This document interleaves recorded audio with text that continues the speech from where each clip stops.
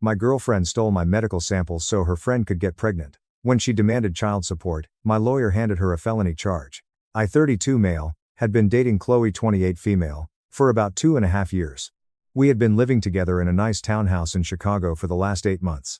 Our relationship was, by all standard metrics, completely normal. We talked about the future, we split the bills, we had a dog, and we were generally happy. I work as a senior data engineer, and Chloe worked in medical billing for a massive healthcare network in the city. To understand how this nightmare started, you need to know about Chloe's best friend, Harper, 28 female. Harper was one of those people whose entire personality revolved around wanting to be a mother. She was single, worked as a receptionist at a boutique veterinary clinic, and constantly complained about her biological clock ticking. I'd met her maybe half a dozen times. She was fine, just very intense. Harper wanted a baby desperately but absolutely refused to wait for a partner, and she certainly couldn't afford the $18,000 fees that local fertility clinics charged for donor sperm and IUI treatments. I sympathized with her, but it wasn't my problem. At least, I didn't think it was. Last Tuesday, I was sitting on the couch in our living room, finishing up some code on my laptop.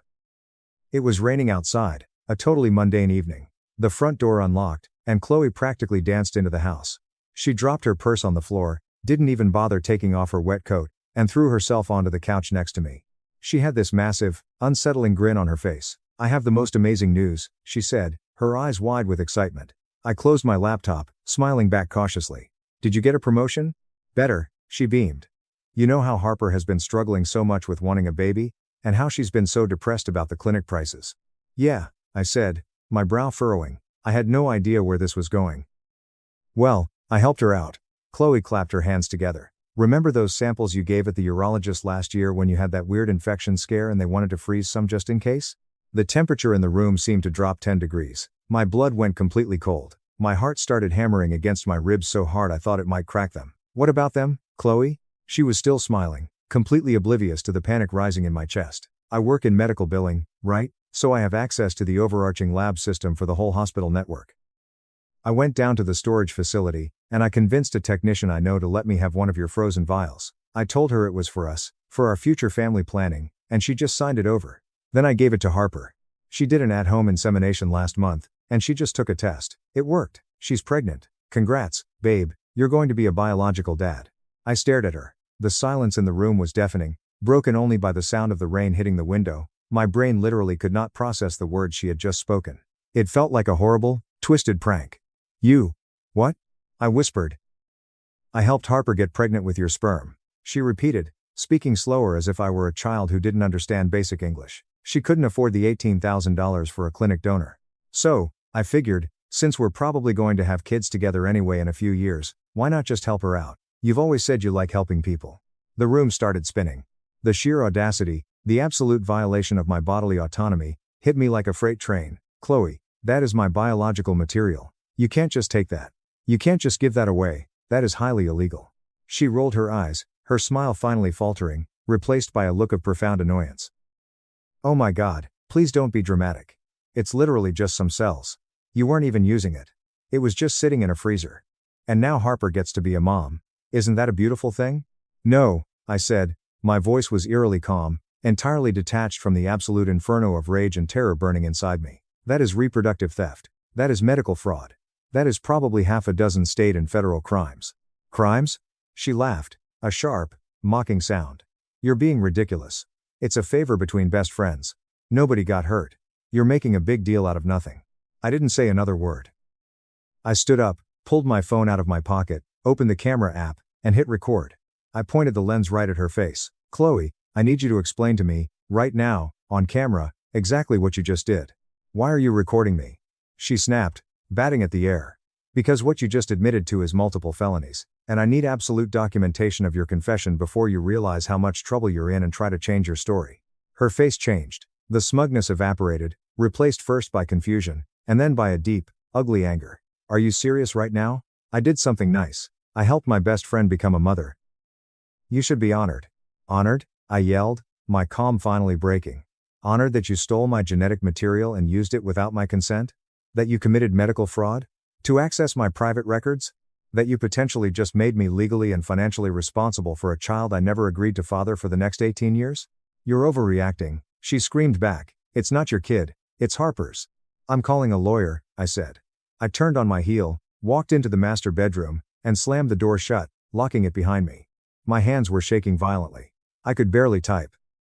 I opened Google and frantically searched for reproductive rights attorney Chicago and paternity fraud lawyer. I found a firm with stellar reviews, clicked on the emergency contact number, and left a frantic, breathless voicemail explaining the situation and begging for an emergency consultation. Next, I found the number for the urology clinic. It was after hours, but I mashed the dial pad until I got the emergency on-call answering service. I demanded to speak to the clinic administrator. When they finally patched me through to a very tired-sounding manager, I explained exactly what my girlfriend had just confessed to. The silence on the other end of the phone was terrifying. Then, the manager's voice came back, completely devoid of sleep and laced with absolute panic. "Mr. Reeves, stay on the line. I am patching in our legal department and the facility director right now." Within 20 minutes, I had confirmed with the hospital's legal team that they were launching an immediate, emergency internal investigation into how my sample was accessed, who authorized the release without my signature, and how it was physically removed from the premises. They promised to call me first thing in the morning. When I finally unlocked the bedroom door and walked back out, Chloe was pacing the living room, talking on her phone. "I don't know, Mom, he's totally freaking out. He's being such a massive jerk about this," she whined into the receiver. I walked into the kitchen, grabbed a trash bag, walked into the living room, and started throwing her shoes, coats, and whatever else was lying around into it. She hung up the phone and glared at me. "My mom thinks you're being incredibly selfish." "Your mom doesn't understand the law," I replied, not looking up. "What you did is theft.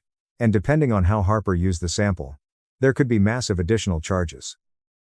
If she forged any documents claiming I consented, that's fraud for her, too." "Oh my God, stop," Chloe screamed, stomping her foot like a toddler. "You sound like such an asshole right now. Harper is over the moon. She's finally going to have the baby she's always wanted. Why can't you just be happy for her?" "Because I did not consent to fathering her child, Chloe. Consent matters. It matters in everything. It's not like you have to raise it," she yelled back. "She's not asking you for money or anything. That is not how the law works," I shouted. "And even if it was, that is entirely beside the point. You violated my bodily autonomy. You stole a part of me. You committed federal crimes to do it." She stood there, chest heaving, staring at me like I was the villain. Then she grabbed her keys off the counter. "I can't deal with your toxic energy right now. I'm going to Harper's. Maybe you'll calm down and act like a normal human being by the time I get back." She slammed the door behind her. I stood in the quiet house, my heart racing, feeling utterly violated. I felt sick to my stomach. I went to the bathroom and threw up. Then, I went back to my laptop. I started documenting everything. I wrote down the exact date I gave the sample. I wrote down everything she had just said. I backed up the video recording to 3 different cloud drives. At 9 p.m., my phone rang. It was the lawyer I had called, Marcus. He had been practicing family and reproductive law for over 20 years. I spent 45 minutes explaining the entire nightmare to him. When I finished, I heard him let out a long, heavy sigh. "Holy hell. Okay, Elias, listen to me very carefully. First thing tomorrow morning, you are going to the police precinct. You need to file a formal police report. This is reproductive coercion, genetic theft, medical fraud, and massive HIPAA violations on the part of the medical facility. Second, we need to get ahead of any potential paternity claims immediately. Third, we need to start preparing for civil damages." "What are the actual consequences here?" I asked, my voice trembling. "For her? Criminal charges that could absolutely result in prison time," Marcus said bluntly. "For you? You need a legal shield against any future claims on that child. The fact that she is pregnant does not retroactively make this legal. You had no knowledge. You gave no consent. We are going to establish a paper trail so thick a bullet couldn't get through it. Do not speak to her without recording it. Better yet, kick her out." "Way ahead of you," I said. Update 1. Wednesday morning, I walked into the local police precinct. I sat down with a detective, Detective Miller, and laid out the entire story, handing over a flash drive with the video confession. The look on Miller's face was something I will never forget. He took off his glasses and rubbed the bridge of his nose. "I've seen reproductive coercion cases before," he muttered, "women poking holes in condoms, men secretly flushing birth control pills. But I have never seen anything quite like this. The fact that she used her employment access to bypass medical security makes this a whole different beast. That's federal territory. HIPAA, medical records fraud, wire fraud if she used a computer system. I'm kicking this straight to the district attorney's office. We'll be in touch." I took the rest of the week off work. I couldn't focus. I spent Wednesday afternoon packing the rest of Chloe's belongings into cardboard boxes and stacking them by the front door. At 6 p.m., Chloe unlocked the door and walked in. She saw the boxes and froze. "What is this?" You need to leave, I said from the kitchen island. Are you kidding me? You're kicking me out over a fight? You committed multiple felonies, Chloe. Yes, I am kicking you out. Your name is not on the lease. I own this townhouse. You paid me a flat rate for rent. Here is a cashier's check for the prorated amount for the rest of the month. Take your boxes and get out. She stared at me, then looked down at her phone, which had just buzzed. All the color drained from her face. Harper just texted me, she whispered, her voice shaking. Detectives showed up at the veterinary clinic. They pulled her out of work and questioned her in front of her boss. Good, I said coldly. What the hell, Elias? What did you think was going to happen? She shrieked. I thought the police would investigate the crimes you committed. You stole medical samples and fenced them to your friend. It was a favor. It was theft. 20 minutes later, a car screeched into my driveway. It was Chloe's mother, Brenda. Brenda is in her late 50s, and works as an office manager for a real estate firm. You'd think she'd have some grasp of legal liability. You'd be wrong. Brenda barged through my front door without knocking. This is absolutely absurd, Elias, she yelled. Chloe was standing in the corner, sobbing hysterically now. Chloe was trying to help someone. You are going to ruin her life over a technicality. She ruined her own life by committing fraud and theft, I replied, crossing my arms. She didn't hurt anyone.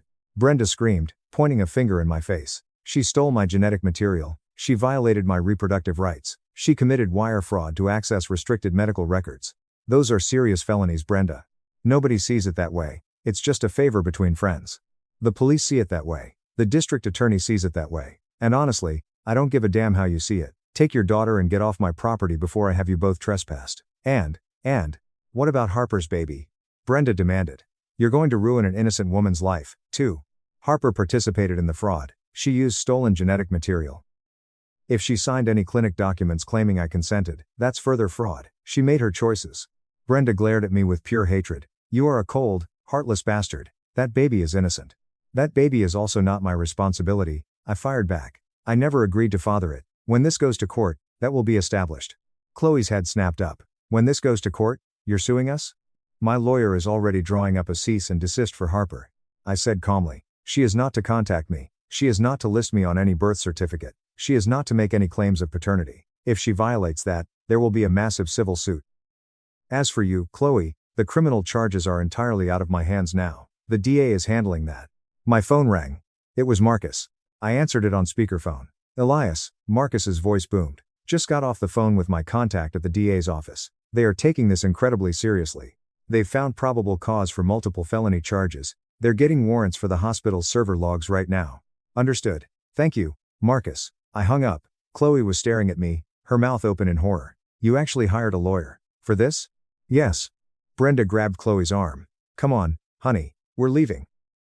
Let him rot in his own miserable, self-righteous life. They started hauling the boxes out to Brenda's SUV. Before walking out the door for the last time, Chloe turned to look at me, tears streaming down her face. Harper's baby deserves a father. You are going to regret abandoning your own child. It's not my child. I never consented to create it. Have a nice life, Chloe. I locked the door, slid down against it, and put my head in my hands. The adrenaline left me all at once, and I just sat there in the quiet hallway, shaking uncontrollably. The next few days were an absolute blur of legal meetings and police interviews. I gave my official statement. I provided all the texts, the video, and my medical records. The urologist's office called me. Their tone was incredibly apologetic and fearful. They confirmed that the sample was accessed improperly. Chloe had used her billing credentials to log into the lab network, found my file, and convinced a junior lab technician that she was picking it up for our upcoming IVF appointment. The technician had been fired immediately. The hospital's massive legal team informed me they were cooperating fully with the police and had completely overhauled their security protocols. They also heavily hinted at a very generous financial settlement if I agreed not to sue the hospital network. Marcus told me not to sign anything yet. On Friday afternoon, my phone rang from an unknown number. I let it go to voicemail. It was Harper. Her voice was trembling, thick with tears. Elias. It's Harper. Please, I am so sorry. I swear to God I didn't know Chloe didn't have your permission. She told me you guys had talked about it for weeks and that you were totally fine being a donor. She said you just didn't want to go through the paperwork at the clinic. Please don't press charges. I'm 9 weeks pregnant. I can't go to jail. I can't lose this baby. Please, Elias, please call me back. I forwarded the voicemail directly to Marcus. 10 minutes later, Marcus called me.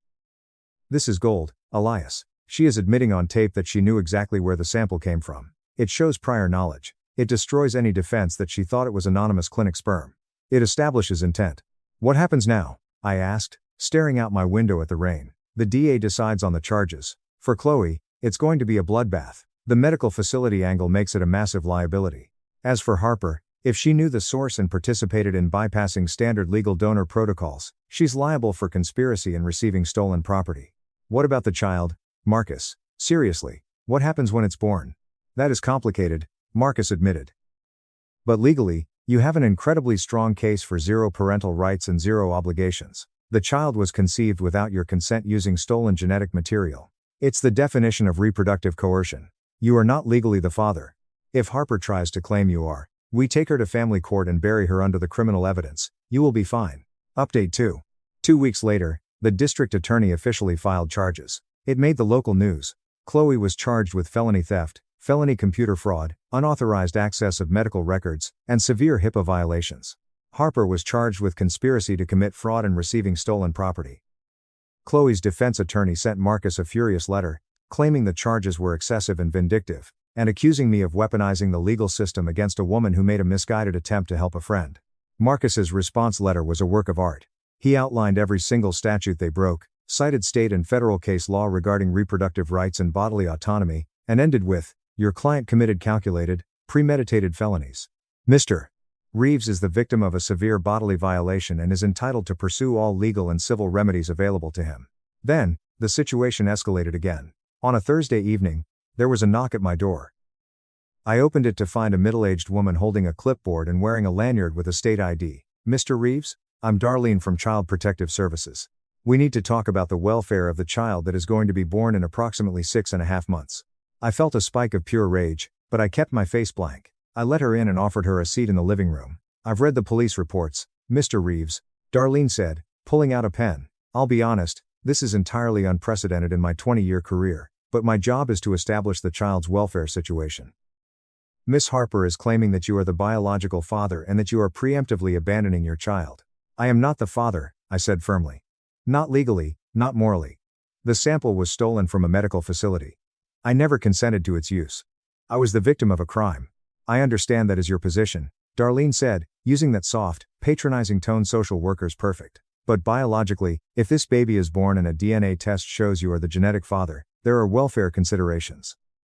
The state has an interest in ensuring the child is provided for. Those considerations should be addressed to the person who premeditated the theft of my genetic material, and the person who willingly used it knowing it was stolen." I replied, "That's not how CPS works, Elias. We are concerned with the child's well-being. And I am concerned with the absolute violation of my reproductive rights," I shot back, leaning forward. "I have zero legal or financial obligation to this child. I never agreed to father it. If a woman had her eggs stolen from a clinic and implanted in another woman without her consent, would you be sitting in her living room demanding she pay child support?" Darlene blinked, clearly taken aback. She made a note on her pad. "Have you considered that once this child is born, they might want to know their biological father? That they might need you? That child can know that their biological father was the victim of a felony," I said coldly. "They can know that their mother participated in medical fraud. They can know that none of this was consensual." "You seem very detached and angry about an innocent baby," she noted. "Because I am detached," I said. "This child is not mine in any meaningful way. It is the product of theft. The court will decide that. I have extensive documentation, police reports, and a DA prosecuting the mothers. We are done here." She left shortly after. Marcus assured me it was standard procedure, just the state trying to figure out who to stick the bill to. He told me not to let them guilt me. The harassment from Chloe's family continued. Brenda sent me a long, unhinged Facebook message. "You are going to burn in hell for what you are doing to that innocent baby. Harper is struggling financially and emotionally because of your legal threats, and you are making it worse. Be a real man and take responsibility for your seed." I screenshotted it, sent it to Marcus to add to the harassment file, and blocked her. 2 days later, Harper's lawyer, a cheap strip mall attorney she must have scraped together money for, sent a demand letter. Harper wanted $3,000 a month in child support starting immediately, full coverage of her prenatal medical expenses, and a legally binding guarantee that I would sign the birth certificate. Marcus literally laughed out loud when he read it to me over the phone. "She is absolutely delusional. She is facing criminal conspiracy charges and she thinks she has leverage. Let me handle this." His response to her lawyer was brutal. "Your client participated in medical fraud to acquire stolen genetic material. She has absolutely zero legal claim to anything from Mr. Reeves. Any further harassment or extortion attempts will result in an immediate civil lawsuit for emotional distress and legal fees. Your client should be vastly more concerned with the very real possibility of giving birth in a state penitentiary. That apparently pushed them over the edge. The following Tuesday, Chloe and Harper showed up at my office building. I was sitting at my desk when security called me down to the lobby. I stepped off the elevator to find a complete scene. Chloe was screaming at the front desk guard, and Harper, who was noticeably showing now, was standing behind her, crying loudly, "Look at her." Chloe screamed the second she saw me, pointing at Harper's stomach. "Look at what you're doing, Elias. She is pregnant with your baby and you are acting like she doesn't even exist. You are a monster." Co-workers in the lobby were stopping to stare. My face burned with humiliation, but I kept my voice dead level. "You both need to leave immediately," I said. "You are both under strict orders from my attorney not to contact me. That baby needs a father." Harper sobbed, stepping forward. "I can't do this alone. I can't afford a baby alone. You should have thought about the financial realities of motherhood before you participated in felony fraud to steal sperm," I said loudly, making sure everyone in the lobby heard the context. "I didn't know," Harper wailed. "Chloe said you agreed." "That is between you and the thief you trusted," I replied. I turned to the guard.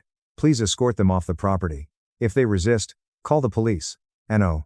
No." Security physically ushered them out the sliding doors. I immediately went back upstairs, called Marcus, and filed another police report for violating the no-contact order. Marcus used the incident to secure a permanent restraining order against both of them. The preliminary criminal hearings were set for 6 weeks out. It was going to be a long, grueling process. Marcus explained that criminal trials take time, and the civil issues regarding paternity would be handled separately. "What is the absolute best-case scenario here?" I asked him one afternoon in his office. "Best case? Criminal convictions for both of them. A clear, binding family court ruling establishing you have zero parental rights or financial obligations. A civil settlement where they pay your legal fees. And a restraining order that lasts for decades. And the worst case?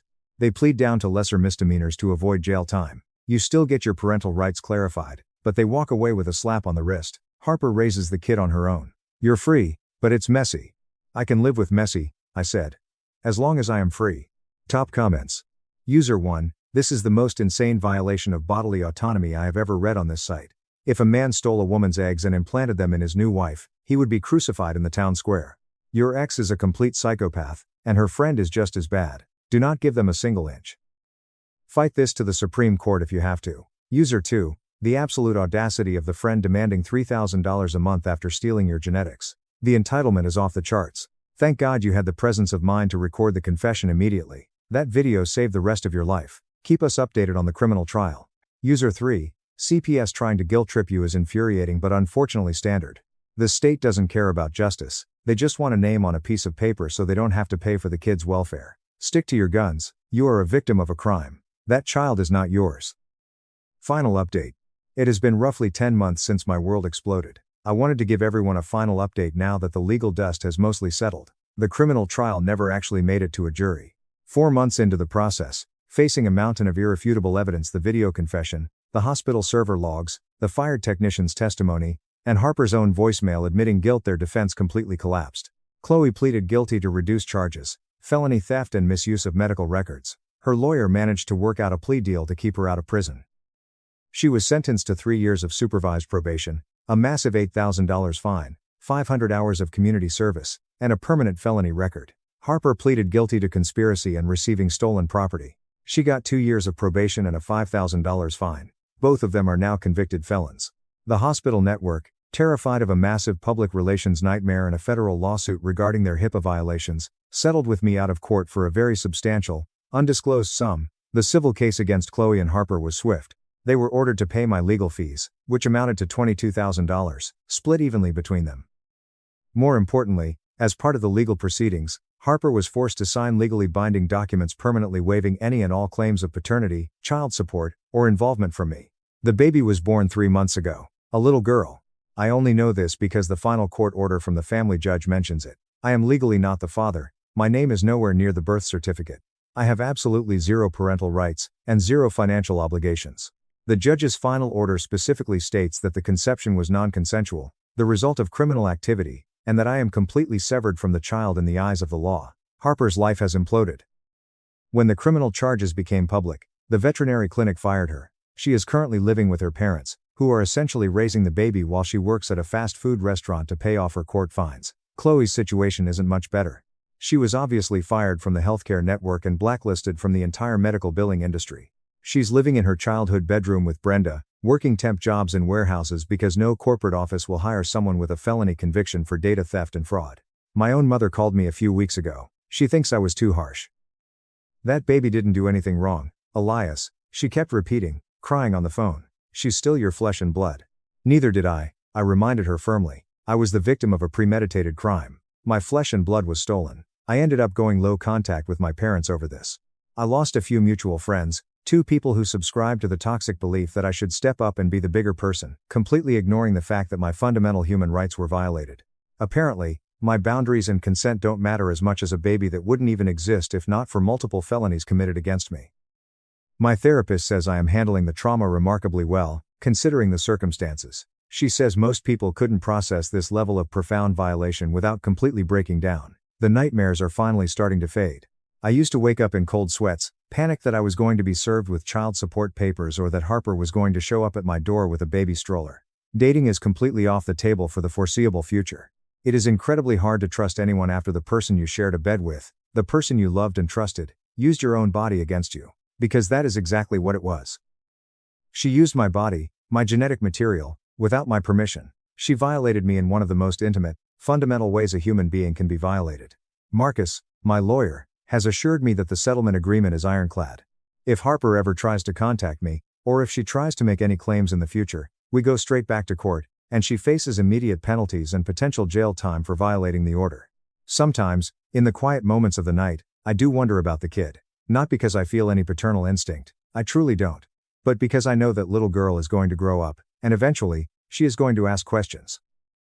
She is going to find out exactly how she was conceived. She is going to learn that her existence started with her mother participating in a criminal conspiracy. She is going to learn that her biological father wanted absolutely nothing to do with her because he never consented to creating her. That is incredibly sad. It breaks my heart for her.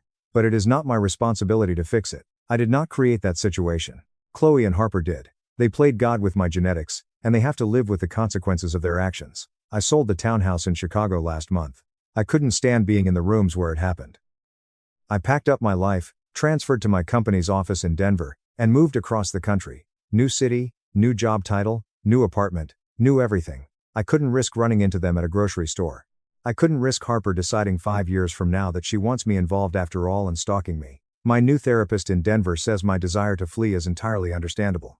She reminds me weekly that I am allowed to protect my peace, that I am allowed to enforce my boundaries, and that I am not a bad person for walking away, even when society tries to tell me otherwise. The whole ordeal still feels surreal sometimes, like a dark, twisted movie that happened to someone else. But then I look in my desk drawer. I see the thick stack of court documents, the settlement agreement, the permanent restraining orders, the hospital's payout paperwork. It's all very real. It is physical proof that 2 people I trusted committed heinous crimes against me, all while convincing themselves they were doing something beautiful. Chloe actually sent a letter last week. She didn't send it to me. She knows the restraining order would trigger an arrest, but she sent it to Marcus, who forwarded it to me as per protocol. It was 4 pages of handwritten apologies. She wrote that she finally understands what she did was wrong. She said she is in intensive therapy, that she hates herself for ruining our life together, and that she hopes, maybe years down the line, I can find it in my heart to forgive her. I won't. Forgiveness is for people who make mistakes. Leaving the stove on is a mistake. Forgetting an anniversary is a mistake. What Chloe did was not a mistake. It was the deliberate, calculated, premeditated theft of my genetic material for someone else's benefit.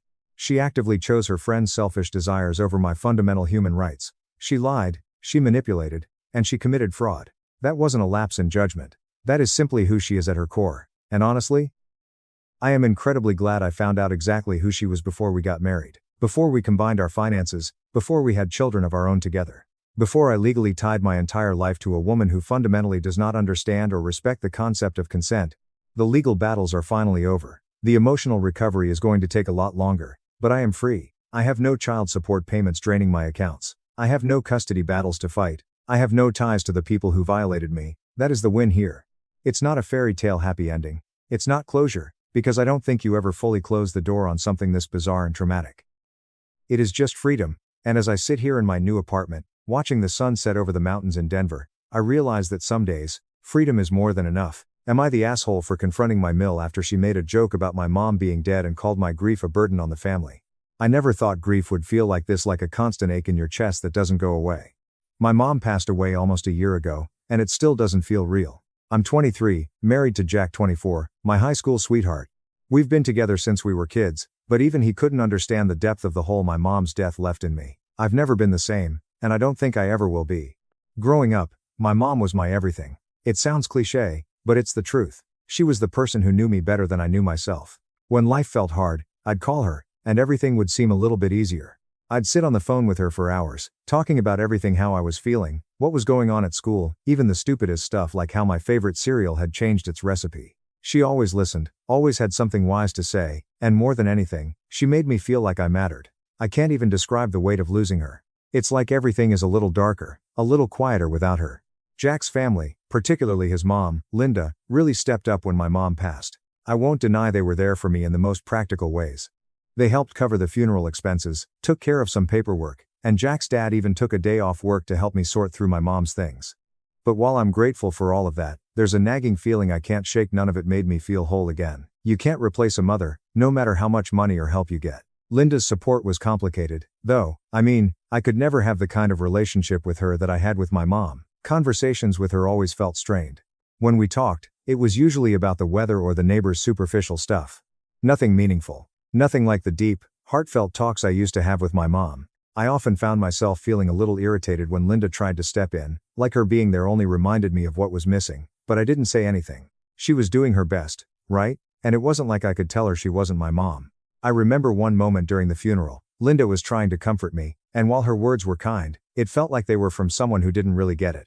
I looked at her, and all I could think was, you don't know what it feels like to lose a mother, you never will. It wasn't that she didn't care, I know she did. But I needed more than financial help, I needed emotional support, and I just wasn't getting it. The truth is, I resented her a little bit. But that was just me being unreasonable, right? She was trying. I should be thankful. And I was, in a way. But nothing felt like it could fill the void my mom had left. Now, as I'm pregnant with my first child, I keep thinking about how my mom won't be here for this. She would have been so excited. We had already talked about what my kids would call her. She was going to be Grams, and I had always imagined her spoiling my kids just like she spoiled me. But now, that's a dream that'll never come true, and I have to face that reality every single day. And yet, life goes on. I can't sit in grief forever. I have a baby to look after, a family to care for. But when Jack's family tried to step in, even with the best intentions, I was torn between appreciating their help and resenting the fact that they could never replace what I had lost. That's where things started to get complicated and when things with Linda really started to spiral. The dinner was supposed to be a celebration, a moment of joy. We were all gathered to announce that I was pregnant with our first child. The excitement was supposed to be infectious, and honestly, I was thrilled but not really. How could I be fully excited when the person who was meant to be my sounding board, my guide, my mom, wasn't here to share this with me? I kept telling myself to push the sadness aside and just enjoy the moment, but the grief wouldn't leave me alone. Jack's family, bless their hearts, were doing their best to be supportive. My mother-in-law, Linda, was in her element, smiling, chatting with everyone, doing her thing as usual. She's never been one to get too emotional, always trying to keep things light and breezy. But the moment the toast started, I felt something shift in me, like all the air left the room. I was trying to smile, trying to let myself feel the excitement that everyone else seemed to have, but it was impossible. The weight of missing my mom was sitting like a stone in my stomach, heavier with every passing minute. Linda's voice cut through the air, all bubbly and bright. I'm so grateful to be here to celebrate the new addition to our family, she began. We can't wait to meet little Veronica. Veronica. She'd already named the baby. It stung, more than I expected. I knew she was excited, but why did it feel like she was trying to take over everything? I couldn't help it, I felt this pang of jealousy and resentment. My baby wasn't even born yet, but already, it felt like she was pushing me out of the picture. Then came the part that really did me in. And of course, Linda continued, beaming, I'll be the only grandmother. I'm so looking forward to spoiling this little one. I felt my throat tighten instantly. My hands clenched around my glass, but I couldn't seem to swallow. The words she said hit me harder than I thought possible. Only grandmother? I wanted to scream. Of course she would be the only one. My mom's gone. Forever. In my mind, I saw my mom's face, the way she would have glowed at this news. She would have loved to be a grandmother. We used to talk about it all the time. She'd spoil them with stories, give them all the hugs, and make them feel like the most important people in the world. But now that was a fantasy. My mom would never get to hold my baby. She wouldn't be there to give me advice about motherhood or to help me pick out names. She wouldn't be there for any of this. And Linda was so quick to remind me that she was the only one who mattered now. I could feel my face heat up, my eyes burning. Don't cry, I told myself. I didn't want to seem weak in front of everyone, but the tears kept threatening to spill over. The joy of the moment felt so distant, so foreign. I hated myself for not being able to just be happy like everyone else. But I wasn't happy. I wasn't even close. I looked around the table, trying to pull myself together. Everyone else was clapping, smiling, raising their glasses in agreement. They were all so thrilled, so ready to embrace the new life growing inside of me. I was supposed to be celebrating this too, right? But how could I when the one person I needed the most wasn't here to share in this milestone? I felt like a stranger at my own celebration, a ghost, watching everyone else enjoy something I couldn't fully grasp. I tried to force a smile, but it was shaky and uneven. Inside, I was crumbling. Linda's voice brought me back to the present. She was still talking about her plans for the baby, what she would do when the little one was born, and all the things she was already planning. I couldn't even hear her anymore. All I could think about was how my mom would have done the same, would have been here. I had to fight with everything I had to keep the tears from spilling out. I kept thinking, don't let them see. Don't let them see how broken you are. But it was so damn hard. I looked at Jack for a moment, hoping maybe he'd notice. Maybe he'd see the pain on my face and understand that I needed him right now. But he was sitting there, smiling, chatting with his brother, completely unaware of the storm raging inside me. I felt like a fool for thinking this moment could be anything but a reminder of what I'd lost. As the toast finally ended and everyone resumed talking, I barely heard the conversations, my hands were still shaking, the room felt like it was spinning a little, I could feel the pressure building in my chest, and my mom's absence felt heavier than ever. No one could replace her. No one. And yet, here was Linda, acting as if it was her place to step in, to claim the role of grandmother. I took a deep breath, stood up, and walked out of the room before I completely broke down. I didn't say anything to Jack or his family. I just needed to leave before I started crying in front of everyone. I couldn't take it anymore. I had spent the last few minutes trying to force myself to stay composed, but everything about this situation was suffocating me. My chest was tight, my vision was blurred, and I felt like I was suffocating under the weight of my grief, and the worst part was, no one seemed to get it. The one person I needed to understand wasn't even trying to.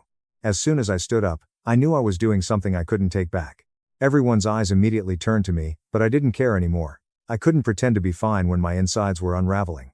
My voice was shaky at first, but I wasn't about to let it falter. Linda, I started, my words sharp and deliberate, what you just said was deeply, deeply insensitive.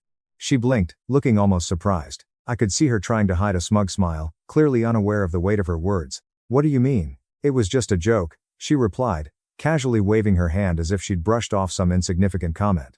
I felt a surge of anger, the kind that had been building ever since she made that remark about being the only grandmother. I wasn't about to let her brush this off. No, it wasn't just a joke. That was hurtful. You can't just act like my mom never existed. She was supposed to be here for this. I took a shaky breath, then let it out in a rush. She was supposed to be here to help me through this, to be the grandmother to my child. And now she's gone. And you don't get to just erase that. Linda's face tightened, her smile fading into something more defensive. She raised an eyebrow as if I were the one being dramatic. You're overreacting, Emily. It was just a little joke. Everyone else thought it was funny. Everyone else doesn't get it, I snapped, feeling the flood of emotion rise higher. I wasn't going to let her keep talking over me, keep pretending that what she said was just some harmless mistake. You don't get it. You never will. My voice was trembling now, but the anger was overtaking everything else. Her eyes narrowed, and I could see the irritation on her face. Well, I don't know what you want from me. It's just a baby, and I'm excited, okay? What's wrong with that? The complete lack of understanding was suffocating. I could feel my chest tightening again, like I was drowning. This was supposed to be a happy time, but how could I enjoy it when she was acting like my mother didn't matter anymore? Like she was already taking her place. Stop, I said, my voice growing louder now. Just stop acting like my grief doesn't matter. You have no idea what it's like to lose your mom. You have no idea how much I wish she could be here right now, to help me with all this. You don't get to make jokes about her. She was the one who mattered. Not you. Linda's lips tightened, and she let out a little scoff, shaking her head as though she was the victim here. Emily, it was just a joke. You're taking everything so personally. Maybe you should just lighten up. You're always so serious about everything. You really need to relax. I could feel my hands trembling now, and my heart was pounding in my chest. No, Linda. I'm done pretending you care. I don't need you to lighten up my grief. I don't need you to tell me how to feel. You'll never understand, and I'm done pretending you do. I stood there for a moment, watching her face contort into a mix of confusion and annoyance. She opened her mouth to say something, but I couldn't even hear her. My own voice, raw and frantic, drowned her out. Without giving her a chance to respond, I turned on my heel and walked away. The tears were finally spilling over, and I couldn't hold them in anymore. The frustration, the hurt, it was all too much. I had to leave, or I was going to scream. I didn't care if they saw me cry anymore. The door to the hallway slammed behind me, and the sudden silence felt like a brief reprieve, but it didn't last. I couldn't shake the way Linda had acted, so dismissive, so cold. How could she be so insensitive? How could she say something so cruel and then pretend it wasn't a big deal?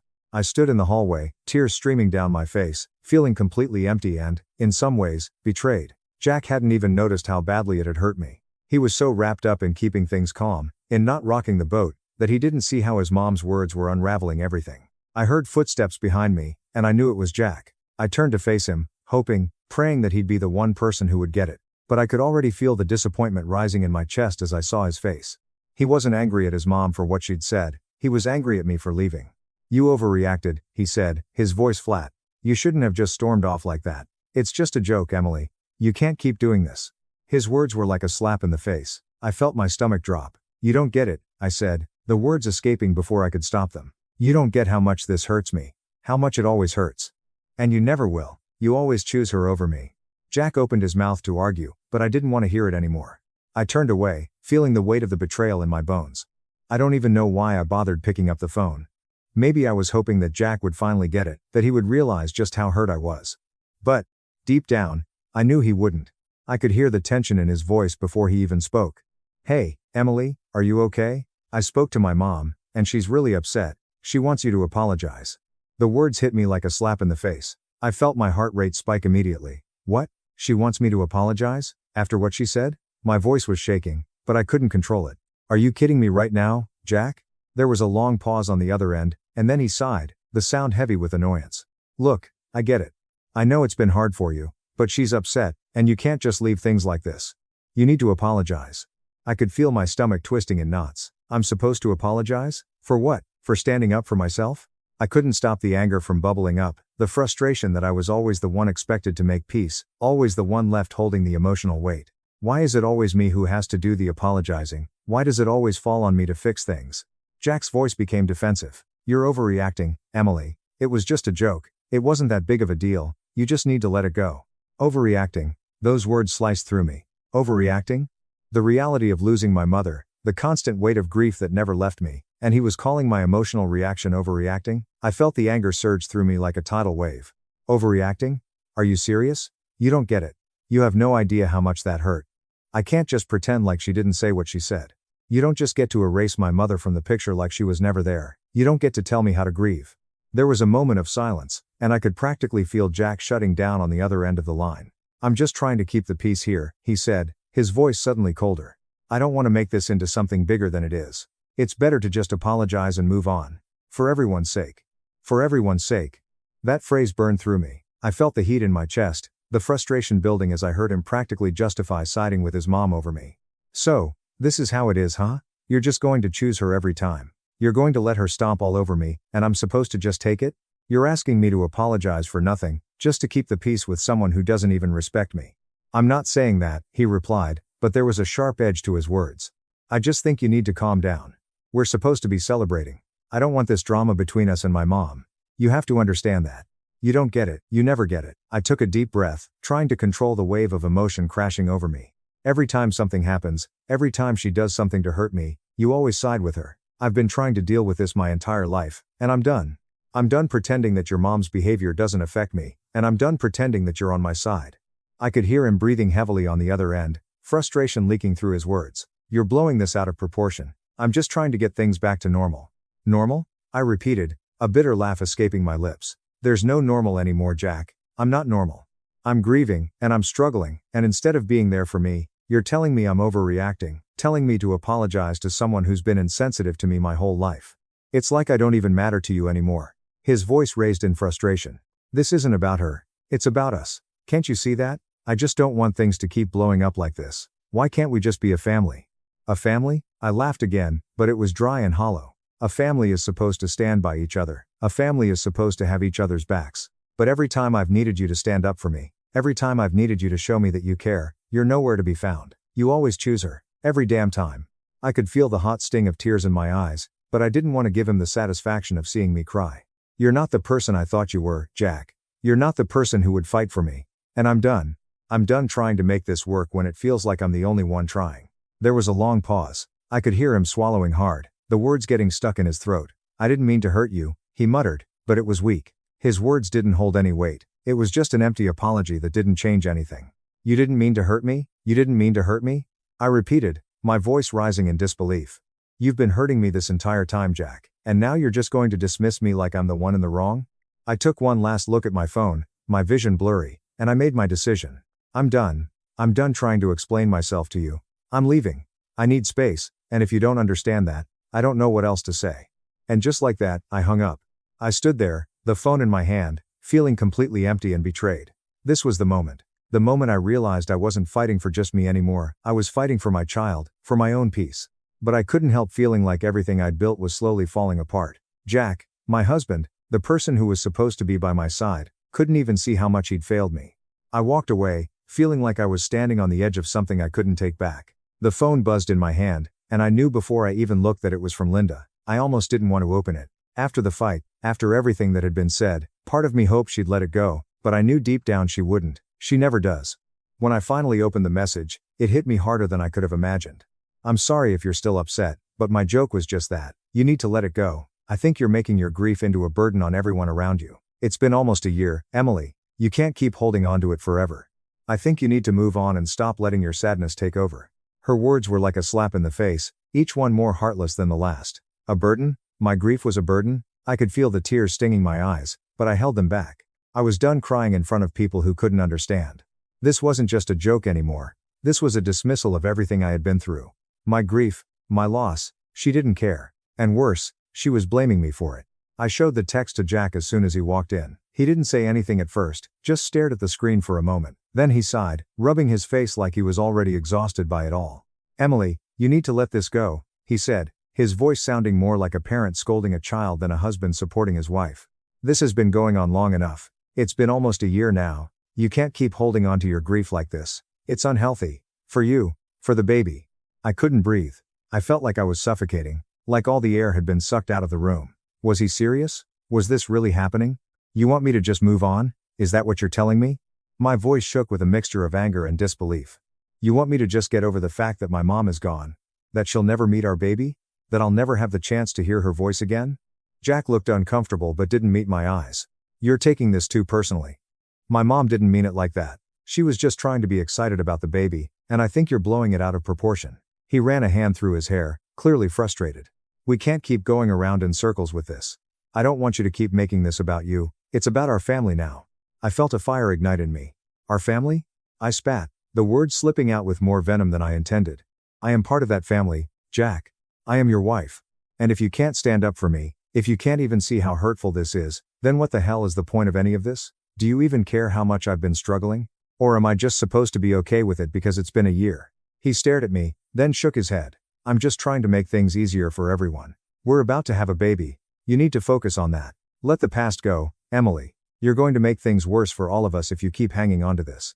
I felt my chest tighten as his words hit me like ice water. He wasn't getting it. He wasn't seeing me. He wasn't seeing us. He was seeing the version of reality where everything just had to be peaceful, no matter the cost. And it cost me. It cost me everything. You're asking me to let go of my grief. To let go of my mother. To let her memory fade because it's uncomfortable for you and your mom. I can't do that. I won't. And if that means I have to do it alone, then so be it. I stood up, feeling the weight of my decision settle over me like a heavy cloak. I couldn't breathe. I couldn't stay in this house where I felt so utterly invisible. I was fighting for myself and my child, and I needed to show Jack that I wasn't going to stay in a place where I was constantly told I was wrong for feeling the way I did. I'm not asking for much, I said, my voice barely above a whisper now, cracking under the weight of my own hurt. I'm just asking you to stand by me, to see me, to stand up for me, the way I would for you. But if you can't do that, then I can't stay here. I won't stay here. Jack didn't say anything. He didn't try to stop me. He didn't even reach out. He just stood there, looking defeated, and I knew in that moment that the person I had hoped he would be wasn't the person standing in front of me. I grabbed my things, what little I had, and walked out. The drive to my sister's house was a blur.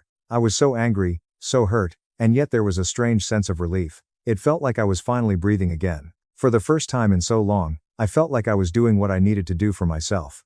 I didn't know what the future held, but I knew I couldn't stay in a relationship that made me feel like I was constantly fighting for my worth. When I arrived at my sister's, I didn't have to explain myself. She just pulled me into a hug and told me I was welcome, no questions asked. And for the first time in a long time, I felt like maybe I was finally making the right decision. I had no idea what was waiting for me when I walked into my sister's house. I was raw, exhausted, and had just made a decision that felt monumental huge, really. I didn't know if I'd made the right choice, but the weight of it all was slowly starting to settle in. When I walked in, my sister Grace didn't ask questions. She just opened her arms and hugged me like I was the only thing that mattered. "I've got you," she whispered. It wasn't just a promise, it was a lifeline. I felt like I was drowning, but here, with her, I could breathe again. For the first time in what felt like ages, I could just be. There was no pressure to explain myself, no judgment, just unconditional support. Grace immediately helped me set up a little space for myself. We started organizing the nursery together, just the two of us. She put on some soft music, and we started setting up the crib, unpacking baby clothes, and making plans. For a while, I forgot everything that had happened. The mess with Jack, the tension with Linda, the guilt of choosing myself over my marriage. I was reminded, in those quiet moments with my sister, that I had a right to feel safe, supported, and, most importantly, loved. As we worked, Grace asked me about the future. I had a hard time answering, but I could tell she wasn't pushing. She wanted me to figure it out at my own pace. "Whatever happens, you've got your baby. And you've got me," she said, her voice steady. "We'll make sure this baby knows love, no matter what." The tears that I'd been holding back all day finally started to fall. They weren't just tears of sadness, they were also tears of relief. I was surrounded by love, not criticism. And in that moment, I knew I had made the right choice. I wasn't alone anymore. I didn't need to carry this burden by myself. I had my sister, and I had my baby. That night, I lay in the spare room, staring at the ceiling and thinking about everything I had lost. My mom, my marriage, the ideal I once had about my future. And then I thought about everything I was gaining. A new sense of independence. The courage to stand up for myself. The chance to raise my child in an environment where I could be the mother I always dreamed of being without the emotional toll of constant disappointment. I realized then that my mom's memory would guide me through this. She had been my rock, my sounding board, and now, I would honor her by doing what she would have wanted for me, protecting my peace. No one, not Jack, not Linda, could take that away from me. For the first time, I felt strong. Not because I had all the answers or knew exactly what I was doing, but because I was finally listening to my own voice. I wasn't going to let my grief define me, and I wasn't going to let anyone tell me that my pain wasn't valid. The phone call to Jack was hard. I didn't want to have this conversation, but I knew I had to. He'd been calling and texting nonstop, asking if we could talk. I wasn't sure if I was ready, but I couldn't keep avoiding him. I was scared, but this time, I wasn't just scared of losing him. I was scared of losing myself. "Jack, I need you to hear me," I started, my voice trembling. "I'm not asking for much, I just need you to stand up for me. To show me that you can be the partner I need. I need to know that you can fight for me, for us, because I can't keep doing this. If you want me back, if you want me and the baby, you need to show me that you can fight for us." He didn't say anything at first. I could hear him breathing, and for a moment, I thought he might actually understand. But when he spoke, it was the same as before. Weak, dismissive. "I don't want to fight, Emily. I just want things to go back to normal. We're about to have a baby. I don't want our relationship to end over this." I felt my stomach drop. It was the same thing he'd been saying for days. Let it go. I could feel the frustration rising again, but I didn't let it spill out. Not this time. "I'm putting myself and my baby first, Jack," I said, my voice firm and steady. "If you can't do that, if you can't be the man I need, then I can't do this anymore. I won't be the one fighting for everything, while you sit back and watch. I'm done." There was silence on the other end. I didn't know what he was thinking, but I couldn't keep wondering. I was done with the uncertainty. I was done waiting for someone to validate my pain. "I'll always love you, but I have to protect myself.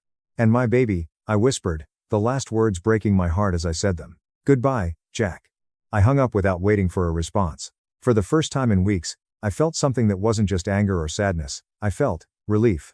I lay in bed, staring at the ceiling, knowing that the future wasn't going to be easy, but I also knew that I was making the right choice. I wasn't going to let Jack, or anyone else, make me feel small or invisible anymore.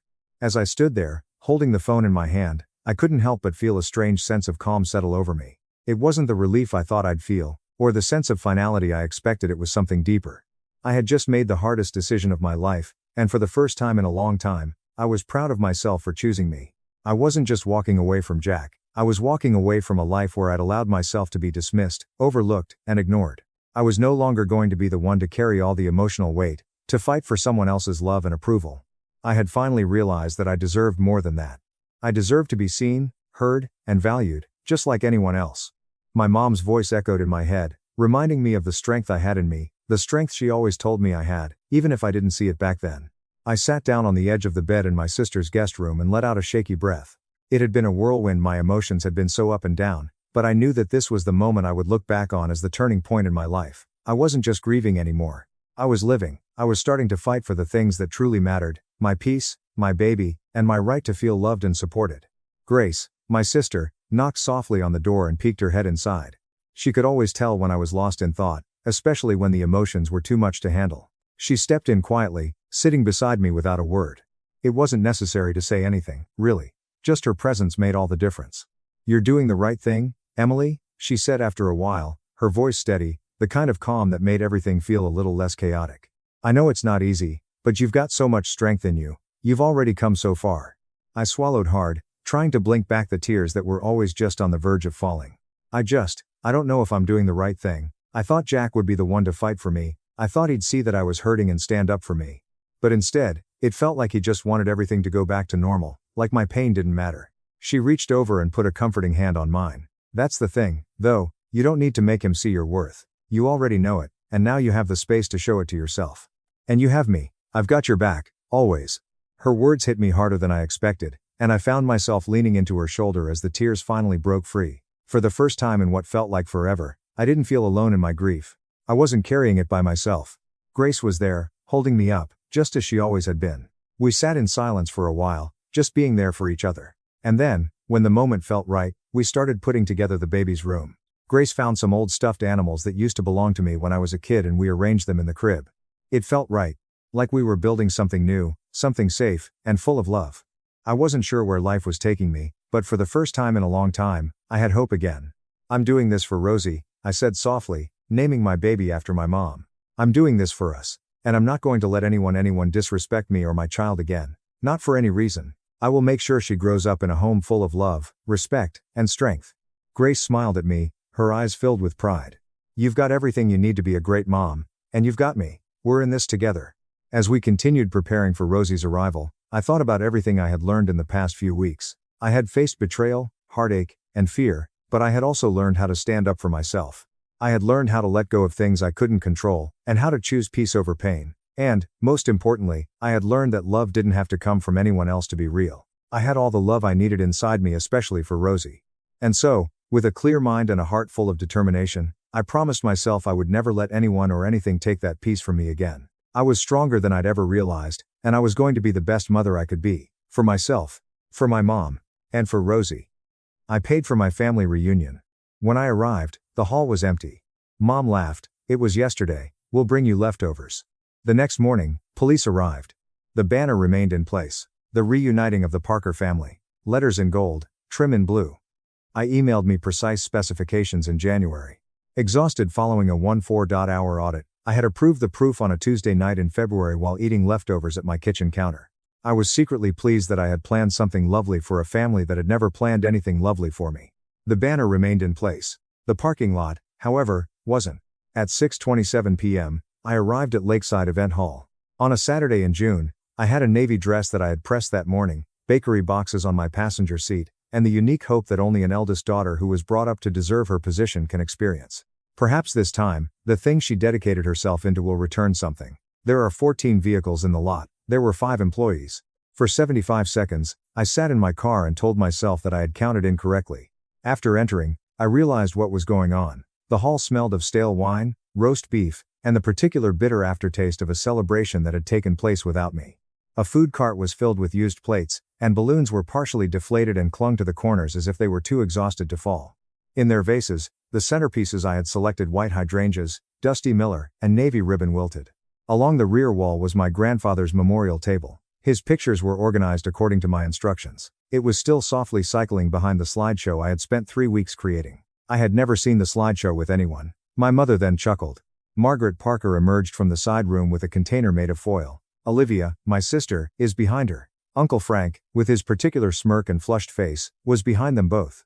The one that has served as the setting for every humiliation I have experienced since I was a young child. My mother laughed even more when she saw me with my bakery cartons and my navy outfit. She put one palm to her sternum and whispered, "Oh, Emily," as if she had been overpowered. "You actually came." I gave her a look. "What does that mean?"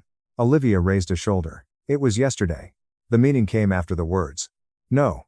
The reunion is tonight. I have the confirmation. I built the itinerary. I paid the. It was moved, my mom remarked. I was not informed. She gave me a look that I had been getting since I was 9 years old. The expression that implies you are the issue for recognizing the issue. Well, she remarked, that's awkward. Behind her, someone laughed. Tyler, my cousin, stared at the ground. Suddenly, Aunt Patricia was occupied with folding napkins. I placed the bread cartons on the closest table. I had steady hands. That's what I want you to know. Steady. I paid for this venue. Yes. My mom replied. And thankfully, because your uncle's retirement has been tight and your cousin's divorce was expensive, everyone had a beautiful evening. We'll bring you leftovers. Silence. Not the awkward silence of guilty individuals. People were waiting to see if I would cry in a held breath stillness. My mother grinned, interpreting my silence as submission. I grabbed my handbag. Keep the leftovers, I instructed. Then, before letting my hands shake, I went outside into the June evening, got into my car, and drove around the corner. Before you can comprehend what they removed, you must comprehend what I had constructed. Emily Parker is my name. My age is 36. Since I work as a forensic accountant for a Milwaukee-based regional consulting firm, my entire career is structured on a single, essential truth. Patterns are truthful. Feelings are not protected by numbers. Who you love is irrelevant to paper trails. Growing up in Cedar Grove, Wisconsin, I was the eldest of 2 children in a household that relied almost equally on performance and bitterness. Margaret, my mother, was attractive, erratic, and captivating in the manner of those who had never experienced significant inconvenience due to repercussions. Olivia, my 6-year-old sister, was the family's favorite. She required more, and my mother mistook need for lovability, not because she was more compassionate or put forth more effort. Robert, my father, was a soldier with poor vision and a lifelong tendency to leave a room when it became noisy. It was me who stayed. After graduating first in my class, I left Cedar Grove at the age of 23, worked hard to build a job, and eventually, in my late 20s, I found a peaceful, from a practical existence that my family both ridiculed and supported. I drove a Lexus that was 5 years old. I looked at utility plans. I sent money home anytime someone texted that there was an emergency, lived frugally, and practiced self-discipline. Numerous emergencies occurred. My parents' deficiency in property taxes. Twice. Olivia's dental procedure. Tyler's semester at community college following his scholarship loss. The truck of Uncle Frank. My mother received dozens of transfers marked just family support. Since adding it up would have forced me to confront the meaning of the number, I had never done so. I wasn't adored, I was helpful. Beneficial. And because the alternative was too lonely to face head on, I had spent years thinking the two were the same thing. It had been my idea for the reunion. In June, my grandfather, Edward Parker, would have turned 82. He was the only member of that family that truly loved me, read my papers, attended school functions, and told me I was intelligent. The family never stopped talking about paying tribute to him after he passed away 3 years ago. No one took any action. I followed my usual course of action. I managed it. For $4,750, I reserved Lakeside Event Hall. For $3,150, I hired the caterer. I covered the cost of the memorial display, the flowers, and the photographer. In addition to creating the group chat where I shared menus, schedules, and seating charts, I also prepared the slideshow and set up the hotel block for family traveling from Ohio, Arizona, and North Carolina. My mother had stated that she was too overburdened to handle logistics, so I took care of every aspect. Now that I think about it, too overwhelmed implied she had other ideas. At 8:21 p.m., I sat in my car in the yellow light of the parking lot and let the facts take care of themselves. Through Sunday, the venue was paid for. My contract included the catering. I had the bar package. I owned the banner with my family's name, the monument to my granddad. I had scanned the pictures. I had created a slideshow, the framed military service citation. I had played behind my family while they laughed, ate, and drank. None of them were curious about the whereabouts of the woman who made it possible. I refrained from using Kleenex. I grabbed my phone and gave Officer Lucas Ramirez a call. Technically, Lucas was a client. 20 months prior, I had assisted his organization in recovering from an internal fraud issue. Although we weren't close personally, we were close in the important sense. Having witnessed my work, he appreciated the impact meticulous documentation may have on a narrative that influential individuals would rather remain ambiguous. On the second ring, he heard it. "Emily, late for a social call. I need to walk you through something," I said, "and I need you to tell me whether it's worth pursuing, or whether I should just chalk it up to my mother being my mother." I once heard him let out a breath. Not impatience. Just pay attention. Go ahead. I spoke for 14 minutes. Venue agreement, payment documentation. The group conversation. I was unaware of the date change. The room was filled with family members who had eaten my food, looked at my grandfather's pictures, and remained silent. There was a brief pause in the queue when I was done. "Did anyone explicitly confirm the original date to you after the change was made?" Lucas responded. "Yes," I said. "Olivia, 3 days ago. She texted me, still on for Saturday. Mom wants you to bring dessert. I currently have bakery cartons on my passenger seat because of this." One more pause. "You still have the text?" "I have everything.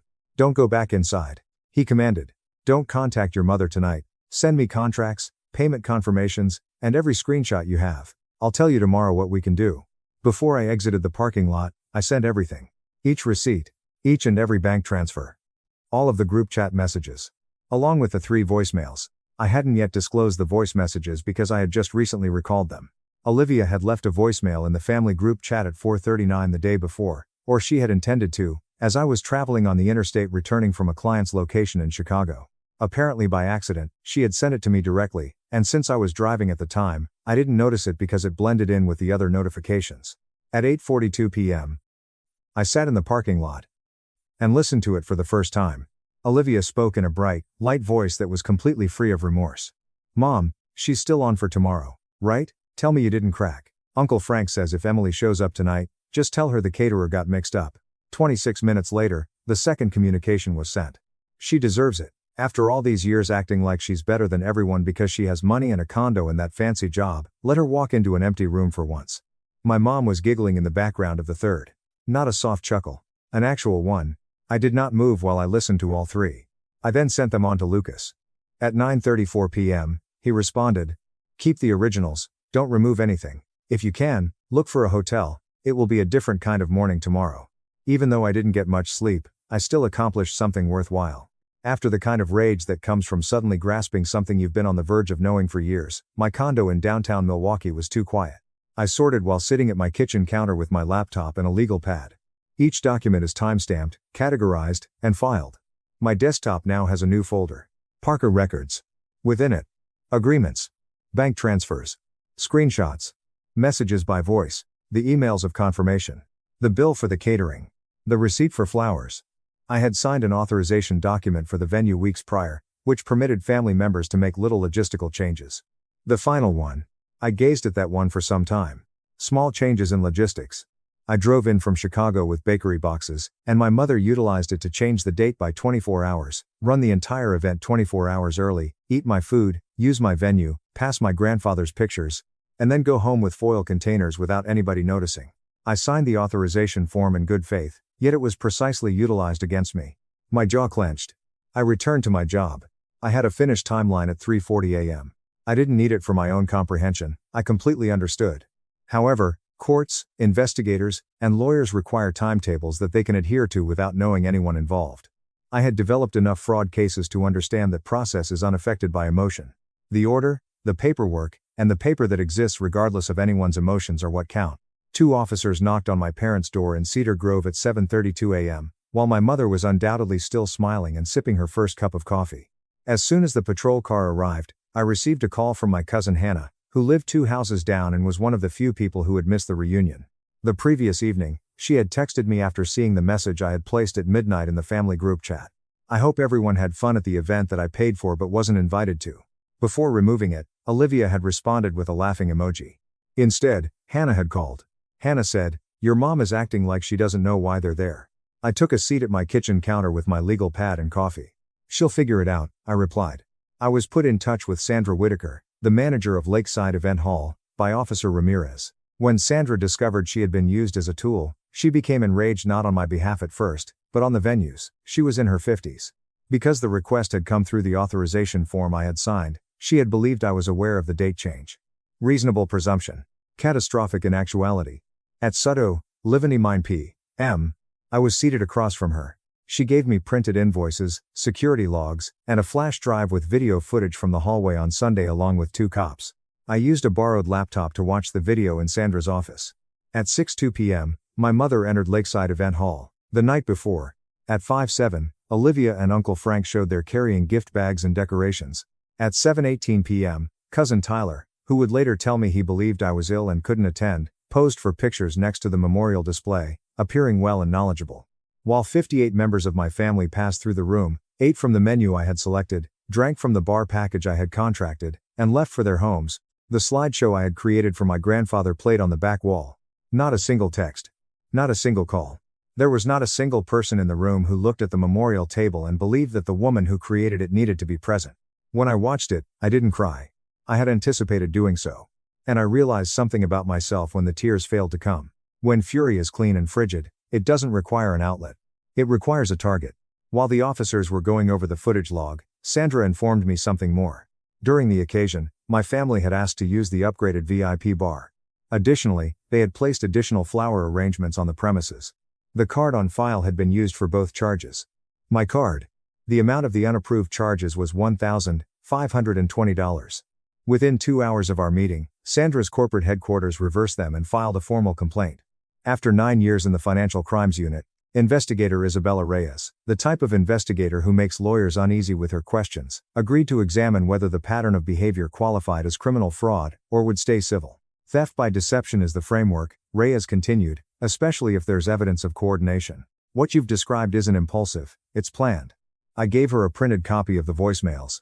She went through them twice. Her face remained unchanged. I'll be in touch. The family then began phoning. First was Aunt Patricia. Everything is gentle. Sweetheart, your mother was just trying to avoid drama. You know how sensitive things are between you and Olivia. The only thing sensitive, I responded, is the unauthorized charge on my card and the voice message of my sister saying I deserved it. That's such ugly language. I'm a forensic accountant, Aunt Patricia. Ugly language is my job description. She ended the call. Uncle Frank informed me over the phone that I was involving the police in family matters. In a covert group discussion, I inquired as to whether family business typically required organizing an event deception. I was acting like a lawyer, he said. I told him that was disrespectful to attorneys. The private group conversation then showed up. That night, Hannah sent me the screenshots. 3 weeks before to the reunion, a second chat was made without my participation. Titla. Surprise logistics on Saturday. On a Tuesday morning, my mother sent me a message. Nobody speaks to Emily. The reunion is still on Sunday. If she asks, for once, let her be helpful. I read that line 4 times. For once, let her be helpful. Just once. As if 3 months of planning and $12,000 were a solitary instance of usefulness instead of the 36th year of a pattern. As if all of the dental procedures, community college semesters, trucks, emergency transfers, and property tax deficits had been isolated incidents instead of the steady, deliberate, and protracted depletion of a woman's resources by those who were meant to keep her safe. The screenshot was printed by me. I put it in the folder. I initially got to know Patricia Holloway that evening over Thai takeaway in her office.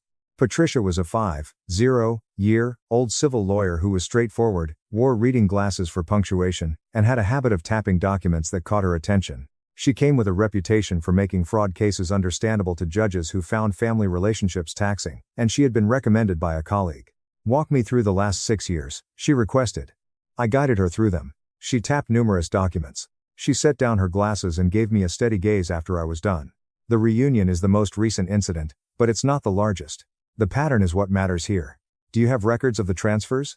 I showed her the spreadsheet I had created the previous evening after opening my laptop. Each transaction is dated and tagged. Deficits in property taxes. Dental procedures. Tuition for community colleges. Uncle Frank's used Honda. My mother receives 26 transfers marked, family support. $84,300 in total. Patricia was silent for a while. Some of these were framed as loans in old messages. I kept everything, I declared. She took up her writing instrument. Of course you did. The question that had been at the center of everything since Saturday night was the one I posed to her. Will they have to face what they actually did? Not just the venue bill. The whole thing, all of it. Patricia peered at me through her spectacles. Only if you stop absorbing the consequences of their choices.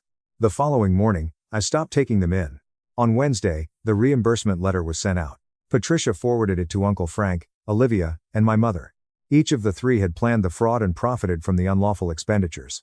Repayment of the reunion fees, related legal costs, and past loan amounts recorded in the message record was required.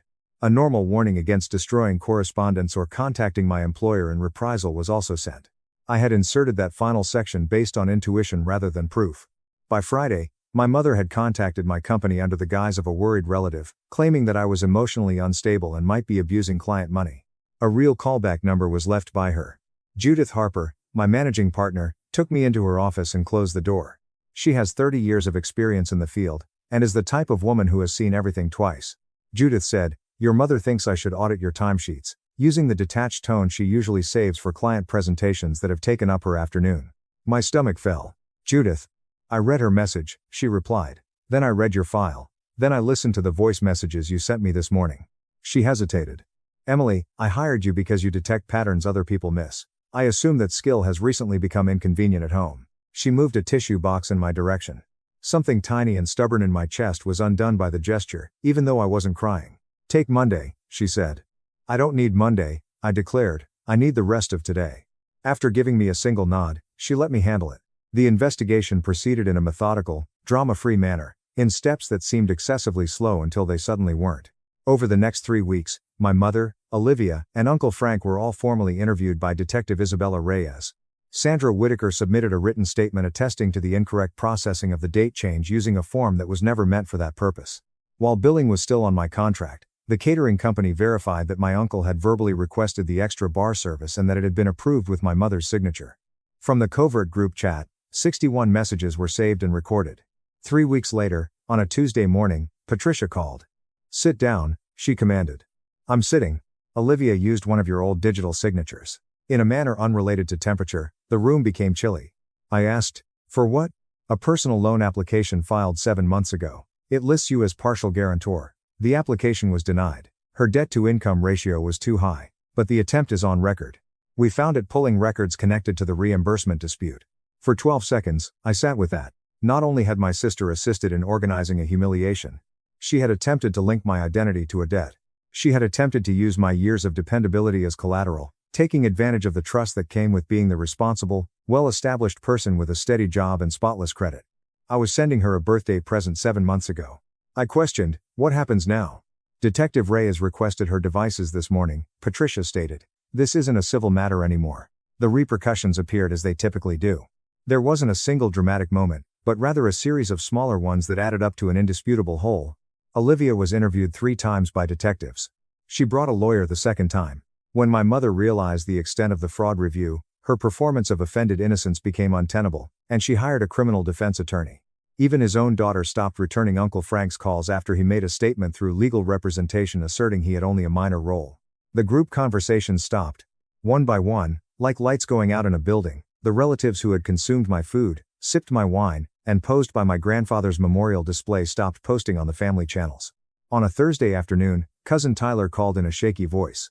I didn't know how far they'd planned it. "You were at the event," I replied. "I thought you stood in front of the memorial table at 7:18 p.m. I have footage." He remained silent for a considerable amount of time. "Olivia told everyone you'd gotten arrogant, that you only paid for things because you wanted control." I nearly burst out laughing. Control would have been attending. He had no response to that. No one did. Because once you stop giving the person who gains from the lie a buffer, it becomes difficult to argue with the truth. The case ended in a less dramatic but more satisfying manner than most fair outcomes. The fraudulent loan application and associated misrepresentation constituted the criminal component. Olivia agreed to a plea deal. Charges connected to fraud, recompense, and a probationary period of 3 years. Due to the possibility of public court records and the exposure of their deposition, my mother and uncle consented to a civil settlement. The terms covered my legal fees, the unapproved reunion charges, and a large amount of the recorded loan transfers, amounts that I had spent years pretending weren't intended as leverage and that they had spent years calling for assistance. I received the entire amount back over a 10-month period. I used a portion of it to create a scholarship for first-generation accounting students at a Cedar Grove college in my grandfather's honor. No formalities, no family gathering, not a banner. Edward Parker would have quietly respected a check, a signature, and a purpose, just as he respected most worthwhile endeavors.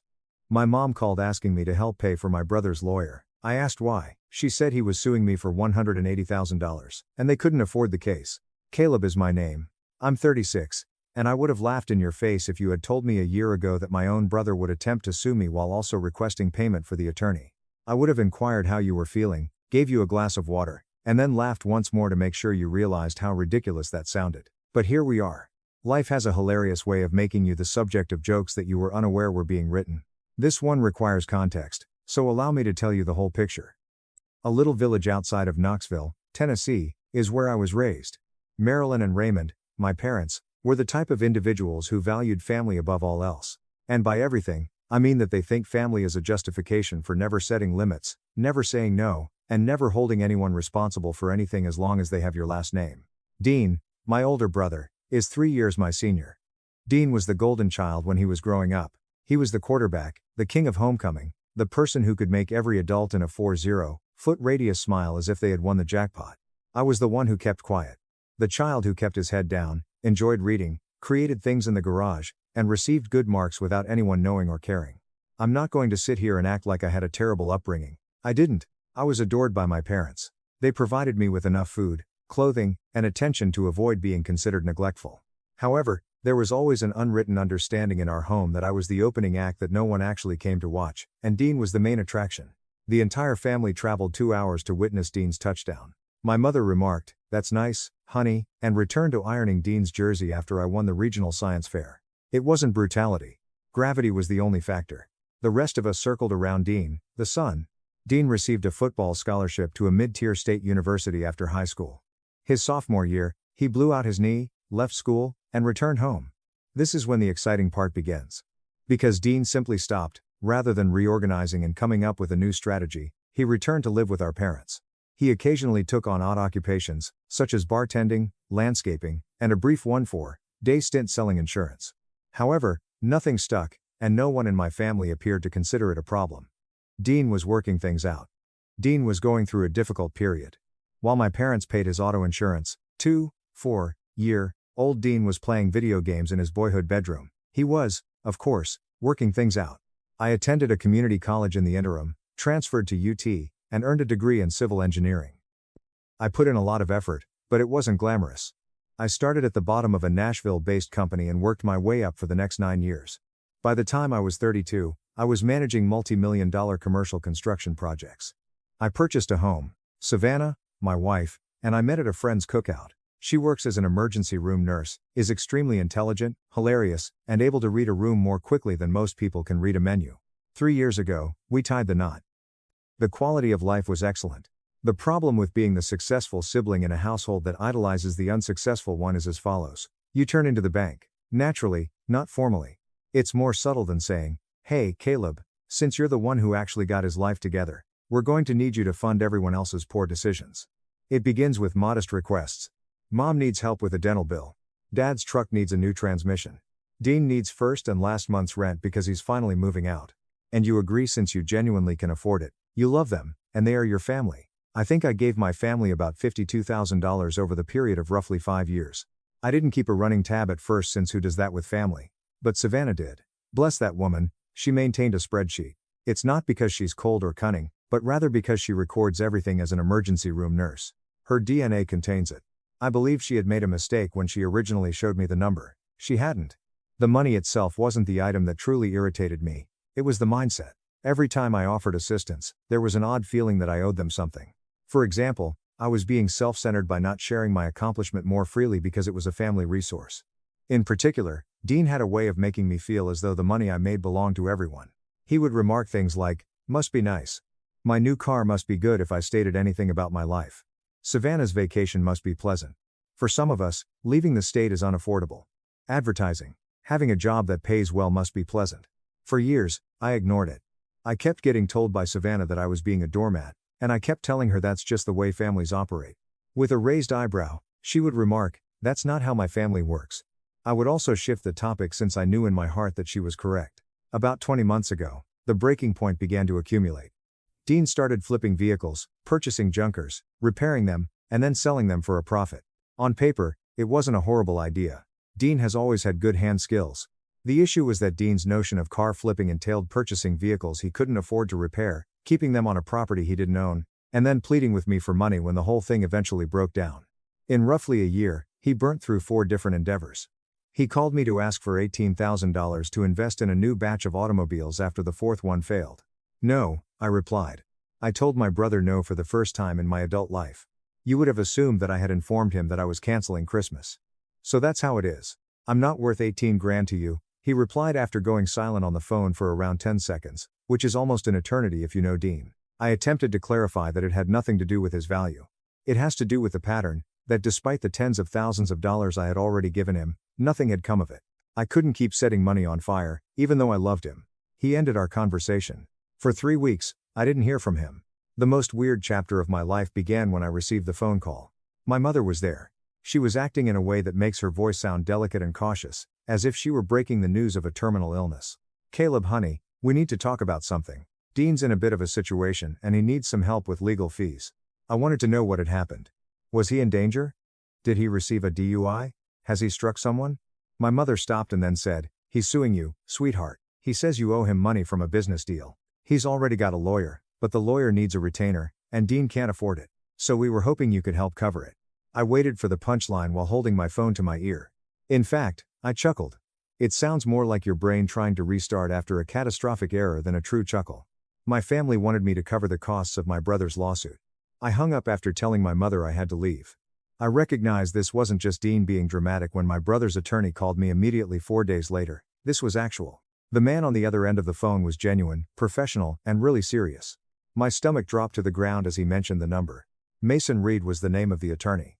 I recall it because it seemed like a character from a courtroom thriller, which seemed fitting considering that it seemed like my life had turned into one. After introducing himself and stating that he was defending my brother Dean in a civil case, he struck me with the sum of $180,000. I was being sued by my brother for $180,000. In fact, I took the phone out of my ear and stared at it as if it had betrayed me. Then I placed it back and asked, "I'm sorry, can you repeat that?" He repeated it. $180,000 in damages for what he described as a verbal partnership agreement pertaining to a car flipping business that Dean claimed I had financially supported and then abandoned, resulting in severe financial losses and psychological pain. Emotional anguish. Emotional pain was being claimed by my brother, who had the emotional range of a ceiling fan. I informed Mason Reed that I didn't understand what he was talking about, that there was no agreement or partnership, and that every dollar I had ever given Dean was a gift rather than an investment. Mason Reed gently informed me that his client had a different perspective and that I would have official documents the following week. After wishing me a pleasant evening, he ended the call. After that call, I spent a lot of time sitting in my home office. About an hour later, Savannah discovered me there, gazing at my desk as if it had personally offended me. "What was wrong?" she asked. She didn't scream when I told her. She refrained from gasping. "I'm going to need you to tell me that again, but slower, because I want to make sure I'm furious about the right thing," she said, closing her eyes and taking a deep breath. I repeated what I had told her. The correct thing infuriated her. This is what was alleged in Dean's lawsuit. He claimed that I had verbally agreed to be his business partner 3 years earlier when I had paid him $14,000 for his second attempt at auto flipping. That the funds were a capital investment rather than a gift. That I had made a commitment to keep funding the firm, and that by pulling out, I caused it to fail, resulting in debt, lost revenue, and more mental misery. In addition to damages, he sought $180,000 to cover what the company would have made. This was absurd, as anyone with a working brainstem could see. A collaboration did not exist. Nothing was agreed upon. In the same manner that you would offer a friend $20 if they lost their wallet at lunch, I would give my brother money. However, the lunch cost $52,000, and I had done it around 150 times. However, it seemed that Dean has located an attorney who would take the case, and all it takes to make someone's life extremely uncomfortable in our legal system is that. The following day, I gave my parents a call in the hopes that, perhaps, just possibly, they might have changed their minds. My father responded. I questioned whether he was aware of Dean's actions. He claimed to have done so. I questioned whether he believed that to be reasonable. A long silence ensued. And then he added, "Well, Caleb, your brother feels like you made him a promise and you broke it. He's hurting. He's hurting." I said, "He's suing me for $180,000, Dad. I'm the one who should be hurting." My father groaned as if I were the irrational one. "Son, you know how Dean is. He gets an idea in his head and he runs with it. But this could all go away if you just sit down with him and work something out. Maybe give him what he needs to get back on his feet." "What he needs to get back on his feet is a reality check, not my checkbook," I said. My father became silent. Then he said something that, for the rest of my life, I will never forget. He said, "Caleb, you've always had it easier than your brother. You went to college, you got the good job, you married a wonderful girl. Dean was not given such opportunities. Helping him while he's down is the least you could do. The least I could have done." As if my brother had been suffering while I sat on a throne and ate grapes. It's as if my engineering degree just appeared out of nowhere and fell into my lap. As if Savannah had arrived at my door wearing a bow. I had built everything I owned. Missed weekend by missed weekend. Late night by late night, brick by brick. However, my family thought I had just been fortunate. Dean had also been unlucky. And it seemed that my bank account had to be used to pay the correction that the universe owed him. My dad and I hung up. I had hung up on a family member for the second time in a week. New record for oneself. Anxiety and legal paperwork filled the following few weeks. Natalie Cross, a woman I employed on my own, was recommended by a coworker. Natalie was just what I needed. Even when everything else was trembling, she was composed, straightforward, and had a way of describing things that made you feel as though the earth was solid. After reviewing Dean's claim, she informed me that, in her professional judgment, it was legally inventive. I later found out that this was legalese meaning rubbish, but we still have to deal with it. Natalie clarified that the issue was the cost of defending even a baseless claim. I would still be paying thousands on legal expenses, discovery, depositions, and court appearances even if Dean's case was eventually dismissed, as she thought it would. It's possible that Dean's attorney is thinking I'll just accept it and go on. It's a frequent strategy: file a ridiculous complaint. You can bet that the defendant would prefer to write a check than put up with a headache. My family went into full pressure mode in the meanwhile. In a single week, my mother called 3 times. She continued asking, "Can't you just give him something?" I was destroying the family, my Aunt Beverly informed me over the phone. I received a Facebook message from my cousin Trevor telling me to feel ashamed. None of them admitted that Dean was the one who brought the complaint. Every finger was aimed at me. Through it all, Savannah was my pillar of support. When she found me pacing in the kitchen after working 1-2-hour shifts at the hospital, she would sit me down and talk me through it. She had every right to say, "I told you so," yet she never once did. "We're going to handle this together," she murmured, simply holding my hand. This is the bit, though, that truly shattered my heart. I learned how Dean was supporting Mason Reed about a month into the litigation fiasco. On my parents' house, my mother had obtained a home equity line of credit. My brother's case against me was financed by my parents, who were both in their late 60s and on a fixed income. I drove to their place after learning about it. I sat at their kitchen table, the same table where I had blown out birthday candles, eaten cereal as a child, and completed my homework. "Mom, do you understand what you've done? If this case goes south, and it will, you could lose this house," I replied, turning to face my mother. My mother began to cry, but she stopped when she realized she had made a grave error. I was being cruel to Dean, so she sobbed. "Dean deserves a chance to be heard," she sobbed, because no one was assisting him despite the length of time he had been battling, that I had plenty to say. I turned to face my father. His gaze was fixed on the table. He remained silent. I got up, pushed my chair inside, and left the home. For a long time, I sat in my vehicle in their driveway with the windows up and the engine off, wondering how I had turned into the antagonist in a tale in which I was the only one who had ever helped anyone. The return for all of that generosity was a lawsuit and a family who believed I was selfish for not wanting to support my own ruin. After turning the key, I drove home after backing out of the driveway. I refrained from crying. I wanted to cry, but I was unable to do so. My body seemed to have decided that I no longer deserved to do it to these folks. When I pulled in, Savannah was waiting on the porch. After glancing at my face, she remarked, "That bad?" I nodded.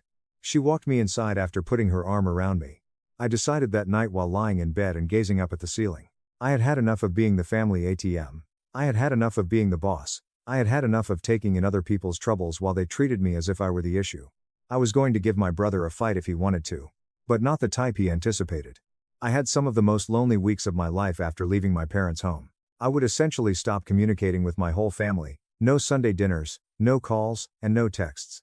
My mother made several attempts to get in touch, but each message said something like, "This would all be over if you just helped Dean." So, I quit reading them. One text message from my dad said, "Call your mother."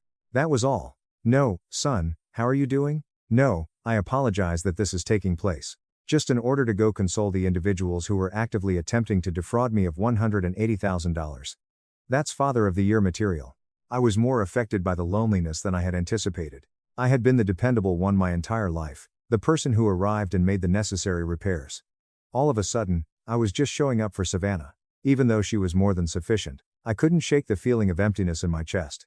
I kept passing the open door of a room in my house that had been completely empty overnight, and I was shocked to see how empty it was. My job became my lifeblood. I pushed myself into the largest commercial project our company had ever taken on, a downtown mixed-use complex. Douglas, my strict supervisor, saw that I was working more hours. One afternoon, he grabbed me aside and said, "You're either running from something or running towards something. Either way, the work's been outstanding, so keep doing whatever you're doing." Douglas was the kind of person who appreciated effort but wasn't one to pry. And I think he was unaware of how much that little acknowledgement meant to me.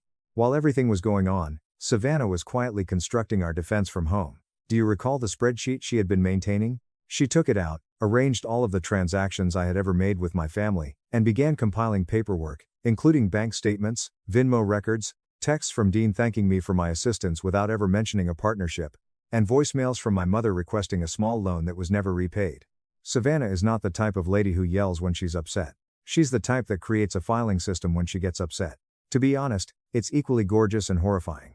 My lawyer, Natalie Cross, looked over everything Savannah had put together and her eyes widened. "Your wife is a paralegal's dream," she remarked. "This is more documentation than most people bring me in corporate disputes, let alone family cases." The text messages were especially useful, she explained, because they created a distinct pattern. Gift after gift, always presented as assistance rather than an investment. A commercial partnership was not mentioned in any letter, email, or document. Not one. Additionally, Natalie Cross investigated Mason Reed, Dean's attorney. It turns out that Mason Reed was running a modest practice that mostly dealt with personal injury cases, the kind that are advertised on bus benches. It appears that he had accepted Dean's case on a modified contingency basis, which meant he would be compensated whether or not they prevailed. This was significant because it gave Mason Reed a financial incentive to negotiate a speedy settlement instead of going to trial. Natalie Cross had a straightforward plan. Don't settle. Avoid blinking. Make them go all the way to court so that their case would crumble like a piece of damp cardboard. I concentrated on getting my brain right while the legal machinery worked slowly. Savannah advised me to speak with someone. And since I'm a 36-year-old male from Tennessee and we're genetically predisposed to think therapy is just whining with a copay, I would have ordinarily dismissed that. However, she gave me that look that indicates she isn't really making a suggestion. She's telling me what's going to happen. I also scheduled a meeting.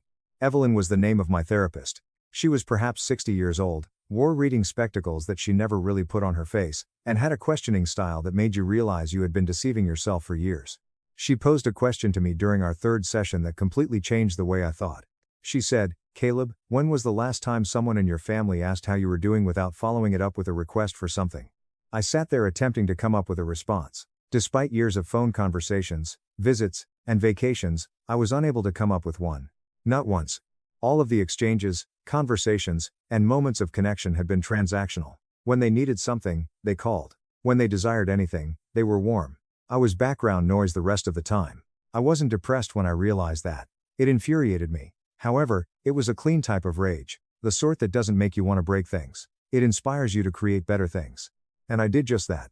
I began making the self-investments I had been delaying for years. Through my job, I completed a leadership development course. I advanced my career by becoming certified in a specialist project management methodology. After noticing, Douglas began inviting me to participate in client pitches, which are typically only given to senior partners. I was also skilled at it. I could read a room, translate difficult engineering ideas into simple English, and reassure them that their $30 million project was in capable hands. I was promoted to associate partner by the 7th month of my family's estrangement. My pay increased by 35%. Savannah and I began discussing the possibility of starting a family and purchasing a larger home. Additionally, Savannah and I began creating the kind of social life I had never really had. You don't have much time for friendships when you spend your 20s and early 30s serving as your biological family's designated assistant. But now that that burden was removed, we had more leisure. We began inviting guests over for dinner.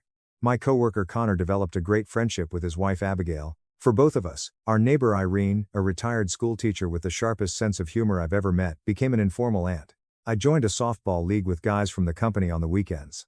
I was part of a community for the first time in my life that wasn't centered around duty and guilt. I recognized the irony of it all. I had been treated by my family as if I were nothing without them. I would be devastated if I were cut off from my family. Rather, shedding them had felt like removing a weighted vest that I was unaware I was wearing. I was able to breathe. I could stand up straight. I could live without having my needs constantly overshadowed by those of others. After about 9 months, my cousin Delaney called. The only family member who had never asked me for anything was Delaney. In hindsight, she was arguably the most well-adjusted member of the extended family because she was younger, lived in Colorado, and had always been the outcast. She called to let me know that things were becoming difficult at home. Dean's lawsuit was still pending. Mason Reed seemed to be losing interest after realizing that the case was not as strong as Dean had argued. In the meantime, my parents' financial circumstances were getting worse. My mom reportedly started selling furniture to pay the interest on the home equity line they had taken out. Delaney wasn't trying to make me feel bad. She was pretty explicit about that. She said, "I'm not telling you this because I think you should do anything about it. I'm telling you because you deserve to know what's happening and because nobody else in this family is being honest with you." For that, I thanked her. I really did mean it. In my family, honesty had become scarce, and Delaney had just made a sizable deposit. A few days later, Natalie Cross gave me an update over the phone. Discovery was in progress, and Dean's side had yielded virtually little. No contracts, no emails outlining the conditions of the relationship, no written commitment, nothing. It was just Dean's word against mine. In the meantime, Savannah's 5-2-page paperwork, my bank records, and a schedule demonstrating that each payment was a one-time gift with no intention of repayment had all been sent in by Natalie Cross. Natalie Cross remarked, "We're in very good shape. However, I would like to discuss something with you. We have enough evidence to pursue a countersuit in addition to winning this case. You have incurred substantial legal costs and mental grief as a result of your brother's baseless litigation. We could pursue him for all of those expenses and more. I promise to give it some thought." I spoke with Savannah when I got home. Cooper, our sleepy beagle, was curled up on her lap while she sat on the couch with a glass of wine. I informed her about Natalie Cross's remarks. Savannah gave me a long look. "You know what I think?" she asked. "I'm afraid to ask." She grinned. "I think your brother started a fire in your front yard and then complained that the smoke was bothering him, and I think it's time you let him feel the heat." I only needed to hear that. I instructed Natalie Cross to proceed with the countersuit. She didn't think twice. She finished drafting, reviewing, and filing it in less than a week. In addition to seeking damages for the time, worry, and professional disruption the pointless action had created, the countersuit claimed abuse of process and sought reimbursement for all legal fees I had spent defending against Dean's claim. We were looking for a total of $90,000. Unlike Dean's fanciful figure of $180,000, this is a real, documented, defendable sum based on actual expenses and actual harm. Additionally, Natalie Cross added something I hadn't thought about. In order to illustrate a long-standing pattern of financial support that Dean had taken advantage of and then weaponized, she supplied a thorough accounting of every dollar I had ever given my family, totaling $25 and change. She didn't want that money returned. Not in a technical sense. However, she was ensuring that the court knew precisely who had shown gratitude and who had not. It was surgical, and it was heartbreaking. My mother called me before the sun set on the day the countersuit was filed. She was in a frenzy. "Caleb, what are you doing? You're going to destroy your brother. You're going to destroy this family." I spoke in a composed tone. I was prepared after practicing this with my therapist, Evelyn. "Mom, Dean sued me. He filed a lawsuit claiming I owed him $180,000. I didn't start this, but I'm going to finish it." She said, "But he's your brother," as if it were a defense. "And I'm your son." I replied, "But that didn't stop you from taking out a loan against your house to help him come after me. So I think we're past the point where family titles mean much, don't you?" For that, she had no response. She simply sobbed and hung up. I didn't give her a call back, despite feeling a knot in my stomach. Guilt and grief are two different things. And grief was what I was experiencing. Sadness for the family I wished I had. Sadness for the version of my mother who would have told Dean to stop and that he was mistaken. I had to stop grieving for her since that version didn't exist. Things began to move quickly over the following few weeks. The date for Dean's deposition had been established by Natalie Cross. She told me something intriguing in addition to spending 2 evenings preparing me for what to expect. Mason Reed seemed worn out, according to her informal, lawyer-to-lawyer conversation with him. He was exhausted like a man who learned he was hauling a boulder upwards and that the boulder was composed of nothing, not exhausted from working hard. "I think Mason Reed knows this case is a loser," Natalie Cross stated to me. "He took it thinking you'd settle quick. We didn't settle, now he's months in, he's done a bunch of work on contingency, and the discovery has produced nothing that helps his client. He's going to start looking for an exit." I wasn't expecting Mason Reed to fold, but that was fantastic news. Dean had a talent for persuading people to continue long after it became unreasonable. With our parents, he had done it. He had done this with every company that had collapsed. If he could persuade Mason Reed to move forward, he would. I had a secret advantage that Dean was unaware of.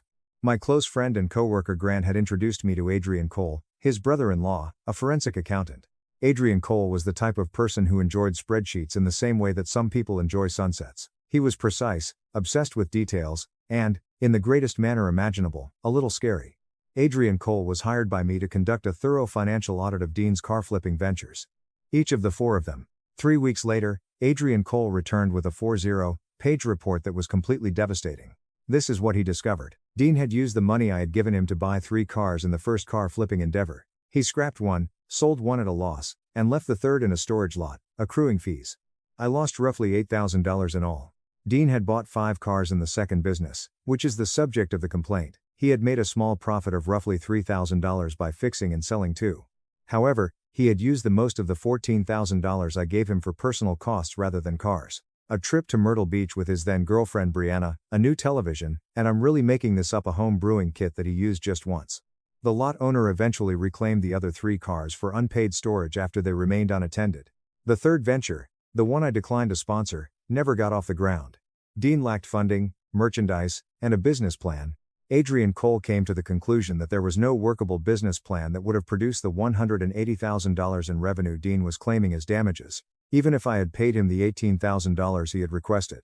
According to Adrian Cole, the projected income figures in the plaintiff's claim bear no relationship to any reasonable financial reality. I told Savannah that line aloud. She woke Cooper awake with her laughter. Adrian Cole's report was included in our evidence package by Natalie Cross. It was an airtight case. Dean had a history of squandering the money I had given him, no partnership agreement, no paperwork, and no reliable financial forecasts. Furthermore, every receipt, bank statement, and text message that demonstrated my generosity and his lack of gratitude supported my countersuit. This is when things took a different path though. My cousin Delaney in Colorado called me about a week prior to Dean's deposition. She sounded anxious. She claimed that Dean had called her intoxicated and yelled at her about how I was destroying his life. But in the thick of his rage, he'd let something escape. He revealed to Delaney that his girlfriend had come up with the idea for the entire litigation. Not the girlfriend from Myrtle Beach, Brianna. A fresh one. Dean had been seeing Vanessa for almost 7 months.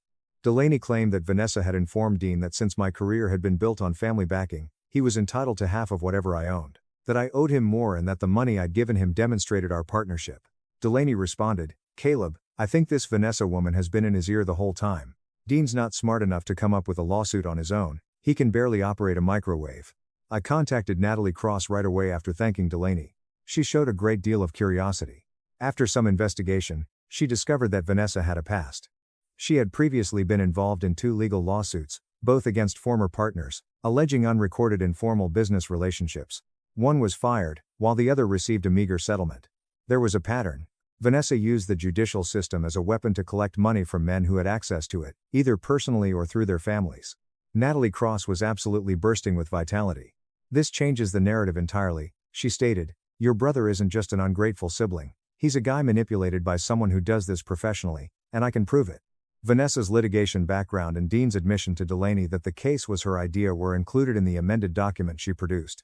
Delaney consented to provide a statement under oath. The only family member who had remained truthful, my cousin, was ready to contribute to the collapse of the entire situation. Tuesday was set aside for the deposition. Natalie Cross advised me to dress professionally, maintain composure, speak as little as possible, and let her speak. "You're the stable, successful brother who gave everything and got sued for it," she replied. "That's the story, and it's true, which is even better."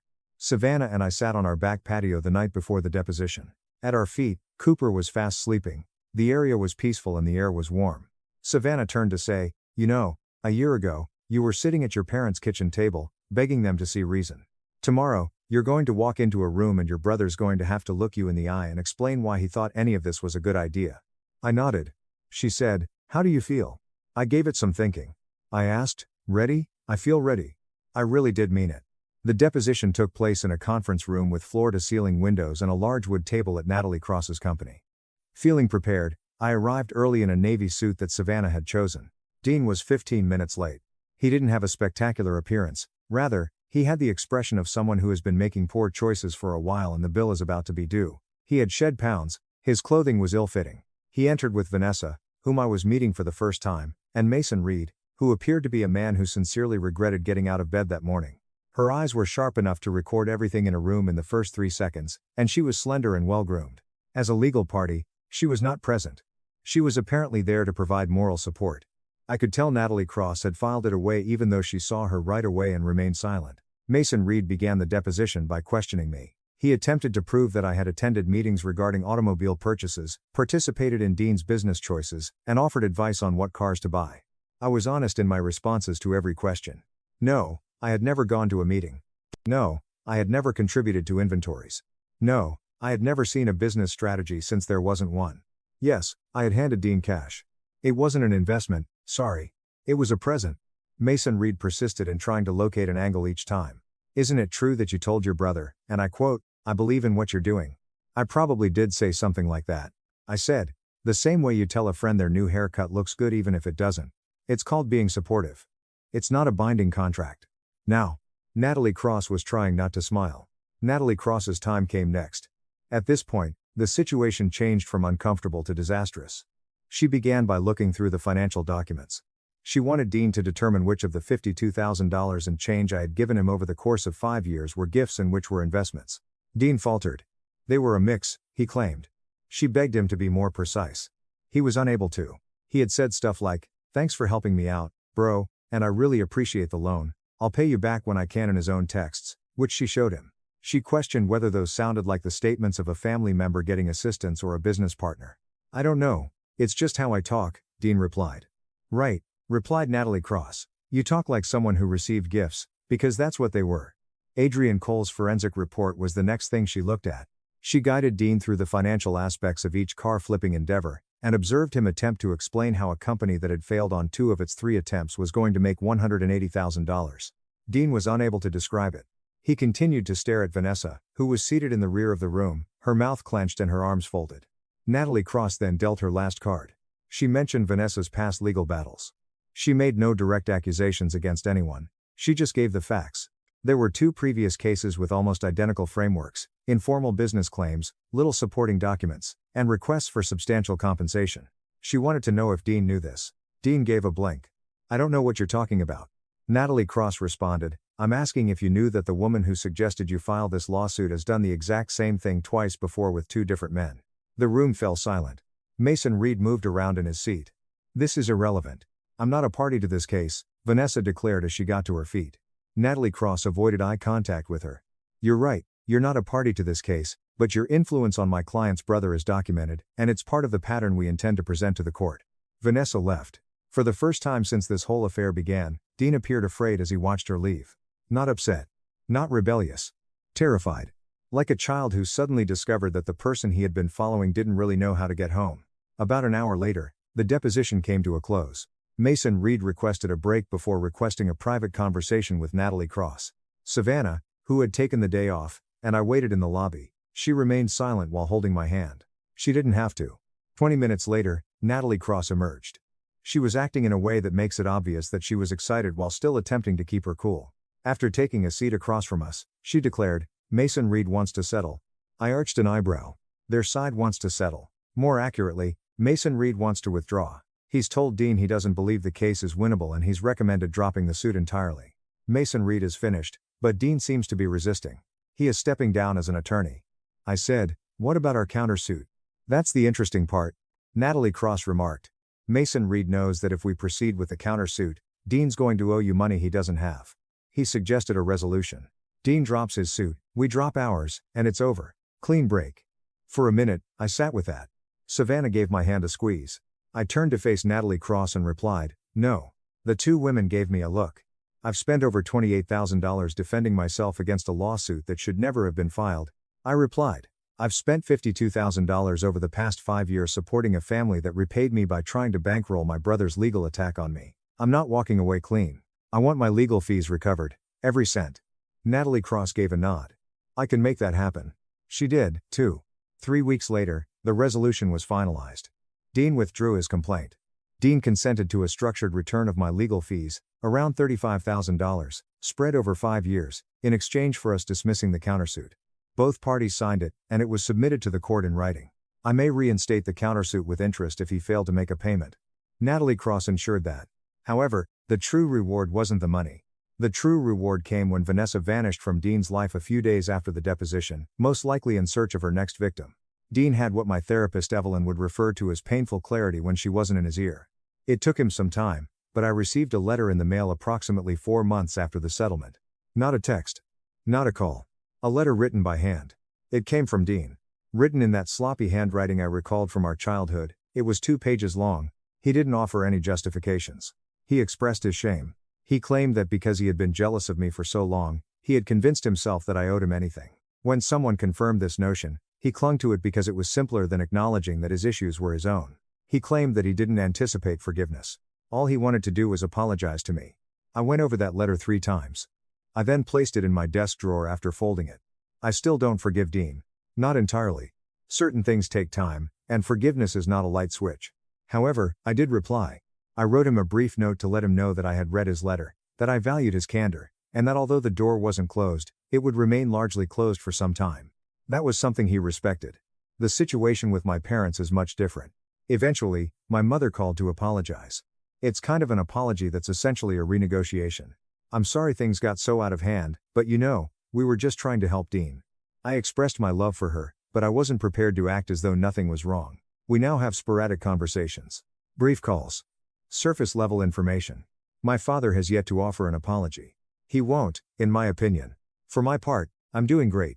Early in the summer, Savannah and I purchased a larger home from a craftsman with a wraparound porch, which instantly won her over. At the firm, I became a senior partner. Cooper continues to be the most indolent beagle in North America. Last month, Delaney paid us a visit and spent the entire weekend giggling with Savannah about stuff that I wasn't meant to hear. On the weekends, I have my softball men, Grant and Abigail, and Irene, who lives next door.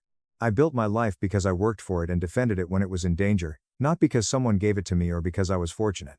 Additionally, Dean makes his monthly payments on schedule. He has a reliable job at a body shop, and from what Delaney tells me, when he's not attempting to start his own business, he's actually pretty good at it. Maybe we'll laugh about it all while sitting on my porch one day. Perhaps we won't. In any case, I am aware of this. I am not anyone's ATM. I am no one's fallback. And if someone ever attempts to sue me again, I have a forensic accountant who enjoys demolishing poor math, a lawyer with a backbone, and a wife with a spreadsheet. I believe I'll be all right. My parents said I should cancel our anniversary trip to babysit my sister's kids. I turned off my phone and boarded the plane. When we landed, I had 39 missed calls. For our anniversary trip, we set aside 3 years. Mom called the night before our flight. You must keep an eye on the children for your sister. I turned off my phone and got on the plane after saying, no. Dad texted me, saying, family comes first. I had 39 missed calls when we arrived. Nolan is my name. I'm 36 years old, and I want to share with you the story of the time I boarded an aircraft and found that there were 39 missed calls waiting for me on the other side. I must give you some background information before I discuss that lovely catastrophe, though, because if I don't, you'll assume that I'm just a man who neglected his family while on vacation. To be honest, I wish it were that easy. My wife, Eliza, and I have been wed for 8 years. Yes, it is her true name, in case you were wondering. Indeed, she has heard every joke you can think of about berries. Eliza is the type of person who writes thank you notes by hand, remembers everyone's birthdays, and once traveled 50 minutes in a downpour to deliver soup to a coworker she had known for 3 weeks. She is a more admirable person than I am. I'm not just stating that to get points, either. I really do think so. This is the problem with my family. My older sister, Sabrina, was the center of attention in the home where I grew up. Look, I adore Sabrina. She's my sister. However, it was evident from the moment I was old enough to comprehend what was going on that there was only one son in the family orbit, and it wasn't me. Sabrina was the first grandchild, the first college graduate, the first married, and the first to have children. Every achievement she made was celebrated as a national holiday. My dad replied, "That's great, bud. Hey, did your mom tell you Sabrina's thinking about remodeling her kitchen?" After I graduated with honors from my engineering degree, I sat there in my cap and gown feeling like a supporting character in someone else's film. At the age of 27, Sabrina wed Travis. Travis is one of those men who consistently comes up with brilliant business concepts that never quite pan out. He has worked as a day trader, a cryptocurrency consultant, a life coach, and most recently, he launched an artisanal beef jerky business that operated for roughly 5 months before the health department voiced some concerns. Sabrina stayed at home with their 4 children: Owen, Piper, and little Travis Jr., whom everyone refers to as Tucker for reasons no one can recall during all of this. They are decent children. Good kids, but chaotic, noisy, and able to ruin a living room in less than 7 minutes. The issue is that for the past 12 years, my parents, Ronald and Beverly, have acted as though everyone else is to blame for Sabrina's mayhem. Guess who gave them a rent loan when Travis's jerky enterprise fell apart? Nolan. When Sabrina required urgent dental care and Travis neglected to pay the premium, their insurance expired. Can you guess who covered it? Nolan. Every other weekend, they wanted someone to watch the kids so Sabrina could relax. Who completely changed his schedule? Congratulations, Nolan, if you guessed. The design is visible to you. Did anyone ever say thank you during all of this? Was it ever acknowledged that Eliza and I might have had our own lives, plans, and experiences? Not at all. Helping Sabrina wasn't considered a favor in my household. It was anticipated. It served as the starting point. No more than you would receive credit for breathing. You didn't get credit for it. Eliza had wanted to travel to Greece since she was a child, and around 3 years ago, as we were laying in bed, she turned to face me and said, "I want to go to Greece." Ever since her grandma told her stories about whitewashed buildings against water so blue it didn't look real and showed her postcards from Santorini. Before they could go together, her grandmother passed away. And ever then, it had been like an open tab in Eliza's heart. Thus, we devised a strategy. We reduced our eating out, started a separate savings account, and set up automatic transfers. Over the course of 3 years, we saw that amount rise. 1. $27,500. Travel, lodging, excursions, spending money, all of it. Our goal was to do it correctly. We have been counting down the months until our 8th anniversary, which was the target date. I had never actually gone on vacation with Eliza. I recently started a new job, so our honeymoon was a lengthy weekend spent away from home for 4 hours. Since then, something has happened each year. Sabrina required assistance. There was something about my folks. I would lend money to my sister once again, which made money tight. Every year, someone else's emergency caused us to postpone our plans. Not now. This time, we had the money saved, the hotels confirmed, the flights scheduled, and 3 weeks of paid time off authorized. Eliza had purchased a travel diary and a new sundress. To arrange our trip, I downloaded 3 separate applications. On Saturday morning, we were heading off, and by Saturday evening, we would be sitting on a terrace in Athens, watching the sunset. I made the error of bringing up the trip during a family meal at my parents' house on the Thursday before our flight. I had purposefully been evasive about it, merely stating that we were taking a trip without providing any specifics. However, my mother persisted, so I told them, Greece, 3 weeks, Saturday morning flight. My mother's eyes went absolutely blank as if someone had switched a switch behind them, but her grin remained in place. My dad didn't even look up from his dish when she responded, "Oh, that's a long trip." When I didn't respond to Sabrina's question about the price, she replied, "It must be nice to have that kind of money just sitting around." Travis chuckled. My hand was gripped by Eliza beneath the table. We departed early from dinner.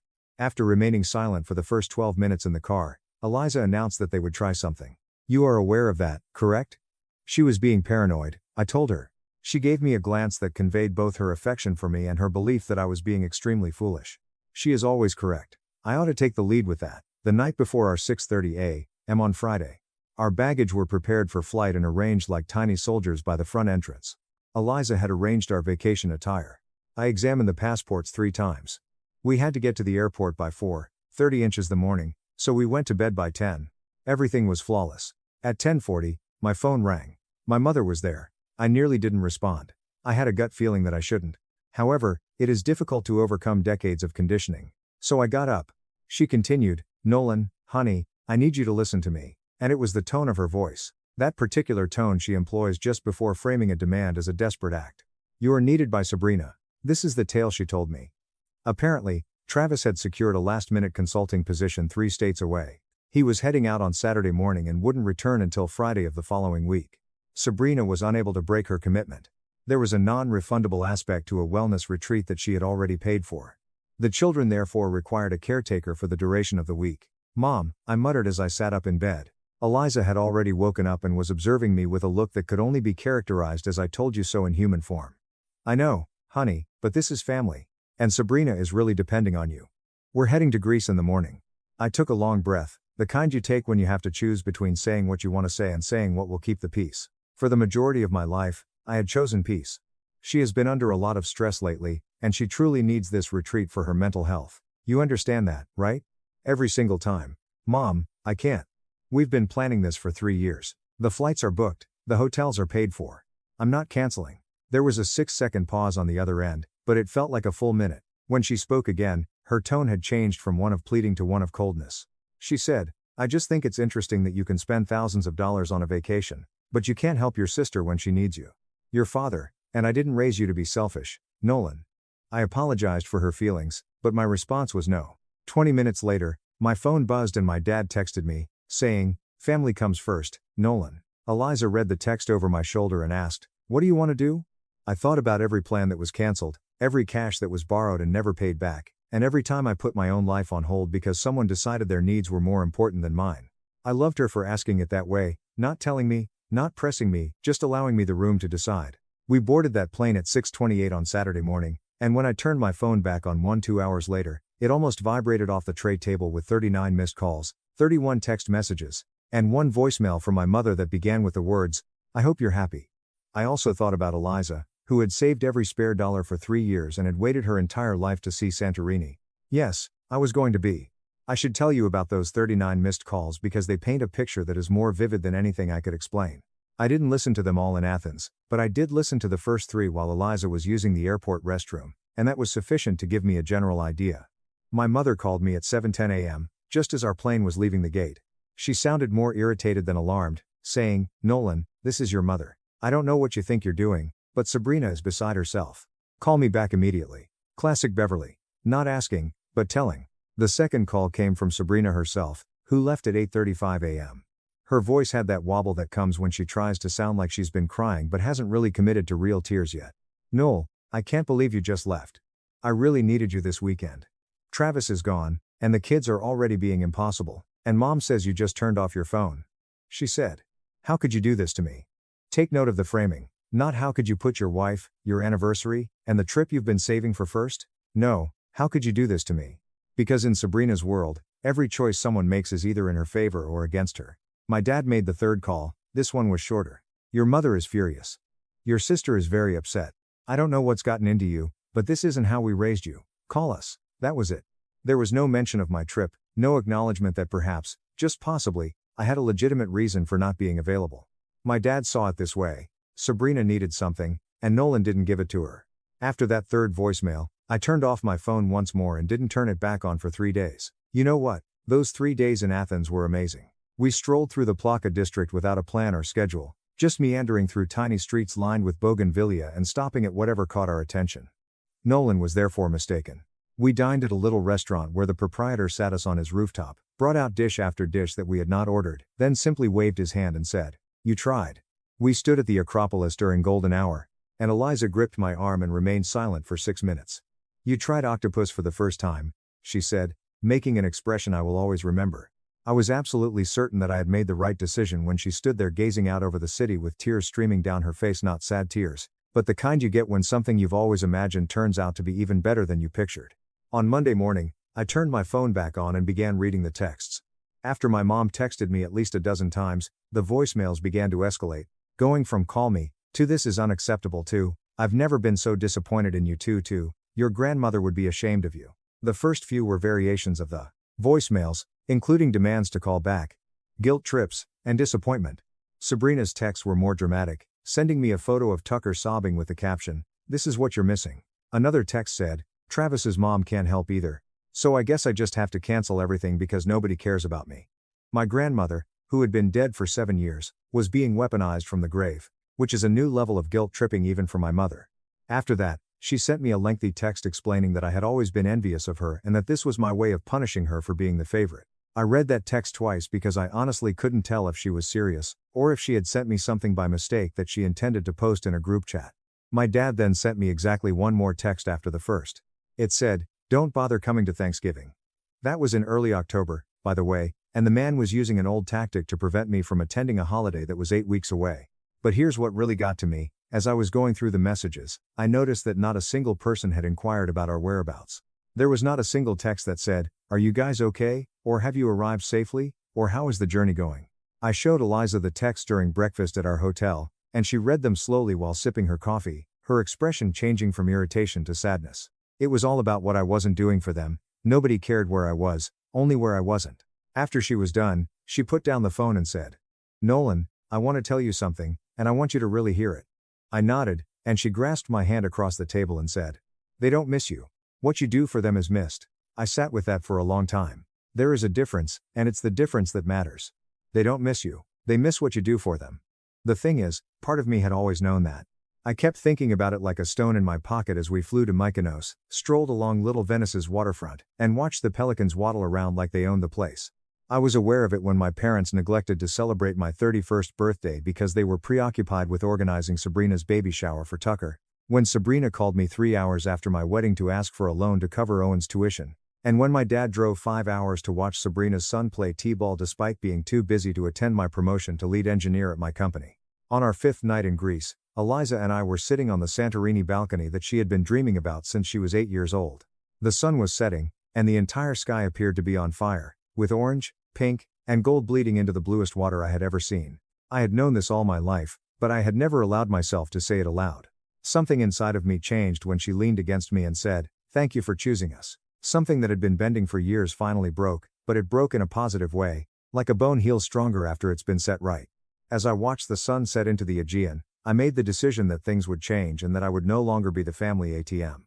I was done being the emotional support brother, the emergency babysitter, and the guy who drops everything because someone else didn't plan their life properly. I wasn't going to be cruel about it. I wasn't going to send some dramatic manifesto or burn bridges. I was just going to stop volunteering to carry weight that wasn't mine to carry. I ate more lamb than anyone should in 15 days. We laughed more than we had in years. We held hands like we were 24 again, and for 15 days, no one asked me for money. The rest of the trip went exactly as planned: Delos, Naxos, and the final 3 days back to Athens. Eliza filled her travel journal to the brim. I texted my family group chat, "We're home safe," after we arrived home, tanned and refreshed, with roughly 35 pounds of olive oil and trinkets between us. No one required me to solve their problems, and no one made me feel bad for living my life as I saw fit. The trip was fantastic. I hope everyone is doing well. It's brief, courteous, and impartial. 4 hours later my mother said, "Glad you had fun." I didn't reply, and to be honest, that silence felt like the most powerful thing I'd done in 36 years.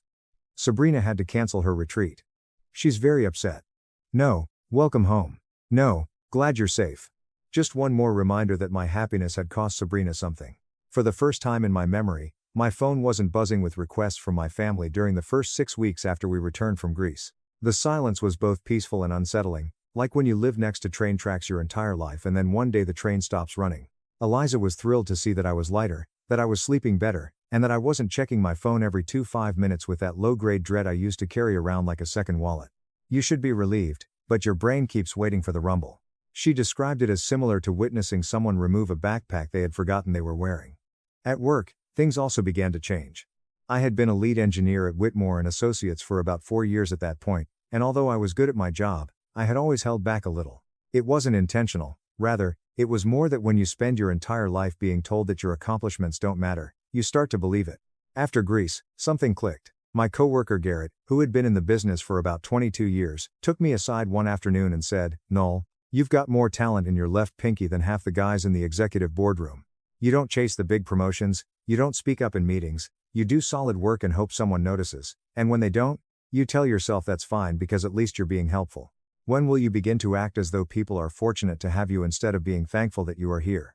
I didn't disagree. Instead, I began drafting a proposal for a project I had been sitting on for more than a year, a sustainable infrastructure design for a mixed-use development in the city.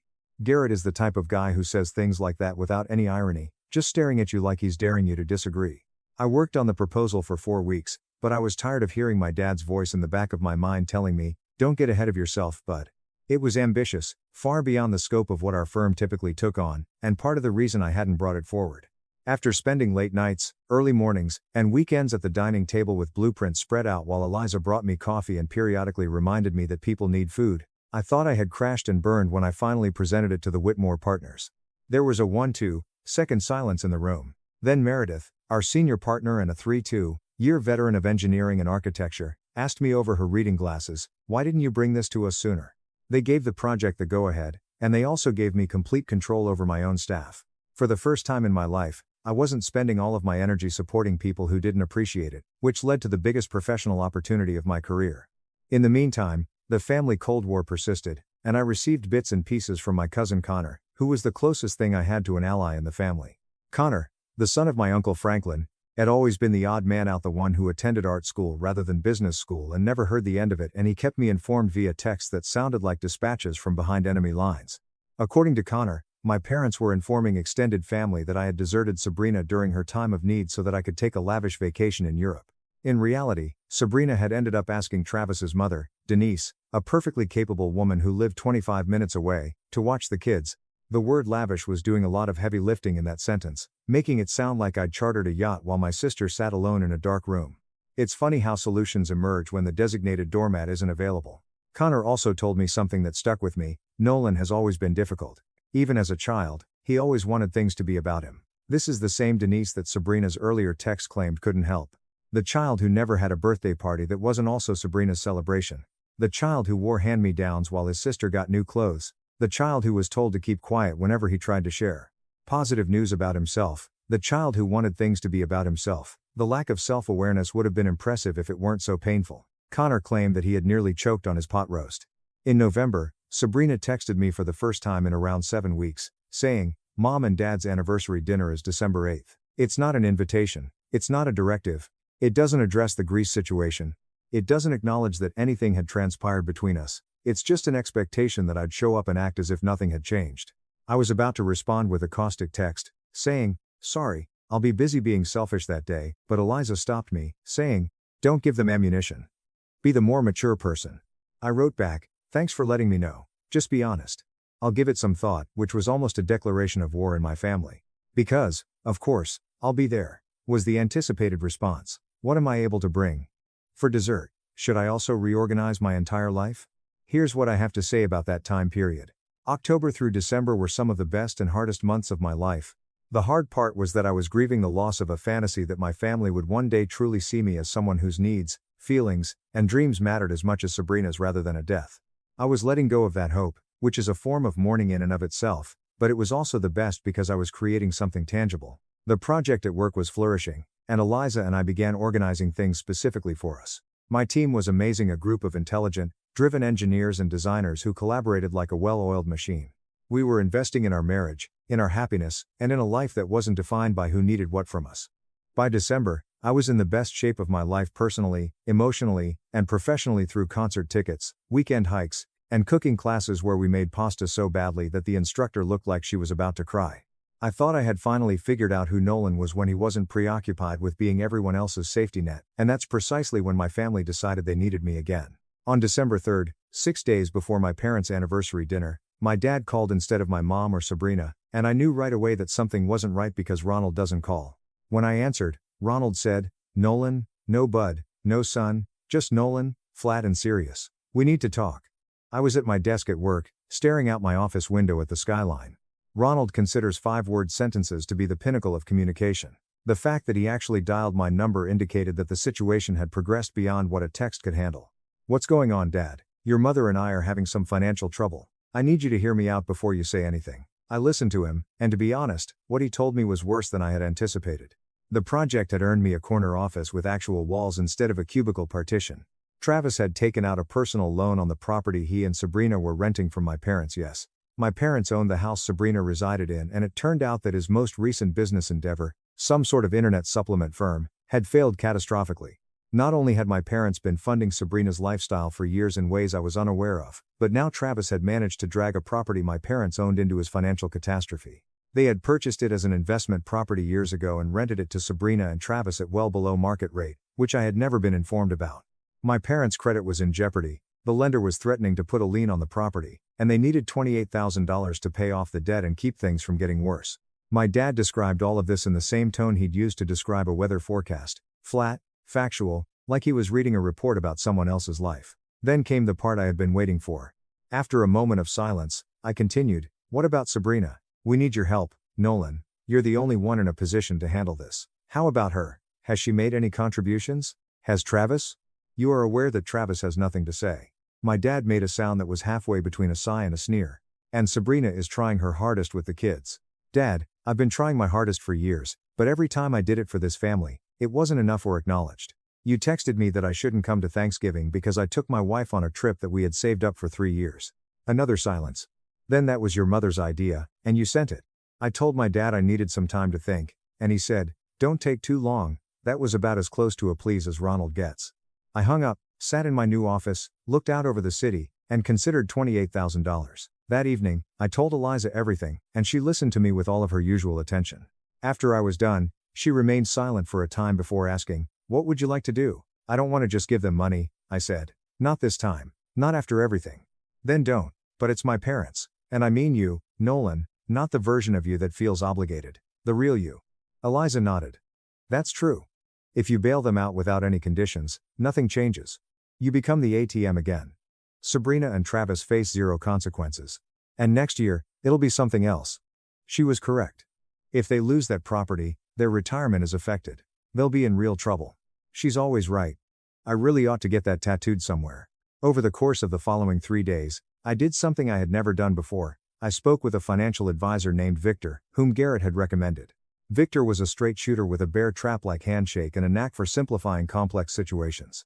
Victor leaned back in his chair and remarked, "Nolan, you have the means to help, and that's a good position to be in, but you also have leverage, and that's a better position." After I explained everything, including the family dynamics, Make sure it's a transaction rather than a contribution if you plan to put $28,000 on the table. Set terms, protect yourself, and make sure everyone in that family understands that the Bank of Nolan is closing permanently after this. That's what I did, and over the course of the next 3 days, I worked with Victor's lawyer friend Natalie to draft what Eliza jokingly called the Nolan Accords, a formal agreement outlining exactly what would happen if I agreed to help. The conditions were straightforward. I would give the $28,000 as a loan, not a gift. It would be paid back in full within 6 years at a low interest rate. Sabrina and Travis would be responsible for the repayment because it was their mess, not my parents. A promissory note would be signed. And this was the big one. In addition to requiring Travis to finish a financial literacy course before any funds were distributed, my parents would formally transfer ownership of the rental property into their own names only, eliminating any chance that Travis would use it as collateral once more. I also added a personal clause that Natalie said wasn't legally binding but that I still wanted in writing. I printed out 2 copies of the agreement, put them in a folder, and called my dad to let him know that I would be attending the anniversary dinner on December 8th. It was clear that I was acting voluntarily and that this was the last financial support I would give to any family member. Your mother will be happy, he said. Dad, I'm not coming for dinner. I had been living in that confusion my entire life. The night before the dinner, Eliza assisted me in choosing my outfit. I'm coming to have a conversation and I'm bringing paperwork. The quiet on the other end told me he had no idea what to do with that information. Welcome to the club, Ronald. She chose a navy suit I had purchased for a work presentation, straightened my collar, and said, give them hell. I drove to my parents' house on December 8th with a folder on the passenger seat and a calm in my chest that I hadn't anticipated. I wasn't nervous, not because I needed fashion advice, but rather because she said I should walk in there looking like the man I'd become, not the kid they remembered. I wasn't angry, I was just prepared. At 6:40, I pulled into my parents' driveway and sat in the car for a minute, not because I was afraid, but because I wanted to remember this feeling, this clarity. For 36 years, I had tried to fit into the space they had created for me by being small, but tonight I was entering at full height. My parents were in the kitchen. Sabrina was already seated at the dining room table with Travis, who was on his phone and seemed to prefer being anywhere else, and the house smelled like Beverly's pot roast, which she makes for every significant occasion. My mom turned around and gave me a smile that stopped short of her eyes when I walked in. My dad shook my hand, Sabrina waved from the table, Travis didn't look up from his phone, and we sat down to eat, and for about 25 minutes it was almost normal. Nolan, you came, like she was surprised I'd shown up at a dinner I said I'd attend, like I was the unreliable one. Hello, Mom, happy anniversary. I gave her a stiff hug. Nobody brought up Greece, the 39 missed calls, or the fact that we hadn't had a proper conversation in 3 months. Instead, we pretended, as my family has always done, that if you don't talk about something, it didn't happen. My mom talked about her garden club, my dad mentioned something about the gutters needing work, Sabrina complained about Owen's teacher, and I let it go on until dessert. I placed the folder on the table while my mom was cutting a pie. What's that? Sabrina asked, staring at it as if I had put a live animal on the tablecloth. That's what I came to talk about, I said, looking at my dad. You called me about the money situation. I've given it a lot of thought and I've come up with a solution. The room fell silent. My mom put down the pie server, my dad crossed his arms, Travis finally put down his phone, and I opened the folder and laid out the agreement, explaining each provision slowly and clearly, much like I do when I give a project proposal at work. This is the kind of quiet where you can hear the kitchen clock ticking. The loan, the repayment schedule, the promissory note, the property transfer, the financial literacy course for Travis, the clause about this being the last time. When I finished, nobody spoke for what felt like an eternity, but was probably about 18 seconds. Sabrina broke the silence first. You're joking, right? You want us to sign a contract? I'm your sister, Nolan, not a business deal. You're right. You're my sister, I said, and I love you, but I've given this family thousands of dollars over the years, and not once has anyone acknowledged it, thanked me for it, or paid me back. I'm not doing that again. If I'm going to help, there are going to be terms. This is ridiculous, Sabrina said, looking at my parents for backup. Mom, tell him this is ridiculous. My mom's mouth opened, but my dad spoke first. Let me see it. He pulled the document toward him and started reading. My mom leaned over his shoulder. The room was so quiet I could hear Travis breathing. After a minute, my dad looked up. You want Sabrina and Travis to repay you? Not us. That's correct. It's their debt. Travis took out the loan. It should be their responsibility. I can't afford that, Travis said, speaking for the first time all night. I'm between opportunities right now. You've been between opportunities for 8 years, Travis, I said. And I wasn't being mean about it. I said it the way you'd state a fact. The sky is blue, water is wet. Travis is between opportunities. That's why there's a financial literacy course in the agreement.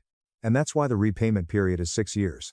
I'm not asking for the money tomorrow, I'm asking for accountability. Sabrina stood up. I can't believe this. After everything mom and dad have done for you, this is how you treat family. You go on your fancy vacation. You disappear for months. And now you show up with a contract. And that's when something happened that I did not expect. My mom spoke. Sit down, Sabrina. We all looked at her. Sabrina looked like she'd been slapped. My mom's face was doing something I'd never seen before, something that looked almost like shame. Your brother, my mom said slowly, like she was choosing each word carefully, is the only person in this family who has consistently shown up. He's the only one who's ever offered to help without being asked. And we have never, not once, treated him the way he deserved for it. She looked at me, and for the first time in my adult life, I saw my mother actually seeing me. Nolan, I should apologize. An actual one. For everything, not just the phone call. My father cleared his throat. For Ronald, the fact that he appeared uneasy indicated that he was feeling a human emotion, and was unsure of how to express it. He said, your mother's right. We relied too much on you. That was unfair. I won't lie that when they said that, I didn't feel like my chest was cracking open.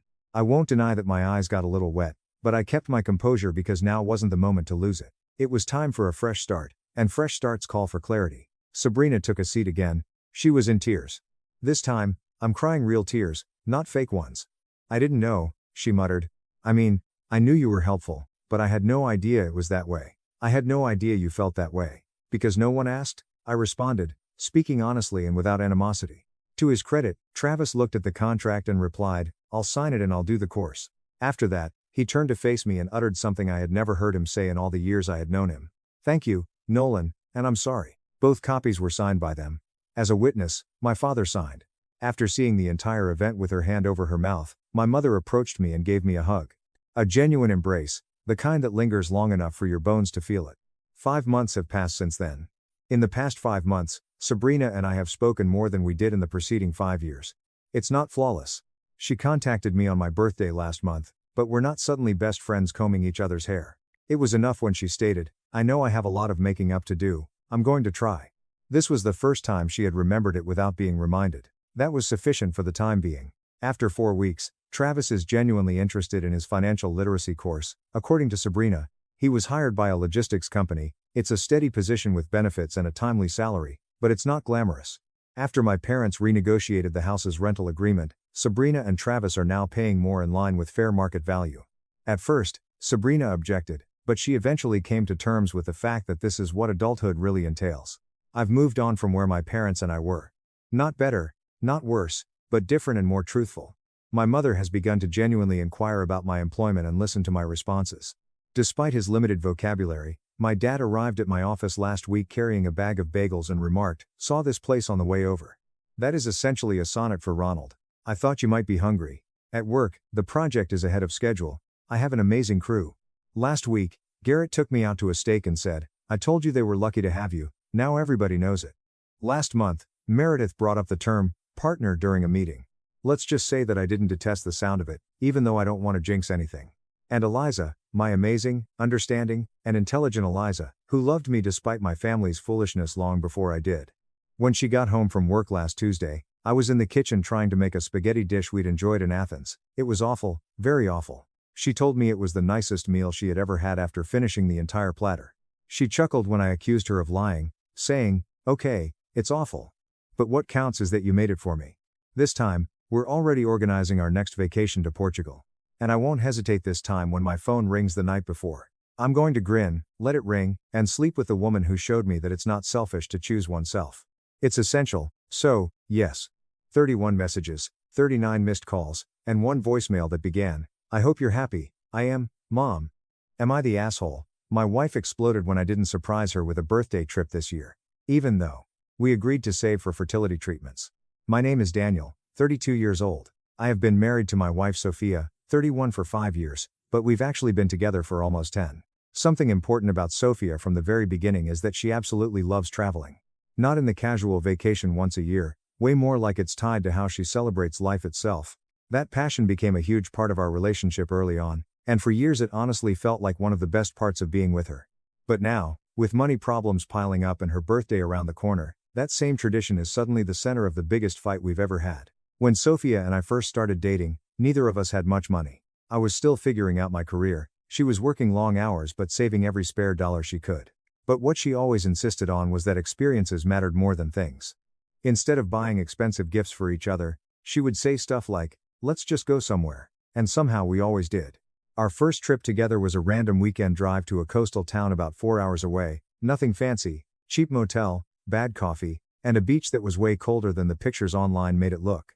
But Sophia acted like we had just landed on another planet. I still remember her standing on the sand yelling, "This is exactly how life should be lived." Trips became our thing after that.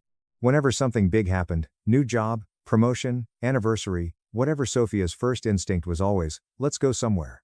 Sometimes it was just a road trip. Sometimes it was a cheap flight we found at midnight while scrolling travel sites. But birthdays were different. To Sophia, birthdays weren't just a dinner or a party. They were supposed to be an adventure. I remember one year early in our relationship when I suggested we just go out with friends for her birthday. She laughed like I had just made a joke. "No," she said. "Birthdays are for leaving the city. Otherwise it's just another Tuesday."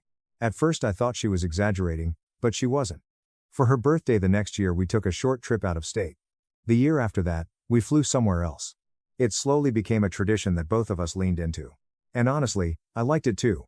Planning a trip meant months of anticipation, saving money, looking at flights, sending each other photos of places we might go. Sophia would get excited like a kid counting down to Christmas. Over time, her birthday trips became almost sacred to her. She would literally say things like, "I don't care about gifts, I just want to wake up somewhere new on my birthday." So that's what we always tried to do. For almost 10 years, that's how it worked. Every year, no matter what was going on in life, her birthday meant travel. And until recently, it was something I never questioned. After that first couple of trips, Sophia's birthday travel tradition stopped being just an idea and became an expectation. Every year, once her birthday month started getting close, she would start talking about it nonstop. Not in a demanding way at first, just excited. She'd send me links to flights at midnight, screenshots of beaches, cities, mountains, whatever she was obsessed with that year. My phone would light up with messages like, "Look at this place," or "Imagine waking up here on my birthday." And honestly, I leaned into it too. Some couples have anniversary traditions, some do big family dinners. For us, Sophia's birthday trip became our thing. It was almost like a yearly reset where we escaped real life for a few days. The one she talks about the most, even now, is the trip we took to Maceió, Brazil last year. That trip was actually amazing. I won't lie about that. We landed and the first thing she did was drag me straight to the beach before we even checked into the hotel. I still had my backpack on and she was already kicking off her shoes and running toward the water. The whole week felt like a movie. Days on the beach, nights wandering the city looking for restaurants, street music everywhere. One night we sat outside this tiny bar drinking cheap caipirinhas while some random band played live music down the street. At one point she looked around and said, "See? This is exactly why birthdays shouldn't be normal." I asked her what she meant. She said, "Birthdays shouldn't feel like just another day. They should feel like an escape." That sentence stuck with me because that's really how she sees it. To Sophia, the trip itself is the gift. Not presents. Not cake. Just leaving everything behind for a few days and starting a new memory somewhere else. And when she's happy like that, it's contagious. Watching her run around a new city, take photos of everything, talk to random people like they're old friends, it actually made those trips feel special to me too. Even when the flights were expensive or the hotels cost more than we should have spent, it still felt worth it in the moment. Because seeing her that excited made it feel like I was doing something right as a husband. So every year I kept the tradition going. If her birthday was coming up, we were going somewhere. No questions asked. And for a long time, I never really thought about what those trips were actually costing us. Earlier this year we took the biggest trip we've ever done together. Sophia had always talked about wanting to do a real European tour, not just one city but multiple places in one trip. She kept saying things like, "If we're going to go all the way to Europe, we should do it properly." So that's what we did. It started with the Greek islands. White buildings, blue water, the kind of places you see in travel videos where everything looks unreal. Sophia was in heaven. Every morning she'd wake up early and drag me out to walk around before the crowd showed up. She took pictures of everything: food, streets, cats, random doors she thought looked pretty. Then we went to Athens for a few days. That part was more sightseeing, museums, ruins, walking until our feet hurt. After that we flew to Spain and spent time bouncing between a few different cities. Tapas, crowded plazas, late nights where nobody seemed to go to sleep before 2 in the morning. The final stop was Paris. Sophia had been dreaming about Paris since before we even met. The first night there we walked along the Seine and she kept stopping every few minutes just to look around like she couldn't believe it was real. At one point she grabbed my arm and said, "This might be the best birthday gift you've ever given me." And in those moments, It felt worth it. But there was another side to that trip that she didn't really see. Every once in a while I'd slip away to the bathroom or check my phone when she wasn't looking. I'd open my banking app and stare at the numbers for a few minutes. Flights, hotels, train tickets, restaurants, it was all adding up way faster than I had planned. I remember one specific moment in a hotel in Spain. Sophia was in the room getting ready to go out for dinner and I was standing in the bathroom pretending to brush my teeth while looking at my credit card balance. I just stood there for a minute staring at the number thinking, okay, we're definitely going to be paying this off for a while. But then I walked back into the room and Sophia was smiling, holding 2 glasses of wine she had grabbed from the minibar. Ready? She said. And I just pushed the worry to the back of my mind and said yeah. Because in that moment I didn't want to be the guy ruining the trip by talking about money. The trip itself was incredible. Probably the best travel experience we've ever had together. By the time we flew home we had thousands of photos, a phone full of videos, and a bunch of stories we still talk about. But when we got back and real life started again, the financial reality finally caught up with us. Those memories were amazing. The credit card statements, not so much. When we got back from Europe, the first couple weeks felt like the normal post-trip high. We were still talking about the places we went, showing friends pictures, posting some of the highlights online. Sophia kept saying things like, that trip was worth every second. And I didn't disagree. But about 2 weeks later, the credit card statements started hitting. Flights, hotels, trains, restaurants, excursions we booked while we were there. All those little it's vacation, let's just do it decisions stacked up fast. I sat down one night after work and actually added everything up. That was the moment the pit in my stomach started. I pulled up all our accounts, credit cards, checking, savings and started making a spreadsheet. When Sophia got home that night, I had my laptop open at the kitchen table with numbers all over the screen. She walked in, dropped her bag, looked at the screen, and immediately said, "Uh-oh, that looks serious." I tried to keep it calm. "Can you sit down for a second?" I asked. She sat across from me and leaned over the laptop. "What is all this?" I turned the screen toward her and started walking her through it. Credit card balances, the travel loan we used to cover part of the trip, our savings account that had dropped way lower than I was comfortable with. At first she just stared at the numbers. Then she leaned back and shrugged a little. "We'll figure it out." I remember that sentence hitting me harder than it should have. Because I had been staring at these numbers for hours already, and "we'll figure it out" felt way too casual. "We can't just figure it out," I said, "we're almost out of savings."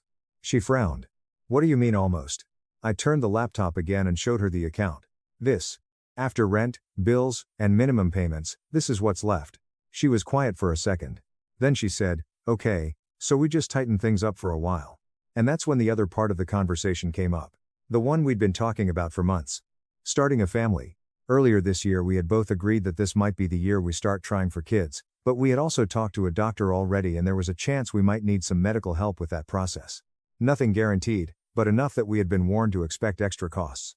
So, I said it out loud. If we're serious about trying for a baby this year, we might need money for treatments. She crossed her arms. "How much money?" I told her the estimate the doctor gave us. Her reaction wasn't anger. It was that kind of stressed silence where someone is doing math in their head. For a moment neither of us said anything. Then she looked back at the laptop and said quietly, "So we're broke." I shook my head. "Not broke. But we're definitely not in the position to keep spending the way we were." And that's when the tension really started creeping in. Because suddenly the two biggest things in Sophia's life, travel and starting a family, were both tied to money we didn't really have anymore. And I could already feel where the next conversation was going to lead. A few weeks after that financial conversation, Sophia's birthday started getting closer. Normally by that point we would already have flights booked, hotel confirmations saved, and a rough itinerary. This time there was nothing. No tickets, no planning spreadsheets, no late night, "Where should we go this year?" conversations. The silence around it started to make me nervous. So one night after dinner I decided to bring it up directly. Sophia was on the couch scrolling through her phone when I sat down across from her. "Hey," I said, "can we talk about your birthday for a minute?" She looked up immediately, and I could see the shift in her expression. That guarded look people get when they already know the conversation might not go the way they want. "What about it?" she asked. I tried to keep my voice calm. "You know how things are right now with money." She didn't say anything yet, just watched me. I continued. "Between the credit cards from Europe and the medical stuff we talked about, I don't think we can afford another trip this year." The reaction was immediate. Her shoulders stiffened and she leaned back against the couch. "So my birthday is just canceled this year?" I shook my head quickly. "No. That's not what I'm saying. We can still celebrate. Just not another international trip." She let out a long breath through her nose. "Daniel, that's what we always do." "I know," I said. "But this year is different." She sat up straighter now, clearly getting defensive. We just took a huge trip. That was amazing. Why does this suddenly mean we can't go anywhere? I turned my laptop toward her again. I had the spreadsheet open from the last time we talked about finances.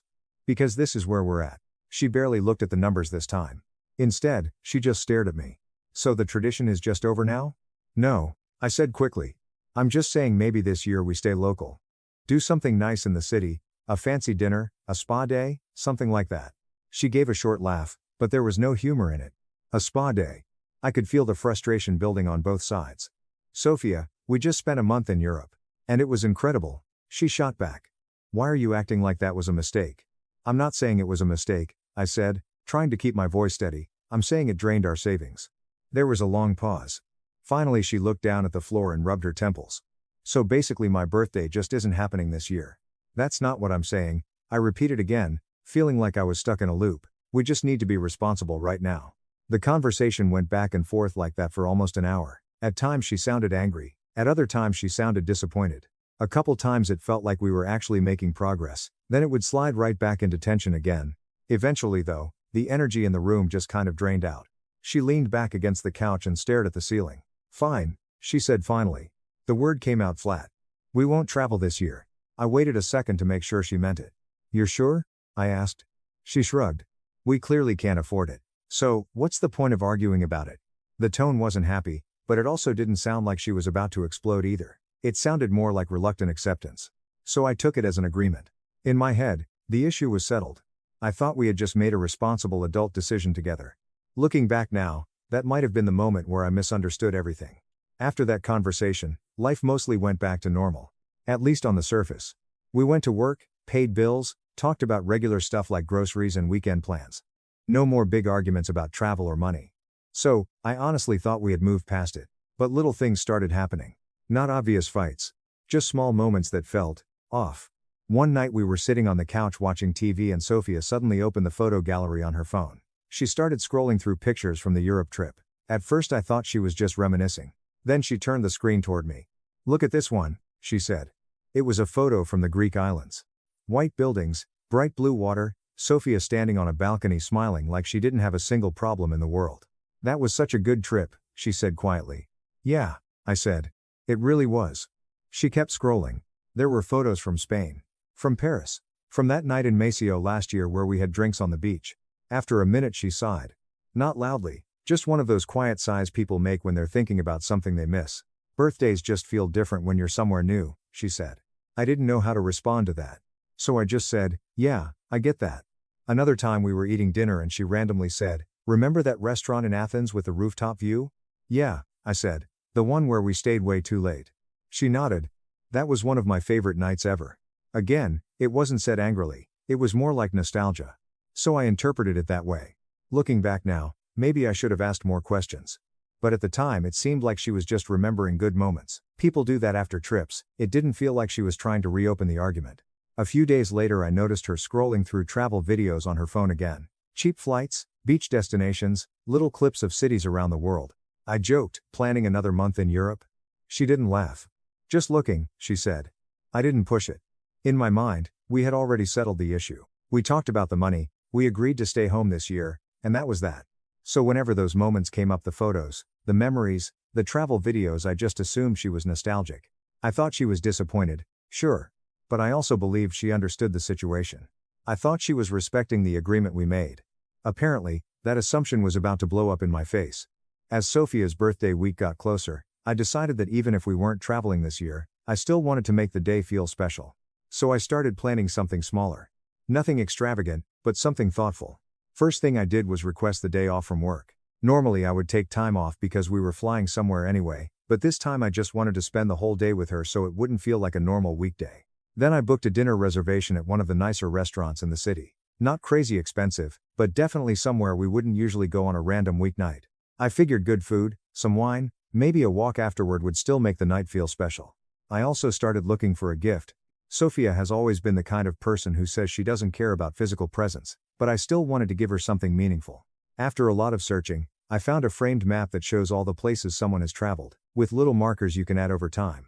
The idea was that it could represent all the trips we've taken together. Brazil, Greece, Spain, France, all the places we've been. And hopefully all the places we'd still go someday. I thought it was a pretty good idea. While I was setting all this up, Sophia didn't seem suspicious or anything. She was acting mostly normal, maybe a little quiet sometimes, but nothing that made me think another argument was coming. In my head I kept thinking, okay, this isn't the big trip she's used to, but she'll see that I still put effort into the day. That was really my goal. To show her that even if we couldn't travel this year, I still cared about making her birthday feel important. And honestly, I felt pretty good about the plan. Dinner at a nice place. A thoughtful gift. A full day together without work distractions. Given the financial situation we were in, it felt like the responsible thing to do while still making the day special. What I didn't realize was that Sophia had been expecting something completely different this whole time. Everything blew up about 3 days before Sophia's birthday. It wasn't even during some big conversation. It started over something stupidly normal. We were in the kitchen after dinner. I was rinsing dishes, she was sitting at the counter scrolling on her phone. The apartment was quiet, just the sound of the sink running.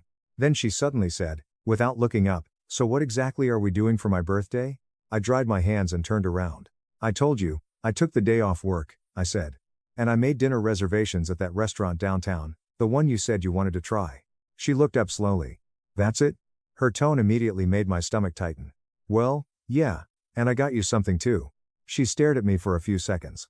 Then she let out a short laugh, but it wasn't amused. "Wow. What?" I asked.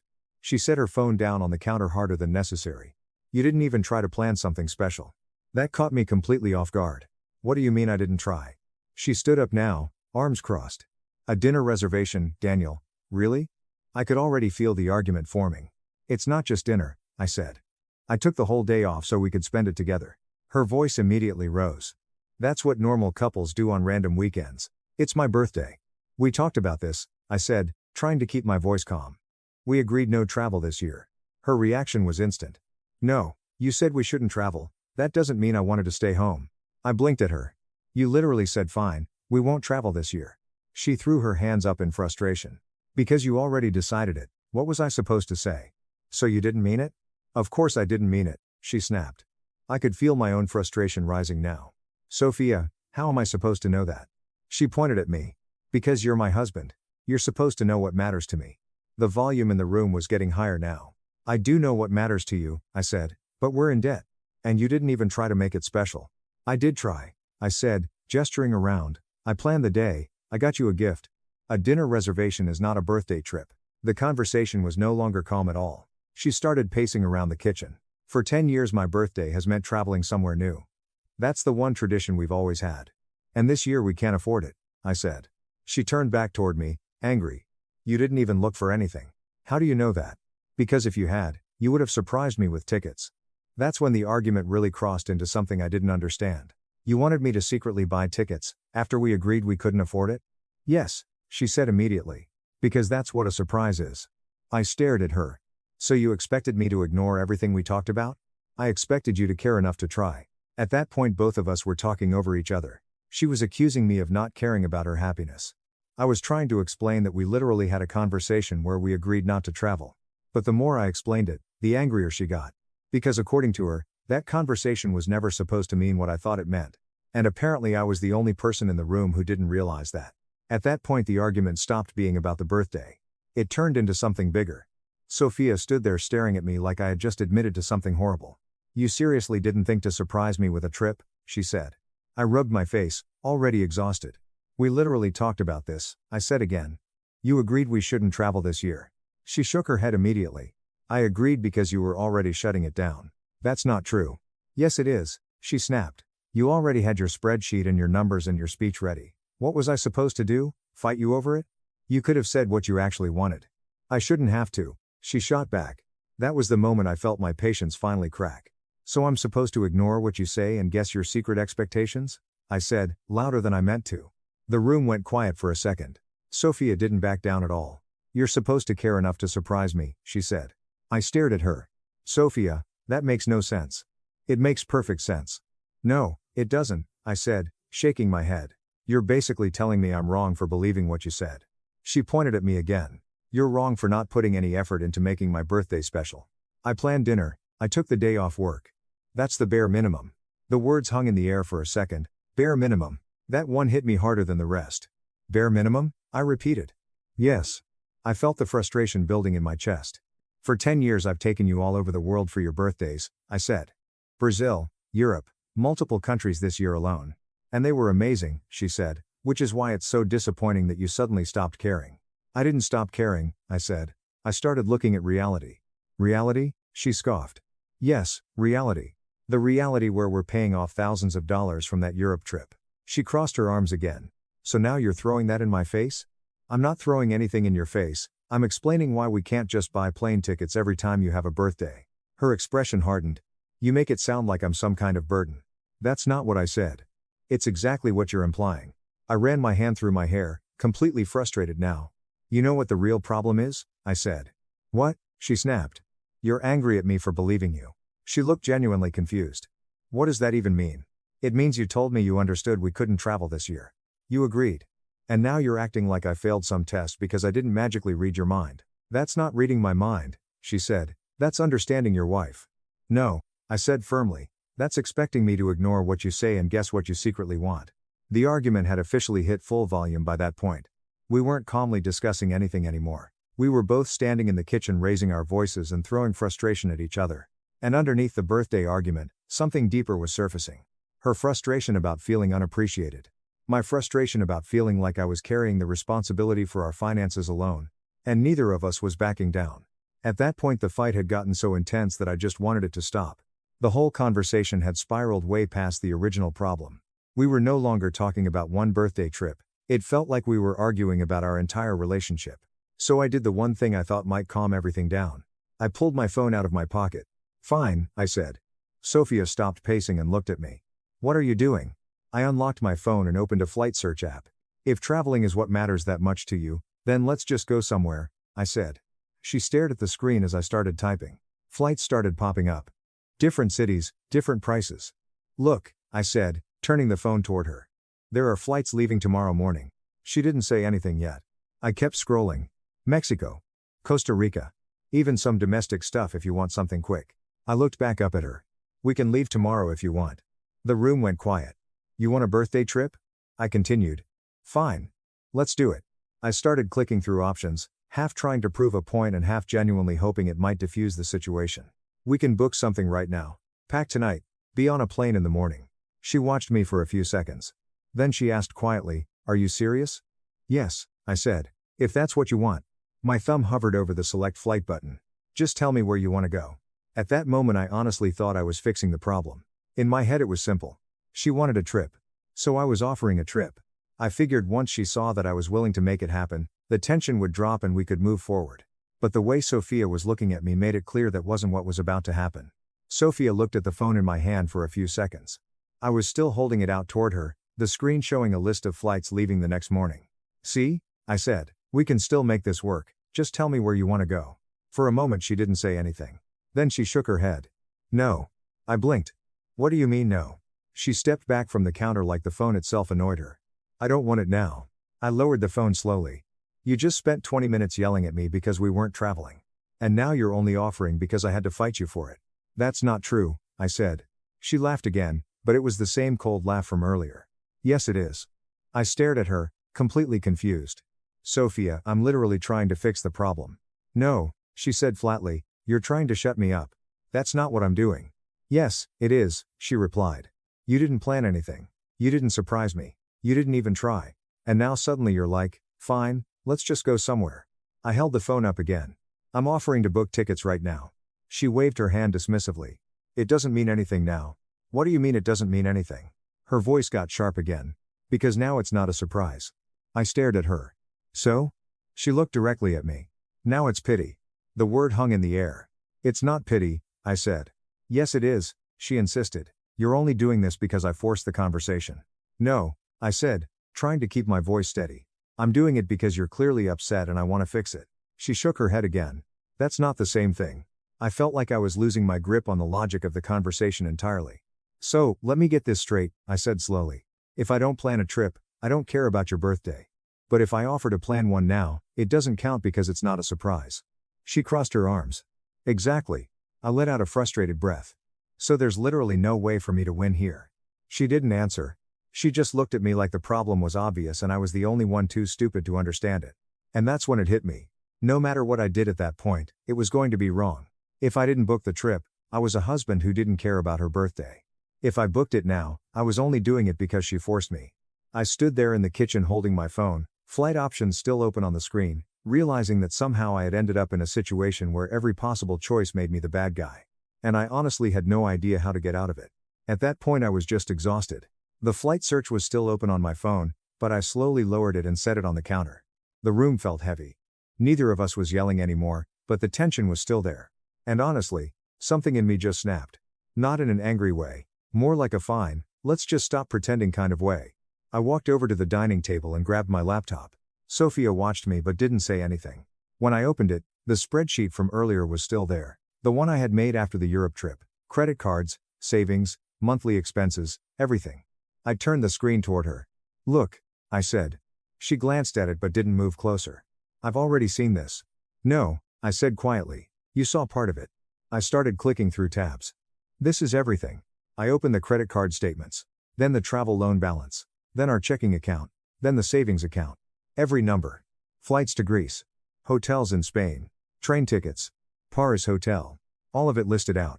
She leaned forward slightly now. You kept all this? Yes, I said. Because someone has to track it. She didn't respond. I clicked another tab. This is our savings after everything. She looked at the number. And for the first time since the argument started, her expression actually changed. That's lower than I thought. Yeah, I said. Then I opened the email from the fertility clinic. Remember when we talked to the doctor about trying for a baby this year? She nodded slowly. I turned the screen again so she could see the estimate. Initial consultation. Tests. Possible treatment cycles. A long list of numbers. This is the rough estimate they gave us, I said. Sophia's eyes moved down the page. She didn't say anything. The silence stretched for a few seconds. You said it might cost something, she said quietly. I said it might cost a lot, I replied. She leaned back from the table, staring at the screen. So if we did another trip right now? I finished the sentence for her. We'd probably have to delay the whole baby plan. She didn't argue. Didn't raise her voice. Didn't accuse me of not caring. For the first time since the fight started, Sophia was completely quiet. The kitchen stayed quiet for a while after that. Sophia was still staring at the laptop screen, scrolling slowly through the spreadsheet. I didn't say anything else. At that point I felt like I had already said everything there was to say. After a minute she pointed at one of the columns. What's this? That's the monthly breakdown, I said. Rent, utilities, insurance, credit cards. She kept scrolling. Then she pointed at another section. And this? That's the stuff I cut. She looked at me. What do you mean cut? I leaned against the counter and crossed my arms. Stuff I stopped spending money on. She looked back at the screen. There were a bunch of small entries there. Things that normally wouldn't even be noticeable on a monthly budget. Gym membership. Streaming services.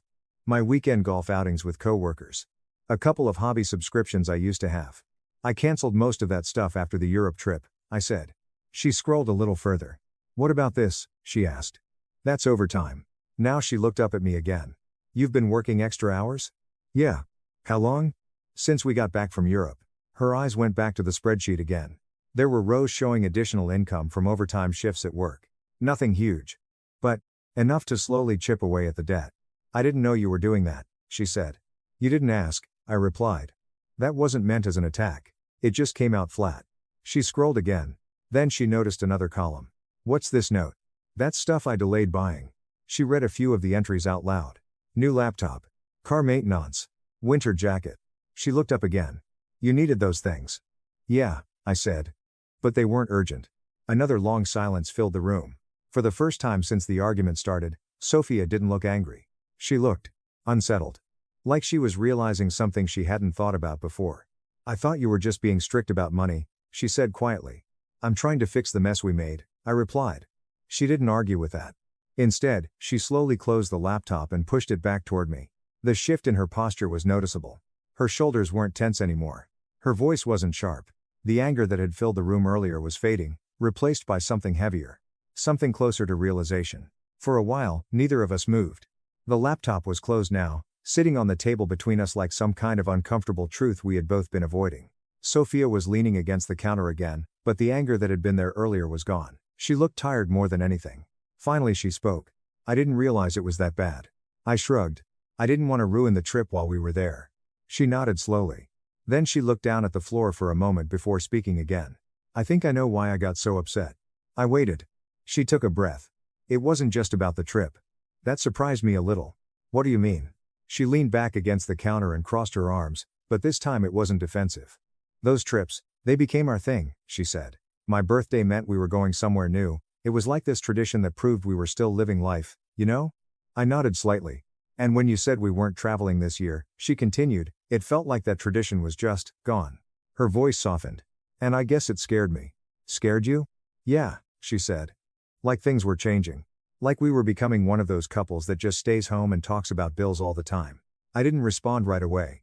Because in a way, that was exactly what had been happening.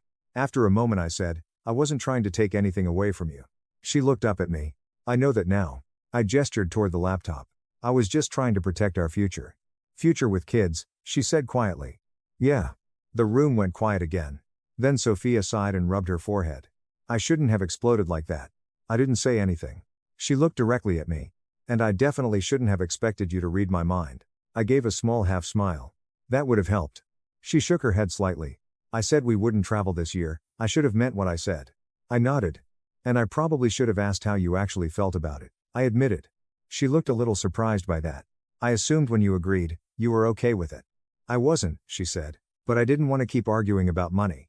So instead it all came out 3 days before your birthday, I said. She gave a tired laugh. Yeah. Not my best moment. The tension that had filled the apartment earlier was finally gone. No yelling. No accusation. Just two people standing in the kitchen realizing that the fight had never really been about plane tickets.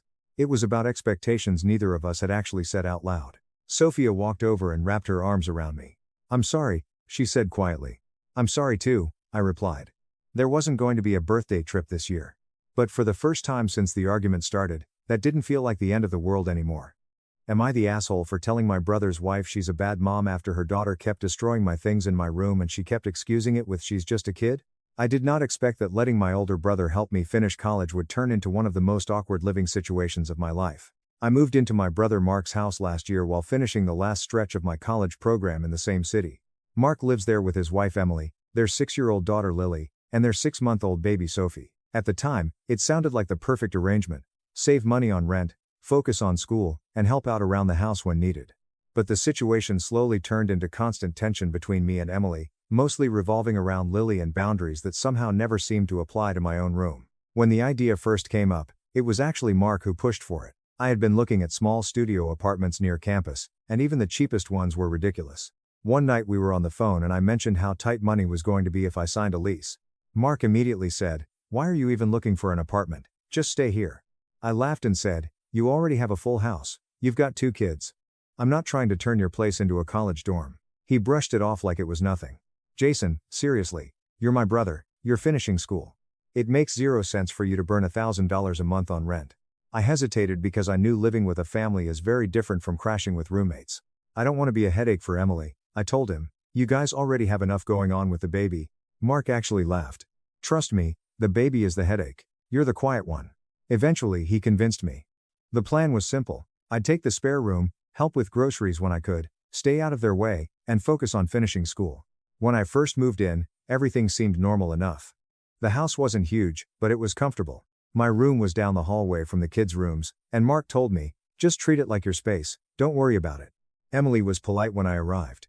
Not overly warm, but not hostile either. More like that neutral politeness people use when they're trying to be accommodating.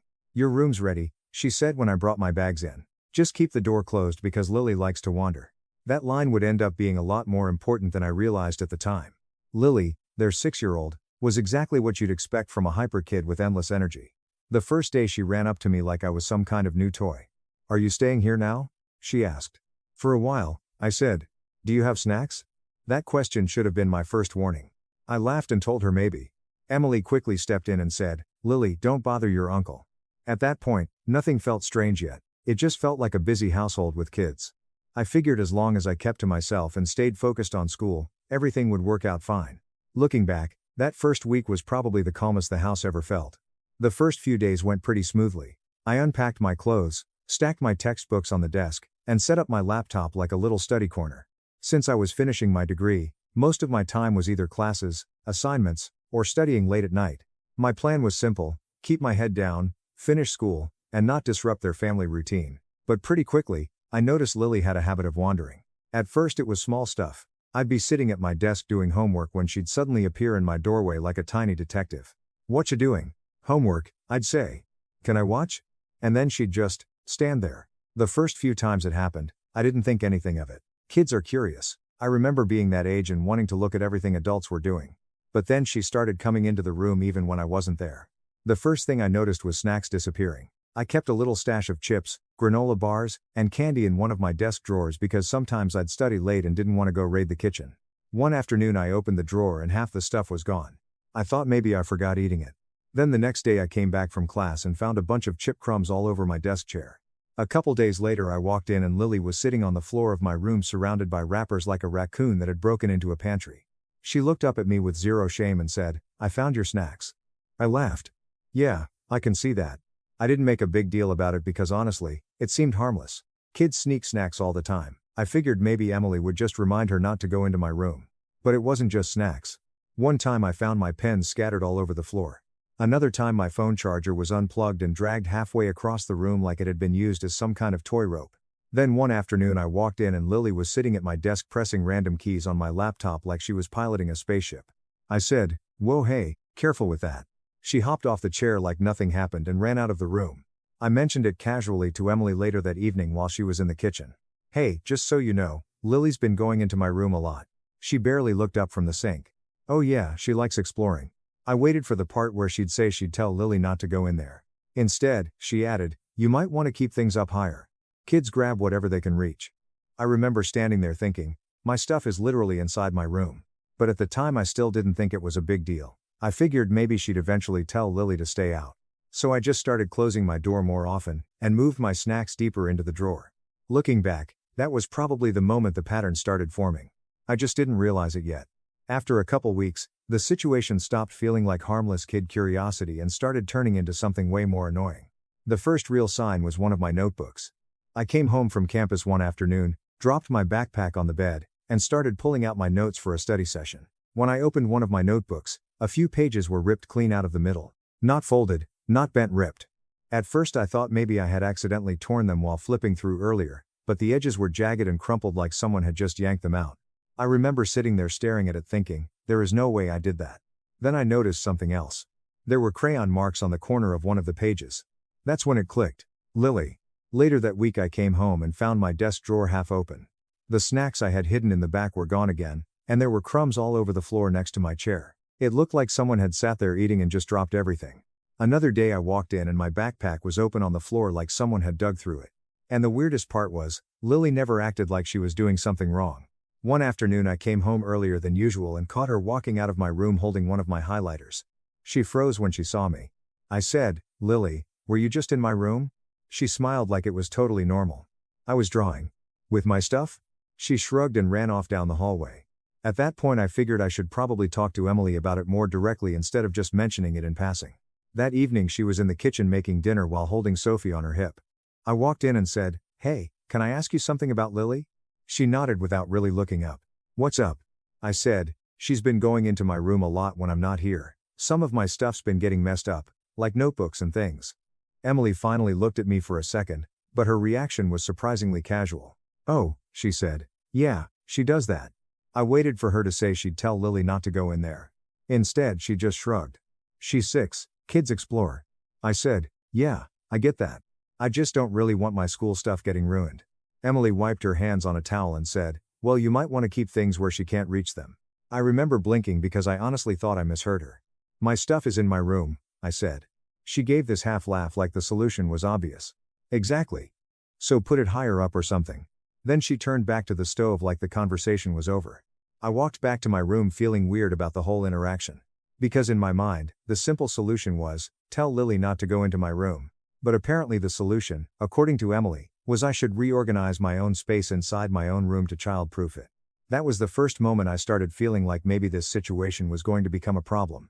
A few days after the notebook incident, something happened that really changed the tone between me and Emily. It was a pretty normal evening. Mark was still at work, Sophie was asleep somewhere, and Emily was folding laundry on the couch while Lily was watching cartoons. I had just come back from campus and was exhausted after a long class and a lab session. I grabbed a small bag of chips from my backpack and sat down at the far end of the couch to decompress for a few minutes. I opened the bag and started eating. Within about 5 seconds, Lily's head snapped around like a radar. Chips. She jumped off the floor and ran over. Can I have some? I honestly didn't think it was a big deal, so I said, you should probably ask your mom. Lily immediately turned to Emily. Mom, can I have chips? Emily didn't even look up from the laundry. No. That should have been the end of it, but Lily immediately started whining. But I want chips. Emily said again, a little firmer, no, dinner is soon.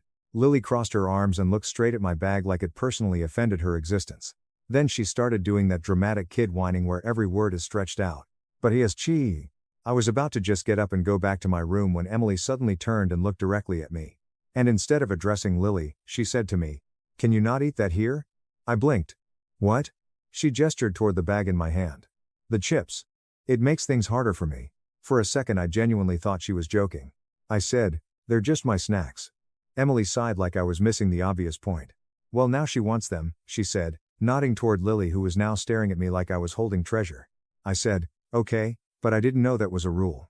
Emily's tone immediately shifted. Well, you're living in our house. The way she said it wasn't loud, but it had this sharp edge to it that made the whole room feel weirdly tense.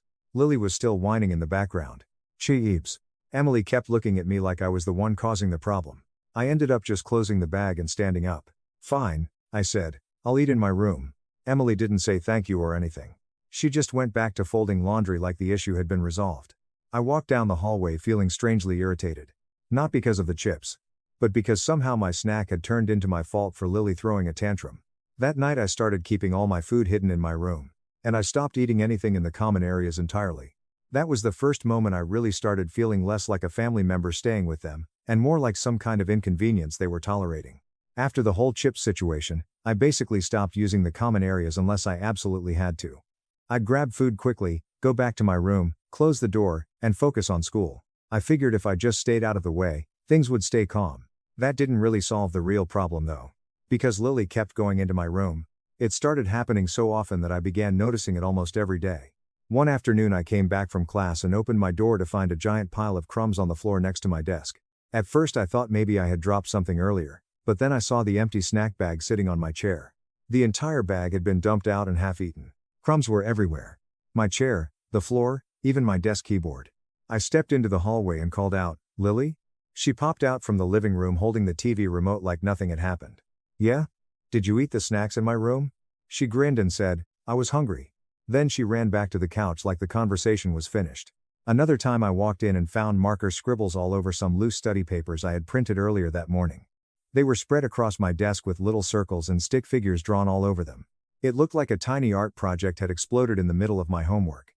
I remember just standing there staring at the pages thinking, are you serious? Then there were the disappearing items. My phone charger vanished one night. I spent 15 minutes tearing apart my room looking for it. The next day I found it wrapped around the leg of the dining room chair like someone had been playing with it. Another time one of my highlighters disappeared completely. 2 days later I found it inside the toy box in the living room. That was when I finally decided to talk to Emily again. I tried to keep it calm. One evening while she was in the kitchen, I said, hey, can you remind Lily not to go into my room? Emily glanced over briefly. Why? I said, she keeps taking things and messing with my school stuff. Emily gave the exact same reaction she had before. A shrug. Then she said the line I would hear over and over again for the next few weeks. Then don't leave things where she can get them. I stared at her for a second. My stuff is literally in my room. Emily shrugged again like that detail didn't matter. Well, kids grab things. I said, yeah, but she shouldn't be in there when I'm not home. Emily didn't really respond to that. She just turned back to the sink like the conversation was finished.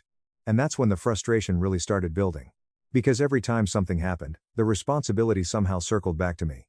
My snacks. My notebooks. My chargers. My desk. My room. And apparently the solution to all of it was I should arrange my belongings better, instead of the obvious solution which was simply telling Lily not to go in there. By that point I started feeling like I was constantly walking on eggshells in a house I was trying very hard not to disturb. Around that time my semester started getting intense.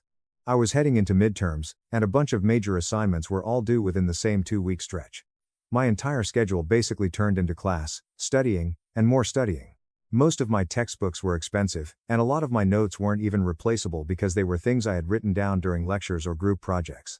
So suddenly all the stuff Lily had been messing with wasn't just annoying anymore. It actually mattered. I started getting way more protective of my room.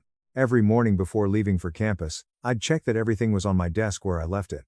I'd stack my textbooks neatly, move my laptop out of reach, and close my door before heading out. Sometimes I even double-checked the handle after shutting it like I was locking a car. I remember thinking, okay, if the door's closed, that should solve the problem. But the weird part was that it didn't always stay closed. There were multiple times I'd come home and my door would be slightly open even though I knew for a fact I shut it before leaving. The first couple times I convinced myself maybe I didn't latch it all the way.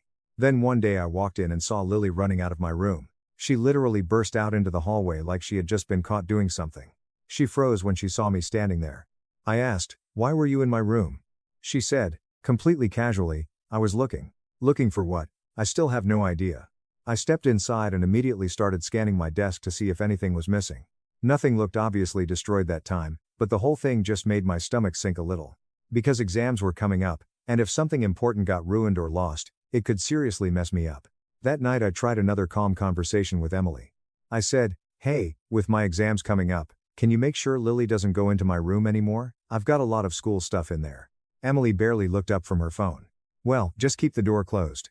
I said, "I do." She shrugged. "Kids push doors open." That was it. "No, I'll talk to her." "No, sorry about that." Just another version of the same response. At that point I realized I basically had to treat my own room like a place that needed constant guarding. And I had a really bad feeling that something bigger was eventually going to happen. The thing I had been worried about finally happened about a week before one of my biggest exams. I came home from campus later than usual that day. I had been at the library finishing up some study prep, and I was honestly just looking forward to getting back to my room, reviewing my notes, and calling it a night. When I walked down the hallway, my door was slightly open again. At that point I already felt that little knot of irritation in my stomach because I knew I had closed it when I left. I pushed the door open. And then I just froze. Lily was sitting on the floor in the middle of my room with a bunch of markers spread out around her like she was in the middle of an art project. In front of her was one of my college textbooks. Not just any book, the one for the class I had a midterm in the following week. And it was absolutely covered in scribbles. Bright red and blue marker lines all over the pages. Circles drawn around diagrams. Random shapes and giant swirls across paragraphs of text. Some of the pages were even bent and wrinkled like she had been pressing down hard while drawing. For a second my brain just stopped working. I stood there in the doorway staring at it like maybe my eyes were playing tricks on me. Then Lily looked up at me with a big smile like she had just finished showing off a masterpiece. "Look what I made." My stomach dropped. I walked over quickly and picked up the book. Half the pages in the middle section had marker on them. Entire paragraphs were scribbled through. Some of the diagrams were completely covered in red lines. This wasn't a cheap paperback either. It was one of those ridiculous college textbooks that cost over $100. But honestly, the money wasn't even the worst part. The worst part was that I had written notes and highlights all over those pages while studying. And now half of them were buried under a 6-year-old's marker drawings. I remember just staring at it, flipping pages faster and faster hoping maybe it wasn't as bad as it looked. It was worse. Entire sections were ruined. And Lily was just sitting there watching me like she expected praise. My heart was pounding because all I could think about was the exam coming up and the fact that I depended on that book. That's when I realized something else. She had obviously been in my room for a while. Markers were everywhere. My desk chair had been dragged across the floor. Some of my other papers were pushed off the desk. It looked like she had turned my room into a playground. That was the moment my patience completely snapped. The moment I realized how bad the textbook was, my reaction was pretty instinctive. I reached down and grabbed the book out of Lily's hands. "Hey, stop." She looked shocked for about half a second, and then immediately burst into full volume crying. Not sniffing. Not whining. Full-on screaming. "Wah!" Within seconds I heard footsteps down the hallway. Emily came rushing toward the room. "What happened?" She stepped into the doorway, saw Lily crying on the floor, and immediately turned her attention to me. And the first thing out of her mouth wasn't "what happened?" It was, "Why are you making her cry?" I was still holding the book in my hands. I lifted it up and said, probably louder than I intended, "She just destroyed my college textbook." Emily barely even looked at it. Instead, she walked over to Lily and started rubbing her back. "Sweetie, it's okay," she said, glaring at me like I'd just yelled at a puppy. Lily pointed at me while crying. "He took it." Emily looked back at me again. "Jason, seriously? She's 6. I held the book up higher. "Look at this." She scribbled all over half the pages. Emily glanced at the book for maybe 2 seconds. Then she shrugged. "Well, she's a kid. What did you expect?" That sentence honestly made my brain short-circuit for a second. What did I expect? I repeated. "Yeah, she said. Kids draw on things. I felt my frustration spike immediately. I expect her not to be in my room destroying my stuff. Emily crossed her arms. Well, maybe you shouldn't leave things where she can reach them. For a second I actually thought she was joking. I slowly looked around the room. Then pointed. This is literally my room. Emily didn't back down at all. Well, you're living in a house with kids. And that means she gets to go through my things? She wasn't going through them, Emily said defensively. She was playing. Playing? I said, flipping the book open. She just ruined my textbook. Lily was still crying in the background like someone had personally offended her existence. Emily picked her up and shot me a sharp look. You didn't have to grab it from her like that. That was the moment I felt the anger really hit. She shouldn't have been in here in the first place, I said. Emily's tone got colder. Well, maybe if you didn't leave your door open. I didn't leave it open. Yes, you did. No, I didn't. The argument started getting louder at that point. Emily stepped closer into the room, still holding Lily. You're overreacting. Overreacting? I said. This book costs over $100 and I have an exam next week. Emily rolled her eyes. It's just a book. That sentence pushed my frustration to a level it hadn't reached yet. Yeah, a book I need for school, I shot back. Well, you're acting like she destroyed your life. No, I said, pointing at the scribbled pages again. Just the thing I need to pass my exam. Emily shook her head like I was the unreasonable one in the situation. And that's when the argument really started spiraling. At that point the whole thing had gone way past being about the book. It was every ripped notebook page. Every stolen snack. Every time I came home and found my stuff messed with. Every conversation where Emily saw, and standing there holding a ruined textbook while she kept defending it like it was normal just pushed me over the edge. I took a breath and tried one last time to stay calm. Emily, I said, this keeps happening. She goes into my room, takes things, ruins things, and every time I bring it up you just blame me. Emily immediately stiffened. Well, maybe if you didn't overreact every time. I'm not overreacting, I cut in. I'm asking for one simple thing, keep her out of my room. She's 6, Emily snapped. Yes, I said. Which means you're the one who's supposed to stop her. That's when Emily's expression changed. Her voice got sharp. Don't tell me how to raise my child. I felt something in my chest snap right there. Because for weeks I had tried to stay polite. I had tried to stay quiet. I had tried to avoid making waves in their house. But standing there looking at that destroyed textbook while being told it was basically my fault just broke whatever patience I had left. You know what? I said. Emily glared at me. What? You can't even discipline a 6-year-old. The room went dead quiet for about 2 seconds. Then Emily's eyes widened. Excuse me? You heard me? I said. Emily shifted Lily on her hip and took a step closer. Jason, you do not get to lecture me about parenting. I shook my head and held up the book again. Well, clearly something isn't working. Emily's voice rose immediately. She's a child. And you're the parent. The tension in the room felt like it was about to explode. Emily pointed toward the hallway. If you don't like living with a child, maybe you shouldn't be here. That comment lit the final fuse. All the frustration from the past month came out in one sentence before I even thought about it. Maybe you should have learned parenting before deciding to have kids. The second the words left my mouth the entire room went completely silent. Even Lily stopped crying. Emily just stared at me. For a moment she looked like she couldn't believe I had actually said that. Then her face went bright red. The kind of furious where someone can't even find words right away. You, she said slowly. But nothing else came out. She just turned around, walked out of the room carrying Lily, and slammed the door behind her. And just like that, the argument was over. After that argument, the house basically turned into the most awkward place on earth. Emily didn't speak to me at all. Not a single word. If we ended up in the same room, she would either ignore me completely or leave. The atmosphere felt thick every time I walked into the kitchen. Even Lily seemed to sense something was off because she stopped wandering near my room as much, although I couldn't tell if that was because Emily told her something or if she just felt the tension. For the first couple days, I honestly thought about just staying somewhere else until my exams were over. Not because I regretted what I said exactly, but because the silence in the house was exhausting. It felt like everyone was pretending nothing had happened, while also very clearly acknowledging something had. Mark hadn't been home when the argument happened, so he had no idea what went down. But after about 3 days of weird tension, he finally pulled me aside one evening when Emily was upstairs putting Sophie to sleep. We were in the kitchen and he asked, "Okay, what happened between you and Emily?" I hesitated for a second, because I didn't want to turn it into some huge family fight. But then I remembered the textbook sitting on my desk still covered in marker. So I told him everything. I explained the snacks disappearing. The notebooks getting torn. The times Lily went through my room while I wasn't home. The conversations with Emily where she told me to keep things out of reach. Then I showed him the textbook. Mark flipped through the pages slowly. Red marker lines everywhere. Whole sections scribbled through. He looked up at me and said, "She did this?" "Yeah," I said. "And when I tried to stop her, Emily got mad at me for making her cry." Mark just stared at the book for a second. Then he rubbed his face like he was trying to process it. "I didn't know she was going into your room like that," he said. "I tried to bring it up," I replied. "Multiple times." Mark nodded slowly. "I believe you." He didn't say anything else right then, but later that night I could hear him talking to Emily in their bedroom. Not yelling exactly, but definitely having a serious conversation. I didn't hear the details, but the tone was very different from the usual quiet house atmosphere. The next morning Mark knocked on my door. "Hey," he said. "Yeah?" He leaned against the doorframe and sighed. "Look. I'm sorry about all this." I shrugged. "It's fine." "No, it's not," he said. "I should have paid more attention to what was going on." Then he held up the textbook again.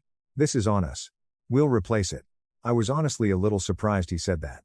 He continued, "And Lily shouldn't have been in your room in the first place." That conversation was the first time I actually felt like someone in the house understood the situation. Later that day Mark sat Lily down and told her very clearly that my room was off limits. No going inside. No touching my things. No exceptions. Then he had another conversation with Emily, and after that a few things changed almost immediately. First, Mark ordered a replacement copy of the textbook. Second, my room basically became a private zone overnight. Emily still didn't talk to me much, but she started making Lily stay out of the hallway near my room. If Lily wandered too close, Emily would immediately redirect her. And for the first time since I moved in, my door being closed actually meant no one went inside. The house was still a little tense for a while. Emily clearly wasn't thrilled with me. But the constant issues with my room stopped completely. No missing snacks. No messed up papers. No random toys appearing on my desk. The whole environment became calmer once the boundaries were finally clear. I still think about that argument sometimes. Part of me wonders if the line I said went too far.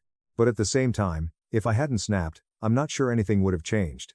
Am I the asshole for snapping at my mother-in-law after she stayed uninvited in my house all night and confronted us at 3 a.m. like we were teenagers sneaking in? I, 41 male, my wife Lauren, 42 female. We have 2 kids, Lucas, 16 male and Mia 12 female, and we've always trusted them to handle being home alone for a few hours. This wasn't new for us, not even close. What was new was coming home to my mother-in-law Carol sitting in our living room like we'd broken some kind of rule we didn't even know existed. So earlier that day, everything was completely normal. Lauren and I had planned to go hiking in the morning, then meet up with some friends for dinner afterward. Nothing wild, nothing out of character. Just a day to ourselves, which honestly doesn't happen that often anymore. Before we left, we made sure the kids were set. I threw together sandwiches for lunch, nothing fancy, just something easy so they wouldn't have to figure it out themselves. Lucas barely looked up from his phone when I told him the plan. Just nodded like, "Yeah, got it." Mia was more engaged, asking what time we'd be back, and Lauren told her we'd probably be out late. Not a big deal. This is something we've done multiple times. And I want to be clear about this, we trust our kids. Lucas is 16, he knows the rules. Mia follows routines better than most adults I know. We weren't leaving toddlers home alone. This wasn't irresponsible or out of the ordinary. The only extra step we took was calling Carol and asking if she could drop off dinner for the kids later in the evening. That was it. Just bring food so they didn't have to heat up leftovers or order something. I was very clear about that. Lauren was very clear about that. "Hey, can you just swing by and bring them dinner tonight? We'll be out pretty late," Lauren said on the phone. Carol responded with something like, "Of course, I'll take care of them." And even at the time, that wording stuck with me a little. Not enough to question it, but enough to notice. Because we didn't ask her to take care of anything, we asked her to bring food. To be fair, this isn't the first time Carol has expanded her role. She has this pattern where you give her a simple request, and somehow it turns into her acting like she's been put in charge. Like if we ask her to pick Mia up from something, she'll suddenly start giving us a full rundown of how Mia seemed tired or how we should really limit screen time more. Stuff that wasn't asked for, wasn't needed. There was one time she came over just to drop something off, and ended up reorganizing part of our kitchen because she said it made more sense this way. Didn't ask, just did it. Lauren brushed it off, but it annoyed me more than I let on. And it's always framed as helping. Always. I'm just trying to make things easier for you. I worry about the kids. I've done this before, you know. So when she said she'd take care of them, I had that brief moment where I thought, okay, but that's not what we asked. Still, I didn't push it. Because usually, it's small stuff. Annoying, but manageable. At that point, I had no idea that one simple dinner drop-off was about to turn into her sitting in our house at 3 inches the morning, acting like we owed her an explanation for how we spend our own time. So when we actually made the call to Carol, it wasn't vague or open-ended. Lauren had her on speaker while we were finishing up getting ready to leave, and I was right there the whole time. Lauren goes, "Hey mom, quick favor, can you stop by later and bring the kids dinner? We're going to be out most of the evening." Carol immediately says, "Of course, what do they want? I'll take care of it." Again, that phrasing, "I'll take care of it." Lauren says, "Honestly, anything is fine. Just something easy for them. You don't have to stay or anything, just drop it off." I even chimed in at that point just to make it extra clear. "Yeah, just a quick drop off is perfect. We'll be back later tonight." There was a short pause on the line, not long, but noticeable enough that both Lauren and I kind of looked at each other for a second. Then Carol goes, "Well, I don't mind staying for a bit, just to make sure everything's okay." Lauren kept her tone light, but firm. "You can if you want, but you really don't have to. They're fine on their own." And that should have been the end of it. Clear request, clear boundary. No confusion. But Carol responds with this slightly clipped, almost passive tone, I know, I'll just make sure they're okay." That was the second time she said it. And again, not what we asked. I remember grabbing my keys and saying, half joking but also not really, "They've survived plenty of nights without supervision, I promise." She didn't laugh, just gave a small and then changed the subject to what time we thought we'd be back. Lauren said something like, "Not sure, probably late." And Carol goes, "Late as in?" Lauren just said, "We'll see how the night goes." That answer clearly didn't sit well with her, but she didn't push it further. Just said, "All right, I'll head over later." We hung up, and Lauren kind of shrugged it off. She's just being her usual self. And yeah, that's exactly what it was. That same pattern. We ask for one thing, she mentally upgrades it into something bigger. Like she's stepping into a role that nobody actually gave her. At the time, I didn't think much of it beyond mild annoyance. We'd dealt with this kind of thing before. Usually it meant a couple of unsolicited comments, maybe her staying a little longer than necessary, nothing major.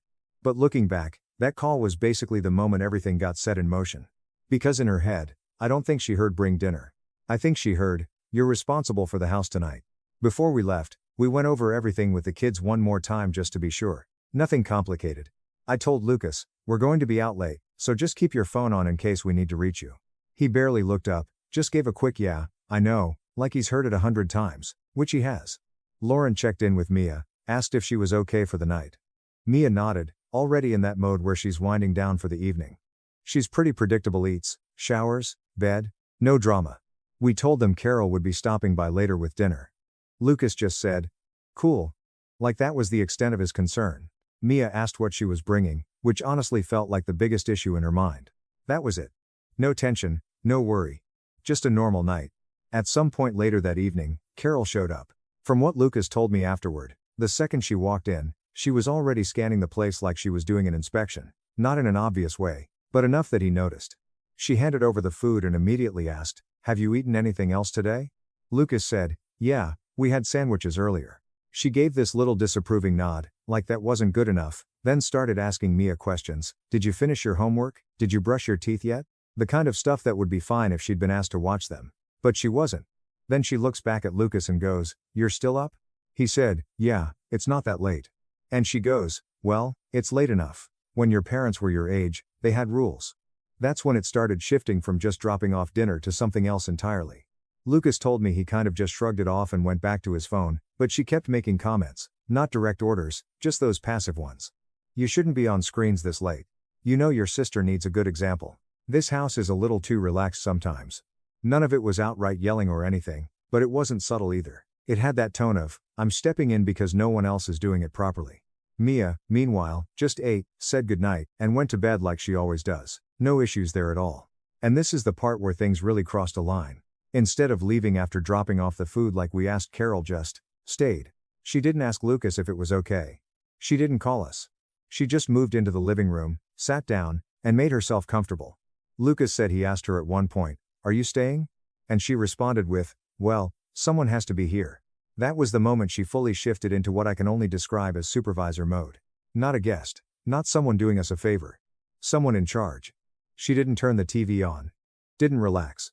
She just sat there, watching the time, occasionally making comments from the couch if Lucas walked by. "Still awake? Do your parents know you're up?" Some people would call this disrespectful. By that point, it wasn't about the kids anymore. It was like she had decided we'd handed her authority, and she was going to use it. And we had no idea any of this was happening while we were out. At some point later in the night, my phone buzzed. I checked it and saw it was Carol calling. That alone wasn't unusual, but the timing was. It was already really late by then, way past when she should have been gone. I answered, "Hey, what's up?" No greeting on her end. Just immediately, sharp tone, "Where are you?" Not, "Hey," not just checking in, just straight into it like we were late reporting back. I kind of laughed a little, thinking maybe she was just checking when we'd be home. "We're still out, just finishing up, we'll be heading back soon." There was a pause, and then she goes, "You said you were going hiking, and to dinner." I said, "Yeah, we did. We just ended up hanging out a bit longer after." Another pause. Longer this time. The kind where you can feel the irritation through the phone. Then she says, "It's very late." Not concerned. Not worried. Just pointed. I kept it casual because, honestly, I had no idea she was still at the house. "Yeah, I know. We're wrapping up, we'll be home soon." She didn't say okay. Didn't say drive safe. Just a tight, "All right," and then hung up. I remember looking at Lauren and going, "That was weird." Lauren just shrugged. She's probably just tired. But looking back now, that call wasn't about checking in. It was her already being upset. Because while we were out, just enjoying our night, Carol had been sitting in our living room for hours, watching the clock, building this whole narrative in her head. Lucas told me later she kept checking the time out loud. Not even to him directly, just saying things like, "It's getting ridiculous," or "I don't understand how parents think this is okay." At one point she asked him, "Did they tell you what time they'd be back?" He said, "No, just late." And she responded with, "Late doesn't mean the middle of the night." From there, it just escalated internally for her. You could tell she was connecting dots that weren't even there. They're out all night while their kids are home alone. They didn't even bother to update me. They expect me to sit here and wait. Lucas said she started pacing at one point, then sitting back down, then checking her phone, then the clock again. And the longer it went on, the less it was about the kids, and the more it became about her feeling disrespected. Not, "I'm worried something happened." More like, "They don't respect me enough to keep me informed." So by the time she called us, she wasn't just checking where we were. She was already upset. Already worked up.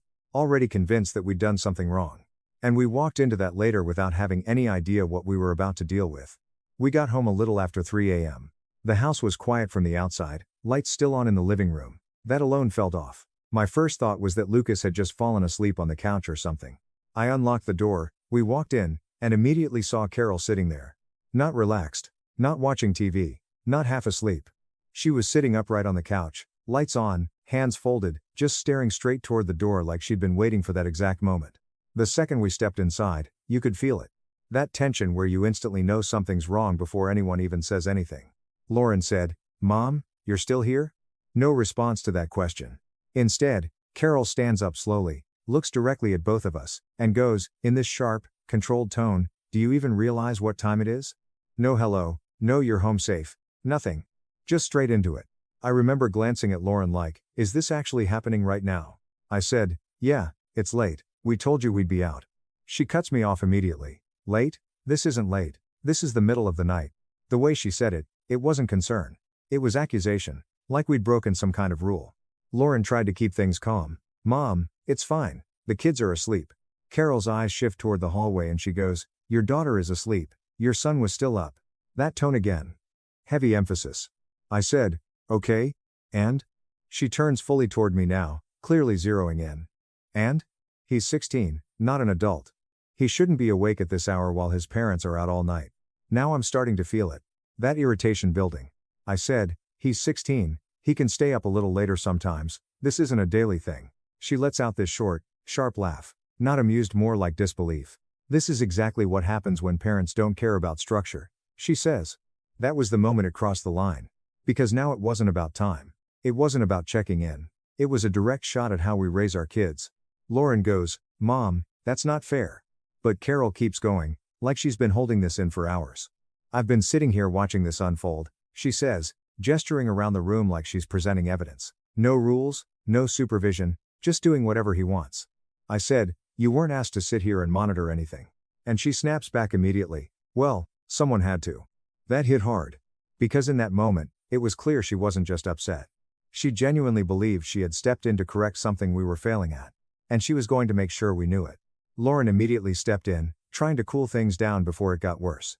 "Mom, it's fine," she said, keeping her voice calm, almost like she was talking to a kid having a tantrum. "They're okay. Nothing happened."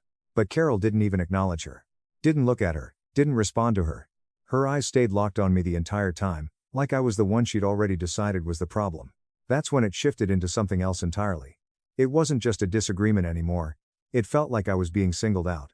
Lauren tried again, a little firmer this time. Mom, seriously, it's not a big deal. Carol finally turned toward her, but only for a second, just to say, it is a big deal, Lauren, before immediately snapping her attention back to me. That right there created this weird triangle where Lauren was trying to mediate, but Carol was basically ignoring her and directing everything at me. Like I was the one who needed to be corrected. And at that point, I was done trying to stay polite. I said, you weren't asked to stay. Not raised voice yet, but firm, clear. Carol blinked at me like she couldn't believe I'd said that. I continued, we asked you to bring dinner, that's it, you chose to stay. Her expression hardened instantly. I didn't choose anything, she shot back. I stayed because someone needed to be here. That tone again, that assumption that we'd failed and she had to step in. I said, no. You decided that. That wasn't your call to make. Now my tone had changed. No more explaining. No more softening it. And she didn't like that at all. Her voice got louder. I am their grandmother. I have every right to make sure they're okay. I just stared at her for a second, because that statement said everything. You're their grandmother, I said, not their parent. That's when she snapped. I am not some delivery driver you can just call when it's convenient. She said, raising her voice fully now. You asked me to come over, you expect me to just drop food and walk out while your children are left alone all night? Lauren tried to step in again. Mom, that's not what we said. But Carol cut her off mid-sentence. No, that is exactly what you said. And then you disappear for hours without even bothering to tell me where you are or when you're coming back. There it was. The real issue. Not the kids. Not the food. Control. I said, we don't have to report to you. Her eyes widened like I'd just said something completely unacceptable. That is incredibly disrespectful, she said, louder now, voice shaking slightly. You involve me, and then you don't even have the decency to keep me informed? Do you have any idea how that looks? I said, looks to who, you? And that just made it worse. She took a step closer, pointing slightly, not aggressively but enough to make it clear she was escalating. Yes, to me, to family, to anyone with basic respect, she said. You told me you were going hiking and to dinner. Not staying out until 3 in the morning like irresponsible teenagers. That word again. Disrespect. But the way she was saying it, it wasn't just about manners. She was framing it like we'd failed some kind of moral obligation to her. And at that point there was no calming this down anymore. At that point, the conversation stopped being anything close to calm. It turned into straight back and forth. I said, you don't get to monitor us. No hesitation. No softening. And she fired right back, louder, sharper, then don't involve me if you're going to disappear. Lauren tried to step in again, Mom, we didn't disappear. But Carol just talked over her. You absolutely did. Hours go by, no updates, no communication, and I'm sitting here wondering what's going on while your children are left alone. I said, they weren't left alone like that. They were fine. They are fine. She shook her head like I was completely missing the point. That's not the point. And I said, then what is the point? Because right now it sounds like you're acting like we did something wrong just because we didn't check in with you. Her voice jumped up another level. The point is basic responsibility. That's when I said it straight. This isn't responsibility, this is control. You could actually see her freeze for half a second when I said that. Then her expression changed completely. Control? She repeated, like the word offended her. You think making sure my grandchildren are okay is control? I said, no, I think deciding to stay in our house, judge how we run things, and then confront us like this is control. She shook her head hard. No. That's called being a responsible adult, something you might want to consider.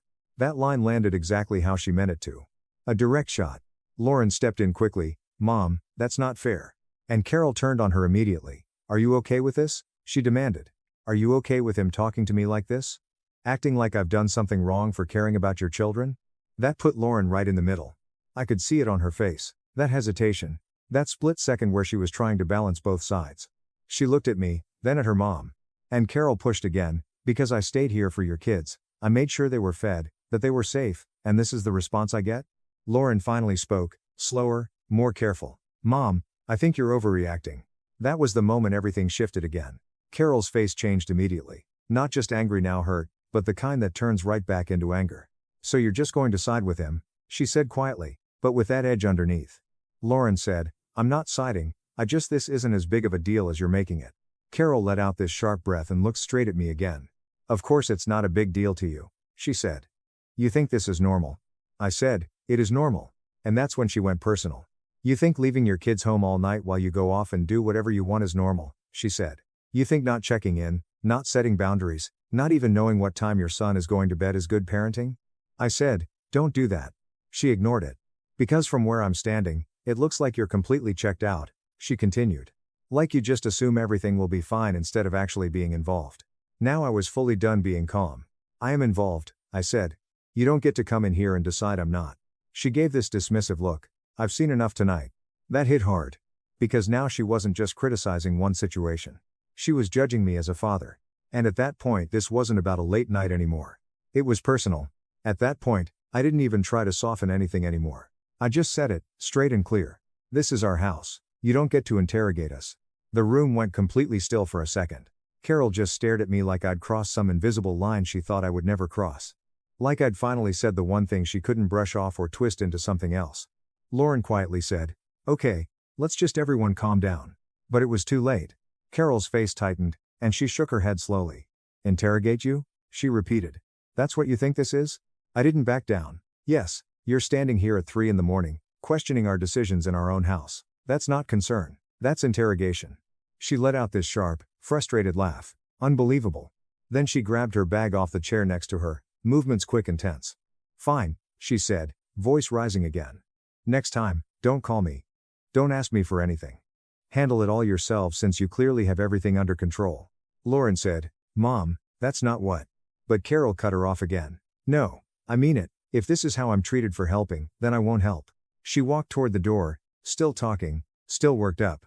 I stay here to make sure your kids are okay, and I get accused of controlling behavior? I get disrespected in your own home? I said, you disrespected us first. That made her stop for half a second, just long enough to turn back and give me this look like she was memorizing it. Then she opened the door and said, you'll understand one day. And slammed it. Hard. Not just a normal close, an actual slam that echoed through the house. And then, silence. Just complete, heavy silence. For a few seconds, neither of us said anything. Lauren just stood there, staring at the door. I could tell she was processing everything at once. Finally, she let out a long breath and rubbed her forehead. That escalated way too fast. I said, it didn't escalate. She came and already escalated. Lauren didn't respond right away. She just walked over and sat down on the couch, the same spot Carol had been sitting in for hours. I know, she said quietly. I hate being in the middle of that. I sat down across from her. You weren't in the middle. She was ignoring you half the time and going straight at me. Lauren gave a small tired laugh. Yeah, I noticed. There was a pause. Then she said, she did cross a line. I nodded, multiple lines. But, she added, hesitating. There it was. But she was worried. I exhaled slowly. Worried doesn't look like that. Lauren didn't argue with that. She just sat there, looking conflicted. I just feel bad, she said. She probably thinks we don't appreciate her. I said, appreciating her doesn't mean letting her take over. Another pause. The house felt different at that point. Heavy. Like the argument was still sitting in the air. Lauren leaned back and stared at the ceiling. This is going to be a whole thing now. And she wasn't wrong. Because even though Carol had walked out, nothing about that felt finished. If anything, it felt like it had just started.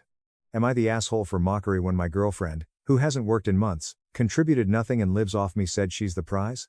I 25M have been dating my girlfriend Jen 24F, for about 9 months, and somehow a relationship that started out completely, unremarkably normal has turned into me sitting here genuinely questioning whether I accidentally signed up to be someone's full-time provider without ever being asked, without ever agreeing to it, and without fully realizing it was happening until it was already deep into my daily reality. When we first started dating, things were honestly fine. That's what makes this whole thing so hard to explain to people, because there wasn't some obvious red flag waving in my face from the beginning. We met through mutual friends at a casual get-together, went out for drinks afterward, did the usual early dating stuff, dinners, movies, hanging out at my place on weekends. She was fun to be around. She was confident in a way that felt refreshing rather than off-putting. She was a little blunt, but at the time I read that as directness, and I genuinely appreciated it. Nothing about her presentation in those early weeks screamed this is going to become a serious problem later. If anything, she came across as someone who had her life reasonably together, someone who knew what she wanted and wasn't afraid to say so. The second date, though, is where in hindsight I probably should have paid a little more attention to what was actually happening. We were sitting at a restaurant, still in that easy, get-to-know-you phase of early dating, just casual conversation, and out of nowhere she looked across the table and said, "So what do you actually bring to a relationship?" I remember pausing when she said it, because the question felt weirdly formal for where we were in things, like I'd walked into a job interview without a resume. It caught me off guard, but I didn't want to make it strange or defensive, So I just answered it honestly and directly. I said something along the lines of, I've got a stable job, I'm loyal, I don't play games, I try to communicate clearly when something's bothering me, I take care of myself, and I'm genuinely willing to compromise when things come up. Real, grounded things. The kind of answer you give when you've actually thought about what you want a relationship to look like. She sat there nodding slowly, deliberately, like she was running each item through some internal checklist, not in a playful way, in an evaluating way. Like I was being assessed for a role and she was deciding whether my qualifications met the minimum standard. Then she said, okay, that's good.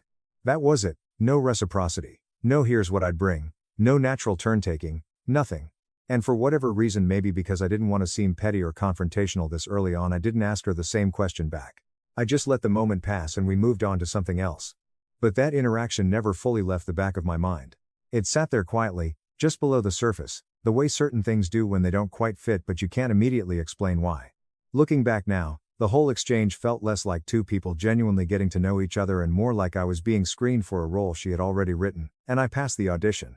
I just didn't realize that's what it was at the time. I liked her. We had genuine chemistry. I found her attractive and interesting, and I told myself that maybe the question was just her version of being direct, or maybe she'd had some bad experiences in past relationships that made her more cautious and guarded up front. There are plenty of reasonable explanations for a question like that, and I cycled through most of them. I just didn't sit long enough with the one explanation I kept brushing aside, that she already knew her answer to the question before she asked it, and she had no intention of offering hers. About 4 months into dating, everything shifted in a way I wasn't prepared for. Jen called me one afternoon while I was still at work, and I could tell immediately from her voice that something was genuinely wrong. Not the kind of wrong where someone's annoyed or tired, the kind where they've been sitting with something heavy for a while. Her voice was shaky and uneven, like she'd been crying, or was barely holding it together. She told me her company had just folded. Completely gone under, no warning, no transition period, no severance cushion, just abrupt and done. Everyone let go at once. I told her that was awful and tried to keep my voice steady and reassuring. I said something like, that really sucks, but you're smart, you'll find something. I meant it as genuine encouragement rather than dismissal. Then came the second part of what she was calling to tell me. She'd also had a major falling out with her roommate around the same time, or possibly overlapping. I was never entirely clear on the timeline, because the version she gave me was always a bit blurry on specifics. Something had blown up between them, she said, and there was no fixing it, no patching it, no let's be adults about this. Whatever happened, she couldn't stay there anymore. So within the span of what seemed like a single week or two, she had gone from having a stable job and a place to live to having neither. The conversation shifted then, in a way I can only describe as deliberate, even if it didn't feel that way in the moment. She got quiet and said, I don't really have anywhere else I can go right now. I didn't respond immediately. I was still processing everything she'd told me and trying to figure out where this was heading. She added, I mean, I could try to figure something out, but I don't know how long that would take. And then, in a tone so quiet it was almost deflated, she said, I don't know what I'll do if you say no. It wasn't theatrical. It wasn't a demand. If anything, the softness of it made it land harder than a louder plea would have. It was the tone of someone who already knew the weight of what they were asking and was banking on that weight doing the work for them. I felt the pressure of it immediately, the narrow space between saying yes and being the person who left someone stranded. We'd only been dating 4 months. Yes, she'd spent a lot of time at my place. Yes, things felt like they were getting more serious. But there's a fundamental difference between a girlfriend who spends weekends with you and a person who moves into your apartment indefinitely with no job and no plan. I asked her directly, what's your plan? Job-wise, I mean? She said she'd start applying immediately and full-time. She said this would only be temporary, just until she got back on her feet, and she would absolutely contribute as soon as she could. She framed it as a bridge, a short one, not a new permanent arrangement. After I hung up, I spent a long time pacing around my apartment, genuinely trying to think it through logically. Part of me knew clearly that this was too much, too soon. Another part of me felt like saying no would make me someone who abandoned a person in a real crisis. And somehow, that second feeling won. So I said yes. Before she moved in, we had a conversation about expectations. I was direct about it because I felt like I had to be, even if the directness felt awkward given the circumstances. I told her I wasn't trying to be harsh, and that I genuinely wanted to help, but that I wasn't in a position to be someone else's full financial support indefinitely. I made it clear that I expected her to be actively job hunting and that once she found something, she'd contribute to the household. I said this couldn't quietly turn into a situation where I was covering everything while she figured out life at her own pace. She nodded without any hesitation at all. She agreed immediately, almost before I'd finished the sentence. Of course, she said, I would never do that to you. At the time, how quickly and cleanly she agreed felt like a relief. It felt like confirmation that we were on the same page, that she understood the arrangement and respected the boundary I'd drawn. Looking back, I think about the speed of that agreement differently now. When someone agrees to something that quickly before you've even finished explaining it, it's worth asking whether they're genuinely committing or just saying whatever closes the conversation. At the time, I didn't ask that question. I took the agreement at face value and moved forward. For the first couple of weeks after she moved in, I'll give her credit, she at least looked like she was engaging with the situation. Her laptop was open regularly. She mentioned updating her resume. She'd bring up things like, "I applied to 3 places today," or, "I've got a lead on something that sounds promising." None of it was deeply detailed, but it was enough that I had something to work with, enough that I felt like she was trying. Then it stopped. There wasn't a moment where she formally announced that she was giving up. It was more like a slow, gradual fade. One week she was mentioning applications, the next week she wasn't. One day the laptop was on the table, the next day it was pushed to the side. Then one day I noticed it hadn't moved in several days at all, and the phone had fully replaced it. By the third week, I realized I hadn't heard her mention a single application, interview, or job-related conversation in days. And once I noticed that, I started noticing everything else. My schedule hadn't changed at all since she moved in. I was still getting up early, commuting, grinding through a full workday, dealing with whatever came up, commuting back, and coming home tired. But now, every single time I walked through the door after all of that, the scene in my apartment was exactly the same. She would be on the couch. Same blanket, same position. Netflix or something similar running on the TV in the background. Phone in her hand, scrolling, always scrolling. Sometimes she'd look up when I came in. Sometimes, she wouldn't even do that. I'd say hey and get a hey back from someone who hadn't looked away from their screen. I told myself at first that she was probably decompressing. Job loss is genuinely stressful and demoralizing. Losing your housing at the same time is a lot.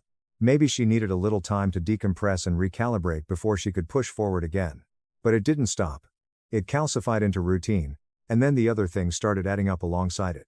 Groceries I had bought at the beginning of the week would be almost completely gone by midweek. Things I hadn't even opened yet would disappear. Drinks I was specifically keeping for something. Food I had mentally planned to use gone when I went to reach for it. I mentioned it once, trying to keep it light. I said something like, "Hey, I feel like we're going through food really fast." She shrugged and said, "We can just get more." That was the entirety of her response. No acknowledgement. No, sorry, I should have checked first. No awareness that, we, in that sentence was doing a very specific and very unequal amount of work. Just, we can get more. That line sat with me in a way that felt disproportionate to how small it was, but now I understand why. It wasn't about the groceries. It was about what the response revealed, the automatic, unexamined assumption that my resources were simply available for her to move through, and that the only logical follow-up to running out of something was replenishing it. With no reflection on who would actually be doing that. I tried to raise the job search topic a few times, but I kept it casual and indirect, because I was genuinely trying not to come across as attacking her while she was already in a difficult position. I'd ask something low-key, like, "Hey, how's the job search going these days?" The responses were always some variation of the same handful of answers. "No one's really hiring right now. I've been looking, the market is just really rough. It's harder than it seems from the outside." I pushed a little once, suggesting she try applying outside her usual field just temporarily, just to have something coming in while she kept looking for the right fit. Retail, food service, anything. Her tone changed entirely. She sat up and looked at me like I had accused her of something. "You think I'm not trying?" I said, "That's not what I said, I'm just." She cut me off. "It's not as easy as you think." And then she picked up her phone and started scrolling again, mid-conversation. Like the discussion was over because she'd decided it was. Like I hadn't said anything worth finishing the exchange over. That moment bothered me more than the words themselves did. It wasn't the defensiveness alone that got to me, it was the complete dismissal. The total unwillingness to even stay in the conversation long enough to hear where I was going with it. I was an inconvenience to be managed and set aside, not a person worth engaging with honestly.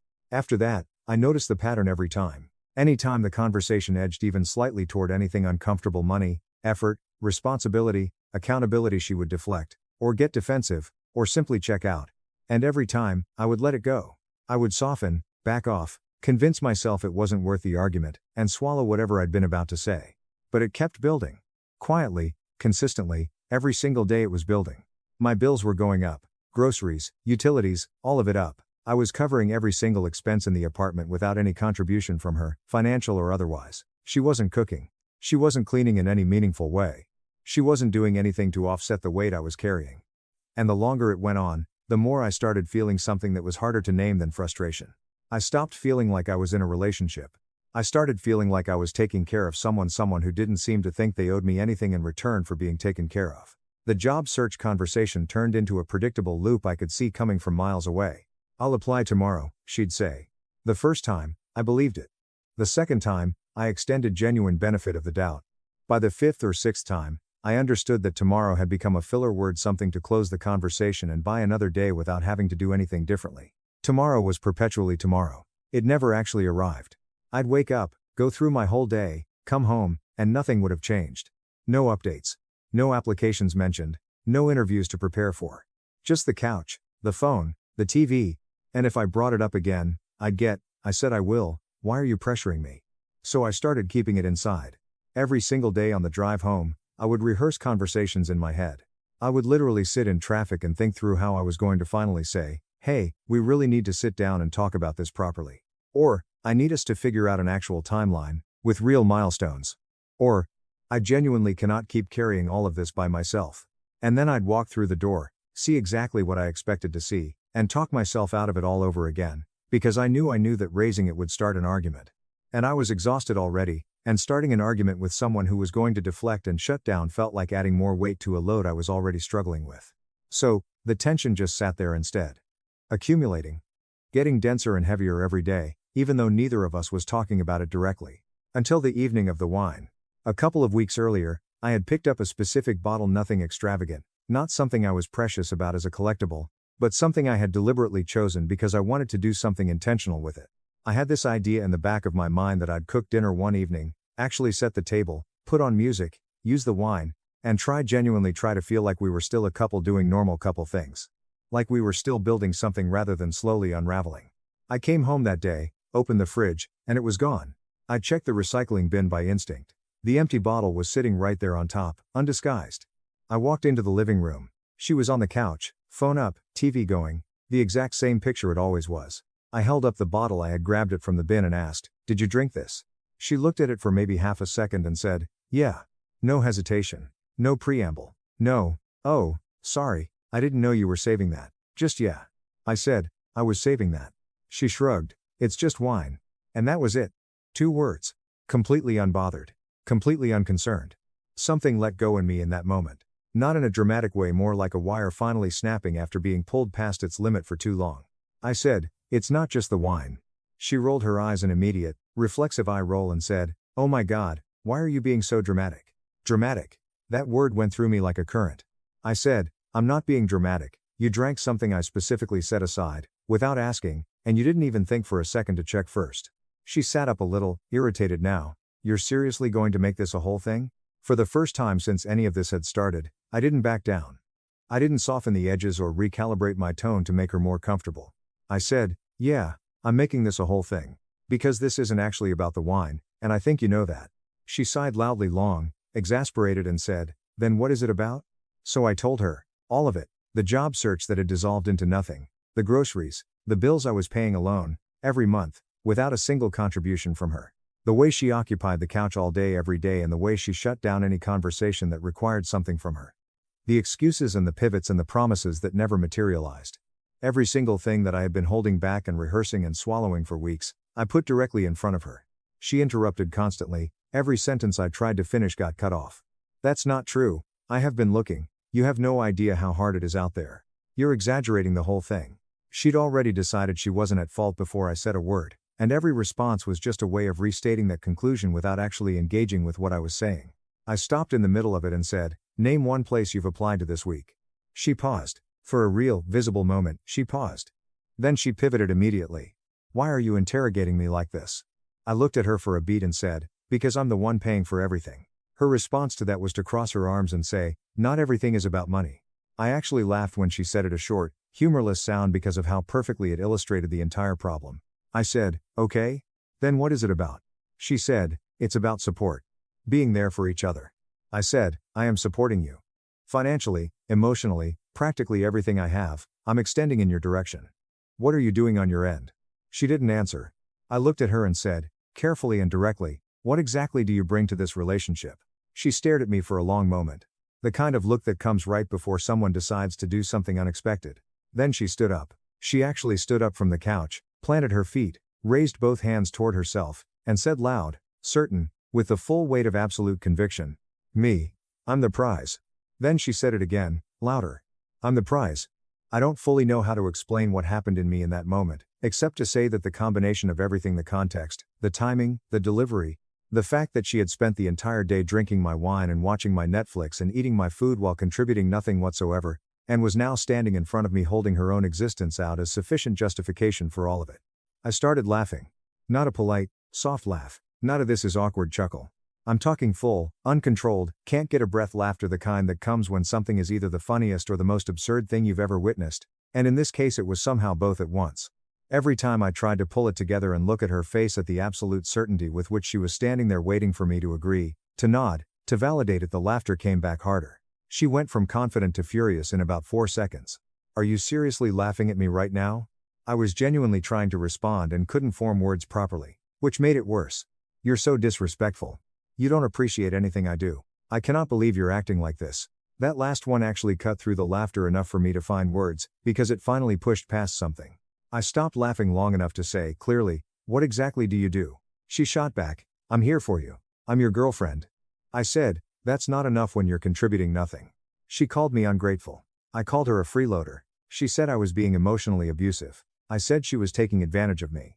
We were both raising our voices and neither of us was actually listening to the other at that point. It had gone from a conversation to a collision. And then, somewhere in the middle of all of it, something inside me just quietly shifted. Like a switch. Not dramatic, just a kind of internal stillness that settled over everything. I went from reacting to every word she was saying, to simply seeing the situation, from slightly outside it, what it actually was. What it had actually been for a while. I stopped laughing completely. I stopped raising my voice. I just went still. That stillness seemed to unsettle her more than anything else had. I looked at her, completely level, and said, "This isn't working." She was still mid-sentence, still in the argument, and she kept going for a few more words before she registered the shift in my tone. Then she trailed off. I said it again, quieter and completely calm. "This isn't working. You're not contributing anything, and I'm done pretending that's acceptable." That landed differently than anything else I'd said all night. I could see it on her face. She tried to brush past it. "Oh my God, you're being ridiculous. You're ending things over this?" I didn't raise my voice. I didn't take any of the bait. I just said, "I'm not arguing anymore. You need to move out." The energy in the room changed completely in the silence that followed.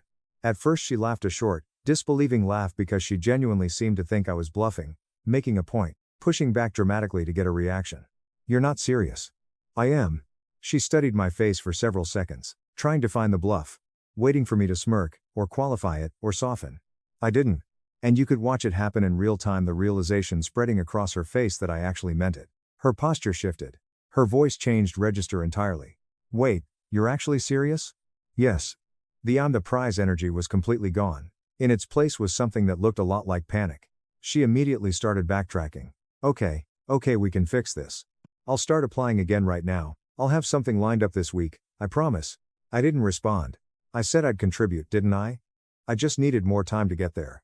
I said, "You've had months." That stopped her for a moment. She switched directions. Her voice softened, went almost pleading. "You'd actually kick me out over this?" I said, "Yes." That single word hit harder than any of the arguments we'd had that evening. She just looked at me. "You're just going to throw me out like I'm nothing to you?" I said, "I didn't throw you out. I gave you a place to stay when you needed one. You agreed to certain things and chose not to follow through on any of them. This is the consequence of that choice." She started pacing, hands running through her hair. "This is completely insane. You're massively overreacting. Everyone goes through hard patches." I said, "A hard patch doesn't mean doing nothing for months while someone else carries you entirely." She tried one more time to redirect it back at me. "So you're just perfect? You've never needed help from anyone in your life?" I said, "I've never expected someone to fully support me while I gave nothing back."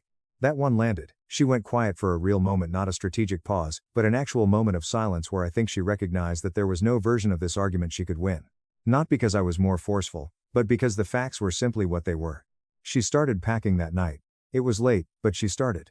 At first she was loud about it, pulling things out of drawers and cabinets, not gently, muttering things I mostly couldn't make out. Then it became this strange oscillating pattern of anger and desperation, cycling back and forth. One minute she was saying, "You're going to regret this." The next she was saying, "I can't believe you're doing this to me." And then, where am I even supposed to go? I didn't answer any of it. Because the truth, the uncomfortable, straightforward truth, was that she had had exactly as much time as I'd been giving her all along, She simply hadn't used any of it to prepare for this possibility. By the time she finished, it was well past midnight. She stood at the door with her bags piled around her, looking at me with the expression of someone who still believed, on some level, that this was the moment I would change my mind. Take it back. Tell her to put her things down, that we'd figure it out. I didn't say anything. She shook her head slowly, said, "You're unbelievable," and walked out. The door closed. And then there was just silence. Complete, immediate, total silence. No television. No videos playing from a phone held at arm's length. No background noise that had no off switch. Just the sound of my own apartment, which I hadn't really heard in months. I stood there for a while just existing in it, half expecting to hear the door open again, another argument starting up, another round of it, but nothing came. I walked into the kitchen, opened the fridge, everything in it was where I'd left it, nothing missing from where I'd put it. I stood there looking at a completely ordinary refrigerator and felt something release in my chest that I hadn't fully realized was clenched. I went and sat down on the couch, the same couch she'd spent the better part of months living on, and the apartment just felt like mine again. Quiet in a way that wasn't absence but was simply calm. Not tense, not loaded, not like I was bracing for the next conversation I wasn't sure how to have. Just calm. And that's when the real clarity came through, now that there was room for it. I wasn't angry anymore. I hadn't been angry in a while, honestly I'd been exhausted, frustrated, and quietly resentful, but underneath all of that what I'd mostly been feeling was drained. And now, sitting alone in the quiet, what I actually felt was relieved. Not triumphant, not bitter, just relieved. Which made me ask myself the question I probably should have been asking for a while: why did I stay quiet for so long? Why did I keep letting things slide? Why did I rehearse those conversations every single day and then not have them? Because the problem didn't originate with the wine incident. It didn't even truly begin when the job applications stopped coming. It started much earlier than that. It started the very first time I noticed something was off and chose not to say anything. Every excuse I accepted. Every deflection I let stand. Every time I told myself it wasn't a big deal yet. I was building the environment that made all of this possible and then prolonged it. The boundary should have been set and maintained much earlier. I just didn't do it, and by the time I finally enforced it, everything had already drifted so far out of balance that the correction had to be abrupt. And then there's that question, the one from our second date that I never quite put down. What do you bring to a relationship? I gave an honest, grounded answer. Stability, loyalty, effort, consistency, the willingness to show up and compromise. And now, looking back, I realize that I never needed her to tell me her answer. She didn't need to say it. She showed it, just not in the way I was hoping for or expecting. Because when things got genuinely hard, when the situation called for her to step up or meet me halfway or just make some visible effort, she didn't. She took time and energy and money and patience and goodwill, steadily and without apparent awareness that there was any other option. And when I finally asked her directly, what do you bring to this relationship, her answer was simply herself. Just her presence. Just, I'm the prize. And honestly, now that I've had some time and distance to think about it, she wasn't entirely wrong. That was her actual answer. Not a performance of one, not something she came up with in the heat of an argument. That was what she genuinely believed she was contributing, and that belief was so complete and unexamined that she said it out loud with total confidence and no apparent irony. From her perspective, that really was enough. It just wasn't for me. So I laughed, and maybe that wasn't the most measured or diplomatic response I could have had in that moment. Maybe there was a version of me that could have kept a straight face and responded with something calm and direct. But in that moment, after everything that had built up over those months, it was the only honest reaction I had left.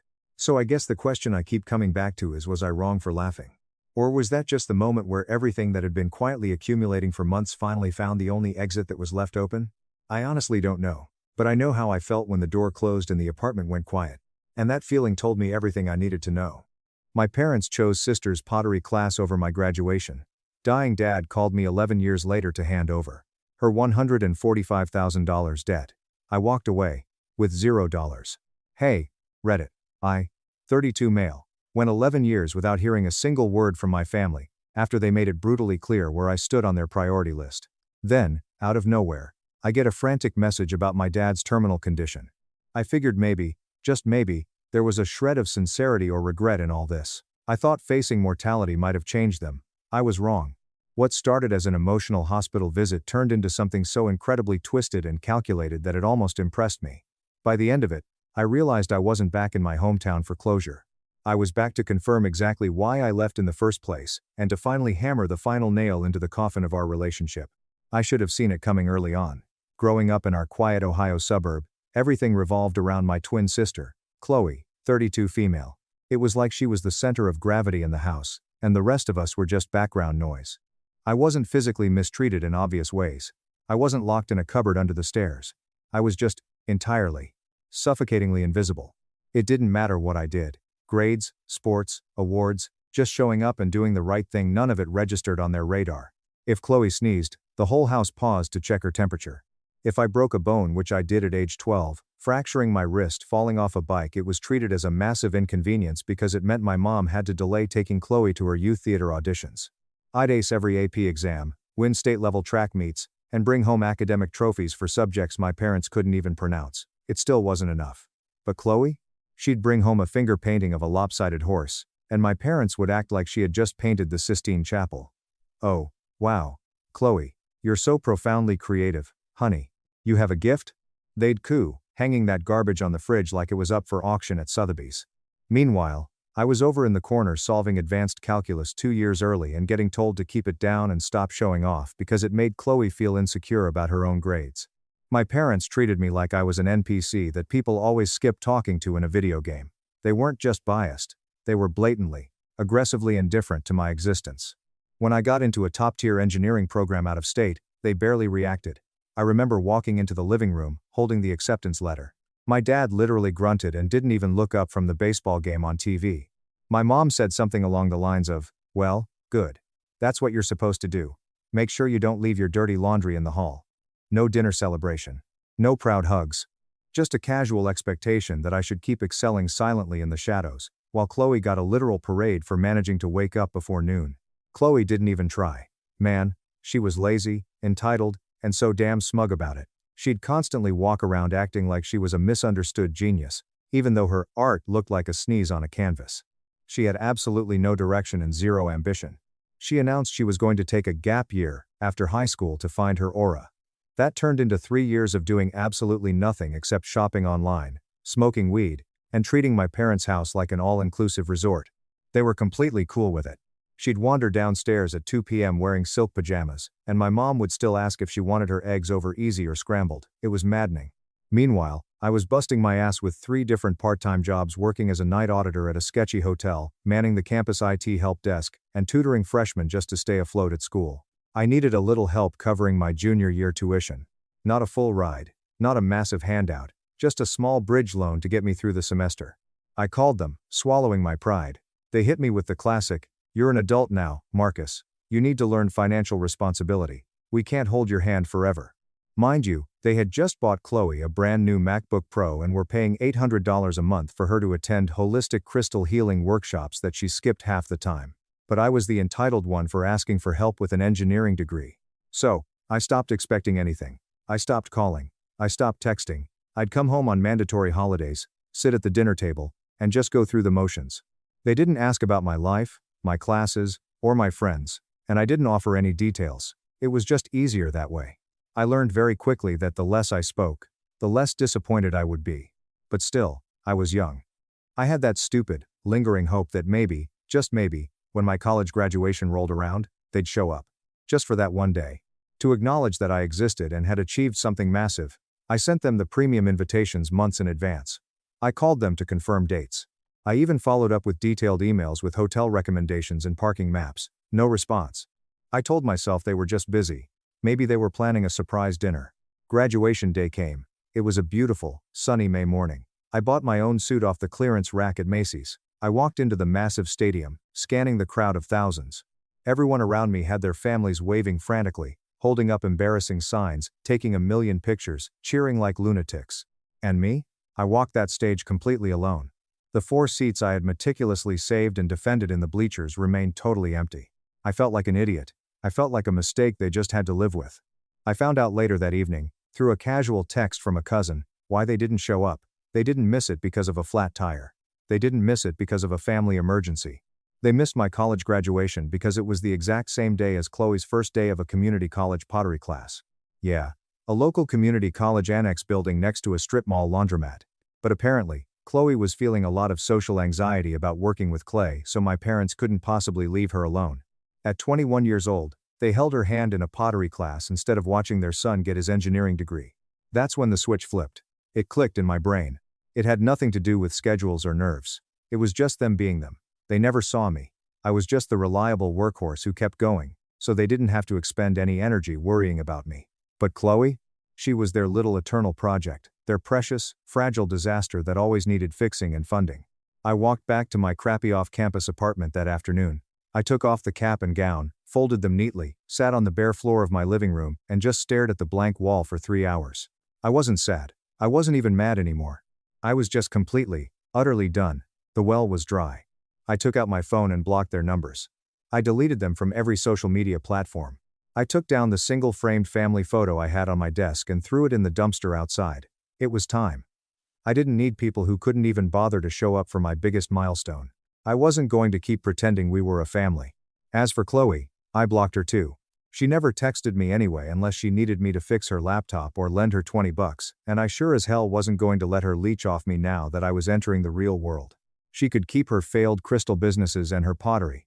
That was it. The chapter was closed. And honestly, I didn't feel guilty. Not even a fraction of a percent. Once I cut them off, I didn't waste time sitting in the dark listening to sad playlists. I had massive student loans screaming at me, and I had no magical safety net to fall back on. I moved to Seattle. I got an entry-level job as a junior developer at a scrappy, chaotic tech startup. The place was barely holding together legacy code that looked like spaghetti, missing documentation, a boss who drank too much Red Bull. But it paid the bills. I kept my head down. I put my noise-canceling headphones on and worked. I spent late nights pushing fixes no one asked for, watching server crash logs until my eyes blurred, and building automated tools just to make my own job easier. In the tech world, becoming the guy who silently fixes the impossible problems is like holding the infinity gauntlet. 3 years later, I leveled up. I jumped to a mid-sized AI logistics firm. Real pay, real equity, and massive projects. I moved out of my dingy studio apartment and bought a clean, modern one-bedroom.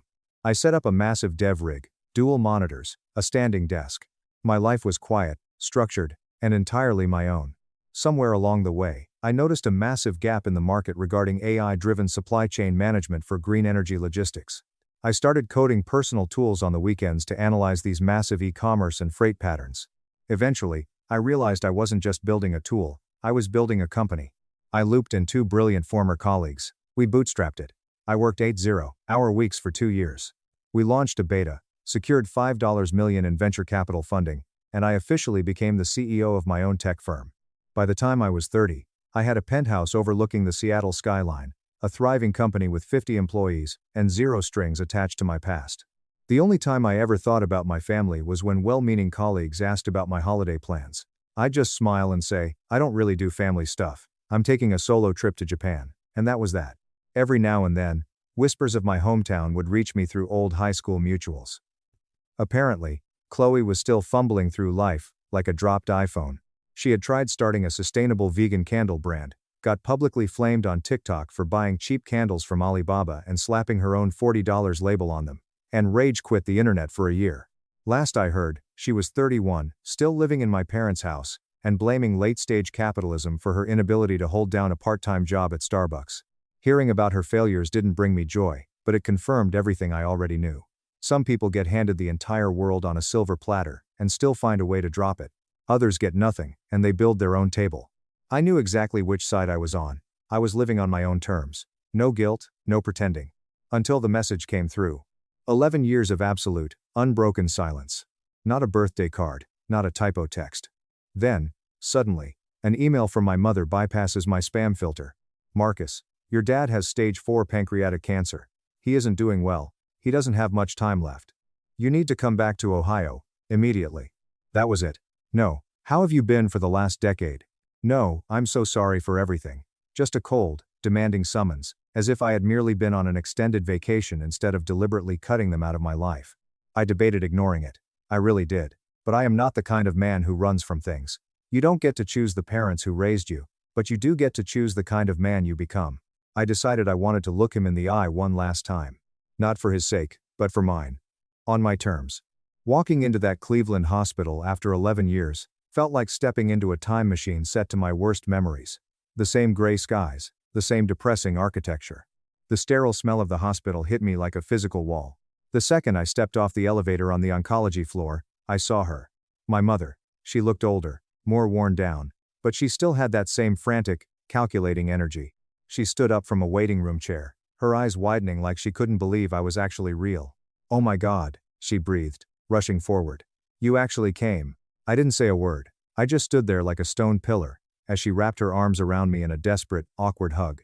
She smelled like the same cheap floral detergent from my childhood. She stepped back, putting on a forced, shaky smile. You've grown up so much, she said, looking at my tailored coat and expensive watch. You look very successful. You must be doing so well. I gave a curt nod. Where is he? I asked, keeping my voice flat. But she didn't move toward the room. Barely 30 seconds into our reunion, she hit me with the agenda. No warm-up. No easing into the tragedy. Marcus, before you go in, she said, her voice dropping to that sickly sweet tone she always used when she wanted something. You know, Chloe has been having a really, really rough time. The economy is so hard on creatives. And with your father's hospital bills, the mortgage, all of it. It's been devastating. We are drowning. If you could just help out a little financially, we would be so incredibly grateful. I blinked. I genuinely thought I had misheard her. I stared down at her face. That is the very first thing you say to me? I asked, my voice chilling the air between us.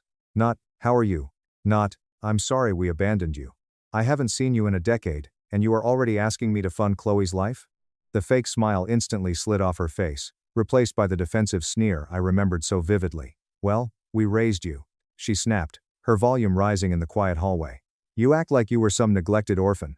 You lived under our roof, you ate our food, and now that you're apparently some rich tech CEO, you suddenly don't owe us anything? Your father is dying, Marcus. I kept my tone perfectly calm, which I knew would enrage her more. You raised me the way someone keeps a spare tire in the trunk. You only ever looked at me when your shiny golden child wasn't functioning. Which was always. She scoffed, crossing her arms. You're being dramatic. I'll help with Dad's direct medical bills. I said flatly. That's it. I will speak to the hospital billing department directly. I am not handing you cash, and I am absolutely not paying for Chloe's latest meltdown or whatever fake business she's pretending to run this month. She is your sister, my mom hissed, pointing a finger at my chest. She is your family, she needs support.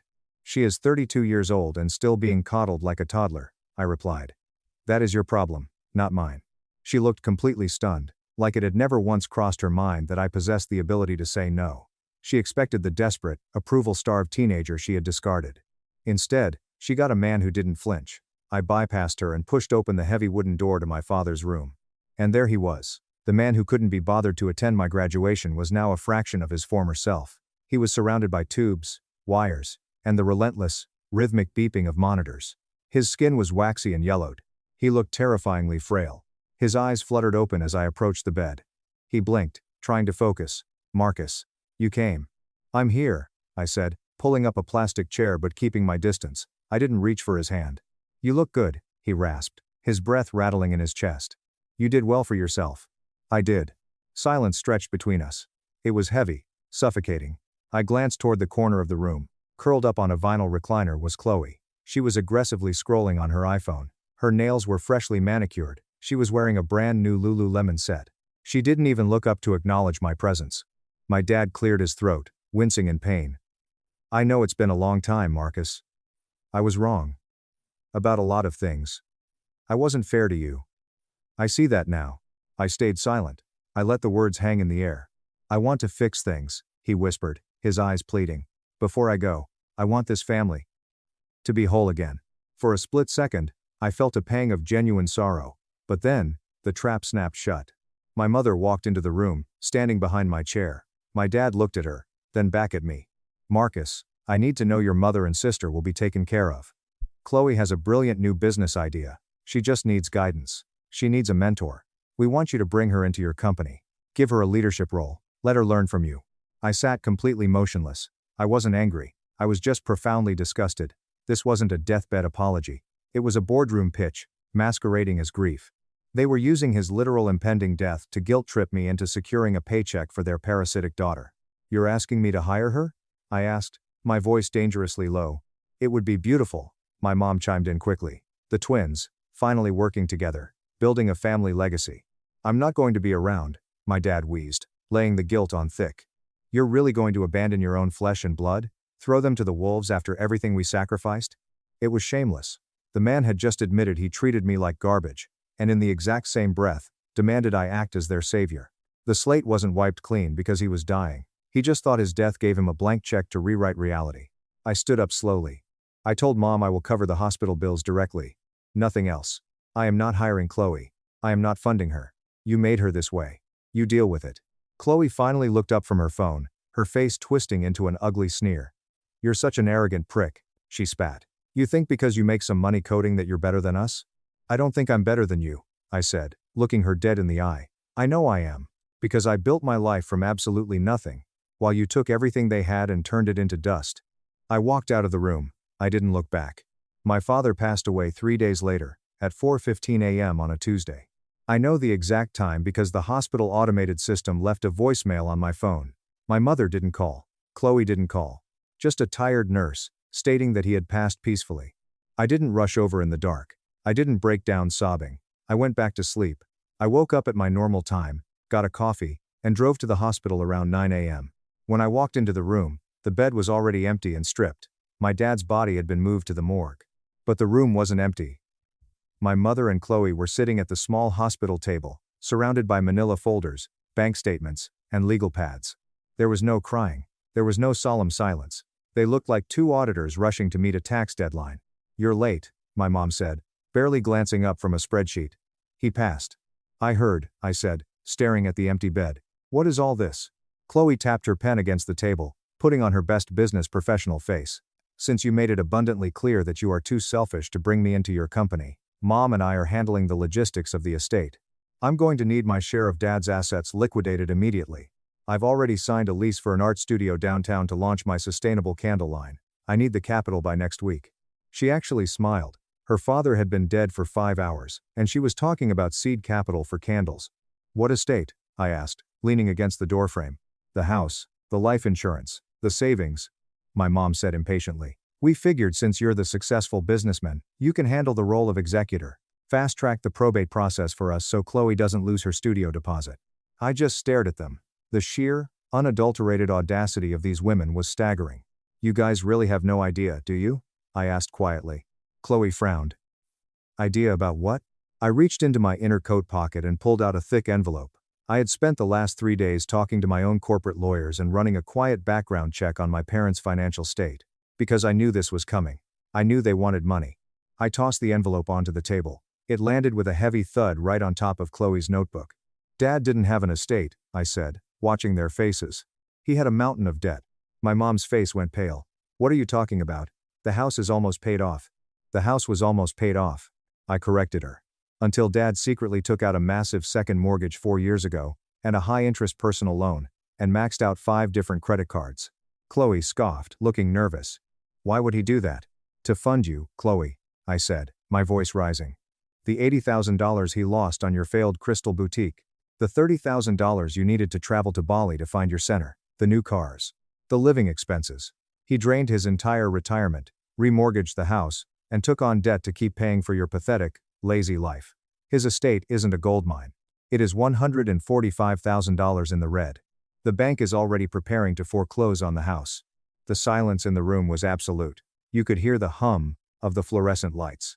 My mom picked up the documents with shaking hands. Her eyes scanned the legal summaries my lawyer had pulled. The numbers were right there in black and white. No, my mom whispered, tears finally welling in her eyes not for her dead husband, but for her dead bank account. This can't be right.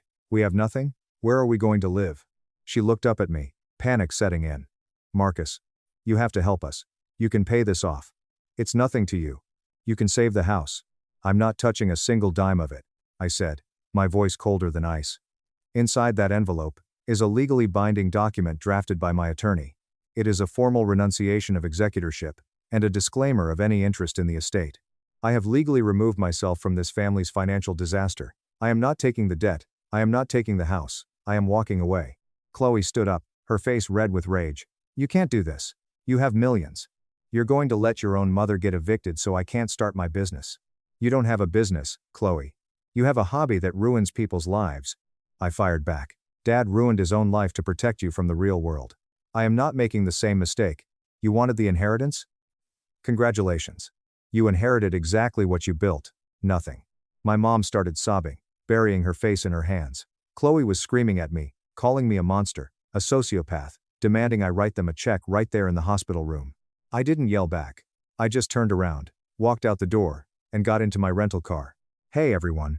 I didn't expect this to blow up the way it did. Thank you all for the support. A lot of you asked what happened to the house and if they ever tried to contact me again. I flew back to Seattle the day after I dropped those papers on them. I didn't attend the funeral. I heard through the grapevine that it was incredibly sparsely attended, mostly because my mom spent the entire wake crying about the foreclosure to anyone who would listen, trying to solicit loans from distant relatives. The bank took the house about 4 months later. My mom had to move into a tiny, cramped apartment on the outskirts of town. She is currently working as a receptionist at a dental office, her first real job in 30 years. As for Chloe, reality finally hit her like a freight train. The GoFundMe she set up titled, "Help a Grieving Artist Survive," got exactly $115, mostly from pity donations from old high school acquaintances. Without Dad's endless credit cards to fund her life, she had to abandon her sustainable candle dream. But the absolute cherry on top happened 2 months ago. I was sitting in my corner office in Seattle, reviewing some quarterly projections, when my HR director pinged me on Slack. HR, "Hey Marcus, we just got an application through the general inquiry portal. I thought you might want to see this before I trash it." She forwarded me an email. The subject line read, "Application for VP of Brand Strategy, Chloe, last name." I clicked on it. There was no resume attached, no portfolio, just a wildly entitled, 3-paragraph email. Chloe wrote that she was ready to forgive the past and was willing to step in and elevate the company's aesthetic vision. She literally demanded a starting salary of $150,000 and a relocation package to Seattle, citing our shared family legacy. I laughed so hard I nearly spilled my coffee. I didn't even reply to her directly. I had my HR department send her the standard, automated rejection email template. "Thank you for your interest. Unfortunately, your qualifications do not align with our current needs." I haven't heard a peep from her since. Meanwhile, my company just closed another massive round of funding. We are expanding to Europe next year. And on a personal note, I recently got engaged to an incredible woman I met through a mutual friend. She's fiercely independent, brilliant, and supports me in ways I never knew I needed. We are building a life together, and when we get married next spring, my side of the aisle will be filled with the friends, mentors, and colleagues who actually showed up for me. Family isn't blood. Family is who stands by you when you have nothing, and who cheers for you when you win. I lost my parents a long time ago, but I finally built a life that is entirely, beautifully mine. My parents ignored me for 31 years, to worship my golden sister. So I sold my company for $18.5 million, let them humiliate me at dinner. And then, I believed that I was Leo, the spirit of the Vance household, during my entire existence. The kind of icy, quiet solitude that I'm referring about is something that you are familiar with if you have ever been the scapegoat or the child that was forgotten within your family. Chloe, my sister, was 3 years older than I was and was the absolute focal point of my parents' concerns. She was a cellist prodigy, a champion debater, and a student who always received A grades. Our home, which was located in the suburbs of Seattle, was almost like a museum that was devoted to her outstanding efforts. In order to support the sheer weight of her ribbons, plaques, and trophies, the walls of her bedroom were reinforced using reinforcements. In my room? It was the teeny tiny guest room at the end of the corridor, and it was stuffed with worn clothing, old sports posters, and heaps of scavenged computer parts that I had used to teach myself how to code. Not a single person ever entered that room. It would have taken them a week to discover that I had vanished into thin air if I had been able to disappear. Even more blatantly obvious was the bias. In our day-to-day lives, it was knitted into the fundamental fabric of our lives. My parents rented out a country club, hired a chef, and hosted a large party for Chloe celebrating her 16th birthday. There were 50 guests in attendance. When I became 16 years old, when my mother arrived home from work, she handed me a plastic grocery store bag that had a crushed vanilla cake. She then added, "Happy birthday, Leo. Your sister has a cello recital tonight, so we'll just eat this in the car." The name that was written on the cake was Leon. They did not even bother to have the bakery alter the name. When Chloe was accepted to Columbia University and made it into the Ivy League, my parents celebrated by throwing a block party. They made the decision to engage a freelance photographer. Every single neighbor, every single aunt, and every single cashier at the grocery store heard them boasting. 2 years later, when I was announced that I had been accepted into the computer science program at the University of Washington, my father literally looked up from his newspaper, sighed, and said, "Well, state school is fine for someone with your grades. Just don't expect us to pay for it." We remortgaged the house for Chloe's tuition. So I was the one who did it. I went to school with bloodshot eyes after working torturous graveyard shifts at a local data center, where I was responsible for maintaining servers from midnight until 8 a.m. while also attending classes. Ramen noodles, pure spite, and a burning determination to establish a life in which I would never have to grovel for their favor again were the only things that allowed me to survive without them. A specialized cloud data encryption software that is geared at the healthcare industry was something that I began designing during my junior year of high school. I referred to it as the Aegis Protocol. During my time working at the data center, I became aware of a significant weakness that was supposed to protect big patient records against ransomware assaults. My prototype was already functional by the time I received my diploma. While my parents were busy flying to New York to assist Chloe in selecting a wedding dress for her upcoming wedding to Julian, a Manhattan surgeon who comes from a wealthy, old-money family, I packed everything I owned into a beat-up Honda Civic and drove to Austin, Texas, with $9,000 in my possession. It was a living misery for the next 5 years thereafter. A noisy laundromat was located above the windowless office that I rented. A sleeping bag served as my mattress, and it was placed on the floor next to my server racks. Every week, I put in 100 hours of effort. While making cold calls to hospital networks, I consumed rice and beans that were contained in a plastic container. The original co-founder of my company attempted, at one time, to steal my source code and then sell it to a competing company. The court battle that followed almost caused me to go bankrupt. My workplace did not have access to hot water, so I was forced to take showers at a nearby YMCA for a period of 6 months. Throughout all of this, approximately twice a year, my parents would call me. In addition, whenever they did, it was never to inquire about how I was doing. Chloe's life was a living highlight reel at that moment. Chloe and Julian just bought a $4 million estate in upstate New York, Mom would exclaim with delight. The conversation would continue with Dad chiming in. Chloe was just named head of the hospital's charity gala. I learned a long time ago that expressing my troubles only invited their disdain, and sharing my tiny accomplishments only invited their apathy. Whenever they finally paused and said, "So, are you still doing that little computer repair thing in Texas?" I would just answer, "Yeah, it's going fine." I had learned this lesson a long time ago. Following it, the breakthrough took place. Additionally, the Aegis protocol was adopted by a large regional hospital network in the South. It performed without a single glitch, putting a significant cyber attack to a complete and utter halt. The news spread. My phone started ringing non-stop, and I realized that I had stopped making cold calls all of a sudden. We started out as a small team of 3 people, but within 2 years we expanded into a large enterprise. In addition, 5 years after I had established the company, Apex Systems, which is among the most prominent technology conglomerates in the world, presented me with an offer that I was unable to decline. My technology, my people, and my patents were all things that they desired. There was a purchase price of $18.5 million for Aegis Protocol. To my surprise, I became a multi-millionaire when I was just 31 years old. Neither a Lamborghini nor a home was purchased by me. I upgraded to a penthouse apartment in downtown Austin that was very comfortable and quiet, invested the most of the money, and established a charitable foundation to support poor children who are interested in participating in STEM fields. It made me joyful. I had reached a state of tranquility. And each and every member of my family was completely unaware of it. According to their point of view, I continued to be the tech support person who was not very successful and was barely making ends meet.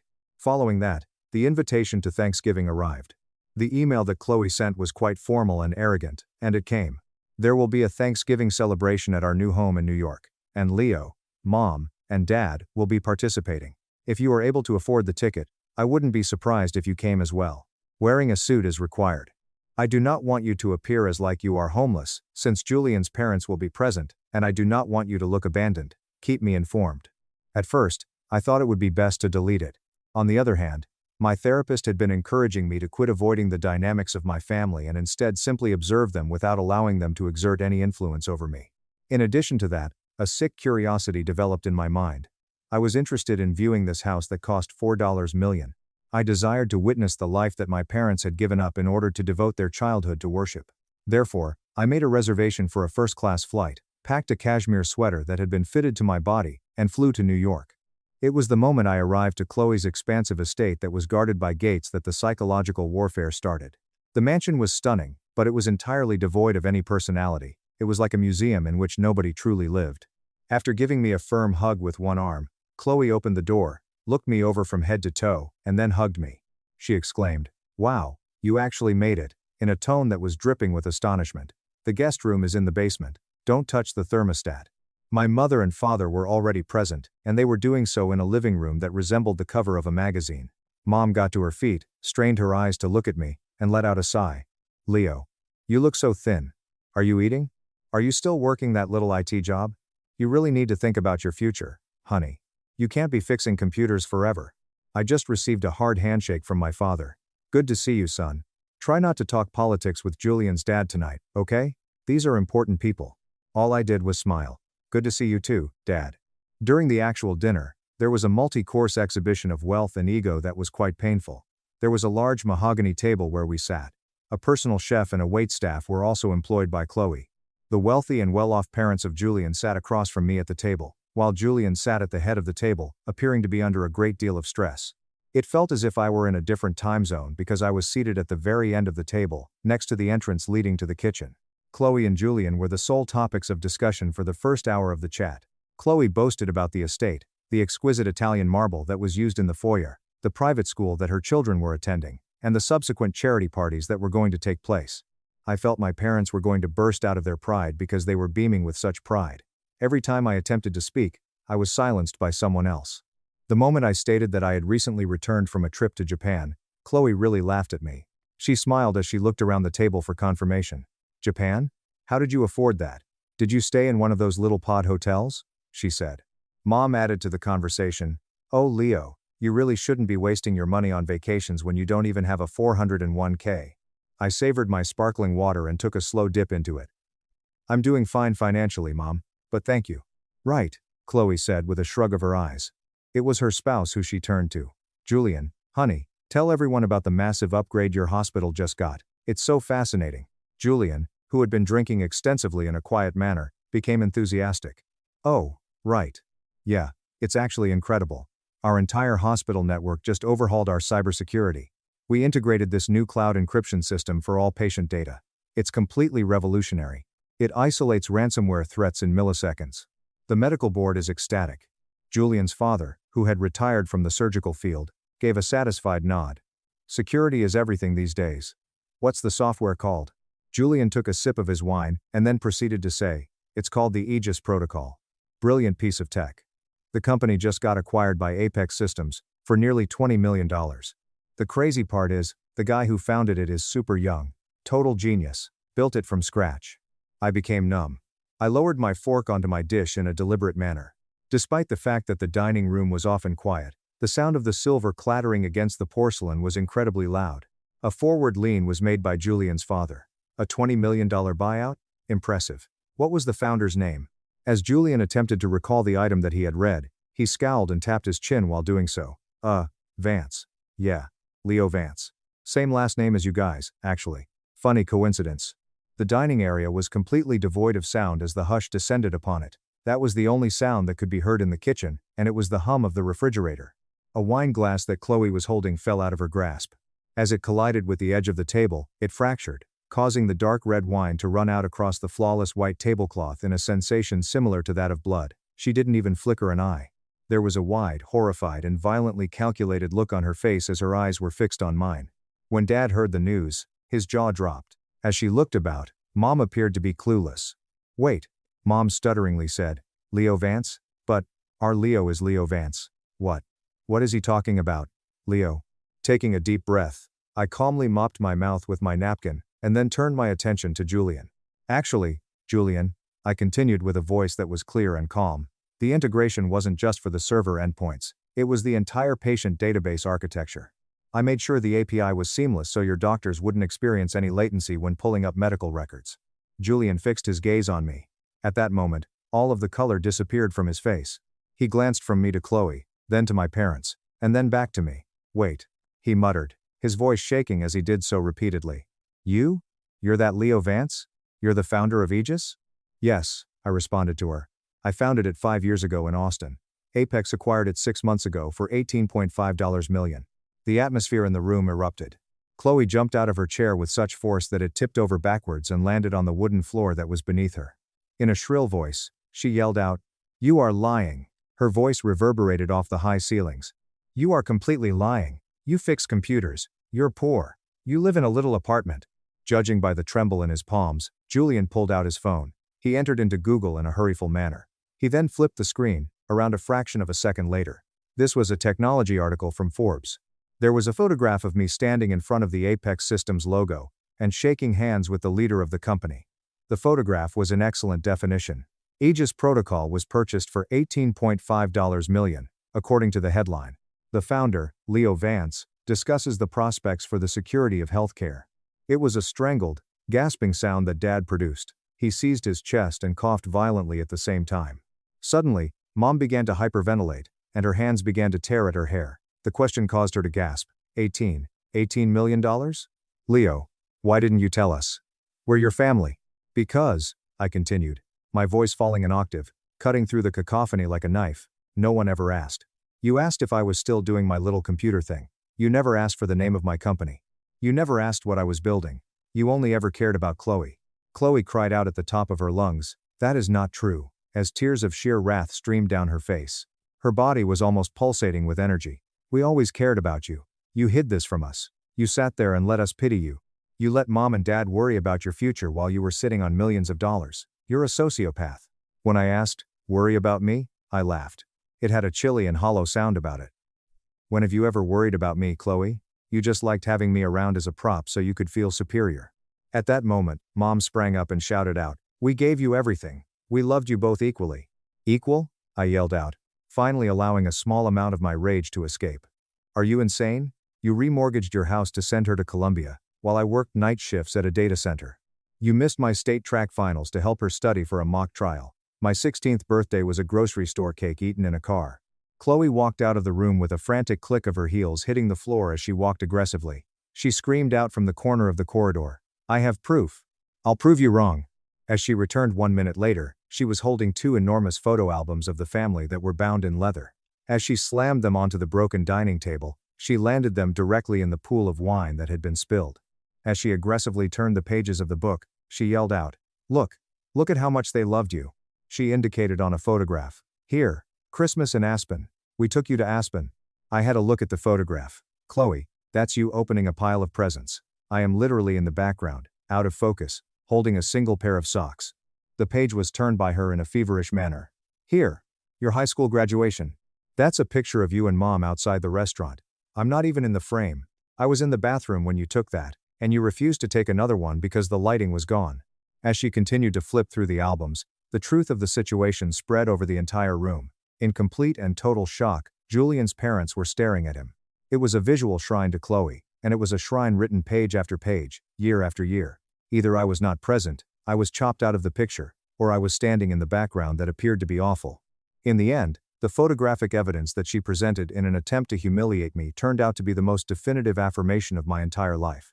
Chloe refrained from flipping. Her chest had been heaving as she glanced at the photographs. Her eyes narrowed into slits of pure hatred as she gazed up at me, and she suddenly looked at me. "You think you're better than us now? Because you got lucky with some stupid app? We're family. We share everything." I stood up from the table and responded, "No, Chloe," as I spoke. "We don't share anything. We never have." I turned my head to look at my parents, who were perplexed and embarrassed, as they sat there in silence. I whispered, "Thank you for the dinner," and nodded my head. My suitcase was waiting for me in the basement, so I strolled down there, grabbed it, and then I phoned an Uber. My phone had already exploded by the time I arrived at my hotel in Manhattan. The text messages that my parents sent me totaled 47, and they ranged from pleading with me to offering defensive excuses to expressing their regret. On the other hand, the texts that Chloe submitted were an entirely new kind of craziness. "You embarrassed me in front of Julian's parents, and I am humiliated. We are owed an apology from you. Since it is very evident that you do not require the funds, Julian and I are going to construct a pool house in the spring of next year. The price is $150,000. It can be wired to my account if you would. Think of it as a way to repay your parents for allowing you to live without paying rent until you turned 18 years old. Additionally, the children's tuition for the private school is due. $40,000. Please send it by Monday." I failed to provide a response. In the meantime, I have simply poured myself a drink and placed my phone on quiet. The next morning, however, was when the shock really hit. 8:00 the morning. My phone rang. Julian was the one. "Leo," he muttered, and his voice sounded as if it had been shattered and tired. "Please don't hang up. Can I meet you for coffee? Just you and me. No Chloe. No parents. I need to tell you something." "No," I concur. At a secluded cafe close to Central Park, we got together. Julian had a dreadful appearance. He was holding his coffee cup with trembling hands and black bags under his eyes. He was also holding his cup of coffee. His appearance was that of a terrified and beaten down guy when he was not wearing his haughty facade. "I am so sorry about what happened last night," Julian said. "I had no idea. Chloe always told me you were this lazy freeloader who refused to get a real job. I just blindly believed her." "It's just fine, Julian," I told him. "I'm used to it."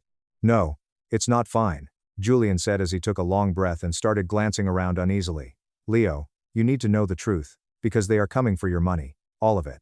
You." I did a frown. "What do you mean?" Julian's face was stroked by him. "Chloe is a financial disaster, Leo. This whole life, the estate, the cars, it's all fake. We are drowning. She forced me to buy that $4 million house to keep up appearances with my family, but the mortgage is suffocating us. She spends money like it's water. Designer clothes, first-class trips, jewelry. We have over $600,000 in credit card debt, and my hospital, they're restructuring my department. My salary is getting slashed by 40% next month." I was attracted to him. Without any money, the golden child, who was the epitome of success in the Ivy League, was absolutely bankrupt. Julian said, "But it gets worse," as he continued. "Your parents, Leo, they didn't just remortgage their house for Chloe's college. They've been secretly funneling money to her for the past 5 years to help her maintain this lifestyle. They took out a second mortgage. They drained their retirement accounts. They are entirely broke. They are facing foreclosure on their own home in 60 days. My body went into a coma. My parents had literally gone bankrupt in order to provide financial support for my sister's inflated sense of self-importance." Julian added, his voice shaking. "Chloe did not invite you to Thanksgiving, out of the goodness of her heart, in reference to the Thanksgiving holiday. She invited you because she was going to corner you this weekend and ask you to co-sign a massive high-interest loan. She thought that since you had a steady IT job, you might have decent credit. But now that they know you have $18 million, they anticipate that I will find a way to save them," I concluded for him. Julian replied, "Yes, to the question. Chloe told them last night that you are going to pay off our $4 million mortgage, and you're going to buy mom and dad a new house. She is totally convinced you have to do it because family helps family. Leo, I'm telling you this because I can't live like this anymore. I'm filing for divorce on Monday. I'm getting out before she completely destroys my life." As I leaned back in my chair, I mentally processed the overwhelming magnitude of the twist that had just occurred. The individuals who had treated me like crap for the entirety of my life were silently drowning, and I was the only life raft they had. After waiting for 2 hours, my parents finally arrived at the foyer of my hotel. They had been dispatched by Chloe. Mom was sobbing uncontrollably and grabbed my arms while she did so. It appeared as though Dad was a broken old man. Mama cried out in the middle of the foyer, "Leo, please," as she pleaded with him. "You have to help us. We're going to lose the house. Chloe is going to lose her house. You have so much money now. You can save the family. It's a drop in the bucket for you." Dad turned his gaze to the ground. "It's your duty as a son, Leo. We raised you. We need you." I turned my attention to the two individuals who had disregarded me, insulted me, and disregarded me for the past month and a half. My rage had subsided completely. Just a terrible and empty sense of regret. "Mom, Dad," I said in a composed manner, "I am not giving Chloe a single cent. She is an adult, and her financial ruin is her own doing." Mom let out a cry and stumbled backwards, like if I had just hit her. "You can't do that. She's your sister. She'll be homeless." "No, she won't," was the response I gave. "Julian is filing for divorce. She'll have to sell the estate, pay off her debts, and get a job. Like a normal person." It was a purple hue on Dad's face. "You vindictive little brat. You would really let your own flesh and blood suffer just to prove a point?" When I said it, my voice was utterly devoid of any emotion. "You let me suffer my entire life just to prove that she was better than me," I added. "But I'm not a monster. I know you're facing foreclosure." The folder was located in my briefcase, and I removed it. My wealth manager and I had been on the phone for the entirety of the morning call. In order to give the folder to my father, I bought a 2-bedroom condo in a quiet retirement community in Florida. I informed them of my purchase. "It's fully paid off. It's in a trust controlled by my lawyer. You can live there rent-free for the rest of your lives. Your property taxes and HOA fees are covered. You will never be homeless. But you will not receive a single dollar in cash from me, ever. And if you ever try to sneak Chloe into that condo, the trust will evict you immediately." They stood there, absolutely unable to move, staring at the paperwork. Even while I had provided them with a means of survival, I had also deprived them of their pride, their prestige, and their treasured child. "Take it or leave it," I told them. "But this is the last time we will ever speak." In order to get to the airport, I turned around, walked out of the hotel, and got into the taxi that was waiting for me. Immediately following the event, the ramifications was truly remarkable. Following through with the divorce, Julian was successful. The collapse of Chloe's house of cards occurred when he was no longer providing income. A large loss was incurred when the $4 million estate was sold after it was foreclosed on. Chloe attempted to file a lawsuit against me, seeking compensation for emotional distress and financial abandonment. She asserted that she was entitled to a share of my business due to the fact that we were siblings. For all intents and purposes, the judge laughed her attorney out of the courtroom. She is currently working as a receptionist at a dental clinic in order to pay off the remaining balance of her debt. She is currently residing in a small, cramped apartment in Queens that has 2 bedrooms. The condo was utilized by my parents. They had no other option. Having been stripped of the suburban kingdom that they had constructed around Chloe's fabricated fame, they moved to Florida in a stealthy manner. What about me? I took a flight for Austin. I strolled inside the headquarters of my new charity, which offers students who come from households where they have been neglected the opportunity to participate in coding boot camps and receive mentoring. While I was sitting at my desk, I grinned as I glanced out over the skyline of the city. For 31 years, I was the son who was never seen, but as of right now, I am precisely the person I was always destined to be. 4 days after my C-section, my husband walked in with his secretary and divorce papers. Take $4.5 million. I want the twins. I signed, and vanished.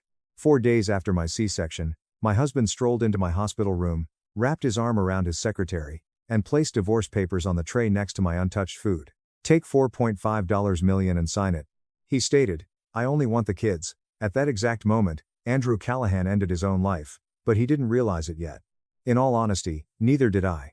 The room smelled of antiseptic and warm plastic. Hospitals often have a peculiar mix of clean and stale, as if they've been wiped down too many times but are never exactly fresh. My incision burned every time I moved even slightly. I had barely slept since the procedure. 2 bassinets sat next to the window. Chloe and Lily, my children, are 4 days old. The afternoon sun seeped through the slats, creating faint golden lines on their covers. One of them moved and made a small squeaking noise. The kind of music that makes your heart race before your brain can catch up. Andrew did not even look at them. He stood at the foot of my hospital bed, as if we were negotiating a roofing estimate. Rebecca, he whispered, sighing lightly. Let us not drag this out. Vanessa Cole stood behind him. 34 years old, blonde, with perfect posture, the executive assistant had worked at Callahan Construction for 3 years. She appeared uncomfortable, but not guilty. Just awkward, like someone waiting for a conference to conclude. Andrew slipped the envelope across the tray table. I had a lawyer draw everything up, he explained.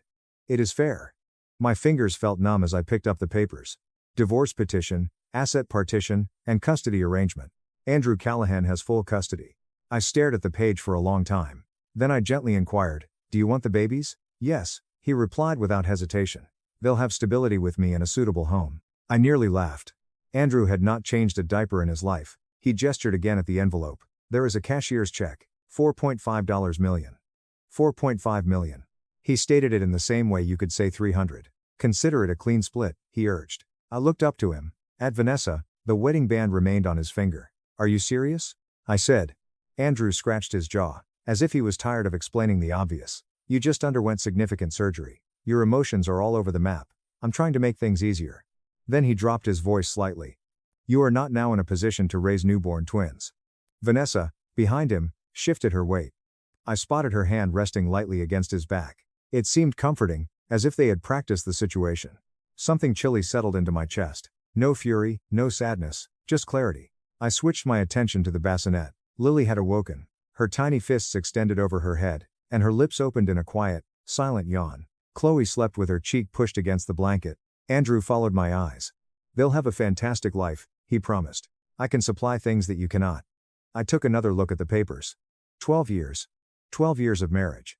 12 years assisting him in growing Callahan Construction from a 3-truck outfit to one of the largest contractors in eastern Nebraska. Payroll spreadsheets at midnight. Tax forms were sprawled across our kitchen table, and Andrew called subcontractors when he forgot, keeping the accounts in order while he played golf with clients. But, there in that hospital room, Andrew acted as if I were merely a temporary employee. My incision throbbed again. A nurse went by in the hallway outside. The gentle squeak of rubber soles resonated through the door. Sign it, Andrew requested. My hand moved before I could completely decide. I picked up the pen. The paper crinkled quietly beneath my wrist. The room went utterly silent for a second, except for the distant hum of hospital equipment. I then scribbled my name. Rebecca Callahan. Andrew sighed as if happy that a difficulty had finally been resolved. Thank you, he responded. He gathered the papers, slid the envelope to me, and arose. We will manage the rest through lawyers. Vanessa offered a tight, tiny smile. Take care of yourself, she advised. They walked out together. The door closed behind them with a quiet click, and my marriage was done. I sat there for a while. The hospital clock ticked slowly against the wall. Lily started fussing. A faint, unsure wail. I gently swung my legs off the bed. The movement caused a searing pain in my abdomen, which I disregarded. Mothers learn to disregard pain swiftly. I lifted her gently. She weighed practically nothing. Her tiny fingers curled around the edge of my hospital robe. Chloe stirred in the other bassinet. I also picked her up. I now held both of them. My daughters. Andrew assumed I would walk away from them. The concept was nearly funny. I leaned down and kissed Chloe's forehead. Then, Lily's. I muttered, your dad doesn't know me very well. The room was silent save for their gentle breathing. I slowly slipped back into the bed and groped for my cell phone. I only trusted one person right now. Monica Reyes is a retired nurse and my best friend since college. She answered the third ring. Rebecca, is everything okay? No, I replied gently. A pause. Monica's voice intensified immediately. What happened? I looked toward the door. Andrew visited the hospital today. Another pause. With Vanessa, I added. Monica swore under her breath. What did he do? He offered me $4.5 million to give him the babies. Silence. Then slowly tell me you hurled something at him. No, I replied. I signed the paperwork. Monica became quite still. Rebecca, I need your help. The words felt heavy in my throat. I am leaving tonight. A deep gasp came through the phone. Are the babies going with you? Yes. Her response came immediately. I will be there in 90 minutes. Night fell early that evening. Hospitals usually feel different after dark. Quieter. The lights dimmed. The hallways are echoing more. Monica arrived wearing scrubs and a denim jacket. She entered the room and froze when she saw the twins. Oh my God, she whispered. Her gaze softened immediately. They're beautiful. She leaned over the bassinets and returned my gaze. You ready? Not really. That's okay, she said. Most big decisions start that way. She moved quickly. That's the nurse in her. Within 25 minutes, we had the babies wrapped in hospital blankets and strapped in newborn car seats. Monica carried one. I carried the other. My incision was cruelly pulled at with each step down the corridor. But adrenaline is a potent substance. Nobody stopped us. Hospitals are busy places. Two mothers leaving with newborns raised no alarms. Outside, the Nebraska night air felt cold on my face. Monica's pickup truck sat beneath a flickering parking lot light. She opened the back door and gently buckled both car seats.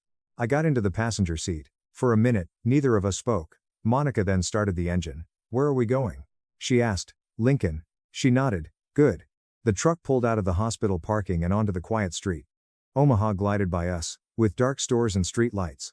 Chloe made a quiet squeaking sound from the back seat. Lily gave a sleepy sigh. I turned around to look at them. Monica cast a fleeting glance at me. Are you okay?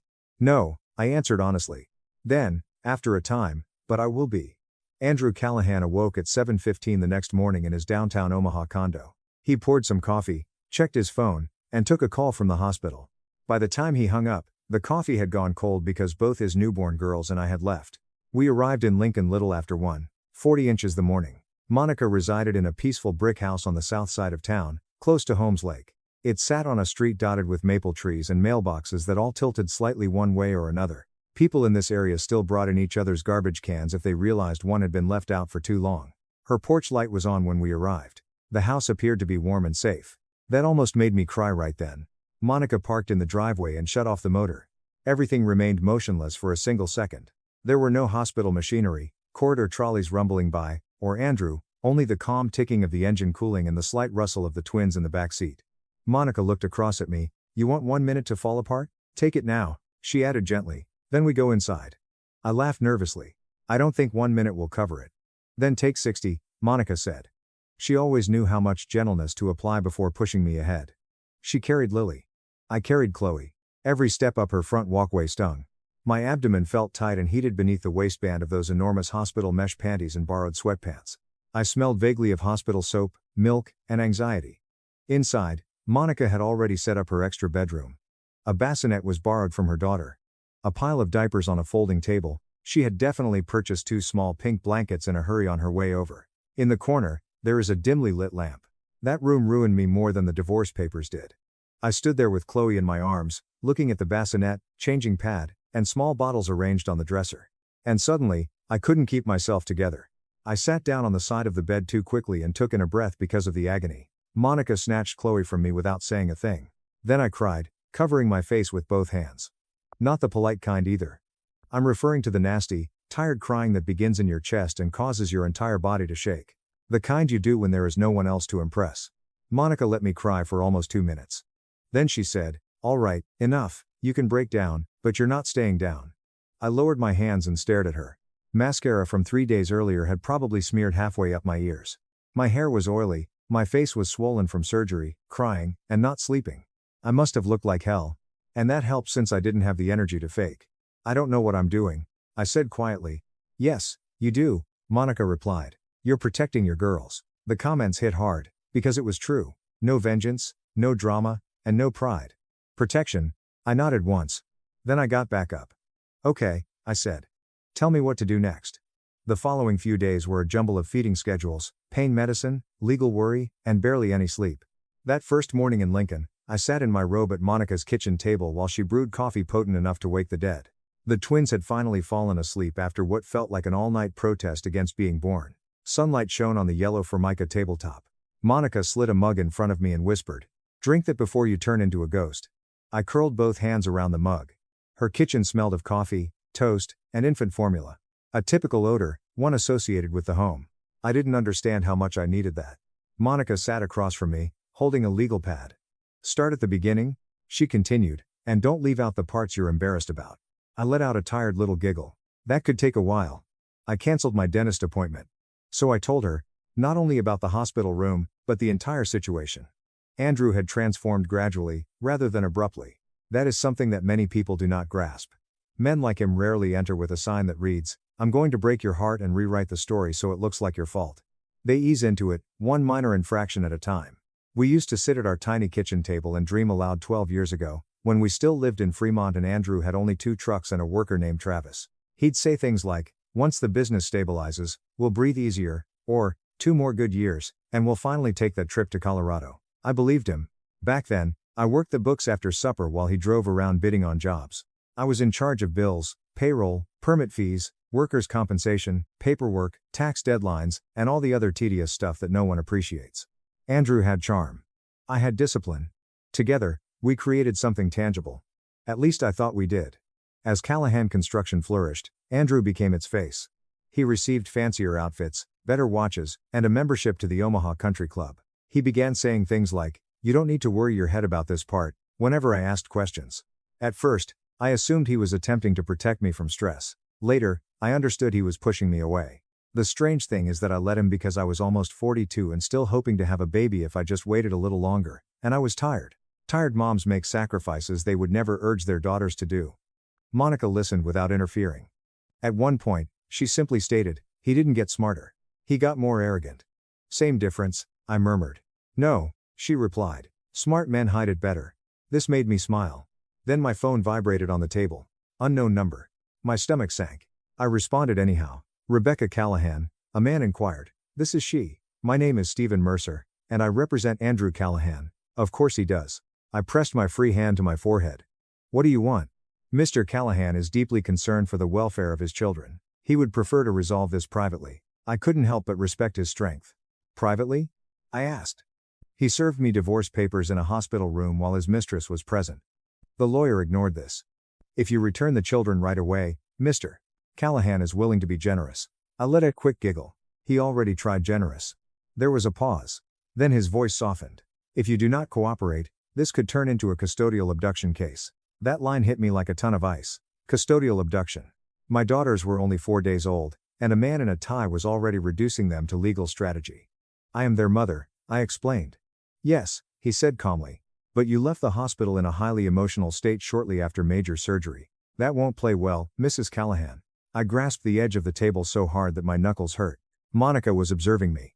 She could see from my expression that this was not good. The attorney continued going, "Mr. Callahan is willing to overlook the current disruption if you bring the twins back today. Tell Mr. Callahan," I responded, my voice cracking, "that if he wants to talk about disruption, he should start by bringing his secretary to my hospital room." I then hung up. My hands trembled. Monica reached over and grabbed the phone from me. "Good," she replied. "Now cry later. Right now, we make a plan." That afternoon, Andrew appeared on local TV. Monica watched the news in the living room while folding baby clothes. I sat in the recliner, attempting to get Lily to latch properly as Chloe napped on my chest. The anchor's voice became solemn. Our next story involves Omaha businessman Andrew Callahan, who says his newborn twin daughters were taken from the hospital by his estranged wife. I looked up so quickly that Lily slipped off and began crying. Then Andrew appeared on screen. Gray sport coat, anxious expression, and calm speech. I recognized the look. He used it with inspectors, bank officers, and anyone else he wanted to persuade into agreeing. This is a private family matter, he informed the reporter. But I'm worried. Rebecca has been under a lot of emotional strain, and all I want is for my daughters to be safe. I gazed at the screen. He even appeared fatigued in a pleasing way, as if he were bearing a noble weight. I felt heat rising up my neck. He continued talking. My only concern is those little girls. They need stability. They need medical follow-up. If Rebecca sees this, I'm asking her to do the right thing. Monica turned off the TV. The room became quite quiet, save for Lily's crying and my own rapid breathing. Look at me, Monica asked. I didn't because I was frightened I'd throw the remote at her television. Rebecca. I glanced over. He's creating a story, she explained. I swallowed hard. I know, he's making you sound unstable. I know. And if you sit here and do nothing, that story becomes the truth. I returned my attention to the blank TV screen. My mirror looked back at me, pallid, exhausted, and angry. Something in me shifted then. Not into wrath, but into decision. Because I now realized what Andrew was banking on. Not that I'd flee, but that I'd be too ashamed, too hurt, and too physically drained to fight back in a meaningful way. He believed that if he appeared polished and spoke quietly enough, no one would notice what he had done. He forgot I knew where all the documentation was. Not physically anymore, but in my mind. And at other locations. I handed Lily to Monica, got up too quickly, and winced. Where are you going? She inquired. To wash my face, I replied. Then I paused in the doorway and turned around.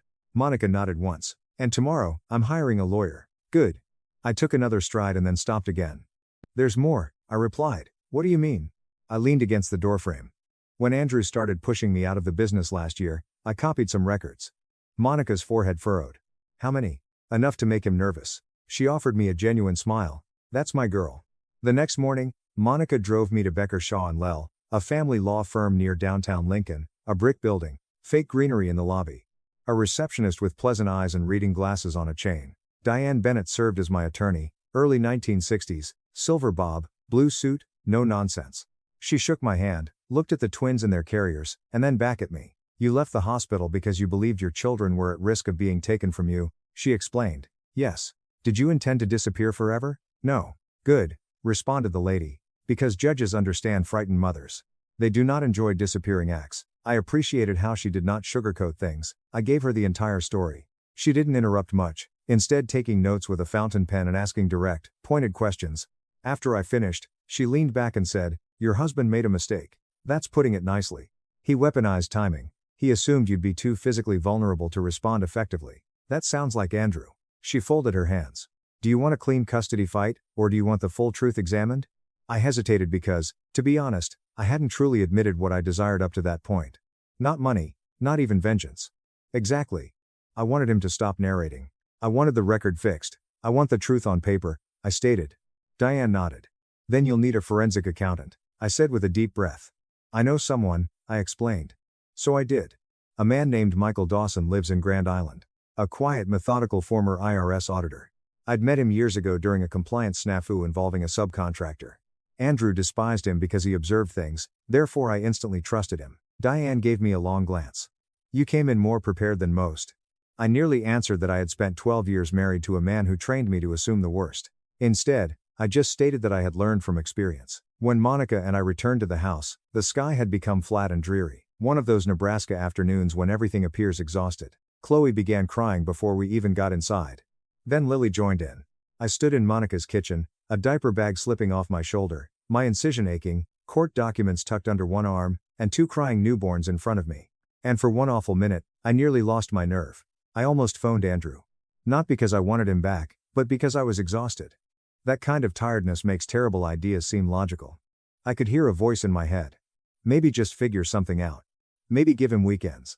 Perhaps we should quit before this becomes much bigger. I then remembered his hand on Vanessa's back. His voice says, I only want the kids. The TV interview, the lawyer's threat, and the weakness vanishes. Not entirely. Nothing disappears so neatly. But enough. I picked up Chloe first, then Lily, and said to no one but myself and those two tiny girls that we were not going back. That night, after Monica went to bed, I sat at her dining room table, under the yellow light fixture, with Michael Dawson's phone number printed on a receipt beside me. The twins were finally asleep in their bassinet. My body hurts. My eyes felt filled with sand. But, for the first time since the hospital, I was not simply responding. I was prepared. I took up the phone and placed the call. Michael Dawson traveled down from Grand Island 3 days later, in a silver Ford Taurus that appeared to have never exceeded the speed limit. It was Michael all over. He was in his mid-60s, built like a fence pillar, with thinning gray hair and a visage that people trusted by accident. He had a brown sport coat, sensible shoes, and was carrying a black accordion file that appeared to be older than at least one of my twins. When Monica opened the door, he politely nodded, came inside, and announced, "I brought my own calculator." Monica blinked. "Well, that's comforting." He smiled faintly. I immediately liked him. We sat at Monica's dining table as the twins napped in the bassinet next to the living room window. Every now and then, one of them made a small snuffling noise, and I'd glance over without thinking. Michael observed but did not comment. He simply opened the file and said, "Show me what you kept." I had more than Andrew would have expected. Not everything. I am not a magician. But, over the previous year, when Andrew began moving me away from the business finances and informing me that Vanessa was reducing processes, I copied what I could. Payment summaries, tax filings, vendor spreadsheets, internal transfer records, and a few emails I had printed since they made my gut knot at the time, but I couldn't explain why. I now placed those papers on Monica's table. Between a sugar dish and a jar of wooden spoons, Michael adjusted his spectacles and started sorting. He scarcely talked for the first 40 minutes, instead making neat small piles and scribbling notes in tiny block letters. He once inquired, "Did Callahan Construction always use Prairie West Logistics?"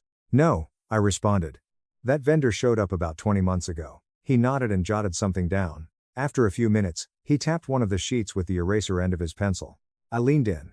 "This subcontractor ID number is incomplete." "What does that mean?" "It means either someone got careless, or someone assumed no one would look closely." Monica placed a plate of sandwiches on the table. "I'm rooting for careless and criminals," she told me. Michael looked up. "In my field, those frequently travel together." That elicited the first genuine laugh from me in days. It seemed weird to chuckle with surgical tape still pulling at my skin and worry resting squarely in my chest. But perhaps it is how humans survive. Not by feeling one thing at a time, but by holding multiple emotions at once and still moving forward. By late afternoon, Michael had sorted half the table into piles. Finally, he leaned back in his chair and exhaled deeply. "Well," he replied. That word had a significant impact. Monica folded her arms. "That bad?" Michael asked, looking at me first. "Do you want the cautious version or the plain one?" "The plain one?" he said with a smile. "Your husband has been moving company money through shell vendors." He was staring at me. "How much?" he asked, sliding one of the sheets toward me. "This is just the portion I can reasonably trace from what you've saved. Around 2.3 million over 16 months. The figure made the room feel abruptly smaller. I looked down at the paperwork and then back at him. "For what?" "That," he replied, "is where it gets interesting." He took out a second stack and pointed to many line items. Luxury furniture delivery, interior design fees, mortgage payments, and utility hookups were all assigned via vendor reimbursements with no connection to construction. "Does this address mean anything to you?" the man inquired. I looked at the page, West Maple Road in Omaha. Number. Then I looked again, and it clicked. I had spotted that zip code on a forwarded mail slip in Andrew's glove box several months before. Not a business address. A home. I sat down slowly. He bought her a house. Michael's delayed response was sufficient. Monica said something in Spanish under her breath that I couldn't understand, but it wasn't church language. For a few seconds, I sat there, listening to the refrigerator hum and one of the babies moan in her slumber. A house. I was performing fertility injections in our bathroom for 3 years, hoping that this would be the round that succeeded. Andrew was buying a house for his secretary. I should tell you something that is unflattering. I did not cry. I did not fall apart. I became humiliated. Not because of him, but because of me. Because realizing how long you've been misled to brings a certain type of humiliation. You begin repeating earlier discussions, understanding that the truth was sitting right there in the room with you, smiling as you poured your coffee. Michael must have noticed something on my face, since his words softened slightly. I glanced at him and said, "This is not on you." He shrugged once. Men like Andrew rely on confidence, not brilliance. Confidence. They count on other people doubting themselves first. That helped more than he thought. I rose up slowly, strolled to the bassinet, and checked on the twins, even though they were okay. Chloe's hand had slid out from under the blanket. I tucked it back in. Monica was watching me when I turned around, and she asked, "Are you all right?" "No," I replied. Then I took a breath. But I'm listening. Michael continued going. The shell corporations were fragile. At least 3 seemed to exist primarily on paper. Prairie West Logistics did not have a proper operating history. Another subcontractor, Midwest Earth Solutions, used the same mailing address as a UPS store. The bogus invoices were also not attractive. They were simply common and dispersed enough that a lazy reviewer may skip over them. Andrew had become sloppy. Or perhaps greedy. Michael taps the stack again. He's making a big move, he remarked. That's usually when people get careless. What kind of big move? He was staring at me. Callahan Construction is up for the Nebraska Highway resurfacing contract, right? I replied, yes. It was the one Andrew had been fixated on for months. $55 million for state-level exposure. The type of contract that shifted a local company into a completely other category. Michael folded his hands. If he lands it, he'll use the win to bury questions. People love success, it makes them less curious. Monica took a seat. So, what are we talking about here? Tax fraud? Embezzlement? Michael replied with one of his careful, non-committal shrugs. I'm talking about enough misconduct to trigger a closer look. Maybe several. I lowered myself back into my chair. The babies were still sleeping. Monica's clock ticked on the walls. Outside, someone's dog barked twice before stopping. Normal sounds. A pretty unusual conversation. My phone vibrated on the table. This time, it was Diane Bennett. I responded right away. Rebecca, how are the girls? She inquired. Asleep for once. Good. I just got off the phone with opposing counsel. I closed my eyes briefly. Let me guess. Andrew is concerned. He's petitioning for emergency temporary custody. I felt a rush of heat that made my ears ring. On what grounds? He's claiming you're medically fragile, emotionally compromised, and in hiding with the twins. Monica could tell something was wrong just by looking at me. Michael began gently organizing one set of documents into a separate folder. What does he want? I inquired. Diane's voice remained calm, which made the situation worse. He wants the children produced before the court within 96 hours. I pushed my hand against my wound, not because it hurt more at the time, but because I needed something substantial to hold on to. And if I do that, he'll present himself as a stable parent with resources.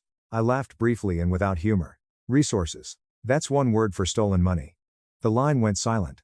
Diane then asked, do you have something? I stared at Michael. He offered the slightest nod. Yes, I answered. Maybe. Good, she said. Because if what you have is what I think it is, we stop playing defense. Monica stated as I hung up, I hate that man so much.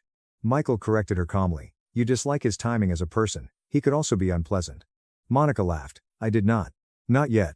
Because Diane's comments were still in the air, we stopped playing defense. That night, I hardly slept. The twins were awake every 2 hours. My sutures ache and burn. My milk came in harder, resulting in engorgement, wailing kids, damp nursing pads, and one moment about 3:30 a.m. when I sat on the edge of Monica's bed in the dark, wondering if I was strong enough for any of this. That is the truth.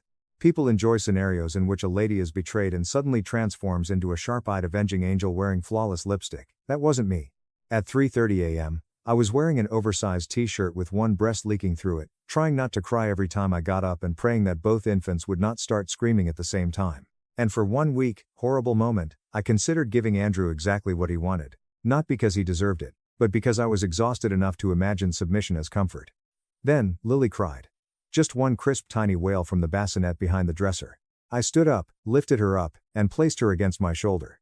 Her little body relaxed almost immediately, soft and trusting of mine. I looked over at Chloe, who was sleeping next to her sister, and felt something tighten inside of me again. Not into cruelty, but into steadfastness. Andrew wanted me to feel overwhelmed, guilty, and cornered, but exhausted women can still count.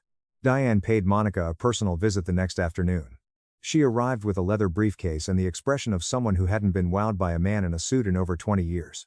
Michael laid out what he had discovered. She listened, asked specific questions, and read each article one by one. She never rushed or dramatized. I liked that about her. Finally, she placed the final paper down. This is serious, she explained. Monica murmured from the kitchen doorway. That's lawyer for jackpot. Diane nearly grinned. She then turned to me. There's a hearing next month before the Nebraska Department of Transportation Review Board. Callahan Construction is expecting preliminary approval on the highway contract. I know they'll present financial viability, compliance, and executive reliability. Michael went on. Which becomes more interesting if executive reliability is fictional. Diane gave a chuckle. If we file too early, Andrew's lawyers will frame this as a vindictive marital dispute. He'll bury us in motions, delay, spin, charm, All the usual tricks. I was aware of that precedent. Andrew enjoyed looking sensible while setting fire to the room. So, what are you saying? I inquired. She folded her hands on top of the file. I'm saying the best place to expose this may not be family court. Monica entered the room completely. Then where? Diane asked me. At the contract hearing. The words sat there for a moment. The hearing was held publicly. A week before, just hearing that notion would have made me shut down, but now I could see it. Andrew stood up front in one of his fitted jackets, discussing integrity and family values as the board debated awarding him $55 million. He'd appear slick, confident, and impenetrable until he wasn't. Still, my gut twisted. If I do that, I replied slowly, and this becomes an investigation, the company could fall apart. Yes, Diane agreed. My girls could lose whatever financial future they'd have through him. She didn't dispute, because that was true. I looked over to the bassinet. Chloe was awake now, blinking at the ceiling, as if she already had questions about the entire universe. I swallowed hard. I don't want my daughters growing up with a father in prison. No one is asking you to want that, says Diane. I'm asking whether you want a man with hidden money, fraudulent vendors, and a fabricated public image to use a state contract to fund a custody war against you. That one hit because the decision became clearer than it had been 5 seconds before. This wasn't to penalize Andrew for cheating. This was about removing the machine that he intended to use against me. Monica spoke gently. He's not going to stop on his own, Becky. I knew at the moment he walked into the hospital room and treated my daughters like commodities. I still had one more issue. If I do this, I replied, I want the girls to be protected. No media names, no photos, no circus. Diane nodded quickly. Michael closed his file and said, that can be arranged. Then I'll keep building the record. I sat there for a long time. My body still hurts. My marriage was ashes. My spouse was attempting to portray me as unstable while moving money through shady suppliers. And somewhere in the midst of it all, my girls began making the cutest tiny noises in their sleep. Life is unusual in that regard. One half of the room was filled with heartbreak, while the other was filled with hope. I let out a breath. Then I said, I'll do it. Monica straightened. Diane gave one solid nod, as if a bargain had just been reached. Michael simply wrote something down. I looked at the bassinet again and said quietly, I'm done running. That evening, after everyone had departed, I sat alone in Monica's living room, both children asleep on my lap, one in each arm, and the lamp turned low beside me. Except for the occasional sound of the old furnace, the home was quiet. I stared down at Chloe's little mouth, Lily's curled fingers, and the smooth dark hair. Then I imagined Andrew standing in front of a room full of officials, smiling, that silky smile, anticipating another easy victory. For the first time since the hospital, I imagined the moment his expression changed. I wanted truth rather than show. And I was finally ready to bring it to light. The hearing was held on a dreary Tuesday morning in Lincoln. The Nebraska Department of Transportation headquarters were housed in a large concrete facility just east of downtown. Not fancy. Government buildings are rarely empty. Long halls, fluorescent lights, a subtle odor of copier toner, and worn carpet. Monica drove us there in her pickup. I sat in the passenger seat, with the twins' car seats behind me. Chloe slept the entire drive. Lily made gentle hiccup sounds every several minutes. My gut wrenched as we got closer. Not precisely terror, but more the sensation you experience before entering extremely cold water. Monica noticed that my hands were holding my coat. You're shaking, she explained. I know. You can still walk away. I turned to face her. No, I replied gently. I can't, because if I did, Andrew would keep telling the story his way and eventually everyone would believe him. We parked at a nearby intersection. Michael approached us on the sidewalk, carrying the identical accordion file. Diane arrived 5 minutes later, wearing a dark blue coat and short heels that clicked forcefully on the pavement. She focused on the babies initially. Those two are about to attend their first government meeting, she told me. Monica snorted. Welcome to Nebraska. Inside, the hearing room looked precisely as you'd expect. A long table for the board, rows of folding chairs, a podium near the front, state flags in the corner, around 20 people distributed around, contractors' staff, and a few reporters who had come mainly out of habit. Highway contracts were standard practice here. Callahan Construction was listed as the second item on the agenda. We chose seats at the back. The twins remained silent, which seemed like a miracle. When I shifted, my incision still ached, but I barely noticed it. Adrenaline reacts strangely to pain. 5 board members arrived promptly at 9 o'clock. Serious expressions, coffee mugs, and stacks of papers. The chairman cleared his throat. Let's get started. The first contractor offered a bridge repair plan. I heard about half of it. My attention kept going to the door. Then it opened. Andrew walked in. Gray suit, blue tie, and great hair. Vanessa trailed following him, holding a leather portfolio. They did not notice me at first. Andrew shook hands with two board members, smiling and confident as he often was before large agreements. I had an odd feeling while watching him. Not love, but familiarity. The recollection of the man I once believed in. Vanessa leaned in to whisper something in his ear. And the memory gone. They chose seats near the front. The chairman shifted the papers. Next item. Callahan Construction Highway Resurfacing Proposal, District 4. Andrew stood, buttoned his jacket, and approached the podium. He looked just like the man who had featured on television the previous week. Calm, responsible, concerned father and respected businessman. I appreciate the board's time today, the chairman said. His voice filled the room, confident and polished.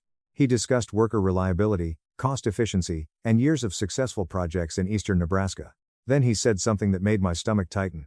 At Callahan Construction, we believe integrity is the foundation of every road we build.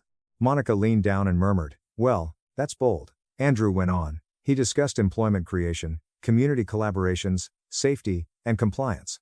Every sentence seemed tidy and respectable. This is exactly the story he wanted told. Then Diane touched my arm. "Now," she spoke gently. My heart pounded fiercely in my chest. I stood. Every movement seemed louder than it probably was. My coat rustled. One of the vehicle seat's handles clicked. People turned. Andrew looked over casually and froze. For a moment, he didn't appear to comprehend what he was seeing. I'm standing in the back of the hearing room, holding Lily, while Chloe sleeps in the carrier behind Monica. His mouth opened slightly. "Rebecca." The room became quiet.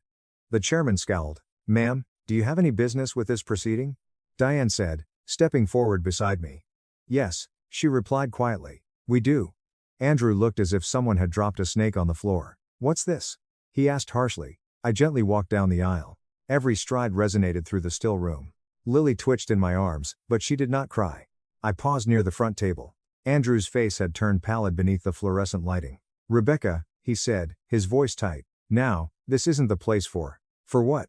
I questioned gently. "For a family dispute?" Diane interjected before he could finish. "My client has information that is directly relevant to the board's evaluation of Callahan Construction." The chairman leaned forward. "What kind of information?"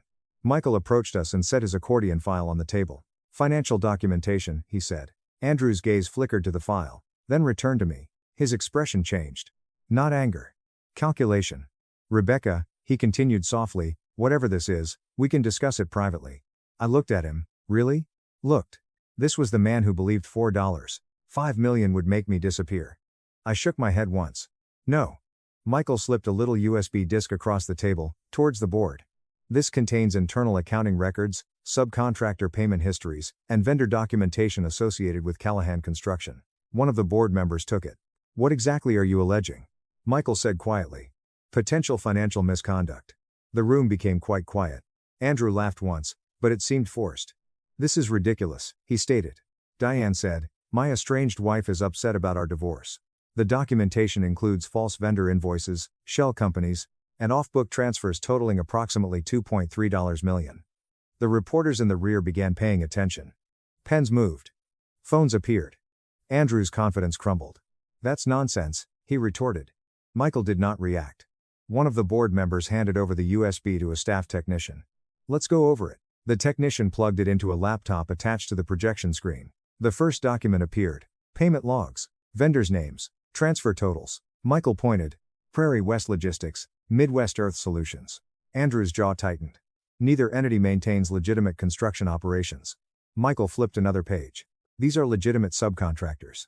Both mailing addresses are for commercial mailboxes, the chairman said, looking at Andrew. "Mr. Callahan." Andrew adjusted his position. "I'll need to review whatever these people claim to have." Then, another document showed on the screen. An email from Vanessa Cole. Subject line, vendor transfer. The room read silently, as the message appeared. Vanessa's face turned white as she said, "Don't worry, I moved the funds through Prairie West again. The same method worked last quarter." Andrew turned towards her. "What is this?" she asked, astonished. I didn't." Another email arrived. This one refers to a property purchase. Mortgage payment confirmation is included. The address flashed on screen. West Maple Road. The board members shared glances. One of them leaned towards the microphone. "Mr. Callahan, is this property connected to your business operations?" Andrew's voice had lost its smoothness. "No," Michael said gently. "Company funds paid the mortgage." This is when Andrew burst. "This is harassment," he exclaimed. "A bitter divorce stunt." Lily moved in my arms. I gently bounced her without glancing away from him. "No, I replied. My voice remained steady. I spent 12 years keeping your books straight. Andrew pointed at me and said, "You're trying to destroy everything." I shook my head. "No," I replied softly. "You did that when you started lying." The silence crept around the room. The chairman cleared his throat. "Given the seriousness of these allegations, this board is suspending Callahan Construction's contract consideration pending a full investigation." A reporter murmured something eagerly behind us. Andrew gazed about, as if the room had suddenly tilted. "You can't do this," he replied. But the decision was already made. The chairman assembled his documents. "This meeting has been adjourned." The chairs scratched the floor. People stood, telephones rang. Andrew turned back to face me. Eyes blazed. "You ruined my company," I said, adjusting Lily against my shoulder. "No," I replied again. "I just stopped protecting it." I turned and left the room. Monica came next, followed by Chloe. Michael closed the file. Diane gave Andrew a polite nod before leaving. Outside, the cool Nebraska air felt different somehow. Lighter. Monica looked at me and said, "Well," Lily yawned against my shoulder, "that was something." Chloe stretched in her seat. I gazed down at both of them. For the first time since the hospital, my chest felt like it could breathe again. The investigation began faster than I anticipated. Within a week after the hearing, 2 state auditors arrived at Callahan Construction's office in Omaha. By the end of that week, Andrew's firm accounts had been suspended for review. The news appeared in the Omaha World Herald and 2 local television stations, although it did not make front-page headlines. Nebraska is not a place that values spectacle, but the facts were there. Subcontractor questions, contract review, suspension, and financial issues. Andrew called me 3 times on the first day. I didn't respond. Diane called the 4th time. "He'd like to speak with you through counsel," she stated in response. "That sounds healthier for everyone," I said. By then, the twins had been almost 6 weeks old. At Monica's house, life had settled into an unusual, calm rhythm. Feedings occur every few hours. Laundry that never seems to stop. Stacks of diapers. Newborn care involves modest, repeated rituals. For a while, the rhythm felt like the only constant in my existence. Outside Monica's kitchen window, October was quietly creeping into Nebraska. The leaves around Holmes Lake started to turn copper and red. Mornings smelled of cold air and wet grass. Within the house, the twins got stronger. Chloe enjoyed stretching her arms straight out like a baby weightlifter. Lily had a habit of scrunching her face before each yawn. Those minor details rooted me more than any legal strategy ever could. Monica sat across from me at the kitchen table, and I gently bounced Lily on my knee. "You look different," she commented. "More like someone who isn't expecting the sky to fall." I considered that. Perhaps because it already has. She nodded slowly. "Fair point." The legal process proceeded in the usual cautious, thorough manner. Andrew's lawyers attempted to argue that the financial records were misunderstood, but Michael's documentation stood up. The shell suppliers were legitimate enough on paper to mislead rapid audits, but when put under real-world inspection, they unraveled quickly. Mailbox addresses, missing equipment records, and payments processed through personal accounts. Andrew had assumed that no one would ever investigate thoroughly. This was his error. 3 months following the hearing, the state formally removed Callahan Construction's contract eligibility pending the outcome of a larger inquiry. That following week, the custody hearing was held. This time, the courtroom was far smaller than the last hearing room. Only a judge, a clerk, Diane, Andrew's attorney, and the 2 of us sat across from each other. Andrew appeared older. Not substantially, but the polish had diminished. The assurance he used to wear like armor suddenly appeared thinner. He scarcely saw the twins in their carriers. The judge carefully assessed the situation, evidence of financial malfeasance, a pending inquiry, and Andrew's public assertions regarding my mental soundness, which were no longer credible given the circumstances. After a little more than 90 minutes of questions and arguments, the judge folded his hands and stated, "For the time being, primary custody will remain with the mother." Just like that.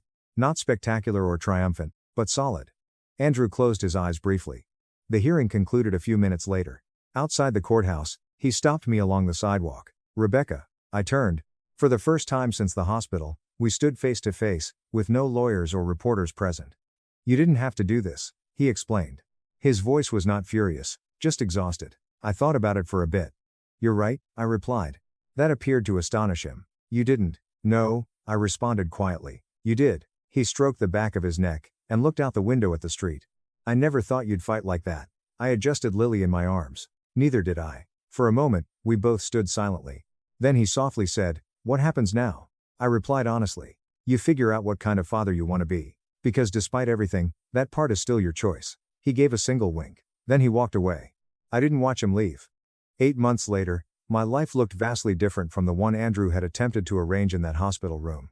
The twins were prospering. Chloe laughed readily. Lily observed everything as if she were already plotting something. Monica still came over 3 times a week, usually with groceries and comments on my cooking. "You're a good bookkeeper," she informed me one evening. "But we need to talk about your chili." "That's rude," I told you. "It's honest." Diane assisted me in completing the paperwork necessary to establish my own small accounting firm. Nothing spectacular, just assisting local contractors in keeping their records tidy and avoiding the same type of disaster Andrew had caused. When I registered the business name, the clerk behind the counter said, "Company name?" I hesitated for a second. Then I said, "Rebecca Hayes Accounting." Hayes is my maiden name. It felt good to say it again, like walking out into the sunlight after being inside for too long. Andrew had given me $4.5 million, which was sitting undisturbed in a savings account. I didn't spend it because I was proud, but because it would eventually belong to Chloe and Lily, as a reminder of where their narrative began and did not end. Sometimes, when the twins were sleeping, I'd sit on the back porch of my modest Lincoln townhouse and enjoy the silence. Nebraska nights have a certain calm about them. Wind through the trees, with the occasional distant train. Peace, in other terms. And sometimes I would think about that hospital room, the antiseptic odor, the envelope sliding over the tray table. Andrew said, "Take $4.5 million and sign it." At the time, he believed he was purchasing freedom. What he actually purchased was the moment I stopped shielding his version of the reality. Life does not always provide justice neatly wrapped in a bow. However, it occasionally allows you to stand up and correct the story.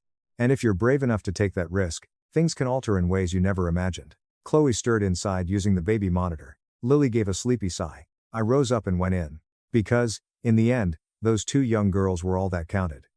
Brother stole $35,000 from my laptop. "Forgive him, it's just money," Dad yelled. I smiled. He didn't know he just forgave his own secret retirement fund. This is Benjamin. At the age of 37, my brother broke into my laptop and stole $35,000 from what he believed to be my savings account. He did this, without my knowledge. When I learned out, my father came to a rage. He has a financial burden. Try not to be greedy. Families are able to assist one another. It was not me who called the police. In light of the fact that it was not my own personal savings, I simply grinned. Dad wanted me to administer his hidden retirement fund, and I was tasked with doing so. Please let me know where you guys are tuning in from in the comments section before I tell you about the time his face turned a ghostly white color. All of them were read by me in their entirety. In order to comprehend the reason behind my smile rather than my scream, it is necessary to comprehend the evening in which it took place. In the middle of April, on a Tuesday, tax season had begun. You are aware of the situation. I am employed as a financial analyst, but in addition to that, I also work in private accounting. Therefore, the month of April is essentially a month in which sleep is not a must but rather a suggestion. My home office was filled with reams of receipts and 3 empty coffee mugs, and I was sitting in the middle of them all. The only source of illumination was the light emanating from my 2 displays. It was 3:42 inches the morning. I had the sensation that I had been staring into a sandstorm since my eyes were burning, dry, and gritty. A buzzing sound came from my phone on the desk, just as I was going to turn off my computer for the night. The sound of the vibration hitting the wood was a rapid-fire, forceful hum that is typically indicative of an emergency situation. I took a quick look at it, anticipating a frantic email from a customer, or possibly a scam call. The bank had sent a notification to the customer. A wire transfer was initiated, with a debit of $35,000. Those who receive crypto, X. My eyes were fixed on the television. As a result of tiredness, my thinking feels sluggish. The time it took to process the numbers was a full 15 seconds. $35,000 has been spent. Following that, I sat up straight in my chair. Instantaneously, the feeling of exhaustion vanished, and it was immediately replaced with a rush of adrenaline that raced straight through my chest. After grabbing the mouse, I proceeded to visit the banking portal and log in. The tiny tremors in my fingers caused me to accidentally press the wrong keys, which resulted in me having to retype my password. Why don't you try? Why don't you try? When the dashboard was loaded, there is a balance on the account that has the number 7,823. 0 was the balance in the high-interest savings account. Initially, I was concerned about identity theft. My firewall had been breached by a hacker who was hiding in a basement located halfway across the planet. The procedure was initiated without delay by me. I am excellent at this. My job is to keep track of the money. I was able to retrieve the access logs for both my own server and that of my router. I required the IP address to be displayed. Whether it was a proxy server from China or Russia, I was prepared to see it. On the other hand, I became completely immobile when the log appeared. Outside forces were not responsible for the access. It originated from a piece of hardware known as Trevor's MacBook Pro. My respiration came to a halt. To put it another way, I stopped breathing. I kept my gaze fixed on the name that was displayed on the screen until the letters began to blur. My younger brother's name is Trevor. After being booted out of his previous residence by his landlord, he had been sleeping at my parents' house for the past 4 months. My parents are located approximately 25 minutes away. But let me tell you something. It had been 8 months since I had given Trevor the password to my Wi-Fi network when he came over for Thanksgiving. Even though his laptop had automatically connected to my network, he was not present at my residence. He was at his mother and father's house. I dug a little deeper. I looked over the logs for the remote desktop. The remote access to my PC had been accomplished by someone using TeamViewer. My parents' home was the source of the connection, which was established using their IP address. Having this knowledge hit me like a blow to the belly in the bodily sense. It wasn't unidentified at all. It turned out to be my brother.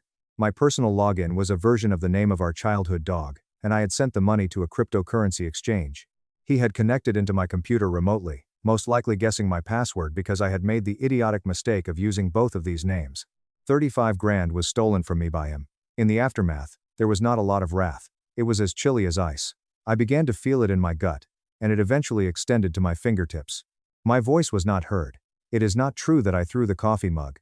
I just took up my phone and dialed his number while I was using it. There was a continuous ringing sound. His voice was sluggish as he said, "Hello. Alternately, you may try acting groggy." "Trevor?" I questioned. Upon hearing my own voice, I found that it sounded odd. Quiet, dispassionate, and mechanical. "Did you enjoy the transfer?"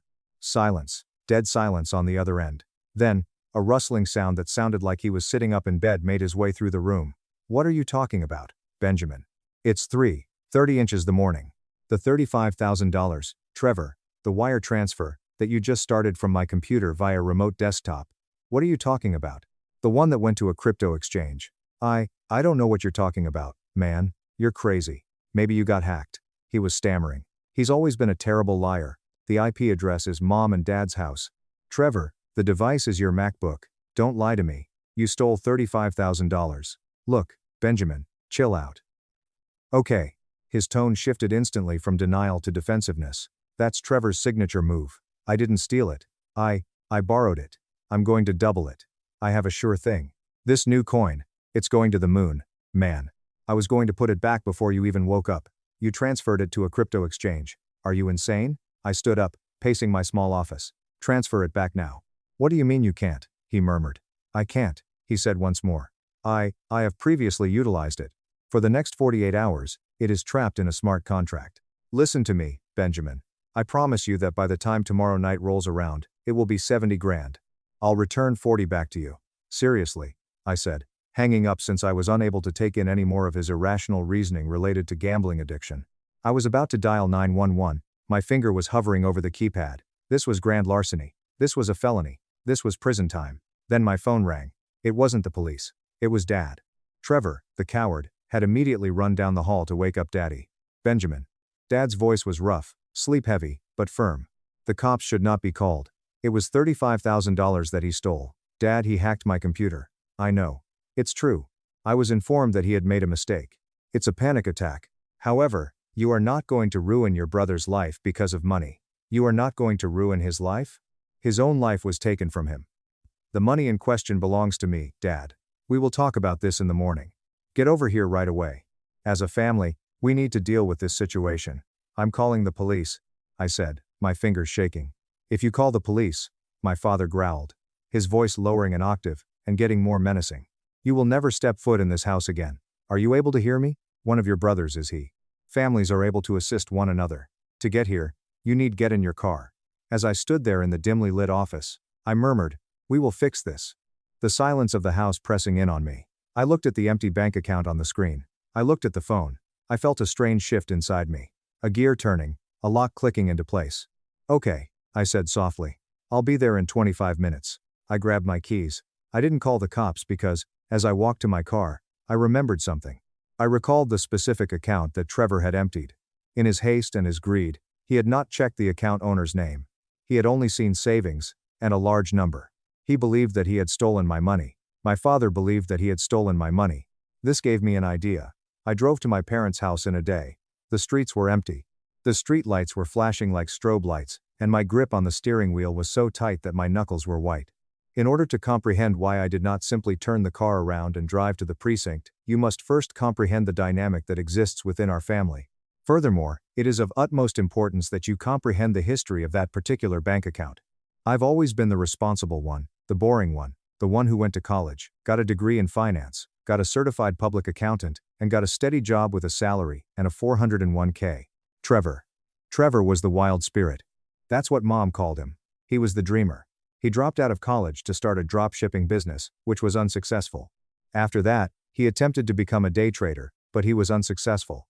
After that, he tried to become an influencer, but he was unsuccessful. Every time he crashed and burned, his father was there with a fire extinguisher and a checkbook. However, 3 years ago, the dynamic changed. My parents' marriage has been rocky for a decade. They are not divorced, but they live parallel lives. My mother spends her time attending church and participating in her garden club.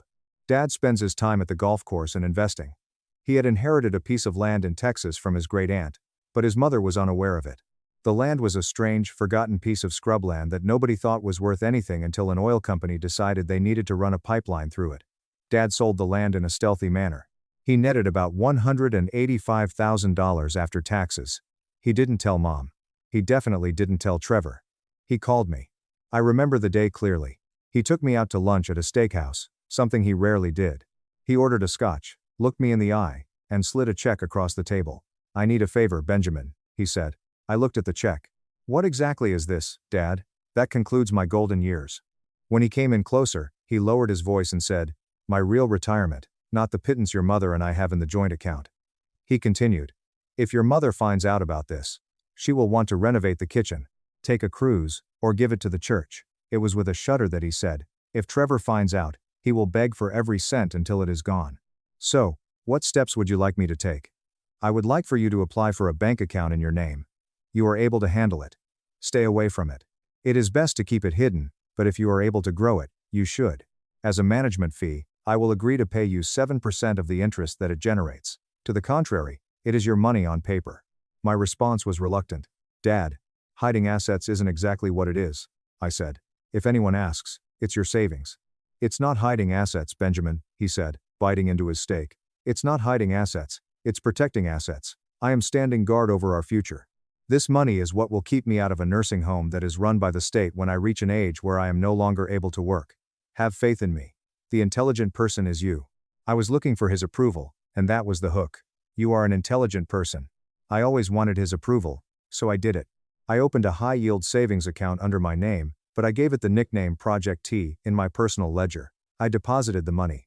Over the course of the past 3 years, Dad had dipped into it a few times, always for emergencies, always secretly, but for the most part, it just sat there, accumulating interest. That account had approximately $35,000 in liquid cash in it by the time Trevor hacked my computer. The rest of the money was locked up in long-term bonds that couldn't be easily accessed. Trevor, being lazy, had grabbed the liquid cash. However, here is where the financial ruin twisting knife comes into play. Dad assumes, and he fully believes, that I have my own savings. And I do. Trevor did not hack my bank. Rather, he hacked the bank where I kept Dad's money. However, as I was driving to their house tonight, I realized that neither of them knew that I had a substantial amount of money saved up because I live below my means. However, my personal money is in a completely different bank specifically to avoid mixing funds with Dad's secret stash. When Trevor was arrested for driving under the influence of alcohol 5 years ago, my father paid the attorney $7,500 and instructed me, "Don't tell your mother." When Trevor racked up $18,000 in credit card debt paying for merchandise for his unsuccessful sneaker business, my father paid it off. He's learning, I told myself.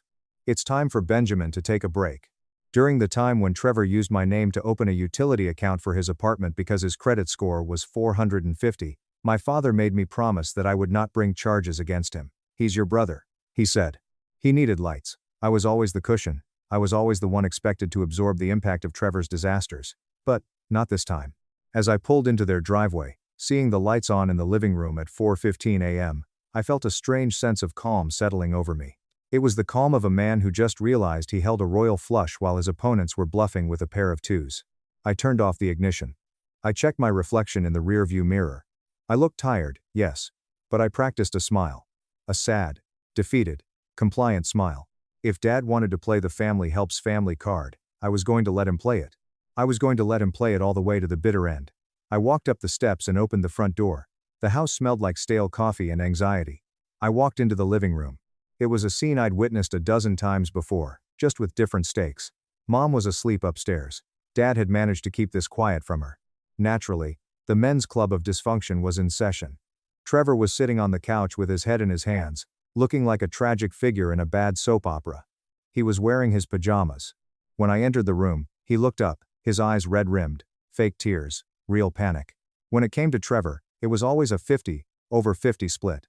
Dad was standing by the fireplace with his arms crossed and wearing his bathrobe. "You're here," Dad yelled.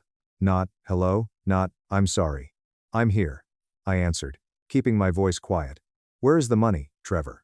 In spite of the fact that he appeared to be furious, I realized as I got closer that the anger was not focused at the thief but rather at the situation. "I told you, Benjamin." Trevor sniffled. "I told you. The answer lies in the transaction. The graph is heading higher, but I won't be able to move it for the next 48 hours. I solemnly swear that by tomorrow at noon, I will be able to repay you and keep the profit. It is theft that you stole $35,000. I said, ignoring his crypto bro drivel. "That is theft. It is a prison here." Dad yelled at me to stop saying that. And then he walked over to me and stood between me and Trevor, thereby physically preventing me from communicating with my brother. "Nobody will be sent to jail or prison. Try to keep your volume down. Currently, your mother is resting." "Dad, he hacked my computer," I stated with the appropriate amount of disbelief in my voice. "He used a remote access tool that is specifically designed for remote access. It requires some planning. He did not simply happen to stumble upon it. He's been keeping an eye on me." "Look, I wasn't spying," Trevor yelled out. Quite some time ago, I installed it in the event that I wanted to borrow a file or whatever else later on. My situation was hopeless, Benjamin.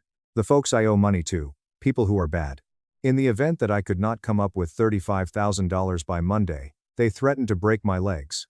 There it was, the enigmatic loan shark excuse, a timeless piece of music that may be found on the compilation of Trevor's greatest hits. "What? You steal from your family?" I inquired. I had borrowed it from it. "Enough is enough. Benjamin, would you please have a seat?" Dad slapped his hand down on the coffee table. I did not sit down, rather, I kept my position and said, "Dad, I want my money back. Alternatively, I will be making a report with the police. I am in possession of the logs. It is in my possession." After taking a long breath and massaging his temples, Dad glanced at me with that expression. It was the look of a dissatisfied patriarch who was dealing with a subject that was defiant. In the beginning, he began by saying, "Benjamin," with his voice taking on that authoritative tone, "look at your brother. Take note of him. He is a complete disaster. He is frightened. He made a deplorable decision in his view."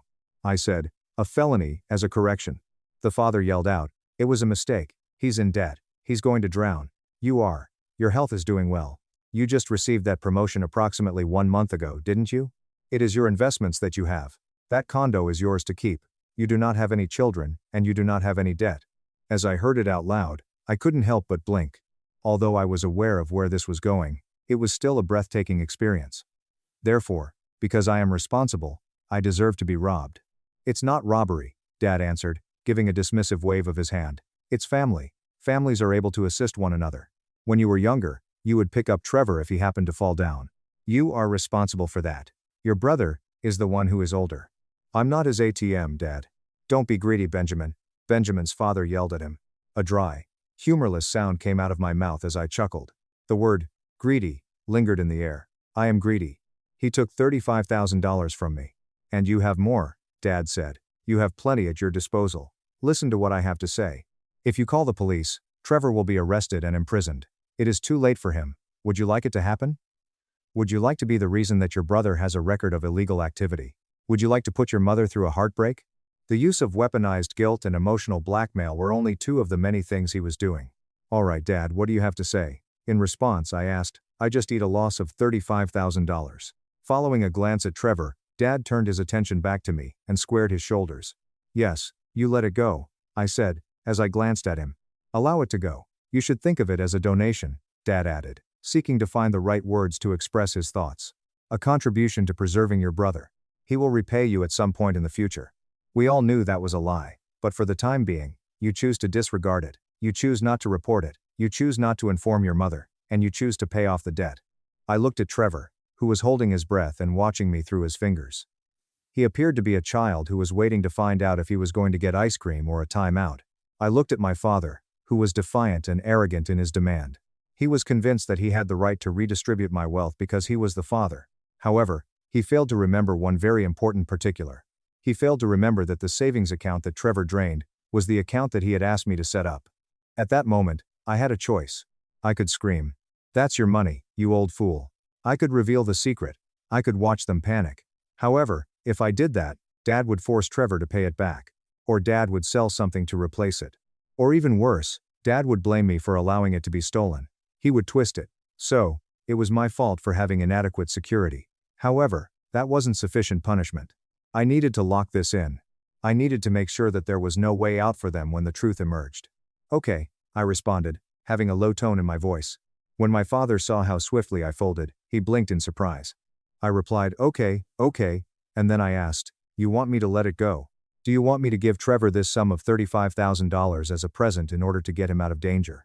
In your capacity as my father, you are advising me that I should not anticipate receiving this money back, and that I should not involve the authorities."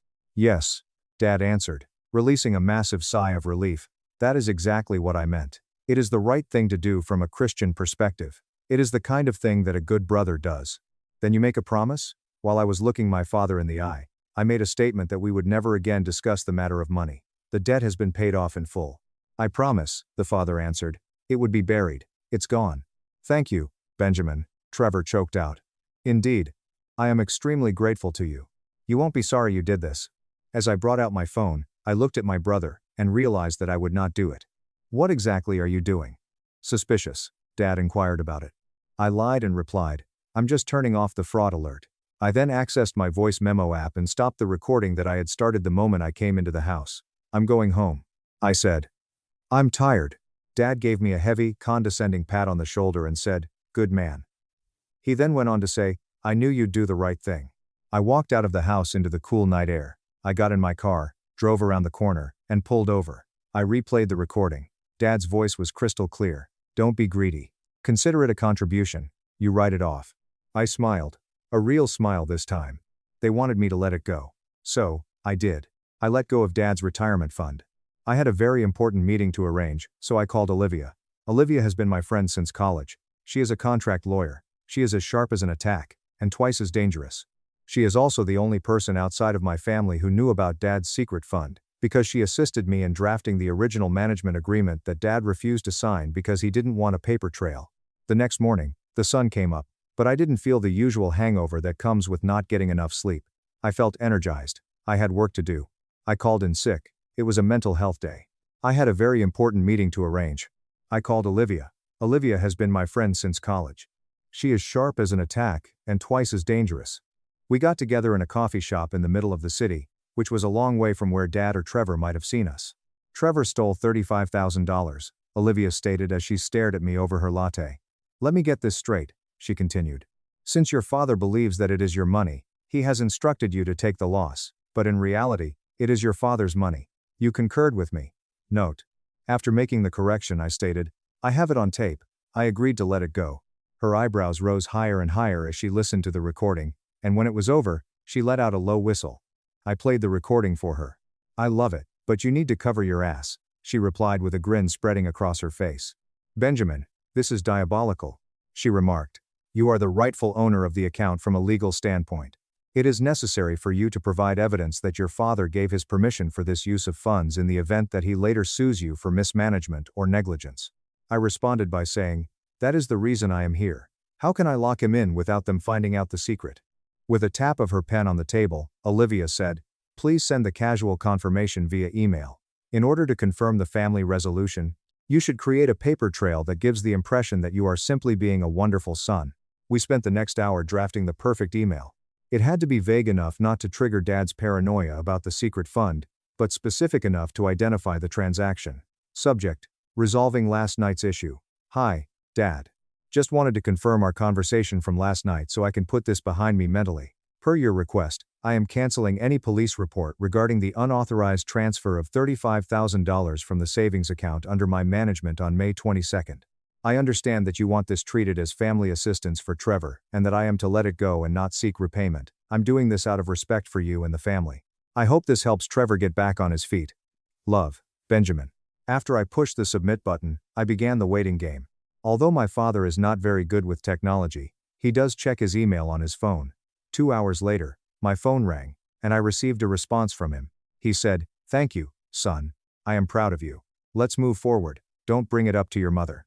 In other words, the message was signed, sealed, and delivered. Olivia congratulated me with a high five after I showed her the email and said, "You are legally foolproof." Additionally, he gave his explicit authorization for the debt to be cancelled in relation to that transfer. He is under the impression that he is releasing a debt that he owes to you, but the savings account that I handle is specifically designed to cover the secret money. But I wasn't done. I went to the bank that afternoon, the bank where my actual money was. I have a significant amount saved. Ironically, almost exactly the same amount Dad had in his secret fund, plus some investments. I moved everything. I closed my accounts at the bank Dad used. I opened new accounts at a completely different financial institution. I set up two-factor authentication with a hardware key. I changed every password I owned. I ran a military-grade virus scan on my laptop, and just to be safe, I wiped the hard drive and reinstalled the operating system. I scrubbed Trevor's digital fingerprints from my life. That night, I received a text from Trevor. "Hey bro, crypto crashed, lost it all. Sorry, but thanks for being cool about it. Dad says you are a hero." I stared at the text. Lost it all. Of course he did. There was no sure thing.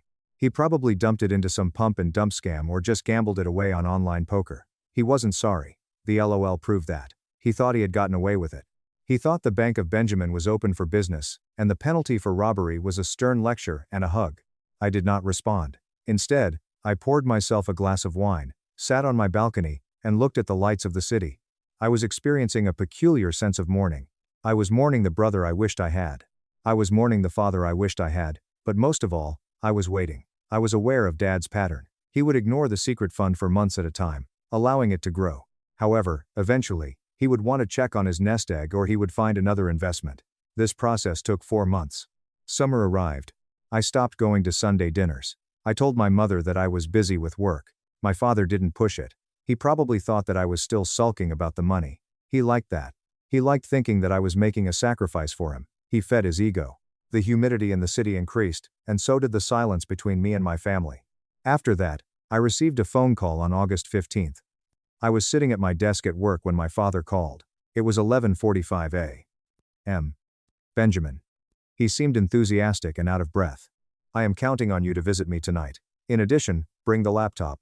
"How are you doing, Dad?" I asked while maintaining a neutral tone of voice. "I found it," he recalled. "It was a commercial property that was in foreclosure but was located just outside of town. This guy is in a great need. Fast cash is what he needs. In a year, if I am able to put down a deposit by Monday, I will be able to sell it for twice as much. This is the opportunity of a lifetime." "Okay," I responded. "How much do you require?" "Whatever is it?" It was his words. "Pull it all. Each and every fund. I would appreciate it if you could either bring me access or a cashier's check, please. This evening, we will wire it directly from your PC. It is my intention to present the seller with evidence of monies tomorrow morning." As my heart pounded against my ribs, I knew that this was the end. "Sure, Dad," I responded by saying, "I'll be there at 8. After hanging up, I sat there for a while, listening to the hum of the office air conditioning. I felt sick, not scared, sick, like I was about to watch a car crash that I had cut the brake lines for. I printed out the bank statement for the account that ended in 7,823. I put it in a crisp manila envelope. I put the envelope in my briefcase. I drove to my parents' house, where the atmosphere was festive. Mom was out at her book club. Dad always timed these things when she was absent. Trevor was there, eating a pizza on the couch, appearing relaxed. He had obviously forgotten about the incident that occurred in May. There was no reason for him to forget about it given that he faced no consequences. My father greeted me with a broad grin and poured me a glass of scotch. "Party tonight, boys," he said. "Benjamin, it is going to be this property that will set us up.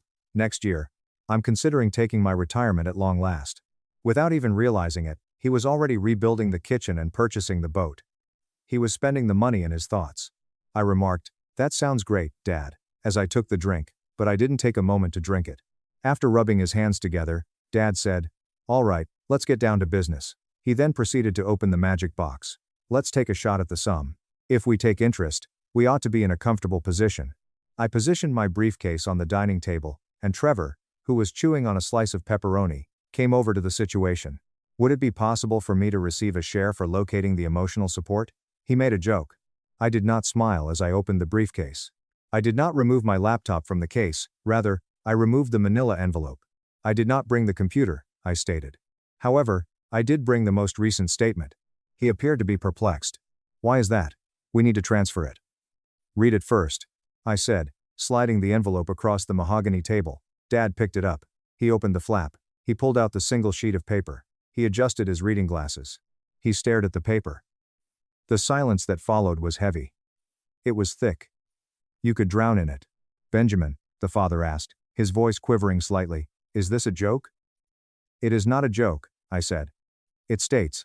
Dad looked up, his eyes widening in confusion, and asked, where is the money? The computer screen displayed a balance of $67.33. There ought to be more than $35,000 in this room. Where is the remaining portion? Trevor paused his munching and peered at the paper before turning his attention to me. Benjamin, where is my money? He asked. The voice of the father grew louder. Did you transfer it to a different fund? No, I responded in a composed manner. It was removed. Dad scowled and furrowed his brow as his brain attempted to make sense of the situation. May 22nd, he said. That's. He froze. He looked at Trevor. Trevor's face went the color of curdled milk. He dropped the pizza crust. Wait, Dad whispered. He turned back to me. May 22nd. The night ended with that. That was the night Trevor hacked my computer, I replied. That was the night he transferred $35,000 to a cryptocurrency exchange. However, my father shook his head, appearing to be a man attempting to solve a physics equation while falling off a cliff. But you said that was your money. We were in agreement. No, Dad, I responded, leaning forward. You assumed it was my savings. That was your savings, I continued. That is not something I ever stated. Trevor gained access to the account with the number 7,823. You requested that I open that particular account for you. That was Project T. That was your retirement fund. My father produced a sound that I had never heard before. It was a high-pitched wheeze that sounded like someone was strangling on something. He grasped the edge of the table and said, you, pointing a finger that was shaking. You let him. You told me. You told me to let it go, I said, my voice cutting through the air like a razor. You told me don't be greedy. You informed me that family always supports family. You advised me to write it off as a contribution to the cause of preserving my brother. I was under the impression that it was your money, Dad roared. He swept the scotch glass off the table. It shattered against the wall. You deceived me. I started to stand up and said, I did exactly what you asked me to do. I didn't trick you. It was your insistence that I pardon the debt. Additionally, you confirmed it to me via email. Keep in mind, son, I am extremely proud of you. As Trevor was making his way towards the living room, his father turned to him and said, let's move forward. Trevor was backing away from the living room. I solemnly swear. Benjamin's was the one I assumed it was. I had the impression that he was wealthy. You stole my money. Dad approached him, recognizing that he was no longer the protective patriarch, but rather a predator. You threw my retirement into a crypto scam, Dad said. It simply happened by chance. With a shriek, Trevor asked, and you? Dad turned his attention back to me and said, you allowed this to take place. That may have been avoided by you. You had the option of calling the police. I made an effort. When I finally managed to let out all of my frustration, I yelled back. I attempted to call the police. When you called me, I was getting ready to call 911. In the event that I spoke out against him, you threatened to expel me from the family. You shielded the thief because you believed that I was the only person who had been victimized. Give it back, Dad hissed, extending his hand. Give me the money. Benjamin, I am aware that you possess financial resources. Put an end to this, I replied. No, I'd like you to write me a check right away. No. What happened to that money, Dad? Trevor misplaced it. Moreover, I am not your financial protection plan. Because I am not your bank. The intention was for you to save him. You are very welcome. You have just used your own money to do that. I will sue you for every penny, yelled the father, leaving a trail of spittle flying from his mouth. I will sue you. When I pulled out my phone, I tapped the screen and played the recording. Don't be greedy, Benjamin, I said. Go ahead. It should be considered a contribution. It is dismissed by you. The voice of his father filled the room, mocking him as he stared at the phone, looked at Trevor, and looked at the shattered glass. He came to the realization that he was confined within a cage that he had constructed himself. The violence was not cinematic. Rather, it was pitiful. Instead of punching Trevor, Dad lunged at him, and grabbed him by the collar of his t-shirt. They wrestled clumsily into the living room, knocking over a lamp. "You useless parasite." Dad yelled at Trevor. It was the father who was yelling. That was everything. That money was coming from my pipeline. "Get that off of me." Trevor pushed Dad. Dad stumbled back and fell onto the couch, breathing hard, clutching his chest. "Stop it." Despite the fact that I did not move to intervene, I yelled out, "Would you both please stop?" Dad glared at Trevor with pure hatred. It was the first time I'd ever seen him look at the golden child without the rose-colored glasses. The money was gone. The spell was broken. "Get out," Dad wheezed. "Dad, wait," Trevor pleaded. "Get out." The father yelled out. "Get out of my house." "Oh, you thief. You stole from your own father, didn't you?" "I'm sorry, I apologize." He looked at me and said, "Benjamin, tell him that Trevor was crying now. He was acting very ugly." I turned my attention to Trevor, the brother who had bullied me, used me, and stolen from me. He was always hiding behind my father's legs. "I can't help you, Trevor," I said. "I'm just the greedy one." She looked at me. "Keep in mind?" Trevor ran out the front door. We heard his car start and peel out of the driveway. Silence returned to the room. Dad sat on the couch, head in his hands. He looked old, suddenly incredibly old. "Benjamin," he whispered. He didn't look up. "Fix this, please." "Certainly, you have some savings. You have to aid me in this." I responded by saying, "Mom isn't going to find out from me." And then I added, "But I'm not giving you a dime." Dad looked up, his eyes wet with tears, and asked, "How can you be so cruel?" I pointed to the door that was empty and said, "I am your father, and he is my brother." I then said, "You taught me that family cares for family. As it happens, you just assisted him. $35,000. You gave it to him. Your pride is well deserved. There was a lot of generosity in that gift. It wasn't a gift at all. It was when it was my money," I said in a chilly tone. "It only became a theft when it turned out to be yours." I picked up my briefcase and asked, "Where are you going?" The tone of his voice became increasingly anxious as he asked, "I'm going home. You can't leave me like this, because I have work tomorrow." "What am I going to actually do?" "I'm not sure, Dad," Dad said. I entered the room and walked to the door. "Benjamin, maybe you should have given that some thought before you told a victim to be quiet and take it. If you walk out of that door, you won't be able to come back," yelled the father. When I finally came to a stop, I turned around for the very last time and said, "Dad, you used that threat 4 months ago. At that time, it was successful. As a result of anything that I've realized, it is no longer effective. I have no need for you. You need me, and you just lost me." I walked out. I closed the door gently behind me. I got in my car. My hands weren't shaking this time. I felt light. I felt like I had just dropped a heavy backpack I'd been carrying for 35 years. My phone started blowing up immediately. Text from Dad. Calls from Trevor. "Benjamin, please, brat. You are so ungrateful. We can work this out." I didn't block them. Not yet. I wanted to see them panic. I wanted to watch the consequences unfold. I drove home, the city skyline glittering ahead of me. I thought about the $35,000. It was a lot of money, but as I merged onto the highway, I realized it was the best money I had ever spent. It was the price of my freedom. The silence of my new apartment was different from the silence in my old home office. It wasn't the heavy, suffocating silence of anxiety or the waiting game. It was the silence of peace. It has been exactly 16 months since I walked out of my parents' house, leaving a shattered scotch glass and a shattered family on the floor. 16 months of no contact. 6 months of blocking unknown numbers. 16 months of finally breathing oxygen that wasn't tainted by guilt. I was standing on my balcony, holding a cup of espresso, made with a machine that cost more than my first car. Looking out over the skyline, it was a Saturday morning. The air was crisp. My phone buzzed on the patio table. I didn't flinch. I didn't feel that old spike of cortisol. I picked it up. It was a notification from my investment portfolio.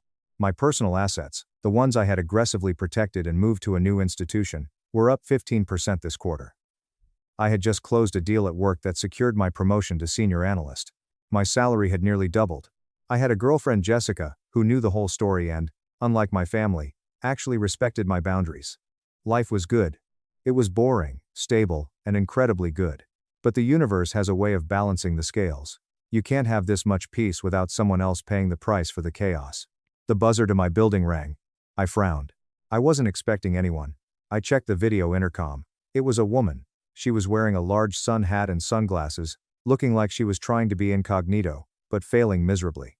It was Aunt Michelle, Dad's sister, the family's official historian and unofficial stirring spoon. I debated not buzzing her in. I really did. But curiosity is a dangerous thing. And part of me, The part that had smiled when I drove away that night, wanted to know. I wanted the epilogue. Come up, I said into the intercom. 8 minutes later, Aunt Michelle was sitting on my white leather sofa, looking around my apartment with a mixture of awe and judgment. She clutched her purse like it contained state secrets. You've done well for yourself, Benjamin, she said, her voice tight. Very well, considering. Considering what, Aunt Michelle? As I placed a coaster down for her water, I inquired. I did not offer her coffee because I believed that coffee was just for guests. Considering that you abandoned your family in their darkest hour, she snapped. There it was, the guilt trip. It arrived just on schedule, like a commuter train. I sat in the armchair opposite her, crossed my legs. I didn't abandon anyone despite the fact that you abandoned them. My presence was taken from the site of a crime. There is a contrasting aspect. How are they doing? It's bad, Benjamin, Michelle groaned, letting out a long, dramatic exhale that caused her clothing and jewels to rattle. This is. She came in closer, her eyes widening with the excitement of gossip disguised as concern. Your father lost the house. I blinked. I was expecting terrible news, but I wasn't expecting it to come so quickly. The house, the one they've lived in for 35 years? Bank foreclosure? After you left, after the incident with the money, your father went into a downward spiral. She murmured the word as if it were a curse. He was completely preoccupied with the business property transaction. It was his firm belief that this was the only way for Trevor to recoup the money that he had lost. I slowly shook my head in agreement. That sounded exactly like my father, doubling down on a terrible hand. He got the loan, Michelle said. High interest, predatory stuff. He sought to leverage the house in order to acquire a hard money loan because he did not have the cash deposit. In spite of the fact that he invested everything in the transaction, the commercial property was subject to a lien that he was unaware of. The transaction came to a standstill. The investors withdrew their money. The hard money lenders came collecting, and he didn't have the liquidity. I finished for her. He had nothing, Michelle said, because the secret fund was gone. She looked at me pointedly. She knew about the fund now. Obviously, in the screaming match that followed my departure, Dad had spilled everything. So, they're homeless? I inquired while maintaining a neutral tone of voice. Your mother has relocated to a modest apartment located close to the church. She is. Nothing is going right for her. Embarrassed is the word. It was necessary for her to step down from her position on the board of the garden club. Surely you are aware of how much that meant to her. In addition, Dad is currently residing in a motel on Route 17. It is a ride-sharing service that he is driving for. He says he's consulting, but we all know. I looked out the window. A year ago, Dad was bragging about retiring and buying a boat. He was sitting on a secret pile of cash that could have kept him comfortable for a decade if he had just been humble. If he had just accepted that the money was there for safety, not for gambling. And Trevor? My tongue was filled with the taste of ash when I voiced the question. Michelle's expression became more resolute. Trevor is not available. Jail? He has already left the state, she replied. At this time, there were a few individuals who were looking for him. It is not the bank. People who are bad. He drove out in the direction of the south, taking the car that belonged to your father, which the bank had not yet repossessed. She hesitated for a moment, taking a sip of water, and then she looked at me with her penetrating eyes. Benjamin, your father is 68 years old, she said. The last time I heard, he was in Florida, waiting tables and avoiding subpoenas. During the night, he is driving about strangers in order to pay for a room at a motel.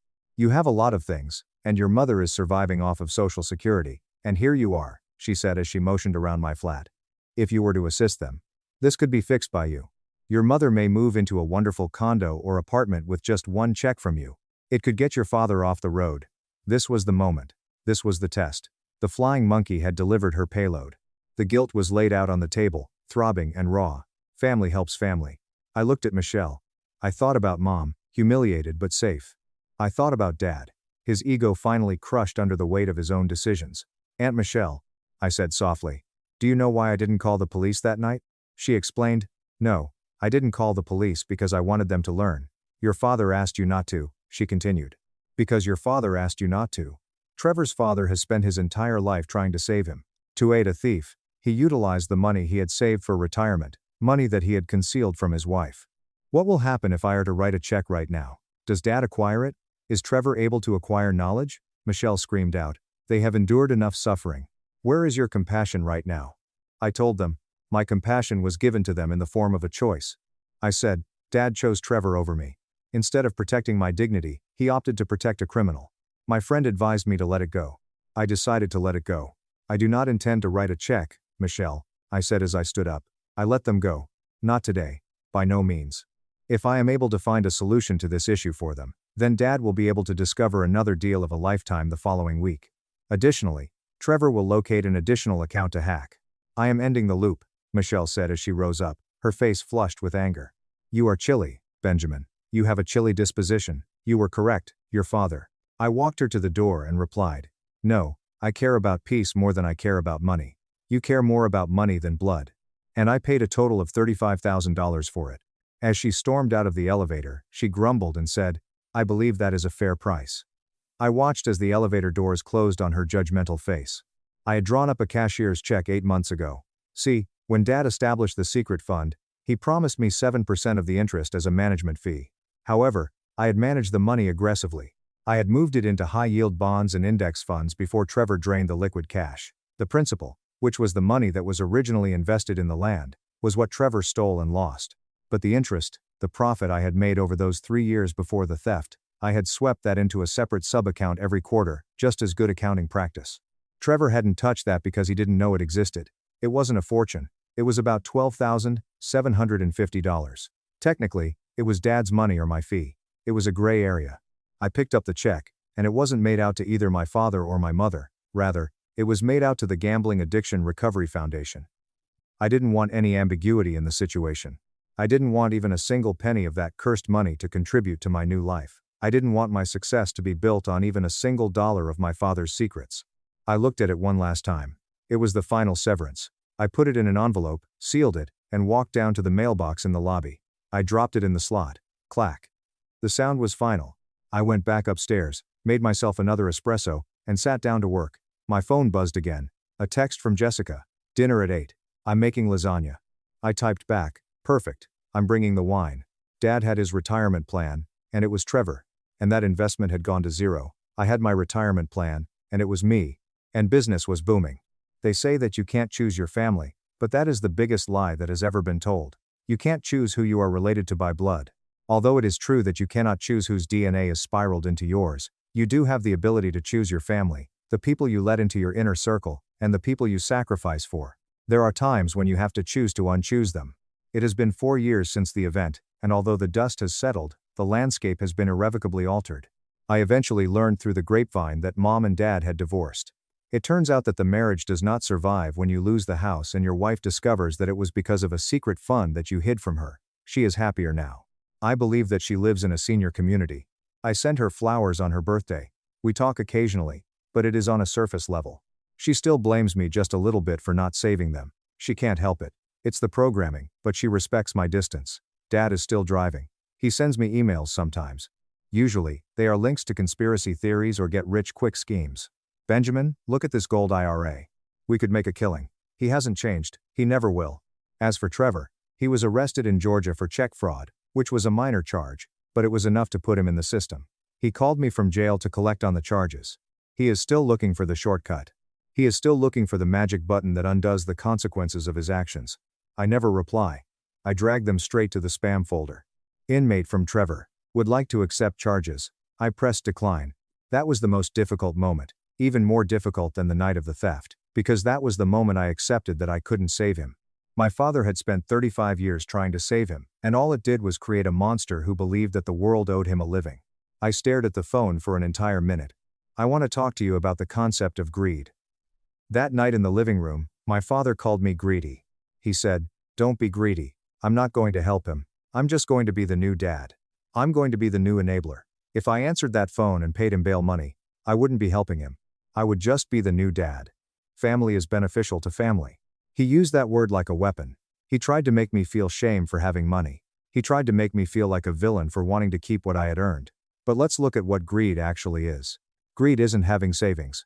Greed isn't wanting justice when you're robbed.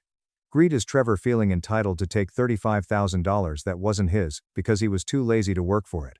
I realize that family helps family is often just a manipulation tactic used by the people who need the most assistance and offer the least amount of assistance. It is a one-way street. Greed is like a father who hides money from his wife for years because he doesn't want to share it, and then demands that I give him money to fix his mistake. Greed is like demanding that someone else set themselves on fire just to keep you warm for another hour. When they say family helps family, they mean you help me. They never mean I will respect you. I paid a high price for this lesson. I lost my father. I lost my brother. I lost the illusion of a happy childhood home. But I gained something much more valuable. I gained my sovereignty. I own my life now. Every dollar in my bank account is there because I worked for it, and I protected it. Every relationship in my life is there because it's healthy and reciprocal. I don't have to look over my shoulder. I don't have to worry about late-night phone calls or missing money. People ask me if I regret smiling that night. I sometimes think about whether or not I regret tricking my father into forgiving the debt before he realized it was his own money. Was it petty? Perhaps. Was it deceptive? Yes, without a doubt. But, was it necessary? Without a doubt. If I hadn't done that, if I had screamed and revealed the truth, my father would have gaslit me. He would have guilt-tripped me into covering the loss.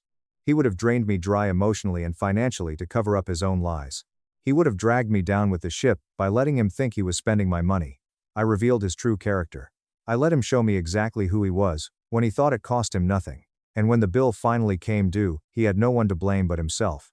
So, here is my advice to you. Watch how people treat you when they think you have no power. Watch how they treat your resources when they think they are entitled to them. And if you ever find yourself sitting in a room where you are being told to set your boundaries on fire to save someone else's ego, don't scream, don't fight. It was not an easy story to tell, but I believe it is an important one due to the fact that we frequently discuss financial literacy in terms of stocks, bonds, and interest rates. However, true financial literacy also includes relational literacy. Just smile, lock the door, and let them face the one thing they are most afraid of, which is reality. Thank you for staying with me through this journey. It's about understanding that money is a boundary. The biggest lesson I learned is that enabling is not love. Protecting someone from the consequences of their actions isn't kindness. It's a form of sabotage by shielding Trevor for years.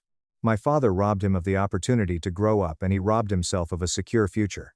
In the event that you are the responsible member of your family, it is important to keep in mind that you are not a financial institution or a rehabilitation center. You are a person, and your safety is what is important. My fiancé cheated and dumped a $15,000 ring debt on me. Pay for it, he texted. I called the bank, cut off all my payments, and exposed his secret emails.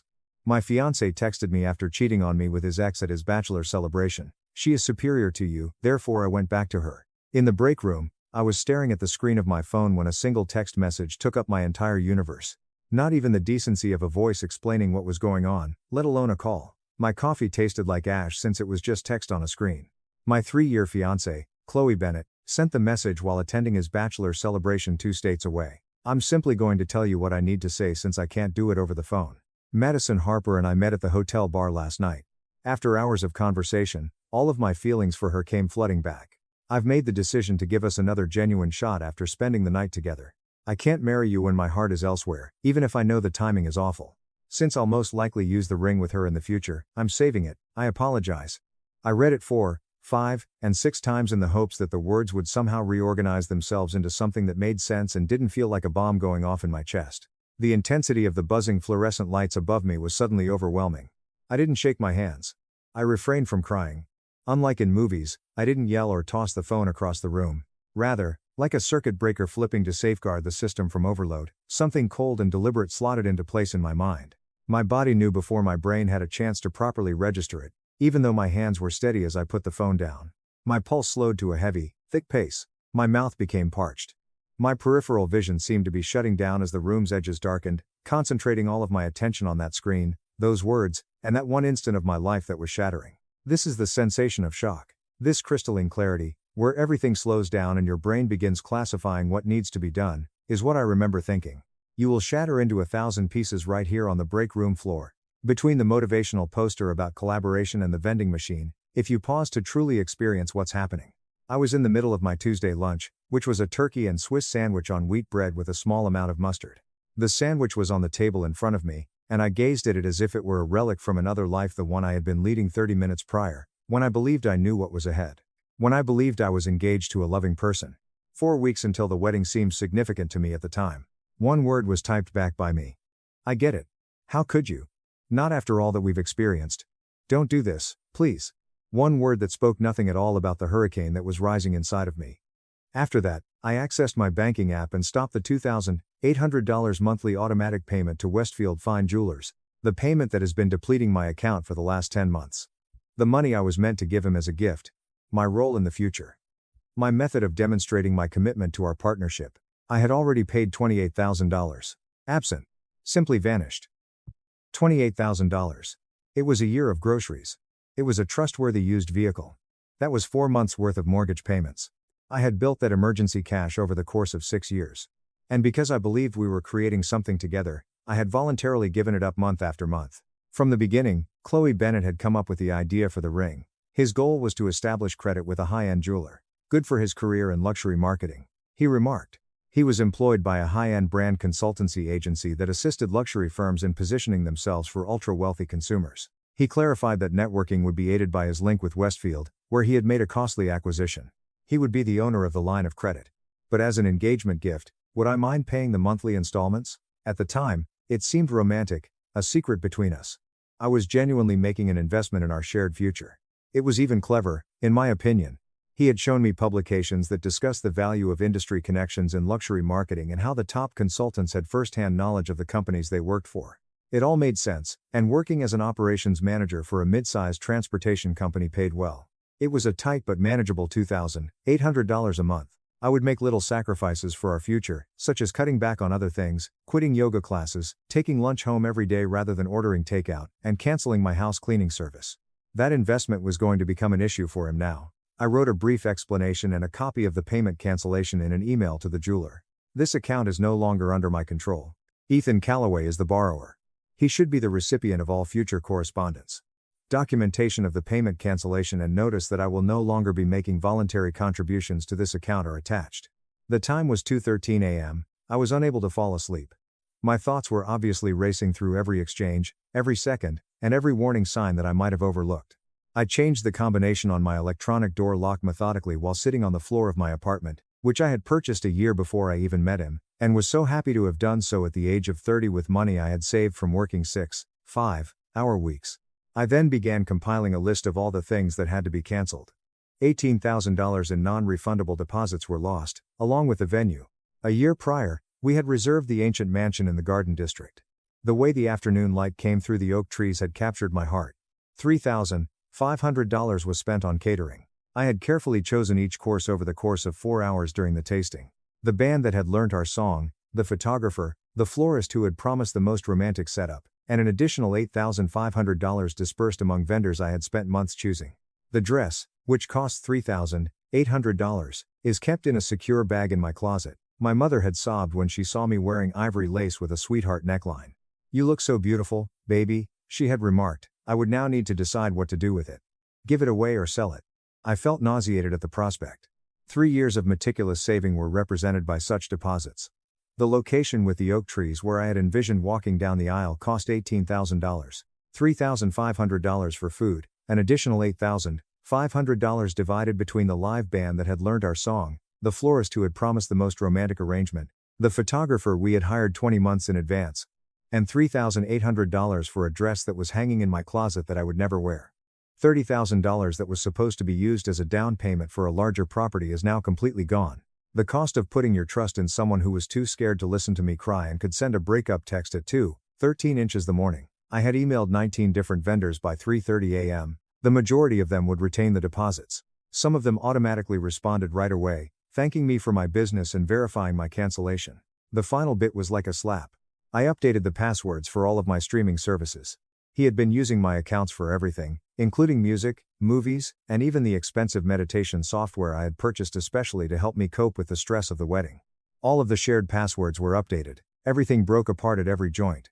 He was presumably sleeping off his reunion with Madison Harper, totally oblivious to the fact that his financial condition was about to collapse, while I was slowly removing him from my life. The boxes of wedding invites, each costing $45, were in my closet. They were made by custom letterpress on cream cardboard with gold foil edges. When they arrived, I was incredibly proud of them.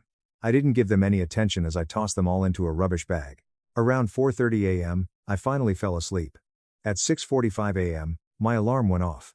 I slept for about 2.5 hours, and during that time, I had fragmented nightmares in which I was looking for something I had misplaced but couldn't recall what it was. At 8:40, my phone began to ring. I pretended to be washing away the last 14 hours while I was in the shower, letting the hot water stream over me, pretending that I could get rid of the sense of being thrown away like trash if I scrubbed hard enough. There were 4 voicemails and 7 missed calls when I eventually checked my messages. One of Ethan Calloway's close college pals, Brooke Lawson, left the first voicemail. Her displeasure was scarcely disguised in her tight voice. "Hey Chloe, Ethan's card got declined this morning and he's freaking out. Did you forget to make the jewelry payment? He's saying something about you canceling it, but that doesn't make any sense because why would you do that? Can you call me back? He's really upset, and honestly this is kind of messed up timing with everything he's going through right now. Please give me a call back so we can resolve this. Everything he's experiencing." As if he were the victim. In this situation, for example, after he cheated on me, his credit card was refused, and I was meant to feel terrible for him. I didn't finish it before deleting it. The second came from Evelyn Calloway, the mother of Ethan Calloway. She didn't say hello or make any small talk. Instead, she went right into it using the tone she used to pretend to be calm when she was really angry. "I'm not sure what's going on, Chloe, but you have to make the ring payment right away.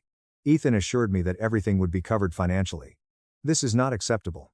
You can't just quit paying for the ring because you're upset because it's a big investment. I know you're better than this, and I raised my son better than this. Give me a call back immediately so we can deal with this like grown-ups." Similar to adults, she wanted me to act like an adult in this situation. At 2:13 inches the morning, her 3-year-old son texted me to tell me he was cheating on me and keeping a $95,000 ring, but I had to act like an adult in this situation.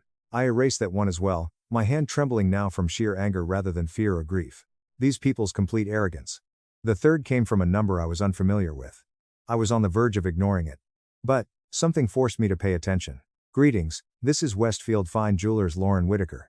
We're calling because we received your email and your payment for the account ending in 5823 was rejected this morning. We need to make a few clarifications regarding account responsibility. Kindly give us a call back as soon as possible." That one, I saved. I would have to forward it on to my attorney. My attorney? Now I needed a lawyer. At 33, this was my life. My fiancé had cheated on me, and I had stopped paying for his $95,000 ring, so I needed a lawyer. I gently and slowly put on my clothes. Put on my favorite blazer, the navy one that gave me a sense of control and competence. I straightened my back, applied cosmetics to hide the bags under my eyes, and left the room as if I weren't crumbling within. I made it to lunch at work before my phone called once more. The mother of Ethan Calloway. I left a voicemail for it. She returned the call right away. Once more, I sent it to voicemail. I answered the third call, if only to put an end to the constant ringing that was causing my coworkers to glance at my desk. "What's going on, Chloe?" I had to keep the phone away from my ear since her voice was so high-pitched. "You discontinued the payment without alerting anyone, according to Ethan. He doesn't have $2,800 laying around every month. It's clear that his current girlfriend lacks it as well. You promised something." I promised my fiancé. My free hand tightened into a fist, but my voice was uncannily calm as I interrupted. "I'm no longer engaged to Ethan. When he texted me yesterday to let me know that he was getting back together with his ex-girlfriend, he made that extremely evident. The money was given as a gift, subject to our engagement. There can be no gift if there is no engagement. This isn't how it operates. You can't simply. The credit line is in Ethan's name, Evelyn. I was paying voluntarily. Neither a contract nor a legal obligation existed. I assumed we were getting married, so I paid for his ring as a gift. We will not tie the knot. The gift has ended. However, he cannot afford. I no longer have that issue."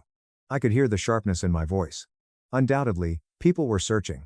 To get some privacy, I got up and moved toward the stairway. Before he cheated on me 4 weeks before to our wedding, he ought to have given that some thought. Before deciding to keep a $95,000 ring that I've been paying for, he ought to have considered that. He made those decisions. He now has to deal with the fallout. "You're being spiteful." Am I being spiteful? Even my own laughter sounded bitter.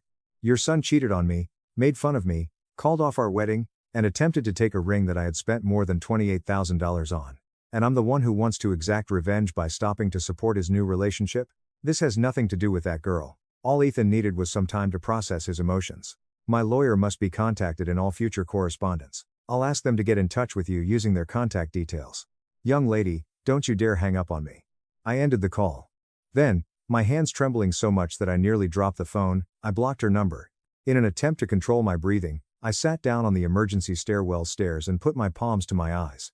Now that Ethan had the guts to cheat on me, keep the ring, and then enrage his mother about the payments, my hands were shaking not out of fear or despair, but out of pure, white-hot wrath. The intercom in my flat buzzed that night. The person working at the front desk sounded sorry. "Ethan Calloway is coming to meet you, Miss Chloe. It's urgent," he says. "Inform him that the access code has changed and that he must arrange a time to pick up his possessions through my attorney. He claims to be a local resident. He doesn't. The deed and lease are solely in my name. His legal address was never altered. Never made a rent payment. Never signed a cohabitation contract. Please contact building security if he won't go. A pause occurred.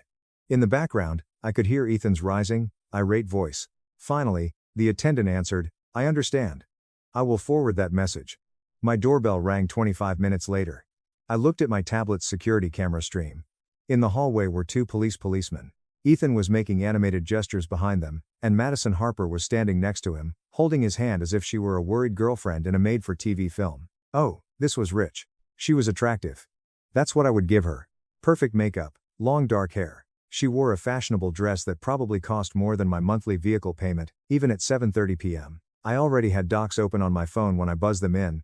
The elder officer appeared worn out, as if this was the 11th domestic dispute call he had handled that day. Ma'am, we received a call regarding an unlawful lockout. I gave him my tablet, which had a picture of the property deed open. I live in this apartment. I am the only proprietor. This deed was signed 4 years ago, 3 years before I even met Ethan. Officially, he never resided here. He routinely stayed over, but he never signed any form of cohabitation agreement, changed his legal residence, paid rent, or contributed to the mortgage. If you require utility invoices in my name, I can supply them. The younger officer's eyebrows were slightly raised when he read something on Ethan's phone. Did you compose this message, sir? From where I stood in my doorway, I couldn't see Ethan's face, but I could hear the defensive tone in his words. Yes, but that is out of context. It's quite obvious that you're retaining the ring but quitting the relationship. The policeman gave me a glance. Did he return this ring to you? No. Right now, he's wearing it.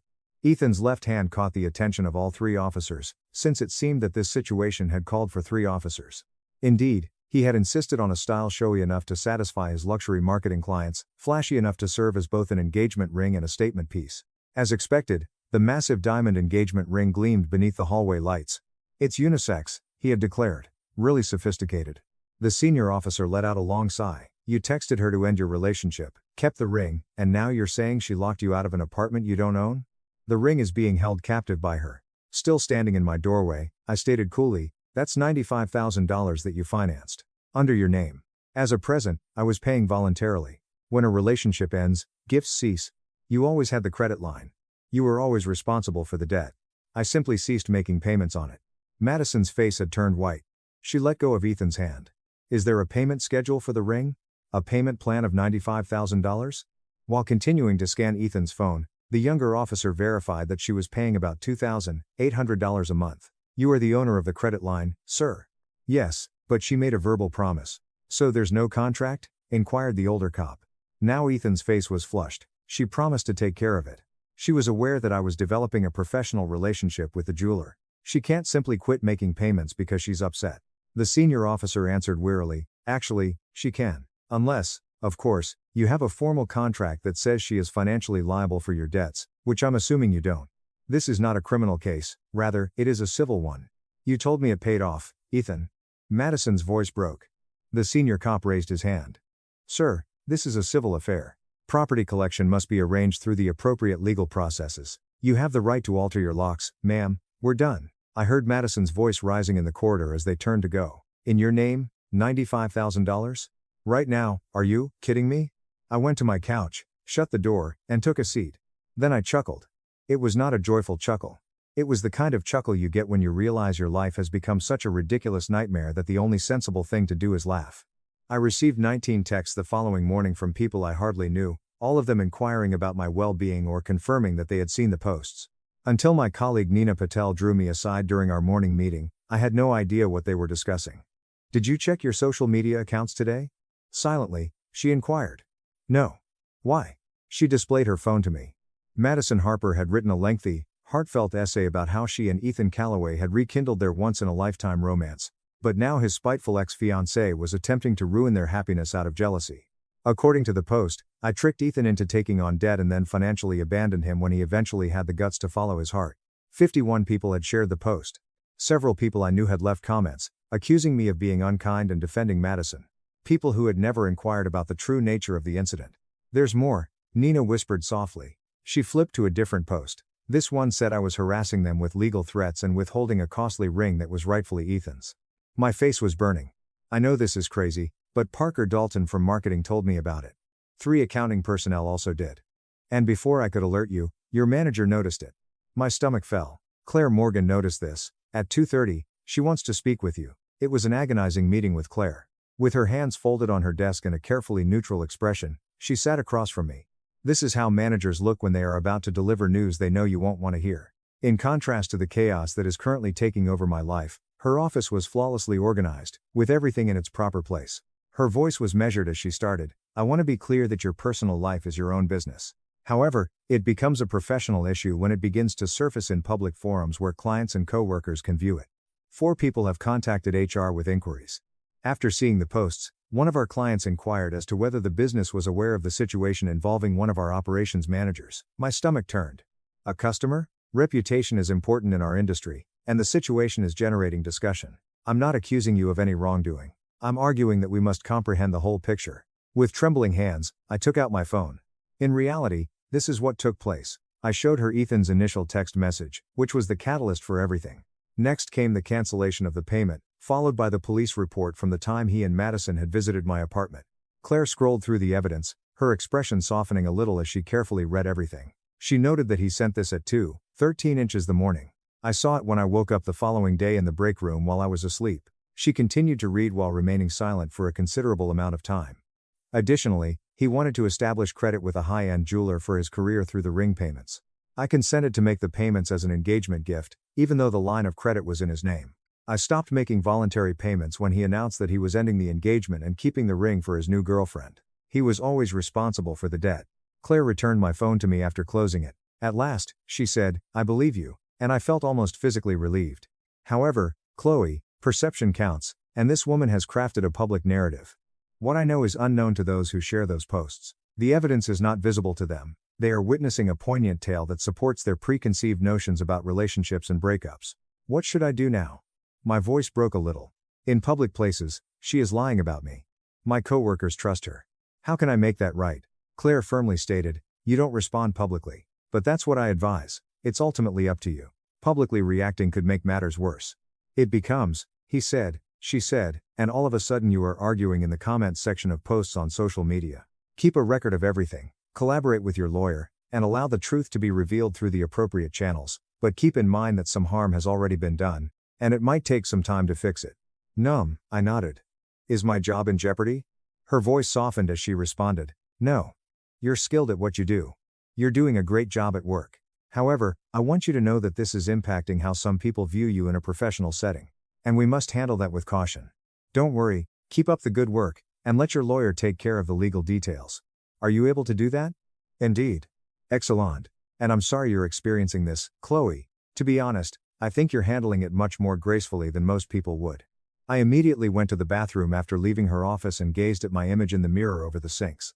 Despite applying 4 layers of concealer that morning, the woman staring back at me had dark bags under her eyes. Her shoulders were slumped and her jaw was clenched. She appeared to be struggling to keep herself together, and that's precisely what she was. I eventually allowed myself to cry after locking myself in a stall. Not for Ethan. I had had enough of lamenting him. I sobbed for the version of my future that had vanished with that text message, for the house I had envisioned us constructing, complete with a kitchen where we would cook together on Sunday mornings and a yard for the kids. For the trust I'd readily given, thinking that it meant anything when someone told you they loved you. For the $30,000 in deposits, which equated to 3 years of forgoing yoga classes, brown bag lunches, and girl vacations because I was saving for our future. I sobbed because, despite having done nothing wrong and being the victim of someone else's brutality, I somehow found myself sitting in a restroom stall at work, attempting to hide my sobs from my coworkers. I contacted my older sister when I got home that night. 6 years prior, Rachel Bennett had endured a violent divorce. She was the one who would understand. What is he claiming? Rachel had a strong voice. That you tricked him into opening the credit line. A formal demand letter was sent by his attorney. They claim they have a witness and that I made a verbal commitment to pay every amount indefinitely. The witness is who? A friend of his. Someone who is prepared to tell lies. Rachel was silent for a while. Are the original messages with you? Everything from the payment setting to the breakup text. Excellent. Your attorney must reply with that paperwork. Furthermore, Chloe, things will worsen before they improve. Are you ready for that? I wasn't. Not at all. But since I had no other option, I still said yes. My lawyer developed a comprehensive legal answer. Screenshots of Ethan's breakup correspondence with explicit wording about quitting the relationship and keeping the ring were included. The police report from the apartment incident was part of it. It contained bank statements attesting to the fact that I had completely outfitted the apartment prior to Ethan moving there. It contained proof that Ethan had willingly created the credit line in order to cultivate his connections with upscale jewelers as a luxury marketing specialist. My lawyer wrote, "It is ludicrous to say that your client was somehow duped into this arrangement. He is an adult professional who deliberately chose to finance a high-end purchase under his own name. The fact that his ex-fiancée decided to make a gift contribution to those payments does not put her under any legal obligation to continue after he broke their engagement. Legal reasoning, however, doesn't stop you from lying awake at 3:30 inches the morning, wondering if you should just pay the money to make it all go away. Food tastes like cardboard, but it doesn't stop you from losing 14 pounds in 7 weeks. It doesn't stop your hands from trembling when you check your email because you're afraid of what fresh charge might be in store." I was sitting at my laptop at 11:30 p.m., 3 weeks after the demand letter, looking at a draft email to Ethan's lawyer. To put an end to the horror, the email offered to pay half of the remaining $45,000, which would destroy my funds. The topic line's cursor blinked. Regarding the proposed settlement. Such clinical terminology for emotional destruction. Such formal language for giving up.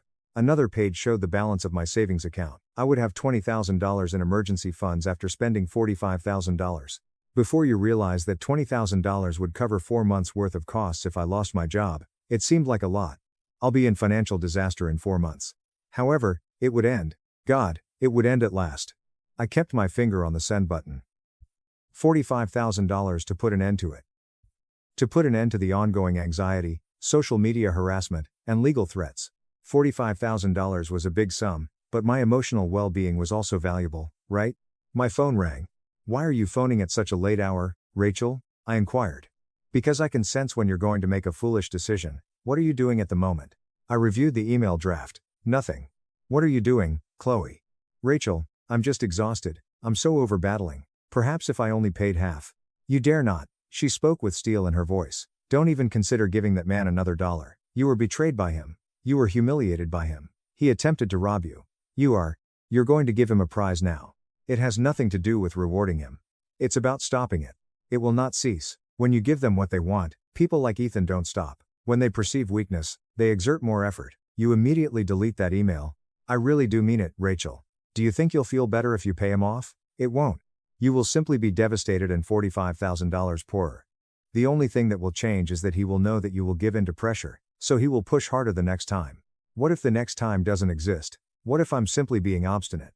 Then be unyielding. Listen to me, Chloe. To expedite the divorce, I gave my ex $15,000 that I didn't owe him. Do you know what took place?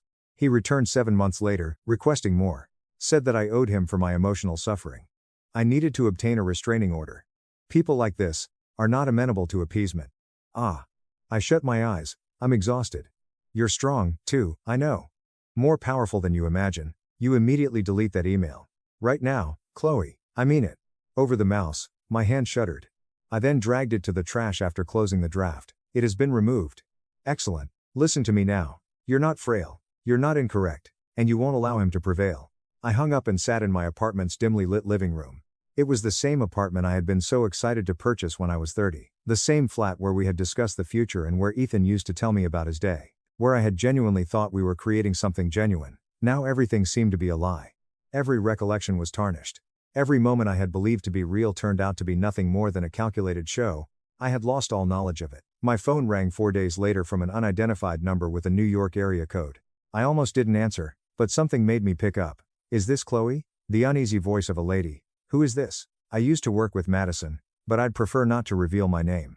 I've been keeping up with the situation online since she dismissed me 7 months ago. I believe you ought to be aware of the reality. My heartbeat accelerated. What is the truth? Madison is not some naive person who unintentionally got back in touch with her former partner. She has spent months organizing this. She was aware of the ring, its price, and that Ethan was footing the bill. Before I was dismissed, I overheard her discussing it. She didn't just happen to run into him at that hotel bar. I cite her as saying, "That ring is gorgeous and expensive, and once I get him back, we'll figure out the payment situation together." She deliberately arrived up after learning the location of his bachelor celebration. I was lightheaded. How are you aware of all this? Because she boasted to me about it. She talked about how she had always regretted letting him go, showed me images of the ring, and showed me his social media accounts. She got me fired for creating a hostile work atmosphere after I confronted her about chasing an engaged person. If you're interested, I have screenshots of a few of our exchanges. I am unable to use them. When they paid me, I signed an NDA, but it doesn't apply to you. You tell me this. But why? I asked cautiously. You signed an NDA because she did the same thing to me as she did to you. The brutality is the same, but the manner is different. She destroyed both my reputation and my career. You are legally allowed to touch her, but I am not. And to be honest, I couldn't keep quiet after witnessing her act like a victim on the internet when I knew the reality. This isn't retaliation, but my therapist says I should quit thinking about getting even. This is fairness. Her voice broke a little. She did something you didn't deserve. Nobody does. The screenshots have dates on them. They are real. They also show that she planned everything. I can only offer you that. Thank you. I was able. She hung up, saying, truly, use them well, please send them to me. Within an hour, the screenshots arrived, and I sat on my couch staring at them while feeling sick to my stomach like poison. Talks about Ethan, the ring, and their plans between Madison and a person named M. Before the words truly stuck, I had to read each screenshot 4 times. Like an immune system battling an infection, my brain continued to attempt to reject the knowledge. There is no way this could be true. In reality, no one did this. However, the dates were present. The details were present. Blue message bubbles contained the casual cruelty. 5 months before to Ethan's bachelor party, the first screenshot was taken. Madison Harper shared pictures at a company function. The ring is on him. It's so beautiful, my God. Let it go, M, girl. He has an engagement. Madison. Yes, she is dull. Manager of marketing or whatever. Simple. Someone who understands the way of life is what he needs. The M. You're crazy. Madison. I'm committed. That ring costs about $95,000. Additionally, he used it to establish connections with jewelers. Astute. I've always been astute about it. I thought I was going to get sick. She was aware. She was aware of the cost, the credit limit, and everything else. This went beyond merely observing from a distance. It was reconnaissance. This was a tactic. The screenshot that followed was taken 4 months ago. The Harbor Hotel will host Madison's bachelor party in July. Learned about it via the girlfriend of his friend. Why do you know the location of his bachelor celebration? M. Madison, do some research. Simply said, if I happen to be at that hotel bar that evening. The M. This is the conduct of a stalker. Madison. It's fate, not stalking. We are destined to be together. This engagement is really a side trip. I nearly dropped my phone because my hands were trembling so much. It wasn't an accident. It wasn't a fortuitous meeting at a hotel bar. This was not Ethan discovering that he still harbored feelings for an ex. Like a military operation, this was planned, calculated, and coordinated. 3 weeks before to the bachelor celebration, another screenshot was taken. In July 2022, Madison reserved a stay at the Harbor Hotel. T's bachelor celebration is on the same weekend. Is it a coincidence? Not, I believe. You will attend his bachelor celebration, M. I'll be at the hotel bar, Madison. Destiny determines what comes next. M. Fate, correct? How about his fiancée? She'll get over it, Madison. In all honesty, he deserves more than some female who treats him like a charity case by paying for his rings. The final line, the L line. As if my charity was a source of contempt. Love and support, for example, were vulnerabilities. For example, it seemed pitiful that I had been assisting him in advancing his profession rather than what spouses do for one another. Madison was seen searching for the hotel where Ethan's bachelor party was scheduled in a screenshot of her search history. Another depicts her investigating me on social media, looking through my postings and examining my photos as if I were a target to be eliminated. Another depicts her calculating precisely what she was competing for by researching the price of engagement rings at Westfield Fine Jewelers. After studying me, him, and the circumstances, she carried out a plan to ruin everything. It wasn't passion. It wasn't love. The takeover was hostile. She had examined him, myself, and the circumstances before carrying out a scheme to ruin it. Ethan was either too naive and self-centered to recognize that he was being duped, or he knew and complied. I couldn't decide which choice was worst. I couldn't decide which option stung more. I felt nauseous as I gazed at the screen of my phone. I felt as though the room was tilting around me. My vision is fading at the borders of the furniture. It went beyond simple treachery. It was planned, deliberate, and meticulous. Every statement made by Ethan regarding their fortuitous meeting was scripted. It was all theatrical, every tear he had shed over following his heart. Additionally, I had been the idiot who had purchased tickets for my own humiliation. My apartment was slanted. The walls appeared to be breathing. The ceiling exerted pressure. I hurried to the restroom and puked. The reality of what had happened to me was physically rejected by my body. On the chilly tile floor, I knelt. I heaved until nothing remained after pressing my forehead on the toilet bowl. Until my throat burned, my stomach ached, and tears ran down my face, blending with bile and spit. This was the flavor of betrayal. When someone you trusted turned out to be someone you had never met at all, it felt like this. How long I sat on the restroom floor is a mystery to me. Time seemed fluid and odd. My phone continued to ring. The screen repeatedly flashed Rachel's name. For more than an hour, I had been ignoring it. There were 7 calls, 9, and 11. She must have realized something was seriously wrong when I still didn't respond. That was the purpose of the emergency key. I heard her yelling my name, followed by footsteps and the sound of a key being inserted into my front door lock. I was still sitting on the bathroom floor, holding my phone, and staring at those screenshots when she discovered me. I thought that if I stared at them long enough, they might change and stop making me feel like the greatest fool in the world. Chloe. She dropped on her knees next to me to see the scene. What happened, honey? I continued saying in a hollow voice, I'm so stupid. I'm really foolish. I am so foolish. You're not a moron. He is. Yes, she is. This was something he had planned. He was scheming how to get rid of me without losing the ring, and she was assisting him. All the while we were discussing the wedding, I was paying for his ring, I was scheduling vendors, picking flowers, and making plans for our future.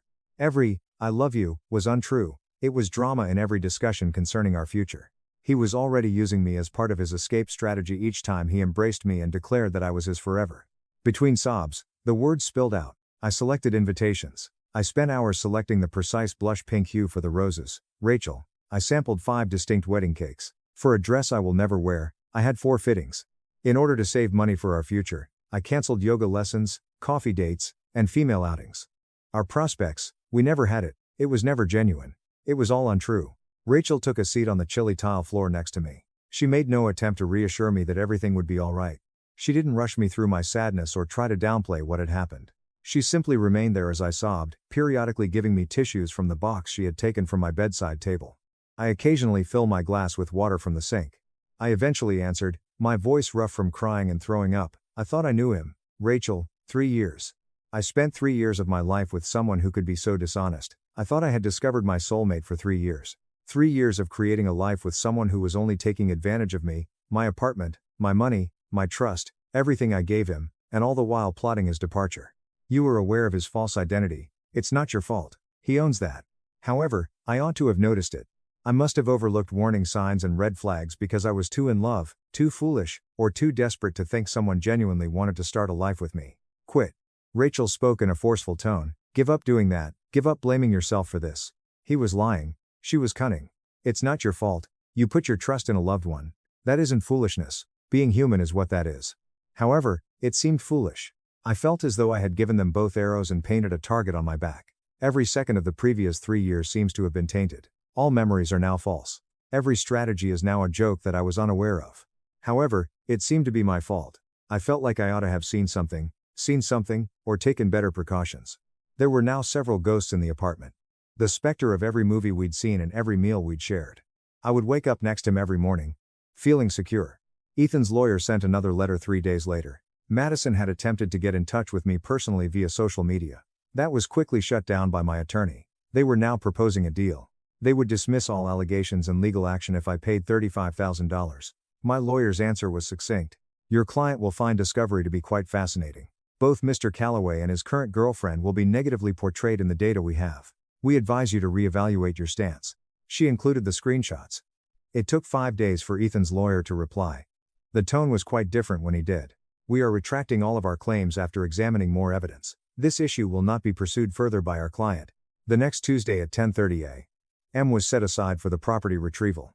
Monday night, I meticulously categorized and packed Ethan's possessions into 16 boxes. His clothing was placed in boxes 1 through 5. The pricey suits he had insisted on wearing to meetings with clients. I had bought him some casual clothing for his birthday. The clothing from the gym still had a hint of his cologne on them. I folded everything mechanically and precisely because I would lose it if I gave it too much thought.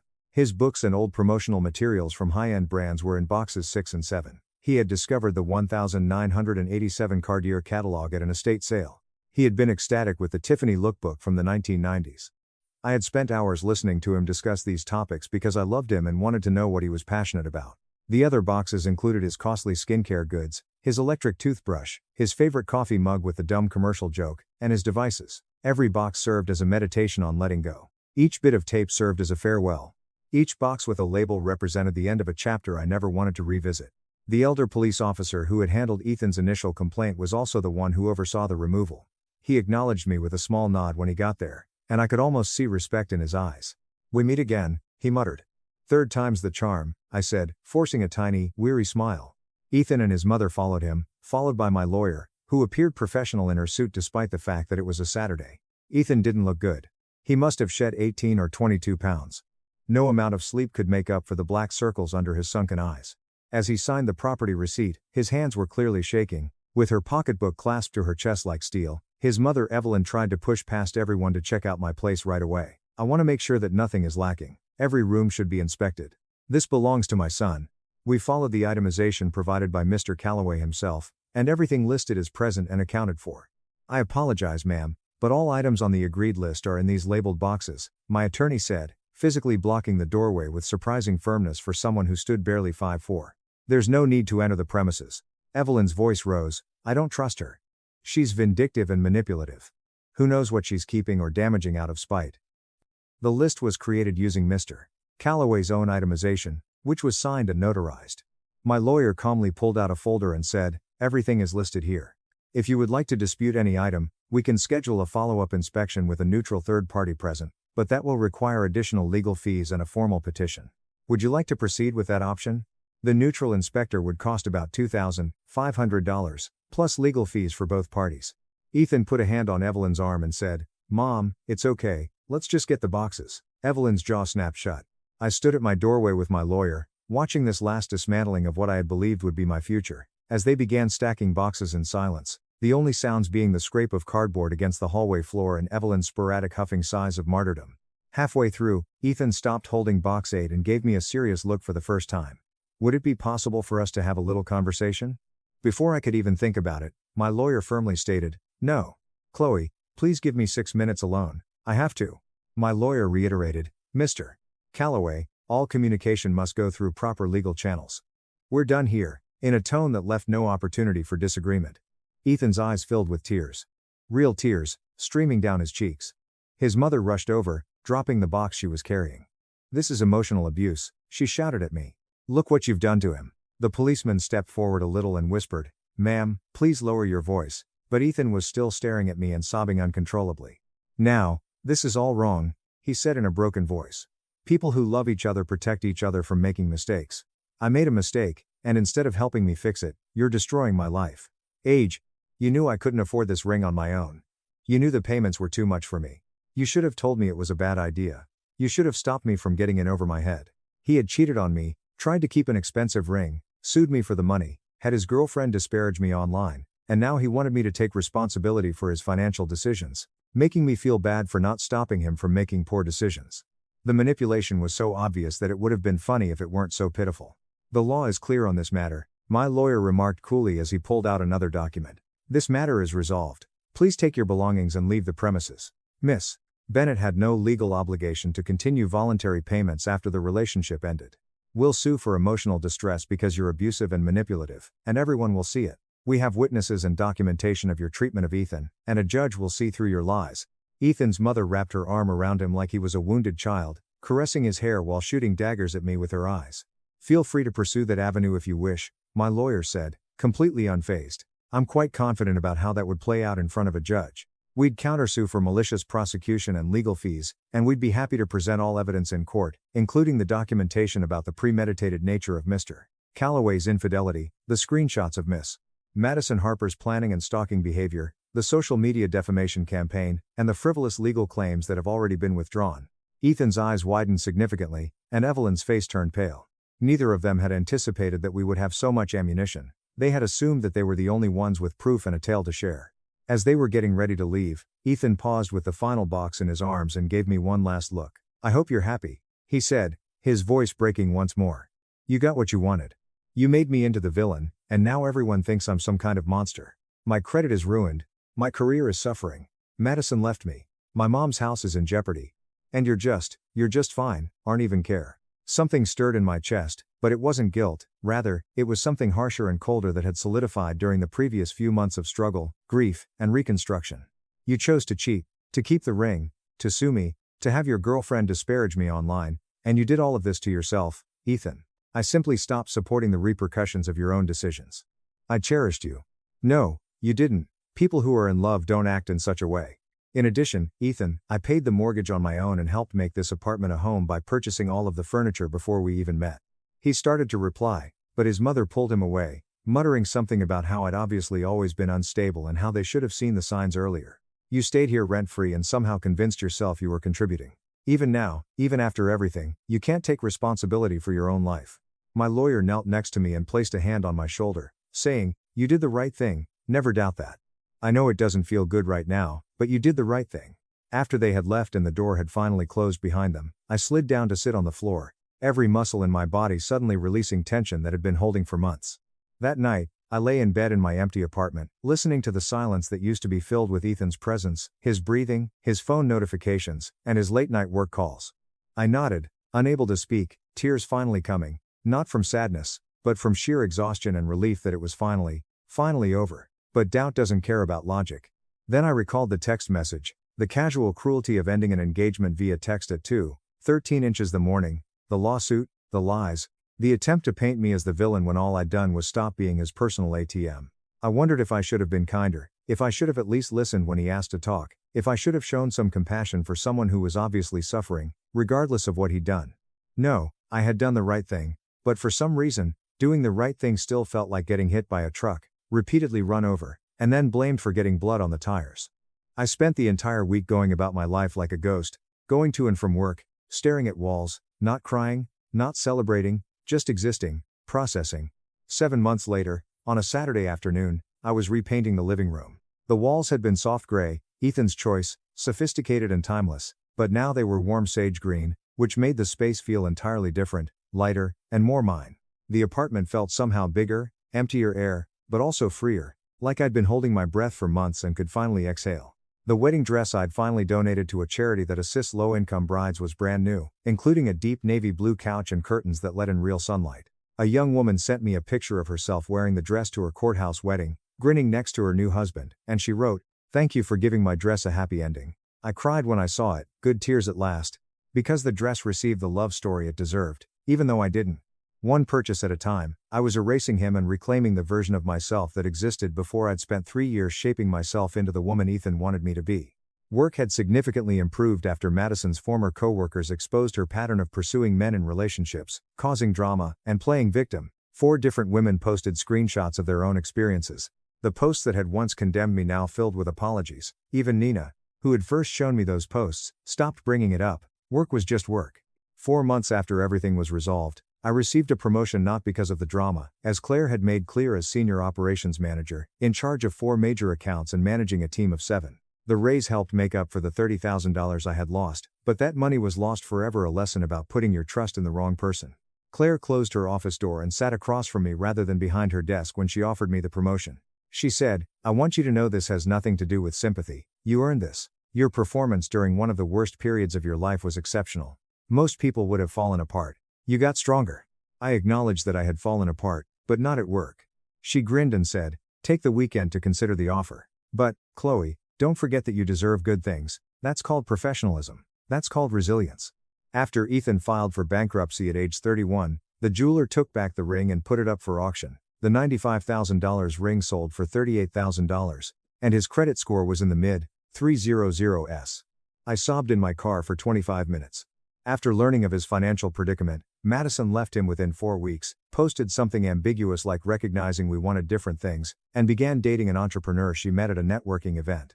He had moved back in with his mother because he was not eligible for an apartment lease. In reality, his mother had taken out a second mortgage for $60,000 at an exorbitant interest rate. The jeweler demanded the full deficiency balance plus interest and legal fees. Evelyn was now working 2 jobs and trying to pay off both mortgages.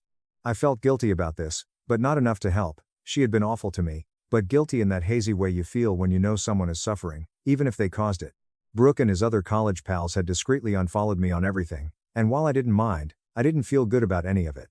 Ethan was living in her basement, working retail at an electronics store, and his luxury marketing career was over.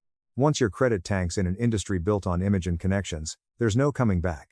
One Thursday, while working on a logistics proposal at my usual coffee shop, I noticed Ethan sitting in the corner with an old laptop and wearing an electronics store polo. He looked older, thinner, and exhausted in a way that went beyond sleep, like someone who had been ground down by life. He also noticed me. However, I didn't feel bad either, and perhaps that was the healthiest thing of all. I considered approaching him, saying something, asking if he had learned anything from the collapse of his life, providing some sort of closure, but I refrained. Instead, recognition flashed across his face, followed instantly by shame. His face flushed red, and he quickly looked away, hunching over his laptop. I grabbed my coffee, went to the window seat on the other side, sat down, and observed the street, people rushing by with their own issues and struggles, a woman pushing a stroller, two teenagers giggling, an elderly couple holding hands, life going on, the world spinning, and I saw him through the reflection in the window glass. I would have wanted him to suffer 7 months ago. I would have wanted to walk over there and list all the ways he had destroyed me, making him feel the weight of what he had done. He looked up once, twice, as if he wanted to say something but lacked the courage. Good. Let him sit with that feeling. Let him understand what it's like to want closure and not get it. The fact that I could sit 25 feet away from him and feel nothing but mild annoyance at the coincidence was a victory, not the dramatic kind, not the kind that makes a good story, but the quiet, unremarkable victory of indifference. Now, all I wanted was my coffee, my proposal, and my afternoon back. For the first time in 7 months, I didn't feel tight in my chest, my hands didn't shake, the familiar anxiety didn't rise in my throat, and I just felt okay. I wasn't happy or vindicated, but I was just here sipping my coffee and not thinking about what had happened or what I had lost, and to be honest, after everything, okay felt pretty damn good. Rachel texted me, saying, "Dinner tomorrow, my place. I'm making that pasta you like." I grinned and replied, "I'll bring the wine." The city moved forward outside, and I did the same inside. My dad tried to force me to cancel my wedding for my sister. I ambushed his intervention and exposed the $350,000 he stole from Mom. While I was standing in the kitchen, I was casually stirring a pot of marinara sauce. The aroma of garlic and basil was filling the air around me. Maya, who is engaged to me, was seated on the island, giggling at something that she was reading on her laptop. It was a Tuesday evening that was really cheerful and completely normal. After then, my phone started to ring. That would be my father, Richard. I responded on speaker, anticipating a brief inquiry concerning the hotel blocks that would be set aside for the wedding. Rather than that, he told me to postpone the wedding, and his tone gave the impression that we were talking about the weather outside. Does not reschedule. Try not to change the times. Prolong the delay forever. What is his justification? My stepsister, Haley, had recently been rejected by her boyfriend of 6 months, and it seemed that my euphoria, which was my wedding day, would make her feel even worse about the breakup. My thoughts was utterly numb as I stood there, the wooden spoon frozen in my palm. I was completely speechless. Suddenly, I felt as though I had been thrust into a terrible sitcom. Almost immediately, Maya's laughter stopped. By the time she looked up, her eyes were wide with anxiety as she watched the color drain from my face.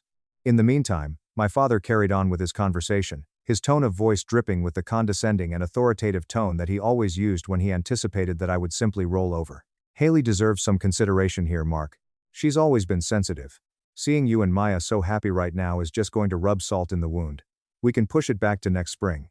It's a small sacrifice for family." So that's when I had the realization. A physical hit to the gut that is nauseating. It's been 9. There have been 9 long and laborious years since he remarried, and not once, not even a single occasion, have I ever been the individual who came first. Without uttering a single word, I reached over and pressed the red button, completely ending the call. The shaking in my hand was so severe that I had to grab the edge of the granite counter in order to keep myself from falling over. With her hands softly cupping my face, Maya hurriedly made her way around the island.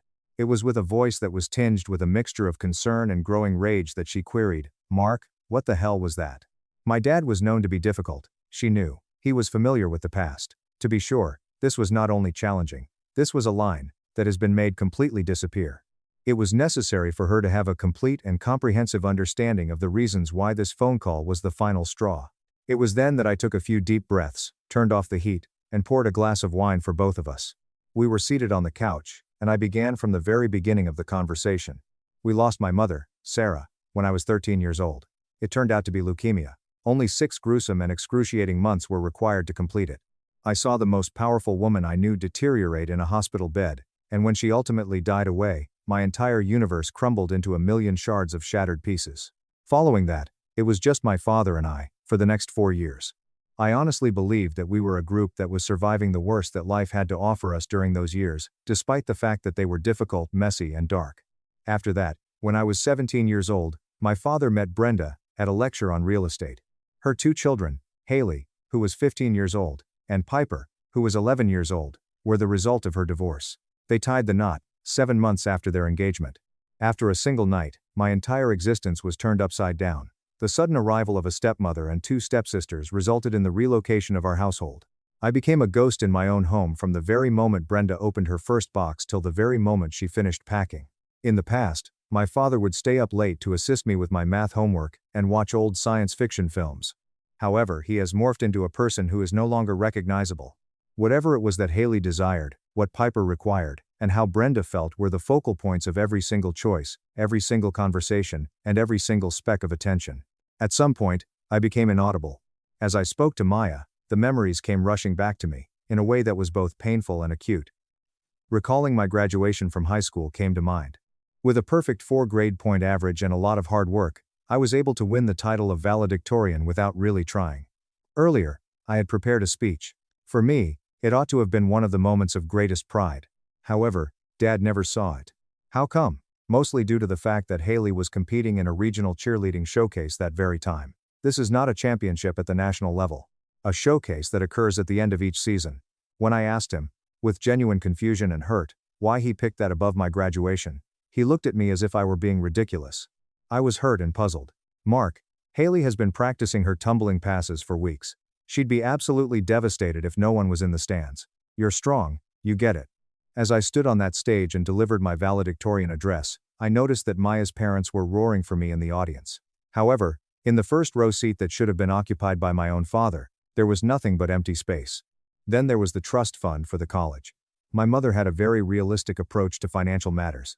In the time leading up to her illness, Mother had begun putting money aside expressly for my schooling. After my mother passed away, my father made numerous assurances to me that the funds were already in a bank account, ready to be used to pay for my education. However, when I was 18 years old and sitting at the dining table with a stack of acceptance letters, my father sat me down, cleared his throat, and stated with a straight face that the money was needed elsewhere. You see, Haley had a desire to have a car for her 16th birthday. This is not a second-hand clunker to learn on. Rather, it is a Jeep Wrangler that is almost brand new and cost $22,000. It was my father who used the money from my college fund, which was the money that my deceased mother had saved for me, to pay for Haley's Jeep in cash, in addition to paying for her first year of premium insurance. You're smart, Mark. My father had said me when he was clapping his hand on my shoulder. You'll easily get scholarships, and student loans aren't the end of the world. Haley really needs reliable transportation for her extracurriculars. As a result, I obtained student debts, totaling $55,000. All during my time in college, I had to work 2 demanding part-time jobs, in order to make ends meet. One of them was as a barista, opening the shop at 4 in the morning, and the other was stacking books at the school library until midnight. While this was going on, Haley was presented with everything she needed on a silver platter. A sweet 16 celebration that cost more than my entire meal plan for the first year of college. Designer clothes and unrestricted spending money were all included in the package. Each and every family dinner that I went to became a huge showcase for Haley's lackluster accomplishments and Piper's middle school drama. I recalled spending Thanksgiving at home during my sophomore year of high school. Although I was fatigued, I was so very thrilled to announce that I had been selected for a summer internship that was extremely competitive. It was a short smile from Dad, followed by a mumbled, "That's nice," and then he instantly turned to Haley to inquire as to whether or not she had chosen her prom dress yet. However, I was never able to recall the conversation. After that, I stopped going home to my house. I moved into a little apartment close to the university, and I only occasionally went there. When I finally went to see, it simply served to emphasize how completely I had been forgotten. My previous sleeping quarters?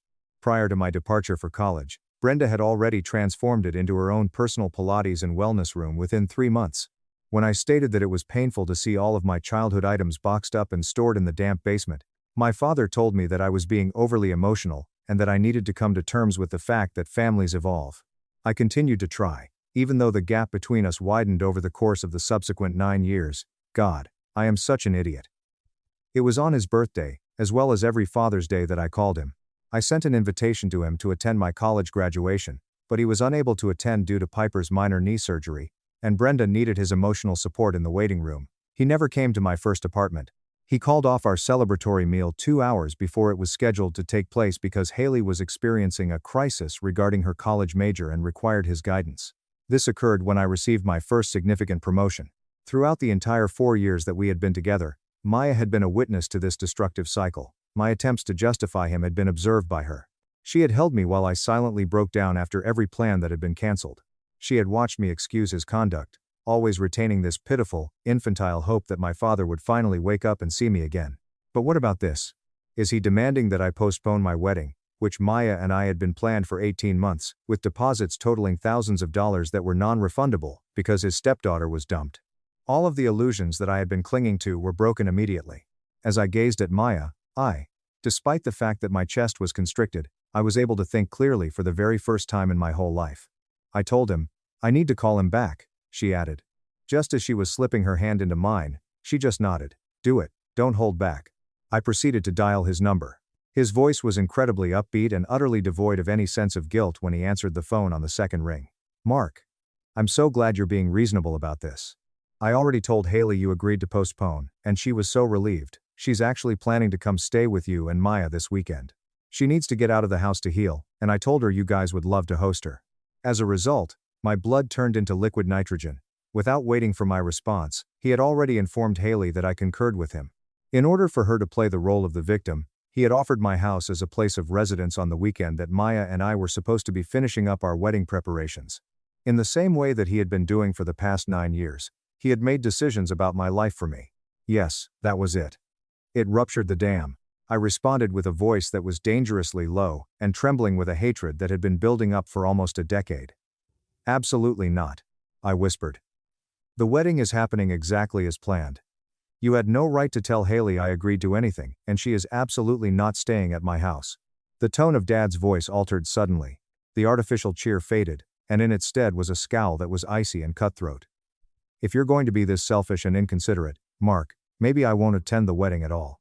Maybe you need to think about what kind of son refuses to make a small sacrifice for his sister's emotional well-being," I retorted. "Haley is not my sister," with a voice that was rough and reverberated across the kitchen. "She's your stepdaughter. Her high school level breakup has absolutely nothing to do with my wedding.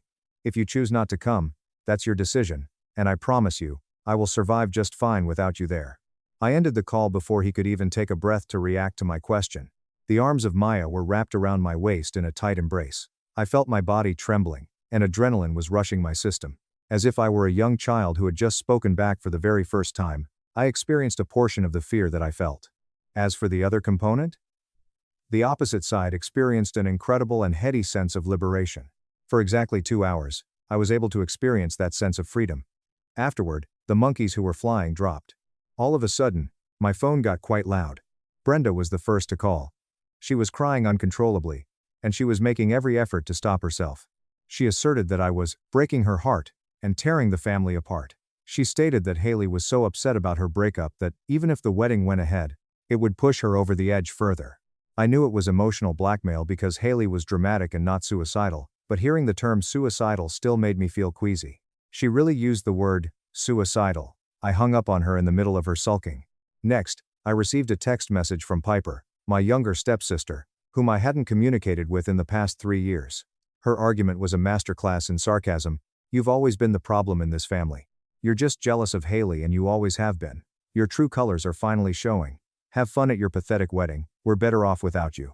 The following person was my father's older brother, Uncle Arthur. He called with a voice that was deep and booming, attempting to play the role of the mediator. "Mark, I heard about the situation. I know you're excited, but family harmony is important. Your dad has been through so much raising you alone after Sarah died. Don't you owe him some grace? Just push it back a month or two." It was at that moment when the pieces of the puzzle came together. I was fully aware of everything that was taking place. The father had immediately begun a full-scale public relations campaign, during which he had called all of the members of the extended family and fabricated a distorted and traumatized account of the events. In his portrayal of me, he portrayed me as the ungrateful and egotistical son who turned down a simple kindness. He was portraying himself as the exhausted and loving patriarch, who was attempting to maintain harmony. I interrupted Uncle Arthur in the middle of his speech. "Arthur, did Dad mention that this simple request came 3 weeks before the wedding? Did he mention that the venue, catering, and floral deposits are non-refundable? Did he mention that he already told Haley I agreed to postpone without even asking me first?" On the other end of the line, there was a prolonged and profound pause in utter quiet. After a long silence, Arthur finally spoke, and his voice was tentative and slow. "No. He didn't mention any of that. He made it sound like the wedding was still months away and you were just being stubborn."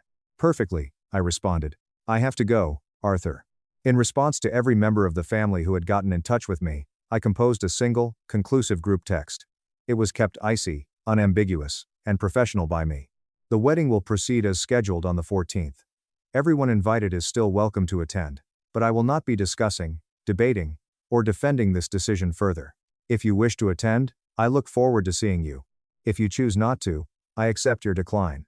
I pressed the send button. Following that, I banned the phone numbers of Piper, Haley, and Brenda. After a while, I simply could not take their manipulation any longer. However, I made the mistake of not blocking my father's phone number.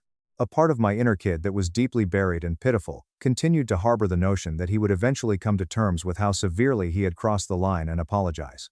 2 days later, that hope was laid to rest in a violent manner. My cousin Julian, who is the son of my uncle Arthur and is roughly the same age as me and with whom I used to play video games when I was younger, called me. In a manner that suggested he was hidden in a closet, his voice was muffled. Julian hushed. "Mark, you didn't hear this from me, but you need to know," and he said it in a murmuring tone.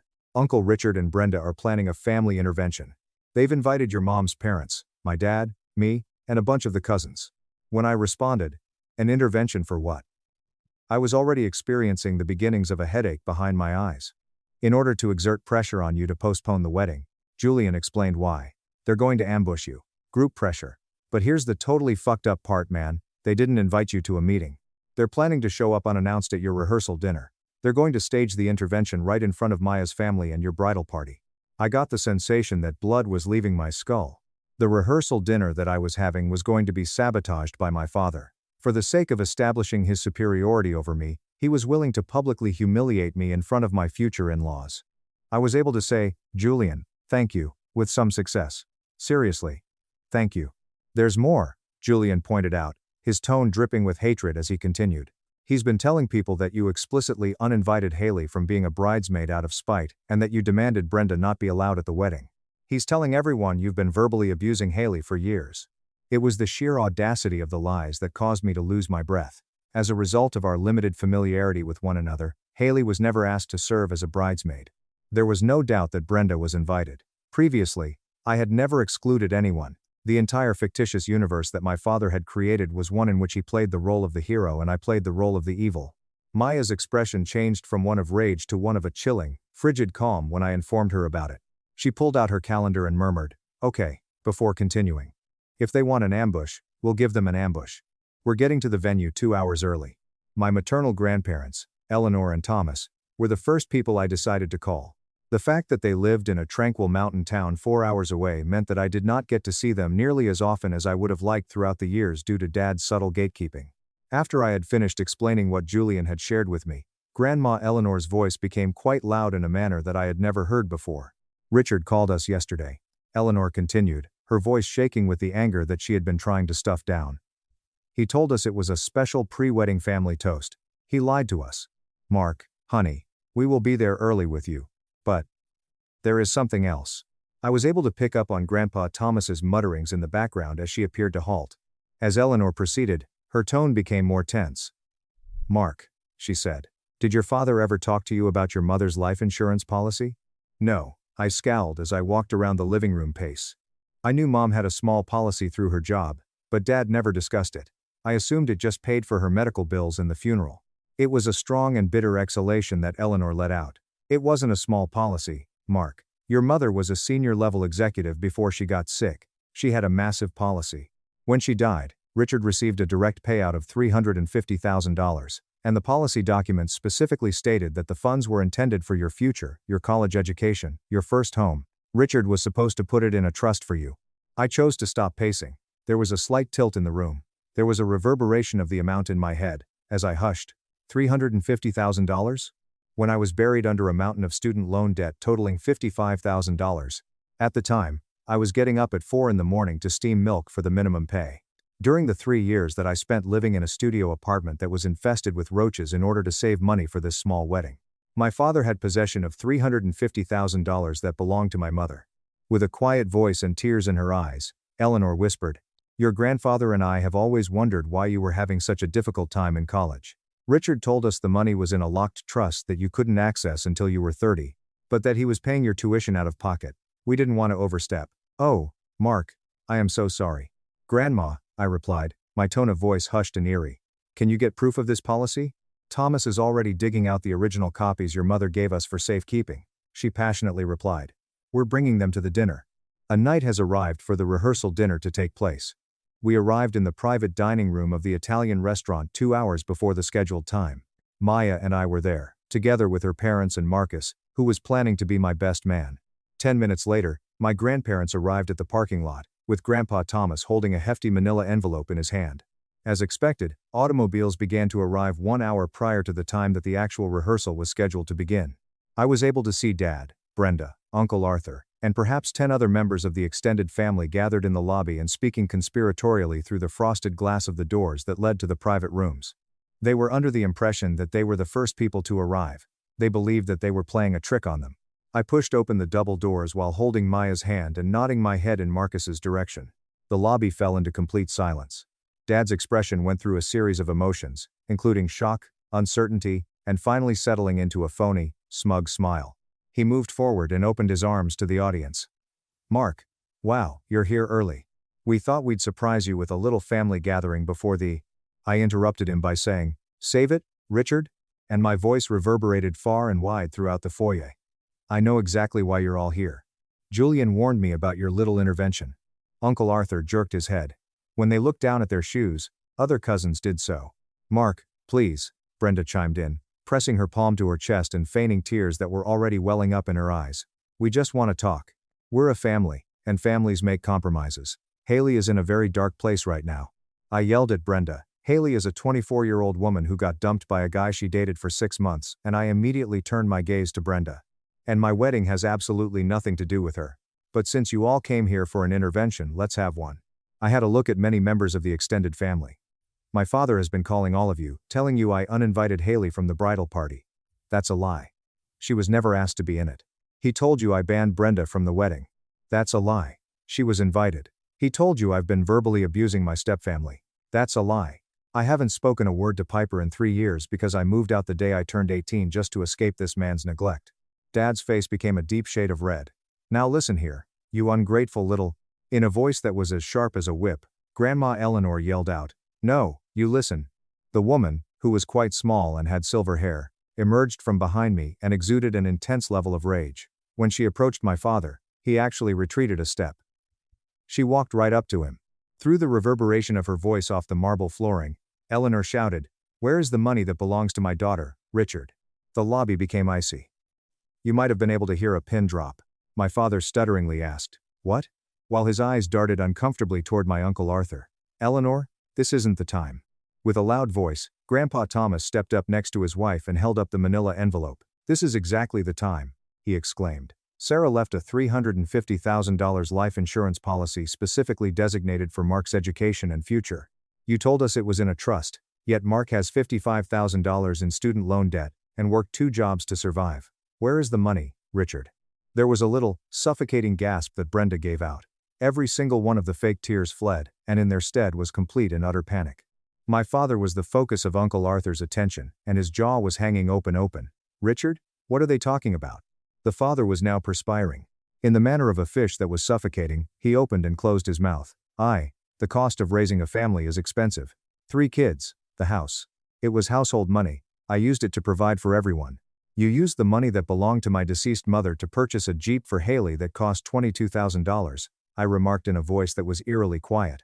You used it to send your new family on vacations. You stole my future to buy the affection of your stepdaughters. Instantaneously, Brenda erupted into a series of loud, dramatic cries. We needed it. You don't understand how hard it is to blend a family. Richard was stressed. We were just trying to give the girls a good life. William, Maya's father, said, by stealing from his actual son? Maya's father walked forward. The man was towering and imposing, and he gazed at my father with a look that conveyed complete and utter disgust. You are pathetic. When it came to the intervention, it had completely collapsed. Now, the members of the family whom Dad had brought in to exert pressure on me were staring at him as if he were a monstrous creature. Uncle Arthur shook his head and appeared to be experiencing nausea and vomiting. You lied to me, Richard. You lied to all of us, to cover up theft. On my father's face, I looked. A man who had disregarded me for a period of 9 years.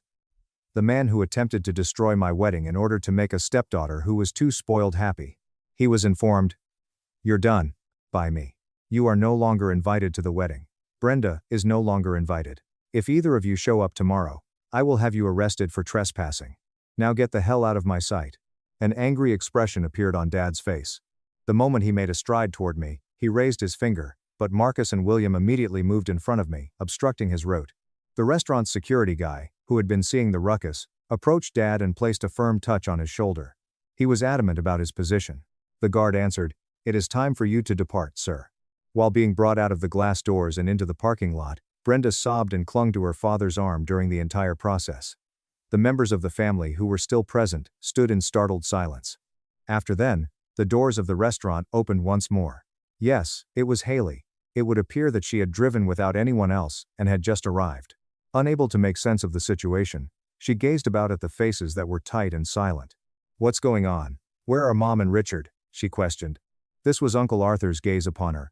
"They just got kicked out, Haley, for stealing Mark's inheritance." The eyes of Haley were wide as she glanced at me. "What? Inheritance? Mark, what are they talking about? Richard said you were postponing the wedding because you felt bad for me." "He lied to you, Haley," I muttered, finally feeling the tiredness that had been building up in my bones. "He used your breakup as an excuse to exert control, just like he used my mother's death money to buy your Jeep." The revelation seemed to flood over her face as I observed it. With all of her shortcomings and sense of entitlement, Haley was not an idiot. All of a sudden, she was confronted with a terrifying new perspective of the final 9 years of her life. Those lips of hers shook. She did not utter a single word. Simply turning around, she exited the building through the entrance. They were not present for the rehearsal dinner that took place. It was weighty, dramatic, and extremely cathartic all at the same time. I was taken aside by Uncle Arthur, who profusely apologized and assured me that he would put things in order. The hug that my grandparents gave me was so strong that I feared my ribs were going to break. It was a wonderful day for the wedding. Both Maya and I had hoped for this moment, and it came true. With the sun shining brightly and the floral arrangements looking just gorgeous, there was absolutely no drama. I was standing in the groom's suite, adjusting my tie, when I heard a soft knock on the door. I responded by standing up. Yes, it was Haley. Her eyes were red from crying, and she was dressed in a clothing that was uncomplicated and plain. Softly, she said, "I know I'm not invited," while refusing to look me in the eye. "But I needed to tell you. I didn't know. I swear to God, Mark, I didn't know about the money. Mom and Richard always told us he had a massive investment portfolio. I spent all night looking at my bank statements and the deed to my condo. I think he bought my condo with your money." "Oh no." While she was looking up at me, tears were streaming down her face. "I am so incredibly sorry. I was a spoiled brat, and I let them pamper me while you suffered. I'm leaving. I just needed you to know that I'm completely cutting them off, too." Her gaze caught mine. At the age of 24, she came to the realization that her entire privileged life had been constructed on stolen funds. "Thank you for telling me, Haley," I responded. "You can stay for the ceremony if you sit in the back." She smiled for a moment, nodded, and then walked away from me. When it was time for the ceremony, William, Maya's father, approached me and said, "Mark, if you would like, it would be an honor for me to walk you down the aisle." After choking back a sob, I nodded my head. As I made my way down the aisle with William and saw Maya waiting for me at the altar, I experienced a great sense of tranquility. However, I did not miss my father. I did not experience a void. This was the family that I had chosen, as well as the family that had chosen me. I felt like I was surrounded by true family. Nevertheless, the story does not conclude with a joyful wedding. There was an email waiting for me from a lawyer named Victoria Sterling when Maya and I returned from our honeymoon in Greece, which lasted for 2 weeks. Her name was Victoria Sterling. During the time that I was drinking cocktails in Santorini, Grandma Eleanor had not only brought the insurance documents to the dinner, but she had also engaged a forensic accountant and a bulldog litigation attorney. Victoria and I had a meeting the following day. There was a paper trail that she set out, and it was far worse than I had anticipated it would be. In addition to paying for home bills, Dad had also spent the $350,000. Through a joint account with Brenda, he had methodically done away with the money that was paid out from my mother's life insurance policy. Listed here is the exact amount that my late mother paid for. The price of Haley's Jeep is $22,000. A renovation of the kitchen in Dad's house that will cost $60,000. A family vacation to the Maldives that cost $30,000. I was informed it was a couple's retreat, so I couldn't come, but I couldn't go. The price of Piper's premium equestrian riding lessons with braces is $15,000. A sum of $40,000 to settle the personal credit card debt that Richard had amassed before meeting Brenda. A cash down payment of $110,000 was used to purchase a rental property, which is the most exciting part. It was transferred into Haley's name in order to provide her with a passive income stream. This is a textbook case of breach of fiduciary duty, conversion of funds, and fraud, Victoria added, her eyes glittering with the excitement of a predatory legal situation. With interest and punitive damages, we are suing him for $500,000. We will freeze his assets, put a lien on his house, and drag him through discovery until he breaks. In the following week, we submitted the lawsuit. In a state of panic, Dad's attorney quickly came out to me. If I signed a non-disclosure agreement, they offered me a pitiful settlement of $75,000. It was necessary for Victoria to put the phone on silent, because she laughed so hard. We did not accept it. On the second month after that, the depositions started. Despite the fact that I was not compelled to be there, I went regardless. I was interested in seeing them struggle. It was a stunning train wreck that was Brenda's official statement. Over the course of Victoria's incessant interrogation, Brenda entirely lost her composure and admitted her guilt. She acknowledged that they were aware that the money was intended for me, but she stated that they believed it was unfair for one child to receive such a large amount of money when the stepdaughters had none. She screamed, and she pretended to be the victim, but Victoria simply gave her bank statement after bank statement, and she was compelled to read the luxury purchases out loud for the court reporter. The testimony of Dad was much more appalling. When Victoria produced the records that demonstrated that he had used my money to pay off his premarital debt, his haughty veneer fell apart. It was his intention to make the claim that he was borrowing it, and that he would pay it back. When Victoria asked for the repayment schedule, she smiled harshly and asked for it. Not a single one. They ended up in a corner. They came up with no defense. Their finances were being drained by the legal bills. Immediately prior to the scheduled date of the trial, Dad's attorney returned with a last-ditch attempt to reach a settlement.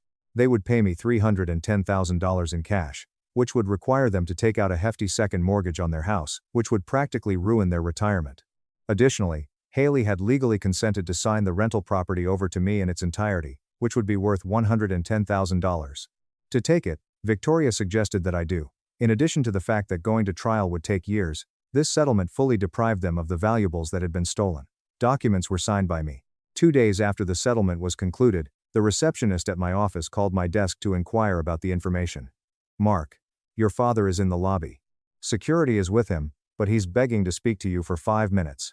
It was possible for me to have him kicked out, but I required peace of mind. In order to get to the lobby, I rode the elevator down.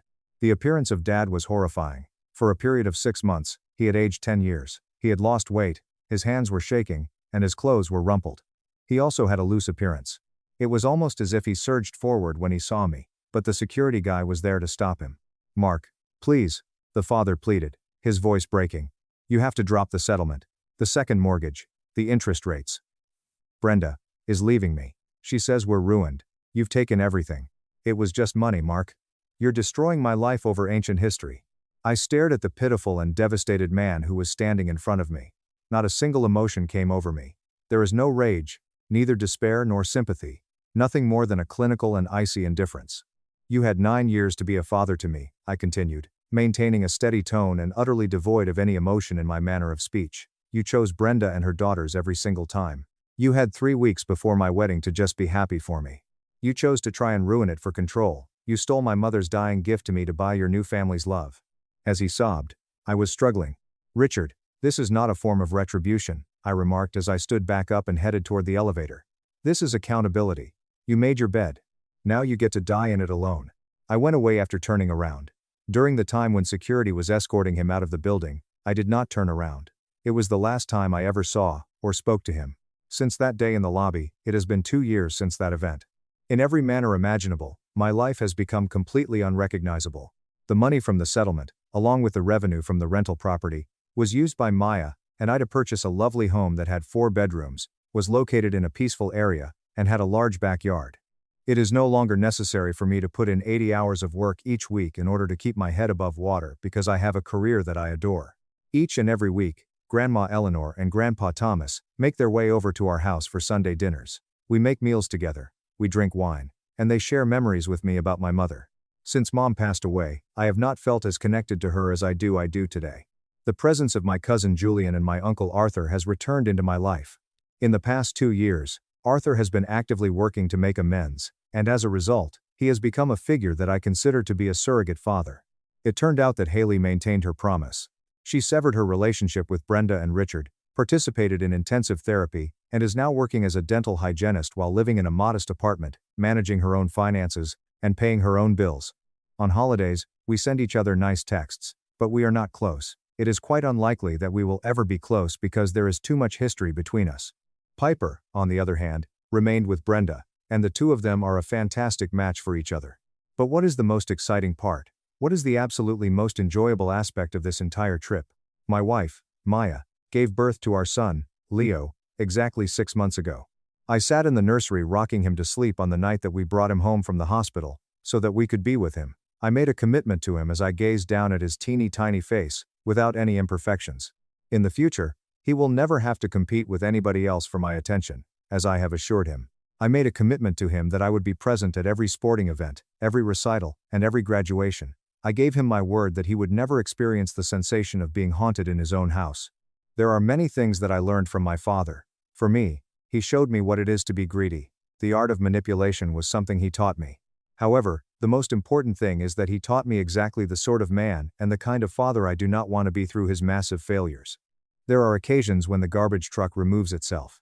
In addition, there are situations when you have to file a lawsuit for the amount of $500,000 in order to ensure that it is thrown away. Broke clockmaker. My daughter's father-in-law laughed, throwing wine at her. He didn't know I'm a retired Treasury auditor ordering a federal raid. To the people in my quiet, middle-class suburb just outside of Boston, I am just Arthur. I am the old widower who drives a faded 2004 Honda Accord, wears elbow-patched cardigans that have survived 3 different decades, and spends his retirement in a detached garage meticulously restoring antique grandfather clocks. My neighbors see a quiet, unassuming man who meticulously sweeps his driveway and keeps his lawn perfectly manicured. They wave at me when they walk their golden retrievers, and I wave back. They think my biggest daily challenge is finding the right brass gear for a 19th century pendulum. They don't know a single thing about my actual life. They don't know about the 35 years I spent, submerged in the darkest, most complex financial underbellies of the world, as a senior forensic investigator for the Financial Crimes Enforcement Network, or FinCEN. They don't know that I spent my 30s and 40s dissecting the intricate, labyrinthine financial lies of international cartels, corrupt state senators, offshore gambling syndicates, and corporate fraudsters who thought they were untouchable. I didn't carry a gun. I carried a briefcase. But the men I hunted learned to fear my briefcase far more than any firearm. I dismantled empires with spreadsheets. I froze assets, seized properties, and sent billionaires to federal penitentiaries where their money couldn't buy them an extra slice of bread. To the world, I am just Arthur. And honestly, for the last 5 years of my retirement, I deeply preferred it that way. But peace is a fragile thing, especially when the people you love are suffering. The Thanksgiving invitation arrived in a heavy, cream-colored envelope that felt more like a legal subpoena than a warm request for a family gathering. It wasn't handwritten by my beautiful daughter, Clara. It was printed in cold, sterile calligraphy by a hired executive assistant, dictating not asking that my presence was expected at the sprawling estate of Sterling Harrington for Thanksgiving dinner at 4:30 p.m. sharp. There was no, "Love, Clara." There was no, "We miss you, Dad." Just a rigid command printed on cold, gold-leafed cardstock. I sat at my oil-stained workbench, staring at the invitation, feeling a heavy knot form in my stomach. I hadn't seen Clara in almost 7 months. When she first married Vance Harrington 3 years ago, I had my reservations. Vance was a spineless, silver spoon heir who had never worked a hard day in his life, perpetually terrified of his domineering father. But Clara loved him, or at least, she loved the man he pretended to be when they first met. Over the last 3 years, Vance had slowly, systematically isolated her. He pulled her deeper and deeper into the suffocating gravity well of his father's massive real estate wealth and fragile ego. I missed my daughter. I missed her bright, echoing laugh. I missed the way she used to look before the chronic anxiety set in, back when she ran her own small, passionate business, restoring antique furniture. Now, whenever we spoke on the phone, she sounded hollow. She was constantly checking her watch, constantly terrified of being late for one of Vance's ridiculous social demands, constantly apologizing for things that weren't her fault. I wiped my hands on a grease-stained rag, picked up the heavy invitation, and sighed. I knew going to this dinner was a strategic mistake. I knew that being in the same room as Sterling Harrington, a notorious, aggressive real estate tycoon with a god complex, was going to test every single ounce of psychological discipline I had developed over a 35-year career, of sitting across interrogation tables from pathological leers. But for Clara, I would walk barefoot into the lion's den. I went inside, showered, and put on my best suit. It was a charcoal two-piece I bought 12 years ago. It was clean, well pressed, but undeniably dated. I got into my old Honda and began the drive. The trip to the Harrington estate took an hour and 15 minutes, transitioning from the comfortable, lived-in streets of my working-class neighborhood to the towering, wrought-iron gates of Connecticut's most exclusive zip codes. This was a neighborhood where the houses stopped being homes and started being fortified compounds. The architecture here shouted about new money so loudly that you couldn't even hear the wind blow through the manicured trees. I pulled my faded sedan up the massive, heated paver driveway, parking it deliberately behind a row of pristine luxury SUVs, imported Italian sports cars, and a matte black G-Wagon that likely cost more than my entire retirement fund. The Harrington house loomed over me like a villain's lair, a grotesque monstrosity of gray slate, imported marble, and sheer glass, cold and utterly imposing. It felt less like a place to eat turkey and give thanks, and more like a fortress designed to keep reality out and protect the fragile egos inside. I walked up the sweeping limestone steps and rang the doorbell. Vance opened the door. My son-in-law was a man who had never been told no in his entire 32 years of life, yet somehow, he always looked perpetually worried that someone was about to take his expensive toys away. He was wearing a beige vicuña wool sweater that looked soft enough to melt, but his eyes were hard, dismissive, and annoyed. "Arthur," he said flatly. "Not Dad, not Mr. Arthur. Just my first name," barked with the specific cadence of a man addressing a delayed delivery driver. "You're early. We aren't serving the first course of appetizers for another 30 minutes. Traffic was lighter than expected," I said, keeping my voice perfectly level, stepping inside the massive foyer, before he could subtly try to block the doorway. "Good to see you too, Vance. Happy Thanksgiving." He didn't return the sentiment. He just aggressively checked his watch, a rose gold Patek Philippe that was easily worth 2 years of a normal person's college tuition. "Right. Well, try not to touch anything in the entryway. The console table is an original Louis XIV piece. My dad would absolutely lose his mind if the wood got smudged. It is truly fascinating what corrupt people prioritize. When you value material things over human beings, you inevitably start treating human beings like material things. You view them as obstacles to be managed, or tools to be used and discarded."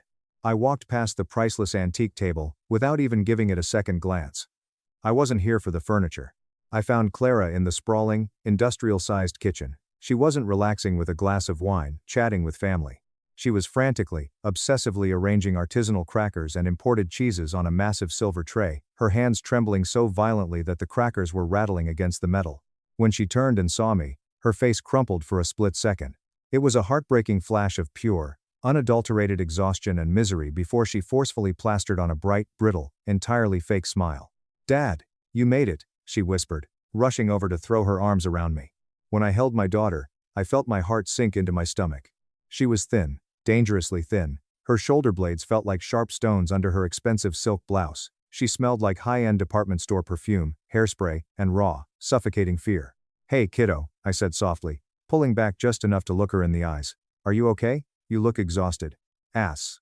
I'm fine," she said quickly, the lie coming out so automatic and rehearsed it made my chest ache. "Just busy. Sterling, I mean, Mr. Harrington, he wants everything to be absolutely flawless this year.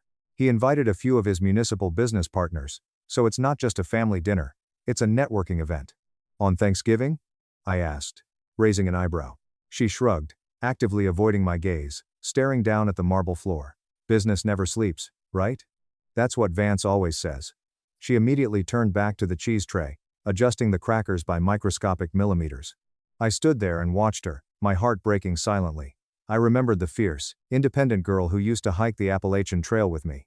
The girl who spent her weekends building and sanding beautiful wooden cabinets, with sawdust in her hair and a fiery passion in her eyes. That girl was fading away, being violently sanded down by the crushing expectations of weak men who thought a wife was just another expensive accessory to match the custom drapes. "Let's go into the parlor," Clara whispered, picking up the heavy tray. We moved into the great room, a cavernous, echoing space with ceilings so ridiculously high that the central heating probably never even reached the floor. And there he was. Sterling Harrington. The patriarch, the tycoon of regional commercial infrastructure, the man who owned half the politicians in the state. He was standing by a massive, roaring stone fireplace, holding a crystal tumbler of amber liquid, holding court with two nervous-looking men in tailored suits, who looked absolutely terrified of him. Sterling was in his late 60s, built like a fire hydrant, with slicked-back silver hair and a deeply lined face that looked like it had completely forgotten the mechanical muscle movements required to show human kindness. He saw me enter the room. He didn't wave. He didn't smile. He didn't even say hello. He just gave a slight, dismissive upward nod of his chin, the exact kind of micro-gesture you give to a busboy when you want your water refilled. "Vance." Sterling boomed, his gravelly voice echoing aggressively off the imported Italian marble floors. "Get your father-in-law a beer or something. I assume he doesn't have the palate for the 20-year Macallan we're drinking over here." Vance laughed. It was a pathetic, nervous, high-pitched sound that grated against my eardrums. "Right away, Dad. Arthur's more of a domestic canned lager kind of guy, aren't you, Arthur?" "Tap water is perfectly fine," I said, my voice eerily calm and even. I walked directly over to the group, extending a firm hand to Sterling. "Happy Thanksgiving, Sterling." He looked down at my hand for a full 3 seconds, letting the silence stretch to establish dominance before finally shaking it briefly. His grip was overly aggressive, a classic, textbook power move used by deeply insecure men. "Arthur," Sterling grunted. "Surprised you managed to drive that old rusted heap all the way up my steep driveway. I hope it didn't leak any oil on my imported pavers.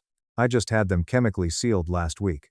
"It's dry as a bone," I lied smoothly. "It might have leaked a drop. I couldn't care less." "Well," Sterling said, immediately turning his back to me, completely cutting me out of the circle to address his 2 sweating business associates. "As I was saying to you boys, the city zoning laws are really just polite suggestions if you know which councilman's campaign fund to donate to. We're going to bulldoze that low-income community center in Southie by March. The profit margins on the new luxury waterfront condos are simply too massive to let a little red tape get in the way." I stood there, perfectly still, entirely invisible to them, but I was listening. I was analyzing. I had spent 35 long years, listening to arrogant men, just like this. They always think they are completely untouchable. They always think their wealth creates an impenetrable force field. They always think the walls have no ears. Dinner was eventually served in a formal dining room that looked like a meticulously staged set from a period drama, complete with a massive crystal chandelier that probably cost more than the entire mortgage on my home. We were seated at a sprawling, 20-foot mahogany table. Sterling sat at the head like a medieval king. Vance sat to his immediate right, Clara to his left. I was placed at the absolute far end of the table, practically in a different time zone, seated next to the 2 silent, nervous business partners. The wine service began. Sterling made an obnoxious, theatrical show of it, holding up a dusty, dark glass bottle for the entire table to admire. 1,996, Chateau Margaux, Bordeaux, Sterling announced loudly, making sure everyone was looking at him. $800 a bottle. I had the cellar master open 3 of them. "Vance, make sure Clara doesn't gulp it down like a sorority girl. This vintage is meant to be respected and savored, not swilled like cheap diet soda." Clara physically shrank in her heavy, ornate dining chair, her shoulders curling inward. "I know how to drink fine wine, Sterling," she murmured softly. "Do you?" Sterling sneered, his eyes flashing with cruel delight. "Could have fooled me. I saw the corporate credit card statement for your little antique restoration hobby last month.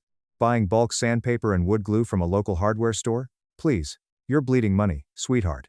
It's a pathetic hobby, not a real business. You need to stop pretending you're actually contributing anything of value to this family's financial legacy." Beneath the table, I gripped my heavy silver fork. I gripped it so hard the ornate metal pattern violently bit into the flesh of my palm. I kept my face utterly blank. "I have real clients," Clara said, her voice shaking but trying to find a backbone. "I just fully restored a beautiful 18th century armoire for the Miller family last week." "The Millers are nobody," Sterling barked out a harsh, barking laugh. "And so is their cheap furniture." Vance chuckled along with his father, taking a slow, arrogant sip of the $800 wine. "He's just trying to help you be realistic, Clara. You just don't have the head for actual business, you're too emotional. Leave the breadwinning to the men who know what they're doing." It is a profoundly agonizing thing to sit silently and watch the light go out in your only child's eyes. It hurts infinitely more than any physical blow I have ever taken. The sprawling, multi-course meal continued, and so did the relentless, calculated verbal assault. It wasn't just directed at Clara anymore. Sterling, fueled by the heavy Bordeaux, turned his predatory sights entirely on me. "So, Arthur." Sterling shouted down the length of the massive table, ensuring the business partners were watching the spectacle. "What exactly do you do with your days now? Still tinkering with those dusty old clocks in your little garage? It must be absolutely fantastic to have 0 real responsibilities. No massive corporate empire to run, no multi-million-dollar payrolls to meet, just puttering around." I keep busy, I said calmly, methodically cutting a small piece of turkey. I enjoy the quiet. Quiet? Sterling scoffed, rolling his eyes dramatically. That's just a polite code word for useless. See, Vance, this is the inherent problem with Clara's side of the family. You come from a genetic stock that just settles for mediocrity. Arthur here spent his entire life, what was it again? Pushing meaningless papers for some alphabet soup, government agency? A low-level civil servant?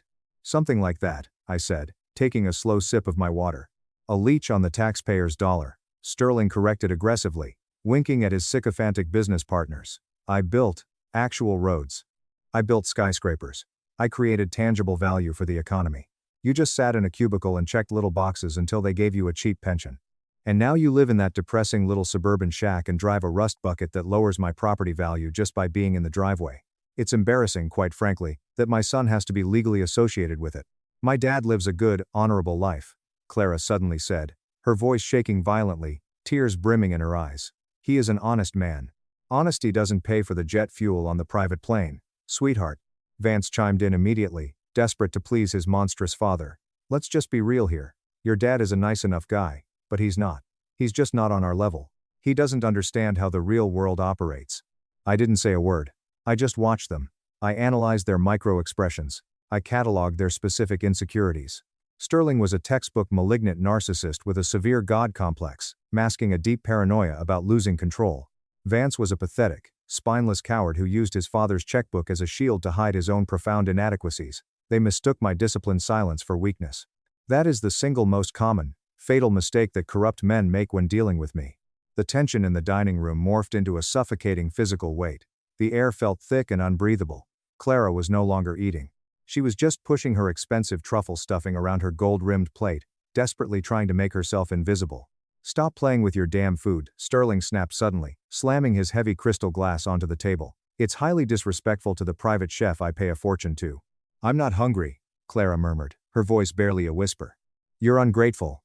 Sterling spat, his face flushing red with alcohol and rage. We give you this incredible life. We let you live in this magnificent house. Vance bought you a brand new Mercedes last month. And all you do is mope around like a depressed teenager. You constantly walk around acting like a victim. It's pathetic to watch.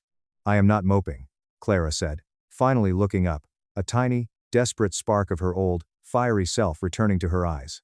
I am just incredibly tired of being spoken to like I am a stupid child. I am 32 years old. I run my own business. I spent 3 days organizing the staff and buying the specialty groceries for this exact dinner. By the way, you bought the groceries? Sterling laughed. It was a cruel, sharp, barking sound that echoed terribly. With whose money, Clara? Vance's money. My money. You haven't earned a single solitary dime that actually matters in your entire life. That is completely unfair, Clara yelled, her voice finally cracking, rising in volume. I work hard every single day. You play in the sawdust. Sterling roared, violently slamming his open palm flat against the mahogany table. The silverware jumped and clattered loudly against the china. You are a glorified amateur carpenter relying entirely on the Harrington name to get pity contracts from our friends.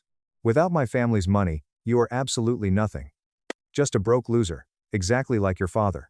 The entire room plunged into a deafening, horrifying silence. The two business partners were staring intently at their laps, terrified to breathe. Vance was nervously swirling the dark wine in his glass, absolutely refusing to look his weeping wife in the eyes. Clara stood up so fast her heavy chair scraped loudly against the floor.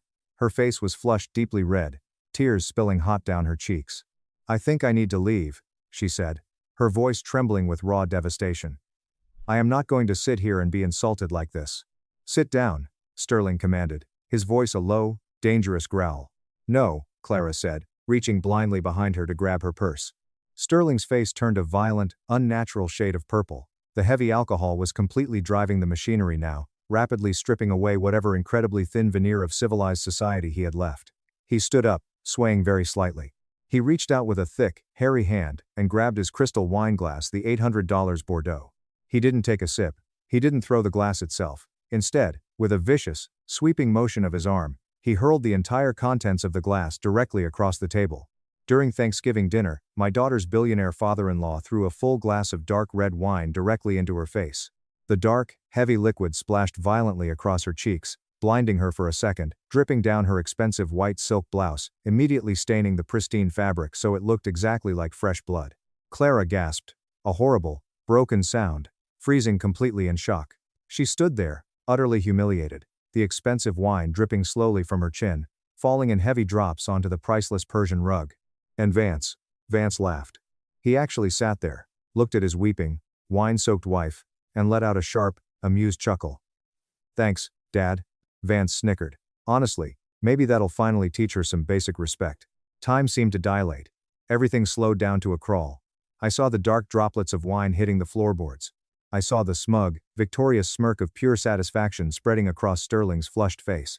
I saw the utter, soul-crushing betrayal in my daughter's wide eyes, as she looked at her husband, the man who had sworn before God to protect her, and saw him actively mocking her pain. I felt a cold, absolute, terrifying calm wash over my entire nervous system. It was the exact same, icy, hyper-focused feeling I used to get seconds before executing a multi-agency federal raid. The turbulent emotions, the raw anger, the blinding rage, the primal, violent desire to leap across the mahogany table and beat Sterling Harrington until my knuckles broke were instantly boxed up, compartmentalized, and locked away. Physical violence is messy. Physical violence is temporary. I did not want temporary satisfaction. I wanted total, absolute, multi-generational devastation. I wanted to salt the earth of their entire existence. Excuse me, I said. My voice was incredibly quiet. It wasn't a shout. It was a steady, emotionless whisper, but it somehow cut through the heavy silence of the dining room like a surgical scalpel. I stood up slowly. I didn't look at Clara. I couldn't bear to see the profound shame in her eyes just yet. I looked directly at Sterling. I memorized the arrogant lines of his face. Where exactly do you think you're going, clockmaker? Sterling sneered, sitting heavily back down in his chair, extremely pleased with himself. Can't handle a little traditional family discipline? I didn't answer him. I simply turned around and walked out of the formal dining room, my steady footsteps echoing loudly on the marble floors. I walked down the long, opulent hallway, right past the priceless Louis XIV console table, through the massive foyer, and stepped out the front door onto the expansive stone patio into the freezing, crisp November air. My hands were shaking slightly. But not from fear. They were shaking from the pure, unadulterated adrenaline of the hunt. I pulled my old, cracked smartphone from my blazer pocket. I opened my contacts and scrolled past the local hardware store, past the neighborhood pharmacy, until I found a heavily encrypted number I hadn't dialed in over 5 years. Marcus Thorne. Marcus was currently the executive director of the Financial Crimes Enforcement Network for the entire Eastern Seaboard. He was also a man whose career I had personally saved, and a man who had backed me up in a dozen dangerous operations from Miami to Geneva. He picked up on the second ring. Arthur. Marcus's deep voice came through the speaker, sounding surprised. It's Thanksgiving, old man. Tell me you're just calling to share a turkey recipe. I need a tactical favor, Marcus, I said, my voice dropping into the rapid, clipped cadence of my former life. And I need it executed right this second. The tone on the other end of the line shifted instantly. The casual friend vanished. The federal director appeared. Talk to me. What's the situation? I am currently standing on the front patio of the Harrington estate in Connecticut. Sterling Harrington. Do you know the file? Know it? Marcus let out a sharp breath. We've had a joint FBI-IRS task force trying to nail Harrington to the wall for 3.5 years. Suspected massive money laundering through municipal construction contracts, offshore shell companies in Cyprus, and bribing state zoning officials. But the bastard is a ghost. We can't pin the tail on him. He never leaves a digital paper trail. He's not a ghost, Marcus, I said coldly, staring through the glass windows into the warm, glowing house. He's just arrogant. And he's sloppy when he thinks he's surrounded by peasants.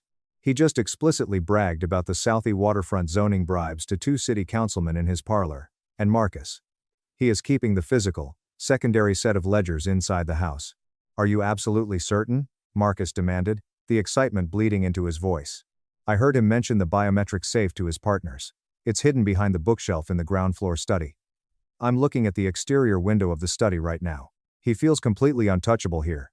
Arthur, I need a rock-solid warrant to breach that compound. Probable cause requires a verified sworn federal informant. You have one, I said. Me. I am reinstating my active consultant status as of this exact second. I will formally testify to the recorded conversation regarding the bribes, the presence of the corrupt councilman, and the location of the physical ledgers. Execute the warrant. Marcus didn't hesitate for a microsecond. I have a mobile, rapid response strike team, stationed 20 miles from your location on standby for a different op. I can redirect them. They can be at the Harrington gates in 18 minutes. We have been praying for a break like this for years. Make it 15 minutes, I said. And Marcus? Bring the heavy battering ram. He has custom mahogany doors. I hung up the phone. I stood alone in the freezing dark for a long moment, taking a deep, steadying breath, smelling the sharp scent of the pine trees, and the metallic tang of the incoming storm. I smoothed down the lapels of my cheap suit. Then, I turned around, opened the front door, and walked right back inside the lion's den. When I re-entered the formal dining room, the horrific scene hadn't changed much, except, Clara was gone, likely fled to the guest bathroom to desperately try and scrub the dark wine out of her ruined silk blouse and hide her tears. Sterling was casually refilling his crystal glass with more of the $800 Bordeaux. Vance was aggressively cutting into his turkey breast, eating as if he hadn't just watched his wife get physically assaulted. The two business partners were whispering nervously to each other. "Oh, look who decided to grace us with his presence again," Vance mocked loudly, talking around a mouthful of food. "Did you go have a little cry in your rusty car, Arthur?" "I just needed to get some fresh air," I said smoothly, pulling my chair out and sitting back down at the far end of the table. I picked up my linen napkin and methodically placed it on my lap. "Sit down and shut your mouth, old man." Sterling grunted aggressively, not even bothering to look at me. "We are talking high-level business here. Grown-up stuff." He turned back to the councilman. "So, as I was explaining before the dramatic interruption, the offshore accounts in the Cayman Islands are completely untraceable by the IRS. If you properly route the funds through a blind shell corporation registered in Delaware first, my accountant sets it up so the money looks like legitimate consulting fees." I just sat there. I listened. I watched him drink his wine. I let him gleefully dig his own miserable grave. Every single arrogant word he spoke was another heavy iron nail in his federal coffin. He thought he was showing off his immense power to his guests. He had absolutely no idea he was delivering a recorded, verbal confession to a senior federal agent. 14 minutes passed. The kitchen staff began bringing out the dessert, some sort of elaborate spun sugar pumpkin souffle. Clara finally crept back into the dining room. She had changed into a cheap, oversized spare sweater she must have kept in her car trunk. Her face was scrubbed completely raw, her skin blotchy, her beautiful eyes red, swollen, and puffy from violent crying.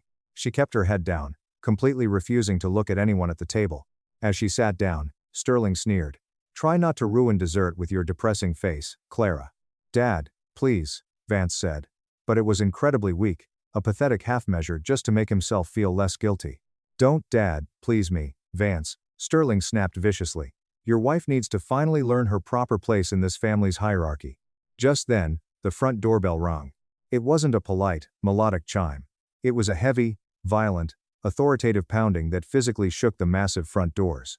Sterling frowned deeply, his thick eyebrows knitting together in confusion. "Who the hell is that at this hour, Vance? Go see who it is." "It's probably some idiot solicitor or a lost delivery driver. Tell them to get the hell off my private property before I call the chief of police and have them arrested for trespassing." Vance sighed dramatically, standing up and wiping his mouth with his napkin. Unbelievable. People have absolutely no respect for private holidays anymore. We all sat in silence as we heard Vance's footsteps echo down the hall. We heard the heavy deadbolts of the front door unlock. We heard Vance pull the massive door open and say, in his most arrogant, condescending tone, "Can I help you?" And then, we heard the loud, booming voice that warms my old heart and absolutely freezes the blood of corrupt criminals everywhere. "Federal agents, stand back. Show me your hands." The sound of heavy tactical boots swarming onto imported marble floors is a very distinct, terrifying noise. It is the undeniable sound of total accountability arriving all at once. 12 heavily armed federal agents, wearing dark windbreakers emblazoned with the bright yellow letters FBI and IRSCI, completely stormed into the formal dining room, fanning out with tactical precision. Director Marcus Thorne was leading them personally. He looked a little older, a little grayer around the temples than the last time I saw him, but his eyes were just as sharp and merciless. Sterling Harrington dropped his heavy silver fork. It clattered incredibly loudly against the fine bone china. He stared at the men filling his dining room, his jaw hanging slightly open. What is the absolute meaning of this?" Sterling finally roared, his face turning purple again, trying to summon his usual terrifying bluster. "Do you idiots have any idea who I am?" "Sterling Harrington," Marcus Thorne said, his voice dripping with utter boredom as he pulled a folded piece of paper from his jacket. "We have a federal warrant for your immediate arrest on 74 counts of racketeering, wire fraud, municipal bribery, and massive tax evasion. We also have a comprehensive search and seizure warrant for these entire premises. This is an outrage. This is targeted political harassment." Sterling screamed, standing up so violently his chair tipped over backward. "I play golf with the governor. I will have every single one of your badges by tomorrow morning." The governor is not going to be able to help you with federal RICO charges, Mr. Harrington, Marcus said smoothly. He gave a sharp hand signal to two burly agents. Cuff him. Vance was currently backing away against the wall, his hands raised above his head, trembling so violently he looked like he was vibrating. I didn't do anything, I swear to God. This is all my dad's business. I don't know anything. I just work in the marketing department. I just plan the parties. We have a signed warrant for Vance Harrington as well, Marcus announced loudly. Conspiracy to commit federal wire fraud and accessory to money laundering. Vance's knees literally buckled. He collapsed onto the floor, weeping instantly. He looked desperately at Clara. Clara, baby, please, tell them I'm a good guy. Tell them I didn't do anything. Clara sat frozen in her chair, staring at the absolute chaos unfolding around her, her mouth slightly open. Sterling was physically struggling, cursing violently as two agents forcibly wrenched his thick arms behind his back and slammed heavy steel handcuffs onto his wrists. Who did this? Sterling roared, spit flying from his lips. Who talked? Which one of you rats sold me out? He glared furiously at his two city councilman friends, who were currently being aggressively pressed against the expensive wallpaper and patted down by agents. Actually, Marcus Thorne said loudly, and the entire room suddenly fell dead silent. We received a tip from a highly credible, internally verified federal source. Marcus turned his head slowly. He looked directly down the length of the table at me. He gave me a sharp, respectful nod. It is very good to see you again, Special Agent Arthur. Or, I suppose, Retired Agent Arthur. Sterling Harrington froze completely. The clicking of the handcuffs seemed to echo in the silent room. He turned his head, agonizingly slowly, to look at me sitting quietly at the end of his table. Agent? Vance whispered from the floor, his voice cracking hysterically. Arthur? I stood up slowly. I calmly brushed a few stray breadcrumbs off the lapel of my old, cheap charcoal suit. Senior forensic auditor, actually, I said, my voice perfectly calm, echoing clearly in the silent room. Financial Crimes Enforcement Network. Special Investigations Division. Retired. Sterling's face went completely, shockingly pale. All the aggressive, flushed color completely drained out of his cheeks, leaving him looking like a sick, terrified old man. The horrific realization hit his brain like a runaway freight train. The clockmaker, Sterling sputtered, his voice barely a raspy whisper. The nobody. You were sitting in my house. I have been investigating arrogant, sloppy trash exactly like you for 35 years, Sterling, I said, walking slowly toward him, looking him dead in his panicked eyes. You are not special, you are not a king. You are just another common thief in an expensive suit. And your math was always terrible. The entire mansion was immediately turned upside down. Federal agents were systematically ripping the house apart. I watched as 4 agents carried heavy cardboard boxes full of physical ledgers and USB drives out of the ground floor study. They had found the hidden biometric safe exactly where I told Marcus it would be. I walked over to Clara. She was still sitting at the dining table, completely surrounded by the ruins of the Thanksgiving dinner, staring at me as if I were a stranger. Dad, she whispered, her voice trembling. You're a Fed? You fix antique clocks. I used to be a Fed, I said gently, crouching down next to her chair so I was at eye level. A long time ago, sweetheart. I fix clocks now. I never told you the details of my career because I desperately wanted you to have a safe, normal, peaceful life. I didn't want you growing up constantly looking over your shoulder, worrying about the extremely dangerous people who wanted to hurt me. You arrested them? She asked, pointing a shaking finger at Vance, who was currently sobbing uncontrollably, begging the agents not to scratch his Patek Philippe watch as they dragged him out the front door. No, Clara, I said softly, taking her small, cold hand in mine. I just reported a crime. They arrested themselves the second they decided to break the law and treat people like garbage.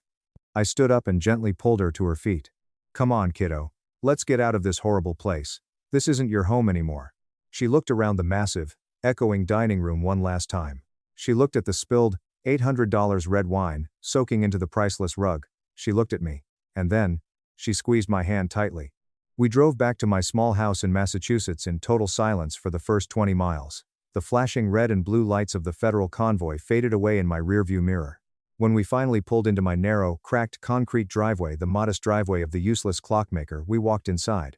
We stepped into my small, warm living room, smelling of old paperbacks, lemon furniture polish, and the faint metallic scent of brass gears. Clara sat down heavily on my worn-out, comfortable fabric sofa. And finally, the massive emotional dam broke. She completely collapsed. She sobbed. She cried from the deepest part of her soul. She cried for the sheer humiliation she had endured, for the 3 wasted years of her youth, for the husband who turned out to be a pathetic, spineless weakling, and for the suffocating terror she had been living in every single day. I didn't try to stop her. I went to the kitchen and made a pot of strong chamomile tea. I sat next to her on the sofa. I didn't offer any empty, meaningless platitudes. I just put my arm around her and let her cry until she had absolutely nothing left. I feel so unbelievably stupid, Dad. She choked out hours later, resting her head on my shoulder. I let them treat me like absolute garbage. I let them treat you like garbage. I should have fought back. You fell in love with a mask, I said softly, stroking her hair. And malignant manipulators are incredibly good at what they do. They slowly isolate you from your support system. They systematically make you doubt your own reality and your own worth. It is not stupidity, Clara. It is psychological abuse. And you survived it. He threw wine in my face, she whispered, her fingers lightly touching her stained cheek. And Vance laughed at me. Vance won't be laughing where he is going, I said quietly. The legal fallout over the next few months was incredibly swift, utterly brutal, and mathematically beautiful to watch. The physical evidence seized from the Harrington estate that Thanksgiving night was an absolute goldmine for the Justice Department. Sterling Harrington hadn't just been bribing local zoning officials. The physical ledgers I directed the FBI to prove that he was actively laundering tens of millions of dollars for an offshore sports gambling syndicate based out of Macau. His massive, highly publicized municipal construction projects were mostly phantom sites, empty dirt lots used to wash dirty money clean. The federal government moved with terrifying speed. Sterling Harrington's entire empire was frozen overnight. The massive Connecticut mansion was seized under civil asset forfeiture laws. The fleet of luxury cars, the private jet share, the wine cellar, the Ming Dynasty vases, the Louis XIV tables, all of it was auctioned off by the government to begin paying back the staggering millions he had stolen in unpaid taxes and fines. Vance, true to his spineless, cowardly nature, instantly turned on his father. The very next morning, in a desperate bid for a lighter sentence, Vance sat in an interrogation room and sang like a terrified canary. He testified about absolutely everything. It was pathetic to read the transcripts. He aggressively blamed his father for every single illegal decision, weeping and claiming he was just an innocent, manipulated pawn who only wanted to plan corporate parties. The federal judge didn't buy the innocent boy routine entirely, but Vance's testimony was the final, devastating nail that sank Sterling for good. Clara filed for absolute divorce exactly 3 days after Thanksgiving. She moved all her remaining belongings into my spare guest room. The first few weeks were incredibly hard on her, dealing with the trauma and the media circus, but slowly, the color started to return to her cheeks. She started eating again. And, for the first time in 3 years, she went out to my garage, picked up some sandpaper, and started restoring a beautiful antique chair just for the pure joy of it. But arrogant families rarely know when to surrender. 2 months after the raid, I was in my garage, meticulously repairing the mainspring of a 1920s pocket watch, when a yellow taxicab pulled up to my curb. The passenger door opened, and Vance stepped out. He was currently out on federal bail, awaiting his formal sentencing hearing. He looked absolutely terrible. The arrogant billionaire heir was gone. He had lost at least 20 pounds, his skin was sallow, his expensive designer clothes hung off his gaunt frame like rags, and his signature $200 haircut was grown out and greasy. I didn't put down my brass tweezers. I just watched him walk slowly up my driveway. He stopped at the edge of the garage, looking nervously at the tools. He didn't dare step inside. "Arthur," Vance said, his voice trembling, lacking any of the cruel confidence he had at the dinner table. "What exactly do you want, Vance?" I asked, not looking up from the watch. I want to speak to Clara. Please, Arthur. I just need 5 minutes to explain everything to her." "There is absolutely nothing left to explain," I said, my tone ice cold. "I love her," Vance pleaded, actual tears forming in his bloodshot eyes. "I swear to God I do. I was just so terrified of my dad. You don't know what he's like behind closed doors. He controlled my trust fund. He controlled my whole life. I had to agree with him, or he would have cut me off." I finally put my tools down. I stood up, wiped my hands on a towel, and walked slowly toward him until I was standing inches from his face. Vance physically flinched, taking a half step backward. "I know exactly what your father is like," I said, my voice dropping to a dangerous whisper. "And more importantly, I know exactly what you are like. You sat at that table. You watched a man humiliate and assault your wife. You didn't protect her. You joined in. You laughed at her pain because it made you feel powerful for 3 seconds. I was weak," Vance sobbed loudly, burying his face in his hands. "Yes," I said coldly. "You were. And weakness like that is incredibly dangerous. You are a parasite, Vance. You are never seeing my daughter again. Not today. Not tomorrow. Not ever. Now, Get back in that cab before I call Marcus Thorne and tell him you are violating the terms of your bail by harassing a federal witness." Vance stood there for a long, pathetic moment. He looked at my small, greasy garage, looked at my faded clothes, and finally realized that the entire power dynamic of his universe had completely shifted. He had absolutely nothing left. He turned around, got back in the cab, and drove away. But the real twist happened a week later. Vance's mother, Eleanor Harrington, who had been summering in France during the Thanksgiving disaster and managed to avoid the initial indictments, decided she was going to seek revenge. She hired a vicious bulldog of a divorce attorney and attempted to aggressively sue Clara for spousal support, claiming that Clara had secretly hidden marital assets in her antique business and had orchestrated the FBI raid out of malicious spite to steal the Harrington fortune. Eleanor thought she was dealing with a scared 32-year-old girl. She completely forgot she was dealing with me. I didn't get angry. I just went back to work. I spent 4 straight days sitting at my kitchen table with my reading glasses on, legally pulling every single piece of public tax data, charity registry, and real estate holding connected to Eleanor Harrington's maiden name. It took me less than 96 hours to find the massive, glaring anomaly.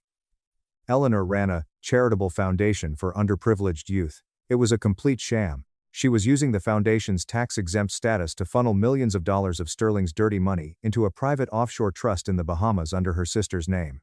I compiled a pristine, meticulously documented 40-page dossier complete with bank routing numbers, fake charity invoices, and offshore wire transfers. I put it in a manila envelope, drove downtown, and personally handed it to Director Marcus Thorne over a cup of coffee. 3 days later, heavily armed federal agents arrested Eleanor Harrington at a luxury day spa in Manhattan. The lawsuit against Clara was immediately dropped. The federal trials were incredibly short because the documentary evidence was so overwhelmingly absolute. Sterling Harrington, the man who thought he owned the world, was found guilty on 68 federal charges. The judge sentenced him to 32 years in federal prison without the possibility of early parole. Given his age and his heavy drinking habits, it was a guaranteed death sentence. He will die in a concrete cell wearing a cheap orange jumpsuit. Vance Harrington, despite his desperate cooperation, was sentenced to 7 years in a medium-security federal facility for his role in the conspiracy and wire fraud. I actually went to Sterling's final sentencing hearing. I sat quietly in the very back row of the courtroom, wearing my cheap charcoal suit. When the judge slammed the gavel and read the final 32-year verdict, Sterling slowly turned around and scanned the packed gallery. He looked past the reporters, past his weeping sister, until his eyes locked directly onto mine. I didn't smile. I didn't gloat. I didn't wave. I just sat there, my face completely blank, holding his desperate, terrified gaze. I wanted him to fully understand that the poor, useless clockmaker he had mocked for 2 hours was the exact architect of his total destruction. Sterling swallowed hard, his shoulders slumped in utter defeat, and he looked away first as the bailiffs dragged him out in chains. Later that evening, I was sitting on my back porch, watching the sunset, and drinking a cheap domestic canned beer. My next-door neighbor, old Mr. Henderson, leaned over the wooden fence. "Hey, Arthur," Henderson said, adjusting his glasses. "Saw some crazy stuff on the local news tonight.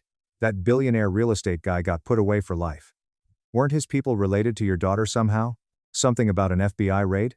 I took a slow sip of my cold beer. "My son-in-law's father threw a glass of wine in Clara's face at Thanksgiving dinner," I said simply. "So I made a phone call." Henderson blinked, completely stunned. He whistled low. "Hell of a phone call, Arthur." "It was a hell of a Thanksgiving, Jim," I replied. "It has been a year now. Clara is doing beautifully. She legally changed her last name back to mine. She used her small savings to rent a massive, beautiful brick warehouse space downtown. Her antique restoration business is legitimately booming, entirely based on her incredible talent and hard work, not on any billionaire's last name. We have dinner together every single Sunday at my house. I cook a simple roast. She brings the wine, usually a very sensible, delicious $15 bottle from the local grocery store that tastes absolutely fine. We laugh loudly. We talk about her new clients. We talk about the future. We never, ever talk about the Harringtons. They are just ghosts now, fading away into the miserable, concrete cells they built for themselves. I still spend my days working on antique clocks in my greasy garage. I am still just Arthur to the neighborhood, but I sleep incredibly well at night. True power isn't about the amount of stolen money in your offshore bank account, or the square footage of your massive house, or the price tag on your wine. It isn't about making other people feel small and terrified so you can feel big. True power is the quiet, absolute ability to protect the innocent people you love. It is the silent confidence of knowing exactly who you are, and knowing that the truth will always, eventually, come for the wicked. We build our own peace in this life. And sometimes, You have to burn an empire to the ground to clear the space to build it. My mom laughed that Christmas was better without me. I calmly tore up $600,000 in certified documents and left them freezing in the snow. Technically, I didn't even get to finish my meal. There was still a generous pool of gravy coagulating on my plate, and a silver fork was resting in my hand, hovering mid-air like it had completely forgotten what job it was supposed to do. My 8-year-old daughter, Lily, had taken exactly 2 polite bites of her buttered dinner roll. She was sitting beside me, quietly counting the roasted peas on her porcelain plate, the way incredibly perceptive kids do when the air in a room suddenly gets sharp and dangerous. She knew the rules of this house better than I did sometimes. My sister Chloe's 3 kids were practically bouncing out of their mahogany dining chairs, screaming and talking over each other at the top of their lungs. Nobody was stopping them. Nobody was telling them to use their inside voices. Meanwhile, my little Lily sat perfectly still and absolutely silent, already knowing exactly which children in this family were expected to behave flawlessly and which ones were allowed to be wild. Across the sprawling dining table from me, my sister Chloe was smiling. It wasn't a genuine smile. It was that terrifying, perfectly practiced expression she had probably spent hours perfecting in her bathroom mirror. It was that special, venomous kind of smile that says, "I'm being completely reasonable right now," while her dead, calculating eyes are screaming, "I'm about to ruin your entire life and I'm going to call it setting healthy boundaries." Mark, Chloe's husband, sat right beside her, mechanically nodding along at absolutely nothing. He was the human equivalent of a computer screensaver, just completely blank, waiting for an input.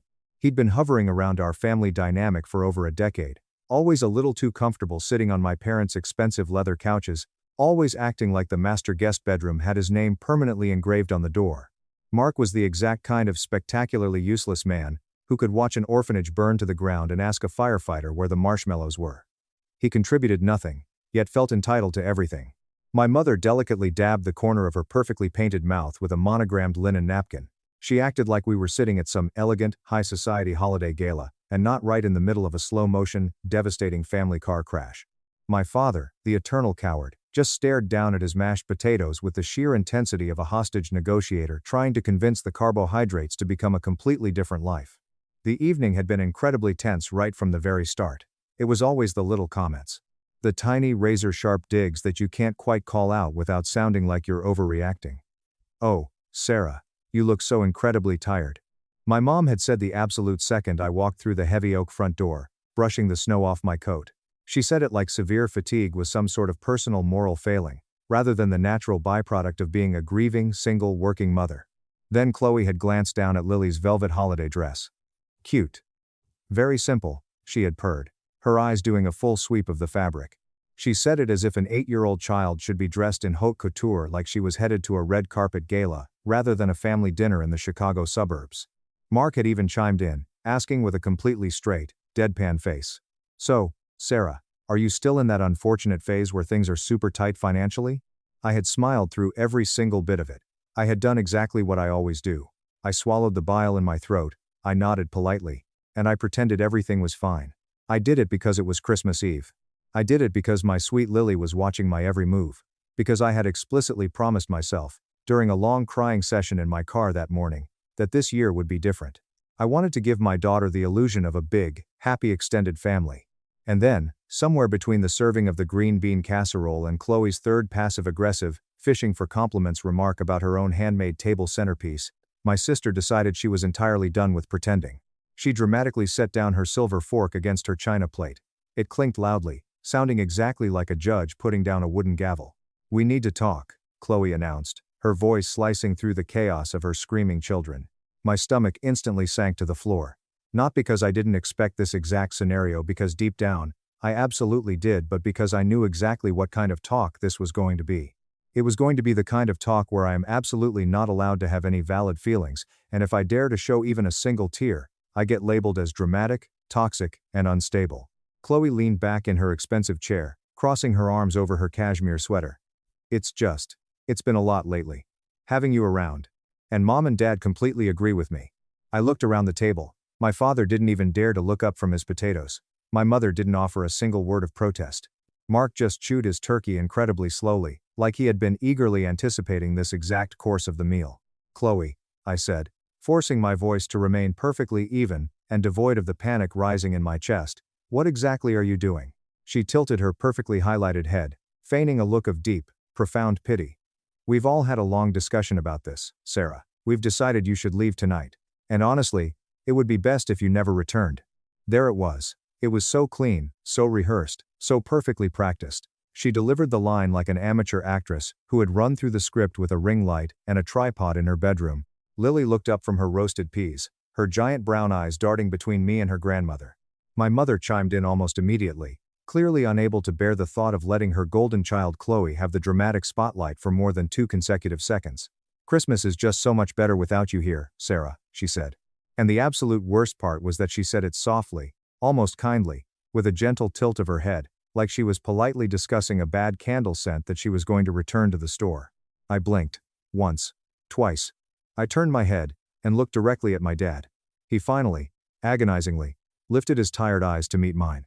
For one microscopic second, just a fleeting fraction of a moment, I genuinely thought he might actually say something. Anything. A weak protest. A mild correction. A simple, "let's hold on a minute." But he didn't. He never did. He just looked exhausted, entirely silent, and utterly complicit. I felt Lily's tiny, warm hand tighten fiercely around the handle of her silver fork. Sitting there, in that suffocating dining room smelling of roasted sage and familial betrayal, I physically felt something inside my chest crack. It broke quietly, politely, without making a scene, like a ceramic plate slipping off a kitchen counter and shattering on the floor in a completely different room. In that exact moment, I realized with absolute clarity that I only had 2 choices left in this world. I could beg, I could cry, I could explain my circumstances.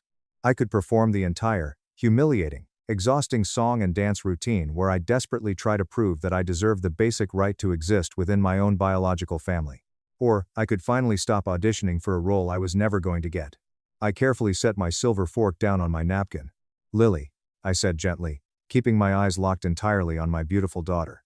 "Honey, can you please go to the hallway and grab your heavy winter coat and your little pink backpack? We're leaving right now." She didn't hesitate for a single millisecond. She slid out of her massive dining chair like she had been desperately waiting for permission to escape a hostage situation. "Okay, Mommy," she whispered. There was absolutely no argument. There were no tears. There was no whining about wanting to open presents. There was only a massive, profound wave of relief wrapped up in a tiny, fragile child's voice. She quickly walked out of the dining room and headed toward the front hallway. Something about the sheer speed at which she left the table, how easily and willingly she abandoned the holiday, made me feel incredibly sick to my stomach. It made me realize that my innocent 8-year-old had been carrying the heavy, suffocating discomfort of this toxic family dynamic for much longer than I ever wanted to admit to myself. The exact moment Lily disappeared around the corner into the hallway, the entire atmospheric pressure of the room shifted. Chloe smugly crossed her arms tighter. "Good. I'm glad you're not fighting this. That's settled then." Mark let out a loud, exaggerated sigh of relief, acting like we had all just successfully resolved a minor corporate scheduling conflict over a Zoom call. My mother's mouth tightened into a thin, judgmental line. "Sarah, please don't make this harder than it absolutely has to be. Just pack your things and go quietly." I sat there and stared at them. I looked at my mother's perfectly coiffed hair, my father's cowardly slumped shoulders, my sister's insufferable smirk, and her husband's blank, stupid face.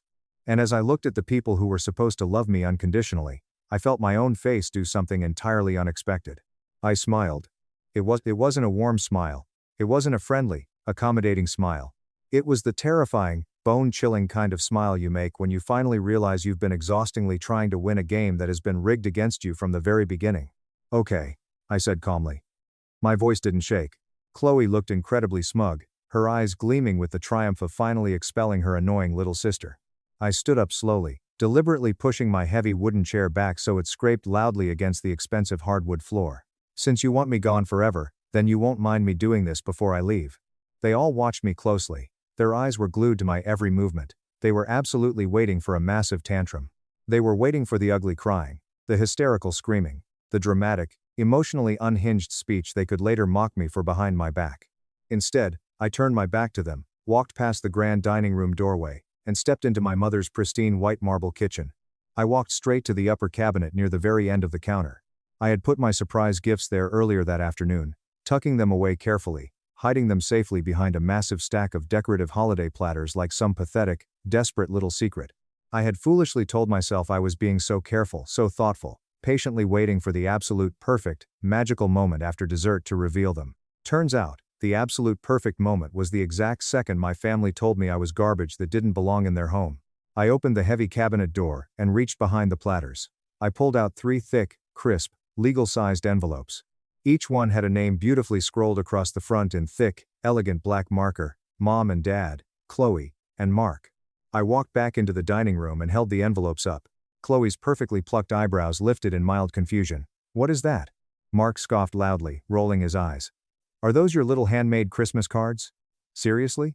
My mother actually let out a condescending laugh, like she legitimately couldn't help herself. "Sarah, what on earth are you doing? This is getting ridiculous. Stop being so theatrical." I looked dead into her eyes. "Is it ridiculous, Mom?" My dad finally spoke up, his voice flat and completely devoid of warmth. "Sarah, if you're pulling out some sentimental letters trying to guilt us into letting you stay, it's not going to work." "Oh, no, Dad," I said, my terrifying smile growing slightly wider. "This isn't guilt. I'm not trying to make you feel bad. This right here? This is just consequences." Chloe stood up aggressively, throwing her napkin onto the table, clearly exasperated. "You think we need your stupid little gifts? You think we're going to miss whatever cheap, discount store garbage you—" I didn't let her finish her sentence. I took the thick envelope labeled Mom and Dad, gripped it firmly in both hands, and tore it straight down the middle. The sound was incredibly soft. Paper ripping shouldn't be that loud. But in that dead silent, tense dining room, the tearing of that heavy cardstock felt like a literal gunshot echoing off the walls. My mother's condescending smile instantly faltered. "Sarah, what are you doing?" I didn't answer her. I took the torn halves, placed them together, and ripped them again, reducing the thick paper to quarters. Slow, clean, deliberate. My dad's face suddenly tightened. Mark sat up a little straighter in his chair, his blank expression fading as his slow brain finally started to load the severity of the situation. Chloe's absolute smugness began to violently crack at the edges. "Stop it. What are you ripping up?" I picked up the envelope labeled Chloe. I didn't even hesitate for a fraction of a second. I ripped it violently in half, then in quarters, the thick cashier's check inside, providing a satisfying resistance against my hands. "Sarah, stop," Chloe yelled, taking a step forward. I picked up the final envelope labeled Mark, and destroyed it just as effortlessly. I walked over to the edge of the dining table and dropped the shredded pieces onto the polished wood in 3 incredibly neat, distinct little piles. I placed them down gently, like I was offering a sacrifice to the gods of petty revenge. There was a long, agonizing beat of absolute silence where absolutely none of them moved a single muscle. The only sound was the distant ticking of the grandfather clock in the hallway. Then Mark barked out a laugh. It was way too loud, completely forced, and dripping with nervous energy. "Okay. Wow. That's actually insane. You need psychological help." Chloe's voice went completely sharp and frantic. "You're just proving our point, Sarah. You're unhinged." My mom aggressively shook her head back and forth, looking at me like she was staring at a dangerous home intruder. "This behavior is exactly why we don't want you around Lily. You are out of your mind." I didn't argue with a single one of them. I didn't explain what was inside those envelopes. I didn't justify my actions. I just turned on my heel and walked away. Lily was standing in the hallway. She was already zipped up in her puffy winter coat, her tiny pink backpack slung securely over her shoulder. She looked up at me with wide, cautious eyes, but she didn't look entirely surprised by the screaming. I reached out and gently took her small, warm hand in mine. "We're going now, baby," I said softly. We opened the heavy front door and walked out into the freezing winter night. The brutally cold December air hit my face instantly, the kind of absolute, freezing cold that shocks your lungs awake and makes your eyes water. As we carefully stepped down the icy brick porch steps, I glanced back through the massive, illuminated living room window. I didn't mean to look, but human curiosity is a curse. Through the frost-tinged glass, I saw them. They were all standing up now. They had moved out of their chairs and were hovering over the dining table, staring intensely at the 3 neat piles of torn paper. They weren't angry anymore. They looked deeply, desperately curious. I watched as my mother nervously leaned forward, her manicured fingers reaching out to pick up a torn, shredded piece of the thick paper. My dad slowly stepped closer, squinting his eyes to read the printed text. Chloe frantically snatched up several pieces of her own envelope and hastily started pressing them together on the table, trying to assemble the shredded document like it was the most important jigsaw puzzle in the entire world. I stood in the snow and watched their faces change in real time. It was a masterpiece of human emotion. I watched the smugness melt into utter confusion. I watched the confusion morph into a sickly, ghost-like pale. And then, I watched that pale shock explode into absolute, unadulterated panic. Through the thick glass of the window, I vividly saw my mother's mouth open impossibly wide, her hands flying to her face like she was screaming bloody murder. I couldn't hear the sound at first, muffled by the heavy walls and the winter wind.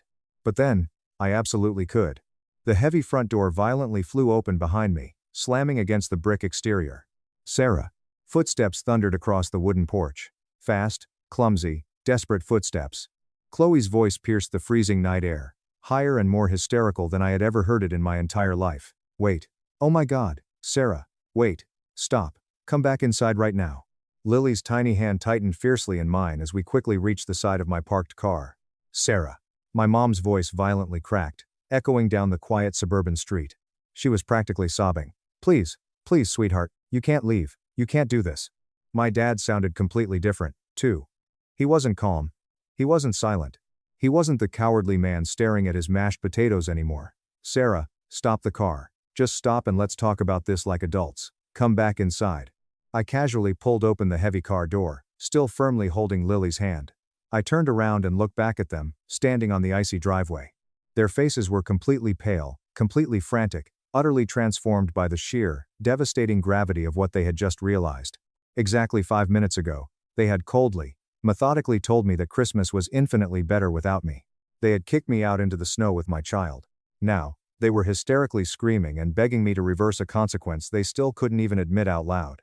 I didn't say a single word. I slid into the driver's seat. Lily quickly climbed into the back and buckled her seatbelt. I started the engine, the heater roaring to life, and I put the car in drive. I didn't look back again. I just drove away, leaving them screaming in the snow. To fully understand the absolute gravity of what happened in that dining room, you have to understand the deeply ingrained, toxic hierarchy of my family. My sister Chloe is 5 years older than me. That age gap matters a lot more than you would initially think. 5 years is the exact difference between being the precious, miraculous firstborn baby that absolutely everyone fusses over, and being the afterthought second child who is just old enough to know better. 5 years is the exact difference between being treated like a fragile princess and being treated like a useful, unpaid servant. Chloe was fiercely established as the absolute golden child of the family before she even had a full set of baby teeth. My mother used to constantly, exhaustingly tell people that Chloe was an absolute miracle. She talked about her like she had personally negotiated with the universe, God, and the stars to birth a daughter who could smile perfectly on command. Chloe was the exact kind of obnoxious kid that random strangers would compliment in grocery store aisles. "Oh, what a beautiful little lady," they would constantly say, fawning over her perfect curls. "She is just so incredibly well behaved." I, on the other hand, was the tired, invisible kid standing directly behind her, holding onto the back of the metal shopping cart, constantly being told by my mother not to touch anything, not to speak loudly, and not to ruin Chloe's moment. If Chloe cried because she dropped her ice cream, the entire world fundamentally stopped turning. My parents would rush to comfort her, buy her a new one, and apologize for the tragedy. If I cried because I scraped my knee until it bled, I was immediately scolded for being overly dramatic and ruining the afternoon. Chloe got expensive, private ballet lessons and custom-made tutus. I was explicitly told to sit in the cramped waiting room and watch her bags while my mom ran errands. When Chloe threw massive, screaming temper tantrums as a teenager, my mom would sigh lovingly and say, "She's just so incredibly passionate. She has a fire in her soul." When I got reasonably upset about anything, I got, "Why on earth can't you just be easygoing and perfect like your sister?" The holidays were always the absolute worst. That was where the blatant favoritism really shined. On Christmas morning, Chloe would sit in the center of the living room and open expensive, lavish gift after expensive gift, while absolutely everyone watched her in awe. She would squeal perfectly, laugh perfectly, and hug my mom perfectly for the camera. My mother absolutely lived for that. She was addicted to the performance of it all. She loved having a daughter who could make her look like the kind of wealthy, successful, perfect mother that other people deeply envied. I would sit in the corner and get something incredibly practical. A pack of plain pajamas, an itchy sweater in a color I hated, or a school textbook. And then, the absolute second the presents were done, I would be abruptly handed a giant black trash bag and told to quickly clean up all of Chloe's discarded wrapping paper before the guests arrived. And the absolute craziest, most devastating part of it all? I didn't even realize it was wrong for a very, very long time.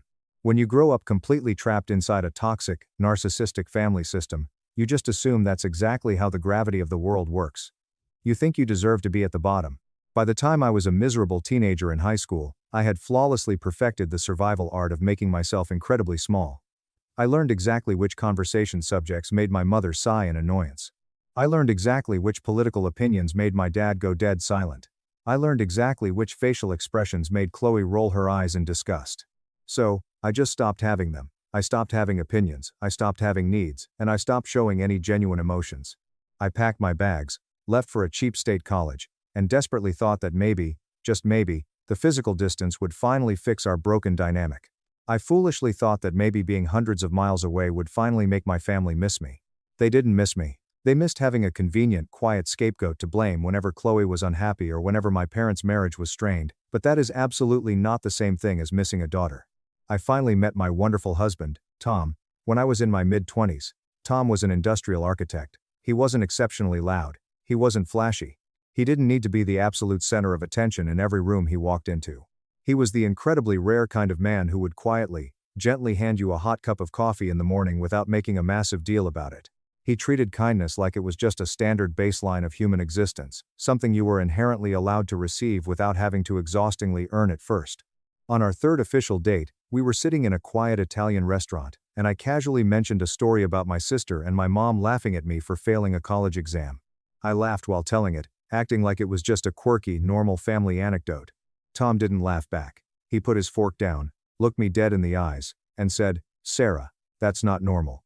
I remember just sitting there, staring at him across the candlelit table like he had suddenly started speaking fluent Russian.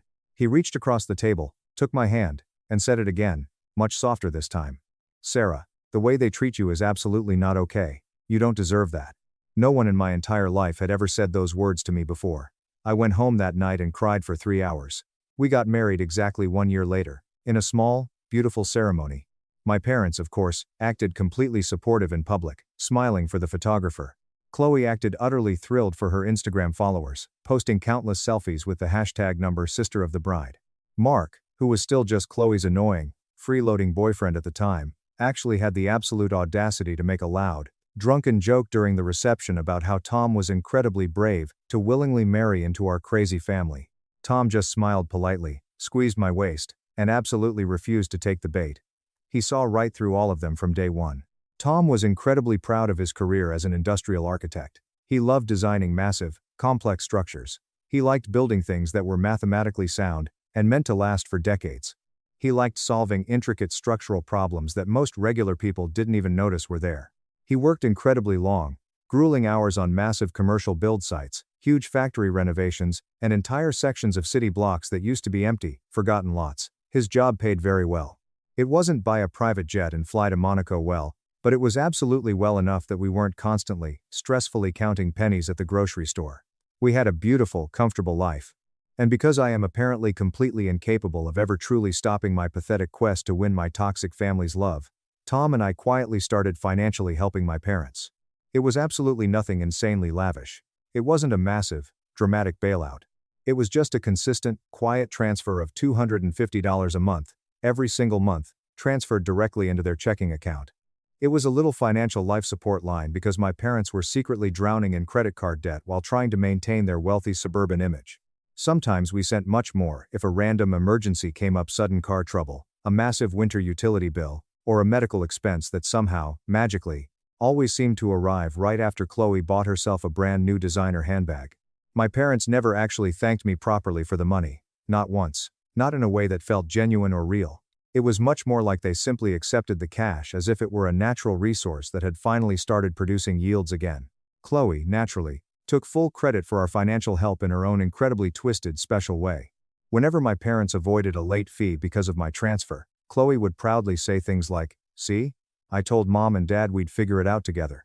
As if she had personally strapped on steel-toed boots and worked a 6-hour week to cover the payment. Mark would just nod his empty head and confidently declare, "Family always takes care of family." And I would just sit there, aggressively swallowing my burning irritation, because Tom would gently slide his warm hand over my knee under the table, reminding me without a single word that I wasn't crazy, and that we were doing the right thing. Then came the absolute darkest day of my life. The day my entire universe violently broke apart. 2 years ago, Tom died at work. He was doing a routine structural walkthrough on a massive new warehouse build. It was supposed to be a completely normal, boring Tuesday, a day he absolutely didn't think would be his last on Earth. He was standing on a massive, 3-story steel scaffold platform, inspecting a load-bearing beam, when the entire structure just catastrophically collapsed. It just violently gave out underneath him, sending him plummeting to the concrete floor below. Much later, during the exhaustive, agonizing legal investigations, we learned the horrifying truth. There had been multiple safety complaints from the workers. There had been severe warnings from inspectors. There were dozens of tiny, fatal corners cut by the massive construction conglomerate because some greedy executive sitting in an air-conditioned office wanted to aggressively save time, money, and paperwork. The company's PR department immediately released a statement, calling it a tragic, unforeseeable accident. They said it like a tragedy is just something that happens randomly, like a sudden thunderstorm or an earthquake. But the federal investigation officially called it entirely, 100% preventable. It was gross, criminal negligence. I vividly remember getting the phone call from the police. I remember the exact way my entire body went ice cold, starting from my fingertips and rushing straight to my heart. I remember violently collapsing onto my kitchen floor, the cold tile pressing against my cheek, with my cell phone still pressed tightly to my ear. I remember staring at the baseboards and frantically thinking, this absolutely cannot be real, this cannot be my life, this is a nightmare, I have to wake up. Then came the grueling, suffocating weeks after the funeral. Everything in my life suddenly got incredibly practical in the absolute worst, most depressing way imaginable. Electric bills absolutely didn't pause, just because I was drowning in grief.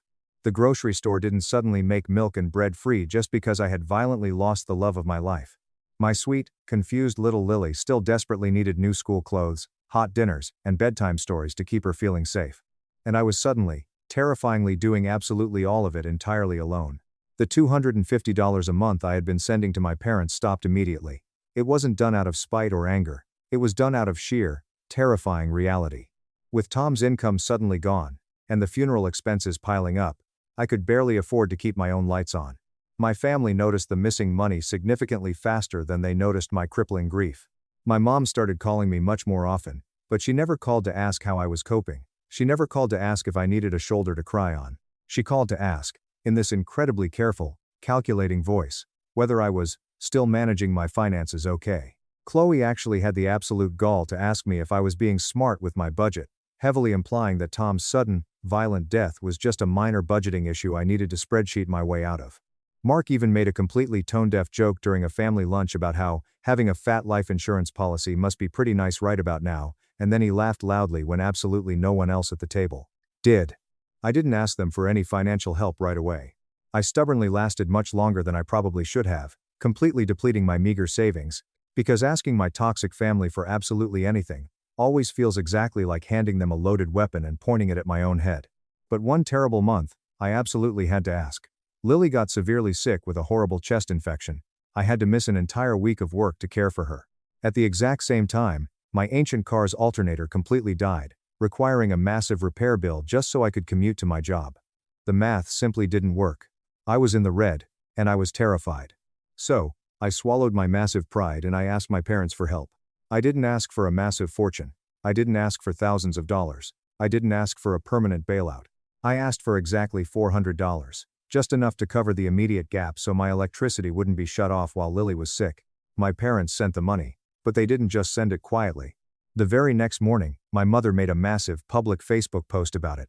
She posted a dramatically sad selfie of herself, along with a smiling family photo of all of us, acting like she had just heroically donated a kidney to a dying orphan.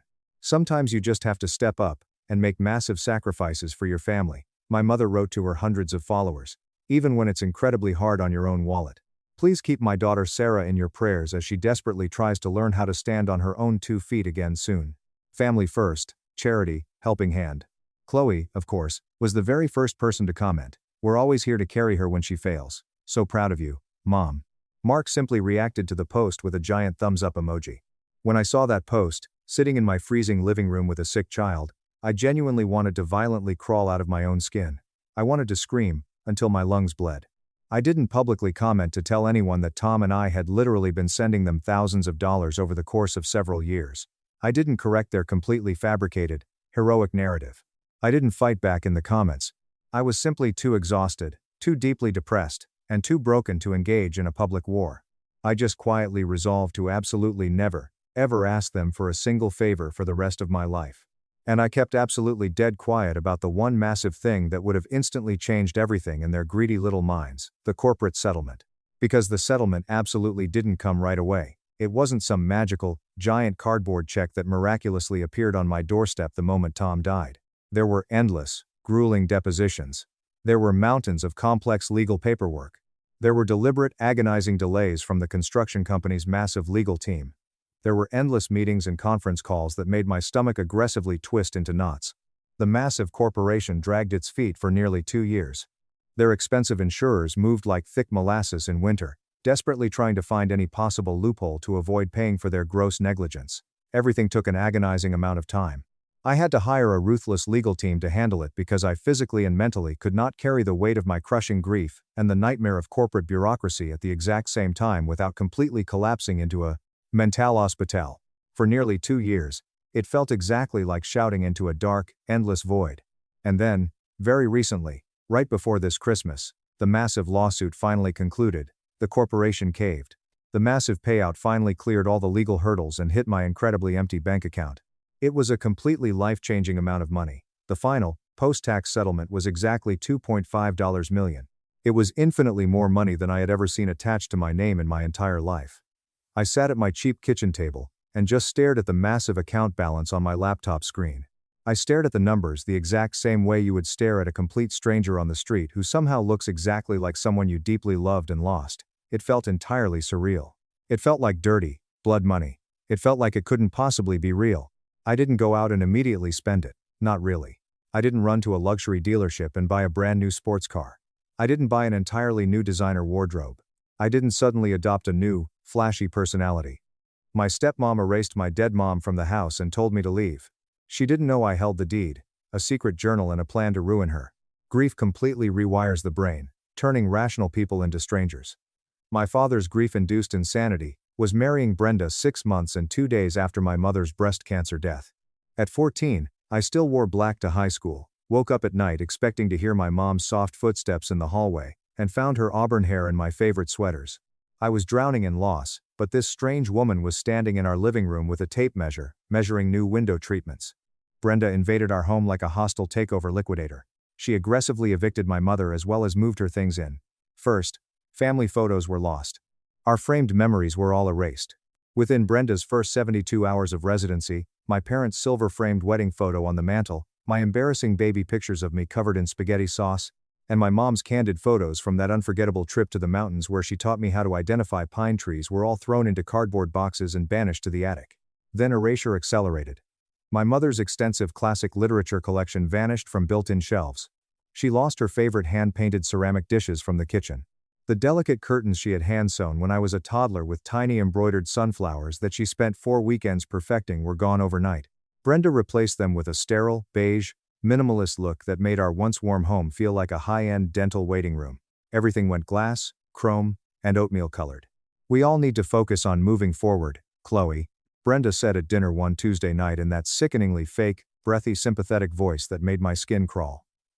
"Living in a shrine to the past simply isn't healthy for your emotional development. We need to create new, vibrant memories in this space. We need fresh energy." My dad sat and nodded. He chewed his roast chicken like a puppet on a string, never looking up from his plate. He had completely lost touch with reality. I said nothing. I swallowed my food, excused myself, and crept into the kitchen at 2 a.m. to rescue my mom's wooden recipe box, before it vanished into the beige void that had swallowed everything she had touched. My mom used that battered wooden box last before chemotherapy made her too weak to stand at the stove. The index cards inside, some stained with vanilla extract and olive oil, still had her elegant, looping handwriting. I sneaked it into my bedroom and hid it in my closet. Brenda's manicured claws weren't allowed near it. Small-scale passive-aggressive bullying and uncomfortable comments began. My dad would think I was a crazy teenager if I complained about it because it was subtle. That scares me about manipulative Brenda. They operate extremely strategically. They never do anything to warrant a shout. The constant drip, drip, drip of tiny jabs, microaggressions, and calculated moves drives you insane while allowing them plausible deniability. After coming home exhausted from a late shift at my part-time retail job, I left a cereal bowl and spoon in the sink, just once. Brenda held a mandatory family meeting the next morning about respecting shared communal spaces. It was a sit-down, formal meeting with an exasperated sigh about one ceramic bowl and some silverware. I once studied for AP History finals until 1 a.m. Brenda told my father the next morning that my desk lamp bothered her eyes from across the hallway through two heavy, closed wooden doors in a 3,200 square foot house. She looked my father in the eye and said sleep hygiene concerns with a straight face. A few months later, psychological warfare peaked. After school one rainy afternoon, I went upstairs and saw that my bedroom door was unlocked. Someone removed the locking mechanism with a screwdriver. Hardware vanished like it never existed. Where my privacy was, the wood had a hollow, jagged hole. Safety and privacy concerns, Brenda said calmly when I confronted her in the kitchen, her voice with that syrupy, artificial sweetness that made my teeth hurt. We are a blended family now, Chloe. Healthy families do not lock doors. It is about fostering an environment of trust and absolute openness. I tasted copper after biting my cheek hard. I wanted to scream that healthy families don't systematically erase dead mothers like a bad dream, but I kept quiet. I quickly realized that surviving in this house meant being invisible. It required careful battle selection. I had to swallow 1,000 angry words I wanted to scream every day. Brenda's campaign against me intensified at 17. She lost her subtlety. She loudly complained that my presence made her anxious. She said my school and work schedule disrupted her daily routine.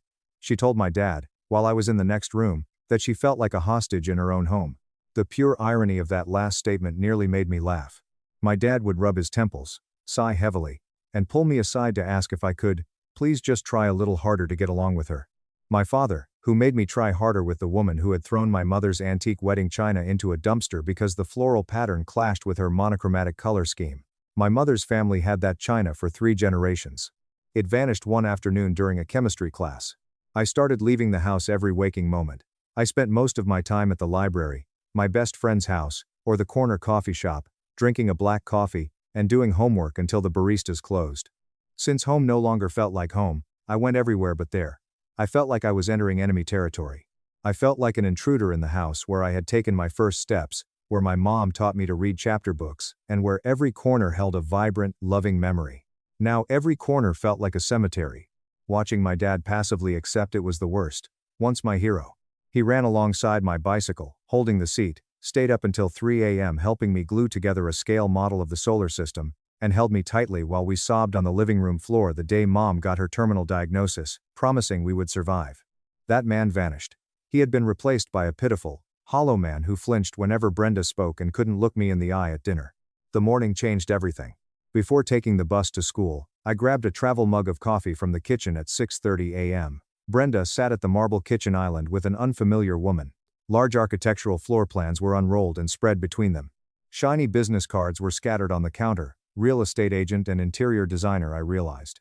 Once Chloe goes off to a university dorm in the fall, Brenda said, tapping her manicured fingernail against our house blueprints, we can finally gut that bedroom and convert it into a proper executive home office. The natural light in there is absolutely perfect for my Zoom calls. She mentioned my bedroom. In my room. The sewing room my mom loved, before she lovingly converted it into my nursery when she was pregnant. My childhood room. I got accepted into the local state university, I whispered from the doorway, breaking the quiet kitchen. Both jumped. Brenda turned toward me. I'm commuting to save money, I said, staring at Brenda. I'm going to be living at home. That kitchen cooled by 40 degrees. Brenda's face went through 6 different expressions: shock, confusion, disbelief, before settling on venomous rage. The interior designer was enthralled by her coffee cup and refused to look up. Brenda confronted me in the upstairs hallway outside my bedroom after school that afternoon. No longer was the syrupy mask on. No more phony warmth or family bonding.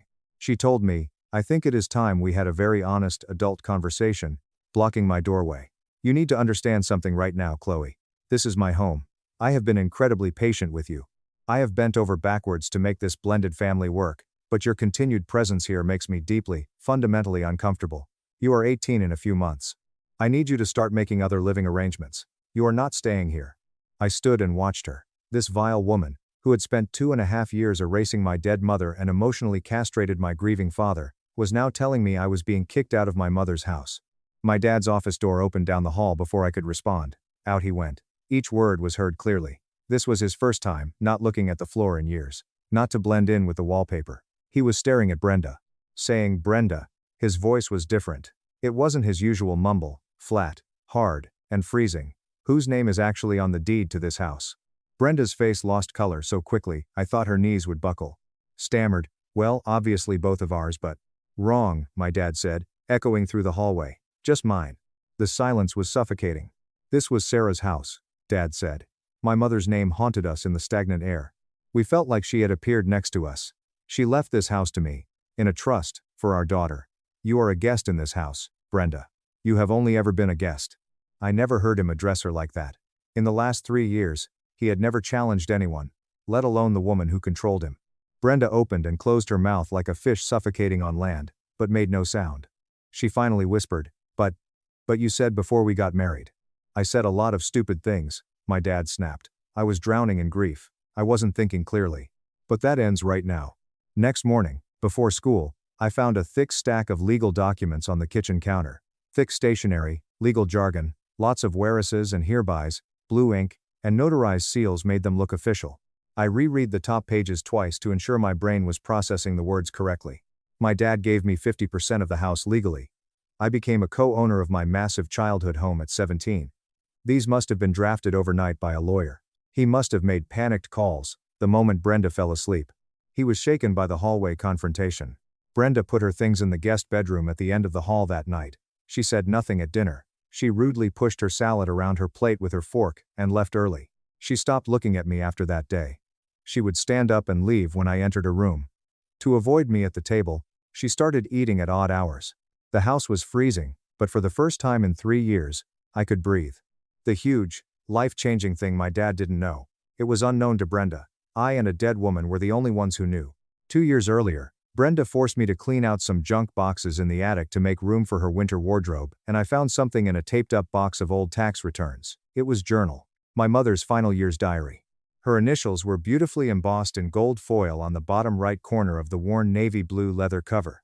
I trembled when I opened it, expecting sweet memories, gardening tips, or profound, poetic thoughts that a dying mother might want her teenage daughter to read. The result chilled me to the bone. The journal detailed how my mother discovered my father's sick, twisted affair with Brenda in terrible detail. Brenda was his logistics firm, executive secretary. My mother discovered the affair 6 months before her terminal cancer diagnosis. When taking his clothes to the dry cleaners, she found late-night emails, explicit text messages, and a crumpled receipt from an upscale downtown hotel in his suit jacket pocket. I remember reading on the dusty attic floor with my hands shaking so badly I couldn't turn the crisp pages, but I couldn't stop. Every word, date, and damning evidence she had. She meticulously documented it like a homicide prosecutor building a case. I smuggled that blue journal out of the attic and hid it under a loose wooden floorboard in my closet for 2 years. Was just waiting.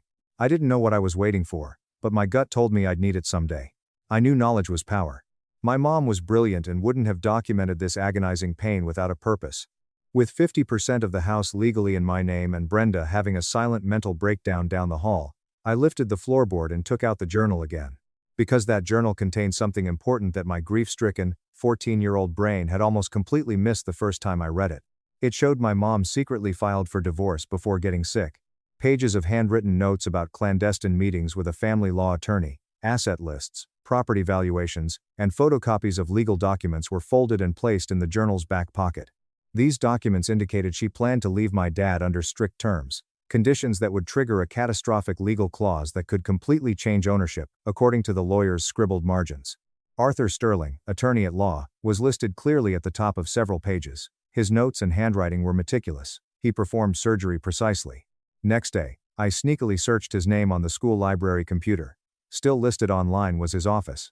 He practiced high-stakes family and estate law in the same downtown historic building after all these years.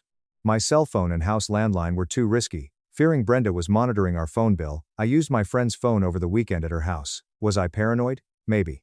However, 3 years with Brenda taught me self-preservation. I learned that information is the most valuable currency. Timing is everything. And you never show your cards until you flip the table.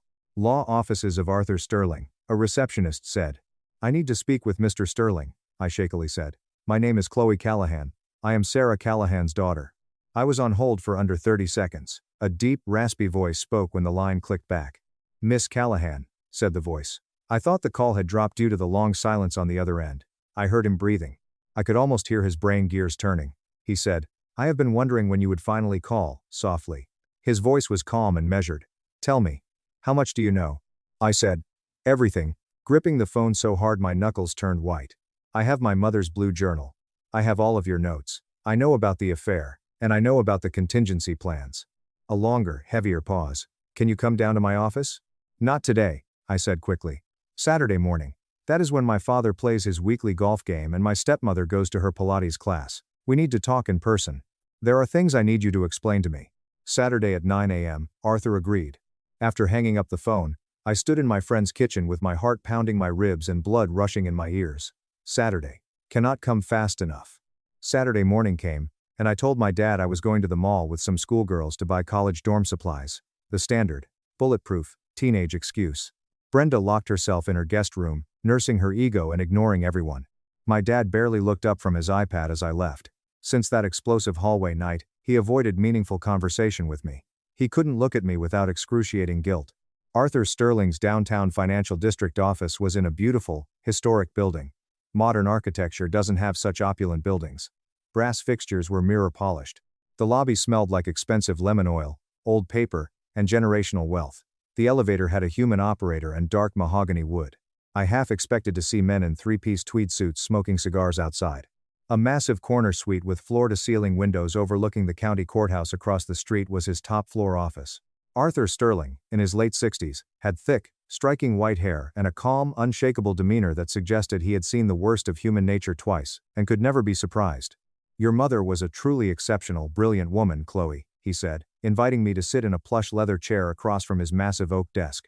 When she first came into this office with undeniable, documented evidence of your father's infidelity, she was emotionally devastated. It broke her heart. But Sarah was also incredibly practical. She was a realist. She knew that initiating a messy, protracted divorce would completely destroy her financially while she was simultaneously trying to fight aggressive breast cancer. The medical bills for her experimental treatments were already astronomical. She couldn't afford to fight a war on two fronts. So she stayed, I said. Not a question. She stayed, Arthur nodded slowly. But she was not naive, and she certainly was not a victim. She had me draft a series of ironclad legal documents that would ensure you were completely protected from your father's poor judgment. He took an enormous manila folder from a drawer and placed it on the desk between us. It landed hard. Your mother owned your family home outright, long before she married your father, Arthur said, tapping the folder. It originally belonged to her grandmother. It has been passed down through the maternal side of your family for 4 generations. Before she passed, she placed the house into a very specific, aggressive type of trust, designed exclusively to keep it out of the marital estate, and completely untouchable in the event of a divorce. I frowned, confused, but my dad told Brenda that Mom left the house to him, in trust for me. That's what he said in the hallway. That's what those property transfer documents he showed me this week were about. He gave me 50%. Arthur's face hardened instantly, his cheek muscle twitched as his jaw tightened. Your father lied to you, Chloe. And he lied to his new wife. Your mother left that house directly, 100%, to you. She appointed a legal trustee to manage the estate until you turned 18 years old. I am that trustee. Your father has been living in that house entirely at my discretion. A courtesy which I only granted out of profound respect for your mother's wishes that you maintain a stable living environment while you were a grieving minor. His sharp eyes stared at me as he leaned forward. Legally speaking, your father has absolutely zero claim to that property. He never did. Not a single square inch of it belongs to him. The room spun. To ground myself, I gripped my chair's thick leather arms. What are you saying? I am saying the house has been entirely yours since the exact second your mother drew her last breath, Chloe. That official-looking property transfer your father grandly presented to you this week? It is completely legally meaningless. It is essentially a piece of scrap paper. He cannot legally transfer 50% of an asset he does not, and never did, own. I sat back, my mind racing to process this revelation. 2.5 years of cautious walking, 2.5 years of home invasion terror. Over 2.5 years, Brenda slowly erased my mother's existence while my dad played the victim. Does he know? I whispered. Does he know that he doesn't own it? He knows, Arthur grimaced. I sat him down in this very office, and told him explicitly at the reading of the will shortly after the funeral. He chose to completely ignore reality, desperately hoping you would never find out. He was praying you would just blindly go off to a faraway college dorm and never look too closely at the estate paperwork. Arthur leaned on the polished wood desk to me. This is everything. The original deed, the airtight trust documents, certified photocopies of your mother's journal entries, irrefutable documentation of the affair with Brenda, and comprehensive financial records showing exactly how your father has been grossly mismanaging funds that were legally supposed to be preserved for your future. I shook violently to open the heavy folder. I found highlighted bank statements showing that my dad had aggressively withdrawn large amounts of money from my mom's personal accounts in the weeks before she died while she was medicated. He bought Brenda diamond jewelry and designer handbags while my mom was in a hospital chair getting chemotherapy. Their flirtatious emails were printed, making my stomach churn. Arthur whispered, "There is more," watching my face. "Your mother had a separate, private life insurance policy. The payout was $650,000. It was explicitly earmarked to go into an educational and living trust fund for you. Your father illegally cashed it out using forged documents and used every single penny to pay off his failing logistics business's massive debts and fund his new lifestyle with Brenda." I lost my 3-year-old rage. A cold, precise, terrifying rage replaced it instantly. Not teenage angst anymore. A calculated, absolute desire for destruction. I asked, "What can I do?" With terrifying calm. "Legally?" Arthur reclined. "You can have them both evicted from the premises today. You are 17. But as the sole legal property owner with documented, sworn trustee approval, you have the absolute right to remove them. Or, you can wait exactly 4 months until your 18th birthday, the trust dissolves, and you can handle it yourself with full, unquestionable legal autonomy. Either way, they have absolutely no leg to stand on. If your father tries to fight it, I will personally bury him in criminal embezzlement charges regarding the life insurance fraud." I was quiet for a while. Brenda was probably texting her friends in the guest room, planning her next passive-aggressive move to force me out of my house. I thought about my dad's pathetic, fake property transfer, his cowardice, his complicity, and their repugnant attempt to erase my beautiful mother while living in her family's house, spending her stolen money, and sleeping in her bed. I slowly said, "I want to wait," staring Arthur dead in the eye. "I want to wait until I am officially 18, but I want every single legal document drafted, finalized, and ready to be executed the exact morning of my birthday." Arthur Sterling grinned. Not a friendly smile. The shark's dangerous smile came from smelling blood in the water. "I was very much hoping you would say that, Chloe. I gave a lifetime performance over 4 months. I played the perfect, quiet, pleasing, invisible daughter. Every wicked stepmother wants a compliant teenager like me." "Yes, Brenda." "No, Brenda. Brenda. Say whatever. Brenda, let me wash your dishes." It exhausted me mentally and physically. It felt like acting in a terrible play every day. But I focused on the goal. 4 months was nothing. I could handle 16 more weeks of playing nice, while the dynamite fuse burned down to the explosive after nearly 3 years of Brenda's psychological warfare. I worked extra shifts at a downtown independent bookstore and started saving every penny. Arthur helped me open a new bank account at a different bank across town. Only cash deposits. No paperwork. Nothing my father could track, monitor, or question. I ensured perfect high school grades, perfect attendance, completed every assignment with extra credit. With my guidance counselor's enthusiastic help, I applied to the local state college. I said all the right, predictable things about my future. I forced myself to chew at family dinners while Brenda talked about her interior design plans and Pilates class. I meticulously built a bulletproof paper trail of modeling good behavior. I wanted something that would look perfect to a judge if my father questioned my character or mental stability. Since the hallway incident, home life had changed drastically. Brenda rarely left the guest room, except for meals, or to leave. Her constant commentary on me had stopped. She stopped micromanaging my schedule. She was silent and watchful like a snake in the grass. My dad roamed the house like a Victorian ghost. He seemed to be finally facing his crushing guilt. I saw him staring blankly at Mom's old photos in the living room a few times. He never asked where I hid the trash-rescued photos. He never admitted Brenda's damage to Mom's memory. He gently knocked on my bedroom door one cold January night, 2 months before my 18th birthday. He softly asked, "Can we talk, Chloe?" It was quiet when I let him in. He sat heavily on my bed, looking 10 years older than ever. He appeared smaller and deflated. "I know I failed you," he said, looking at his hands. His voice broke mid-sentence. "After your mother died, I wasn't thinking straight. I was in so much pain. Brenda was just there. She was easy. And I was drowning. I made so many terrible mistakes." Leaning against my desk, I crossed my arms. "You had an affair with her, before Mom even got sick." His head snapped up, his face turned colorless. "How? How did you?" "I know everything, Dad," I said emotionlessly. "I know absolutely everything." He didn't dispute it. He didn't argue. He sat, defeated, shoulders slumped. "I loved your mother. I really did. But I was a weak man. I'm still a weak man. And I have let you down in every single way a father possibly can. A part of me, the little girl who idolized him, could have forgiven him then. I could have hugged him and tried to repair our relationship. However, I remembered my mom, alone in a freezing oncology ward with poison dripping into her veins, while he was downtown buying Brenda a diamond tennis bracelet with his credit card. Mom's tearful journal entries, unimaginable pain, and desperate, brilliant attempts to legally protect me while she died came to mind. "Yeah," I said coldly, opening my bedroom door for him. "You did." He got up and left the hallway without saying a word. Last weeks before my 18th birthday were agonizingly strange. The house was so tense that oxygen was thick and hard to breathe. Everyone subconsciously knew something big was coming. We just avoided saying it. It was like those eerie, silent moments before a massive thunderstorm, when the birds stop singing and you can feel the static electricity building up. Brenda was almost invisible, spending days in the guest room. I occasionally heard her sharp, high-pitched, furious voice on her cell phone. She was complaining to her sister or snobby friends about how unfair her living situation was, but the thick wood muffled her words, how she was the ultimate victim. Brenda married a wealthy widower and was made the villain.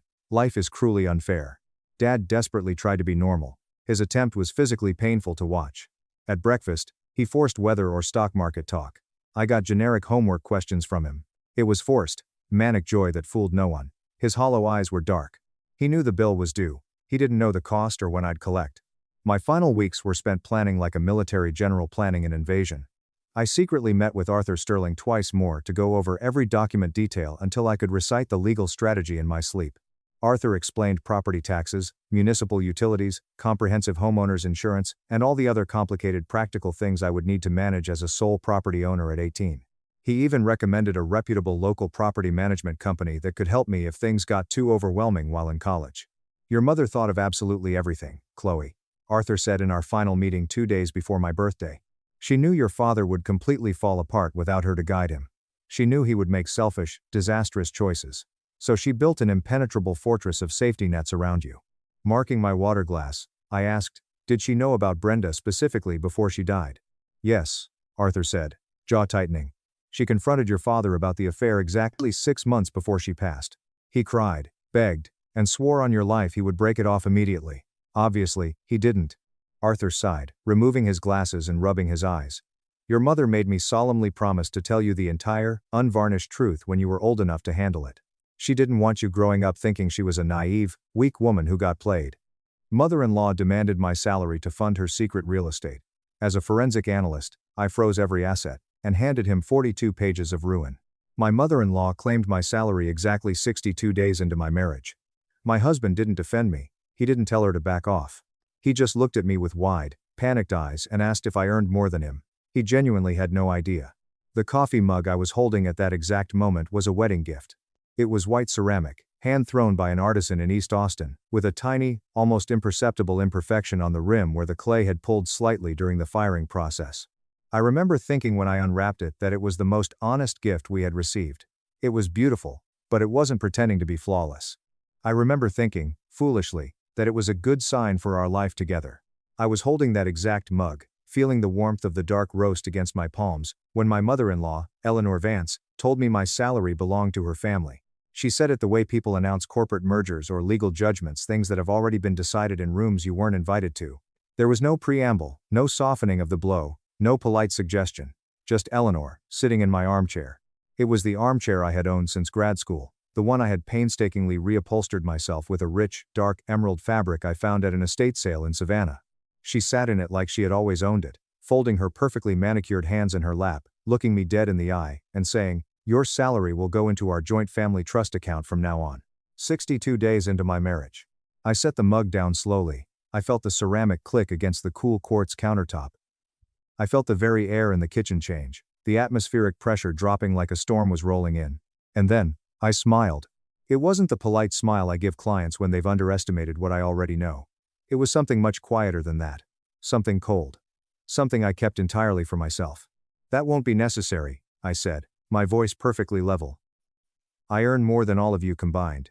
The silence that followed had actual physical weight. "You could have built a house on it."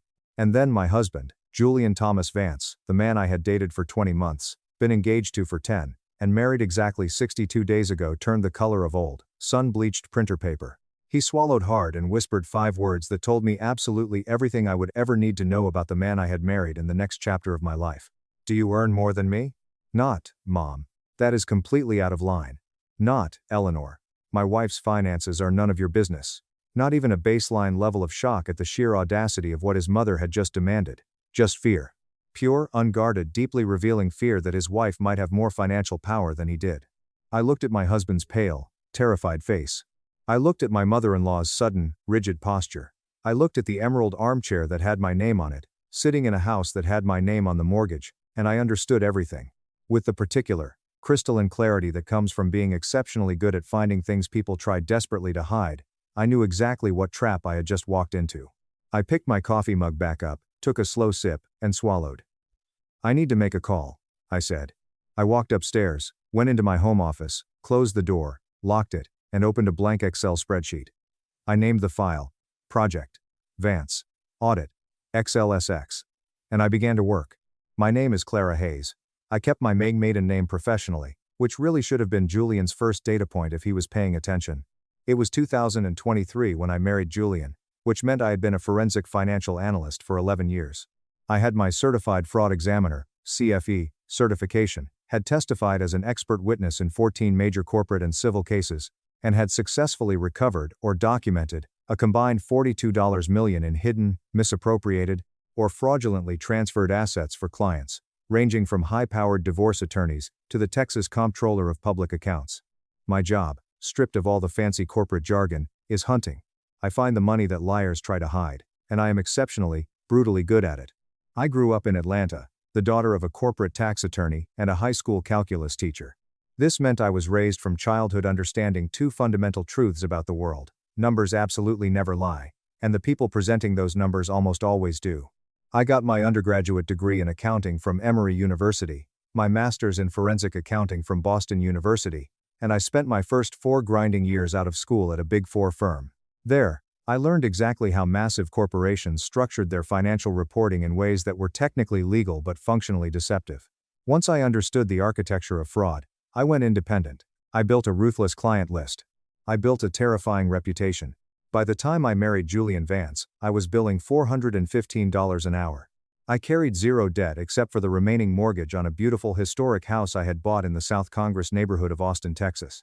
I drove a 2023 Lexus TX that I had paid for in cash, and I had a diversified portfolio and retirement account that my wealth manager, Sarah Jenkins, frequently described as aggressively bulletproof. Julian knew I worked in finance. He knew I had my CFE.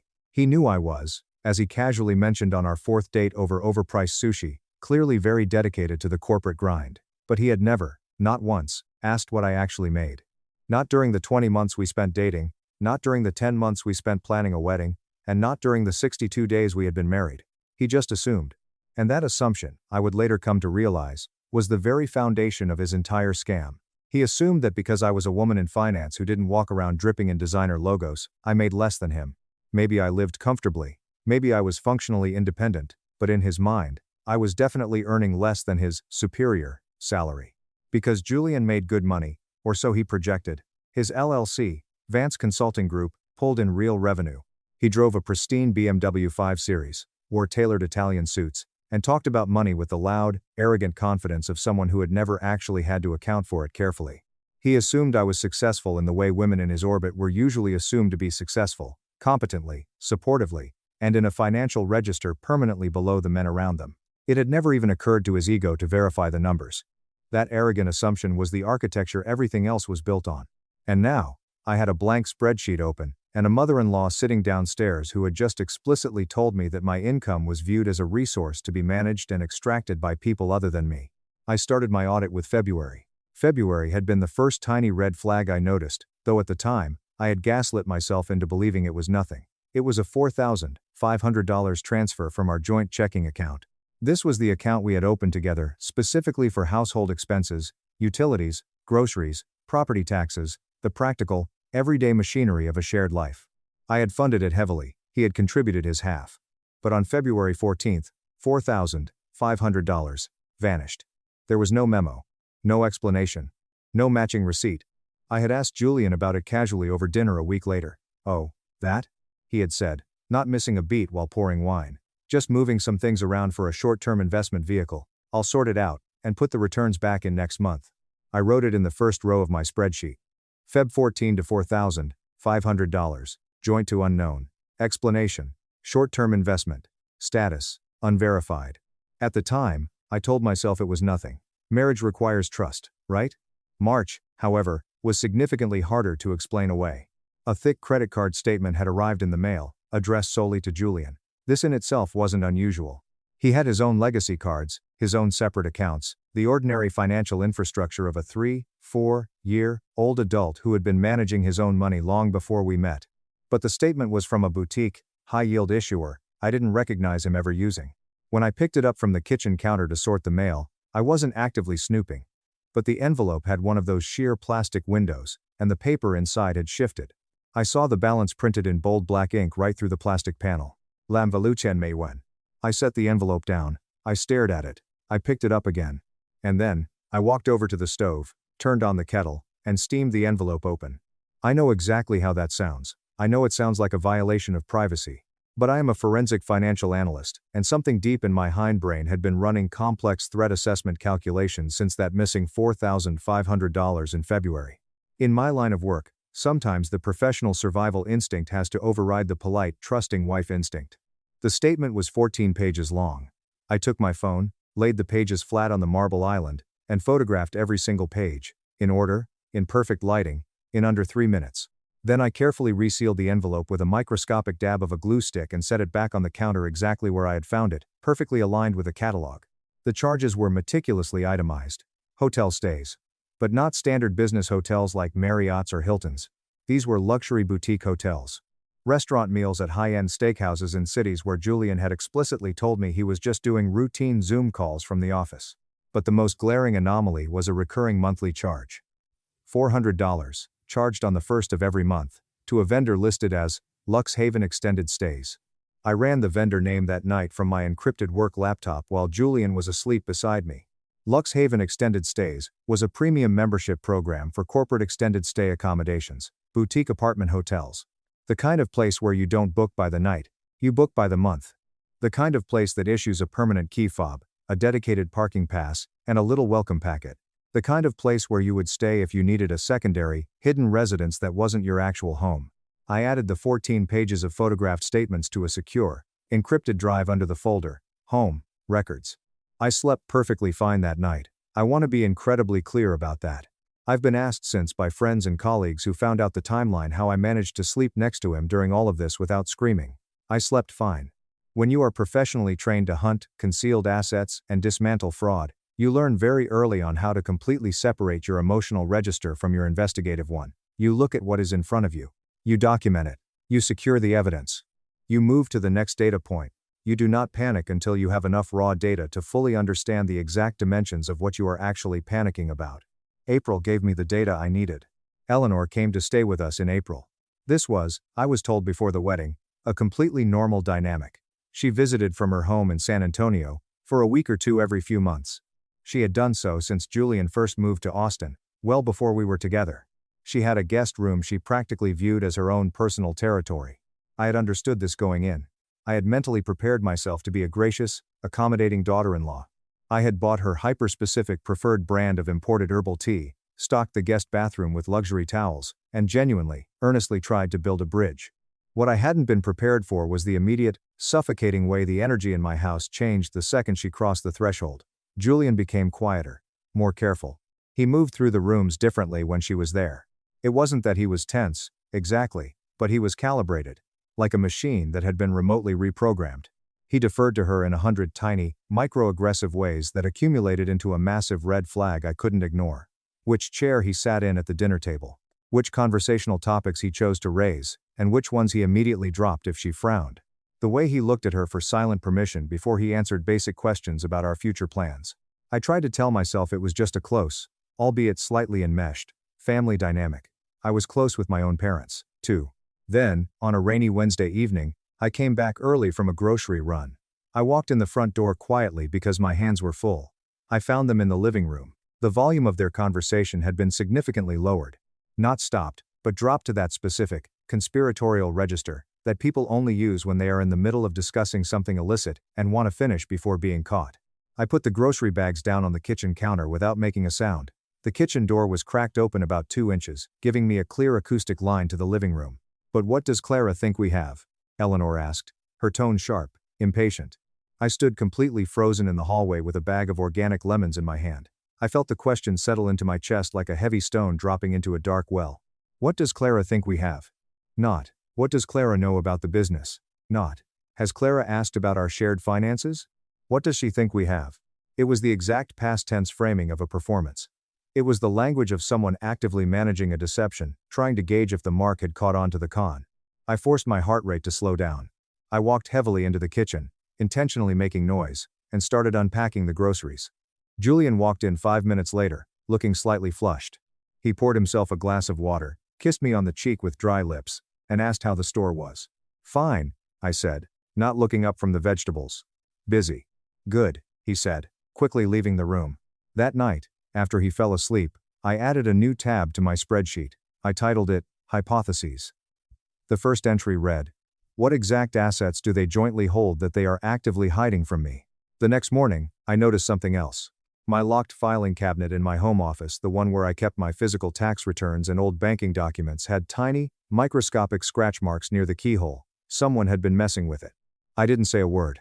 On my lunch break, I drove to Best Buy, bought a microscopic Wyze hidden camera, and installed it inside a fake potted plant on my bookshelf, angled perfectly at the cabinet and my desk. 3 days later, I checked the footage. At 2:15 a.m., while I was asleep, Julian had crept into my office. The infrared camera caught him perfectly. He spent 20 minutes trying to guess the password to my backup laptop and trying different small keys on my filing cabinet. He was looking for my financial baseline. When Julian confidently strolled out of his corner office, curious, arrogant, not worried in the slightest, Mike asked him to confirm his identity, then handed him a thick, heavily sealed manila envelope.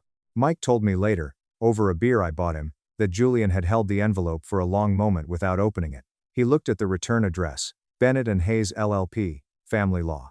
Mike said that something fundamental changed in Julian's face right then.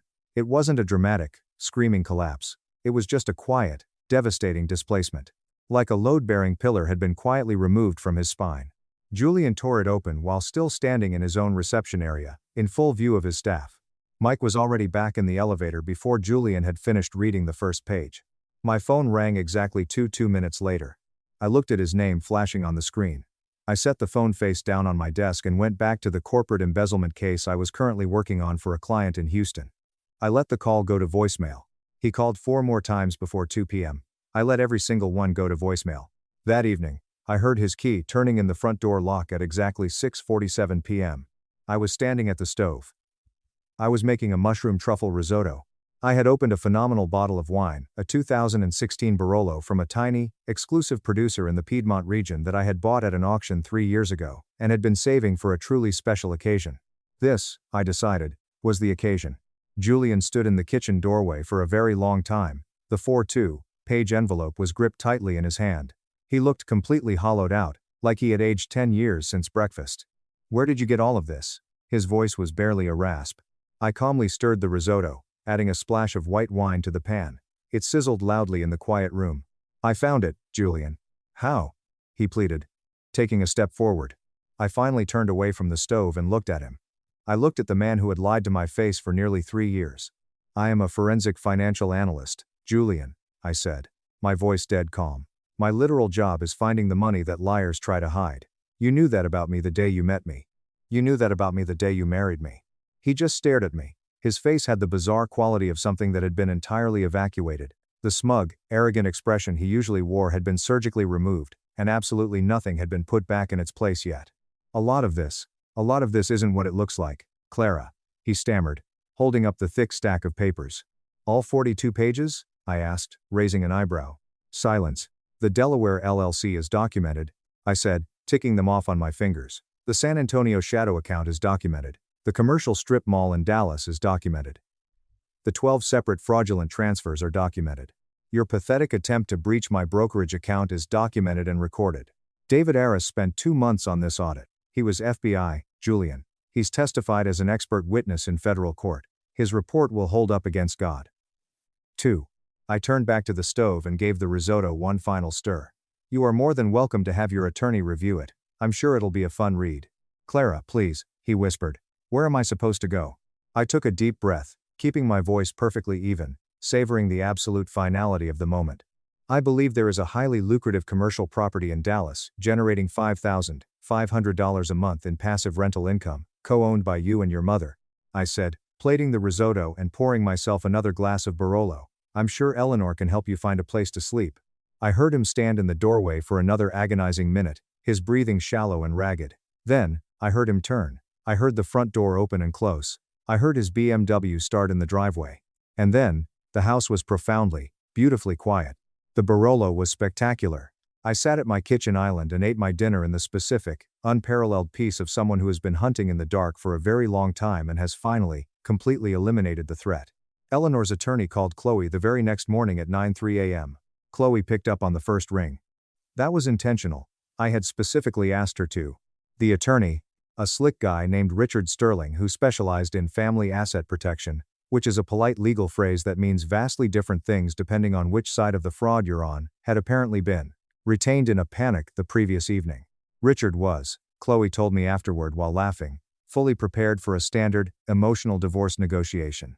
He was prepared to bully a heartbroken wife. He was absolutely not prepared to be hit in the face with 56 pages of FBI-grade forensic accounting. Richard blustered and demanded 2 weeks to review the documentation. Chloe gave him 10 days. He came back whining, wanting to dispute our characterization of the Vance Family Holdings LLC. Chloe calmly walked him through David's exact methodology with the terrifying patience of a predator playing with its food. She had read every single page 20 times and could quote any line item from memory. The legal discovery phase lasted an agonizing but entertaining 8 weeks. Julian's personal attorney, a different, much more expensive lawyer from a massive corporate firm who had been frantically brought in after Richard Sterling realized the nuclear scope of what they were dealing with, issued 22 separate interrogatories, trying to bury us in paperwork. Chloe and I answered every single one, with devastating, irrefutable documentation. Every single one. In late November, we finally forced a deposition. I insisted on being in the room. Eleanor was sworn in. She sat across the polished conference table, glaring at me with pure venom. Richard Sterling sat next to her, looking sweaty. Chloe started the questioning. She established Eleanor's knowledge of the LLC. She established her control over the San Antonio account. And then, Chloe leaned forward. "Mrs. Vance, on the evening of April 14th, in my client's home, did you ask your son, what does Clara think we have?" Eleanor scoffed. "Absolutely not. I would never say such a thing. That is a complete fabrication." Chloe didn't blink. She reached into her briefcase, pulled out a small flash drive, and slid it across the table. "I'd like to enter Exhibit 42 into the record. It is a time-stamped audio and video recording from a Wise security camera legally placed in my client's home office, which captured both the audio of that conversation and subsequently captured Julian Vance attempting to illegally breach my client's locked filing cabinet at 2:15 a.m. Eleanor's face drained of all color. Richard Sterling actually put his head in his hands. Eleanor threw an absolute tantrum on the record, screaming that I had set them up, that I was a snake, that her son deserved a wife who shared her wealth. It was all transcribed by the court reporter. It was glorious. In December, Eleanor's attorney desperately filed a motion to limit the scope of the equitable distribution claim regarding the Dallas LLC, arguing that the property predated the marriage and was therefore entirely separate property, immune to division. David Aris simply filed a supplemental forensic report. He mathematically demonstrated that 3 of the major tenant improvements on the Dallas property, specifically a massive roof repair and HVAC replacement, totaling $35,000 in work done in late 2023, had been directly funded through the fraudulent transfers Julian had made from our joint marital checking account. Because Julian had commingled marital funds to improve the separate asset, he had legally pierced his own shield. The judge denied their motion with prejudice. The asset was now in play. By February, Julian's team was completely broken. They proposed a settlement. It was, as these things usually go, hilariously ambitious in its assessment of what I might accept to make this go away.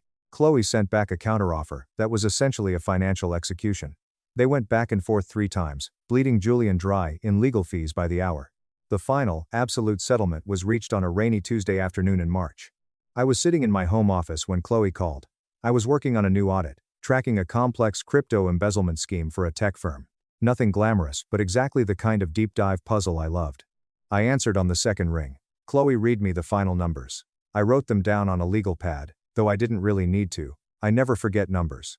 "Is Eleanor fully included?" I asked, tapping my pen. "Yes," Chloe said, her voice rich with satisfaction. Her name is on the LLC. She is a legally bound party to the asset disclosure. The settlement entirely covers her exposure. We are clawing back the $35,000 in marital funds with interest. You retain 100% of your premarital assets, you keep the house. And Julian is covering 80% of your legal and forensic accounting fees, because of his documented bad faith. I thought about Eleanor sitting in my green armchair. I thought about their secret San Antonio account. I thought about an arrogant woman who had looked at me, a certified forensic financial analyst, with over a decade of experience hunting corporate criminals, and decided that I was just a naive little resource to be managed, and drained. Good, I said softly. There is just one more minor thing, Chloe added. Tell me, Julian's attorney asked, as a hard condition of signing the final settlement, that you sign a non-disclosure agreement agreeing not to discuss the specific forensic findings regarding his business publicly. He's terrified you're going to ruin his reputation in Austin. I was quiet for a long moment. Clara, Chloe said carefully. I'm thinking.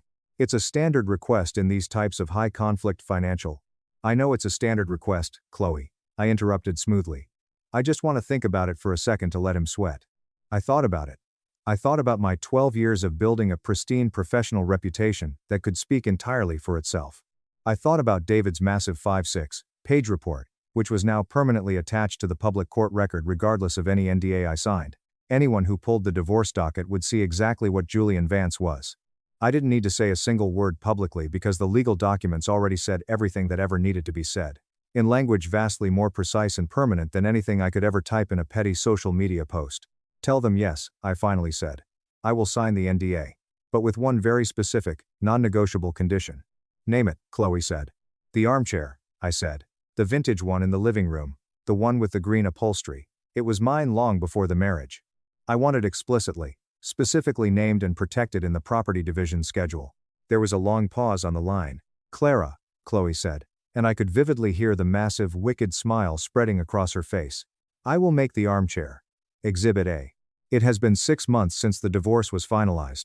It's late September now. Autumn in Austin is still warm, but it's that specific, golden Texas warmth that feels earned because you know the brutal summer is finally over. I have the windows open in the mornings now. I drink my coffee still from the same imperfect, hand-thrown ceramic mug standing up, looking out at the massive oak tree in my front yard. The house is completely mine. It technically always was. My name was always the only one on the mortgage. My pristine credit score was always the only metric that made buying it possible. But it feels deeply, truly mine now, in the profound way that things only feel yours when they are no longer subject to a parasite's claim. When you stop managing a deception and start just living, the air feels lighter. Sarah Jenkins aggressively adjusted my investment allocations the week after the settlement cleared. She called the process portfolio rebalancing, which is just the polite phrase wealth managers use when they actually mean, now that the leech is gone, we can make you seriously rich. My retirement accounts are currently doing things that make Sarah write me quarterly update emails containing entirely too many exclamation points. Coming from a woman as stoic as Sarah, that is the financial equivalent of a standing ovation. David Aris formally closed out my investigation file and mailed me a final, zero-balance invoice. Attached to it was a handwritten sticky note. It read, "This was one of the most viciously clean documentation packages I have ever worked with in 22 years. Do not ever get married again without calling me first. D.A." I had the sticky note professionally framed. It sits on the wall in my home office, right next to my CFE certificate.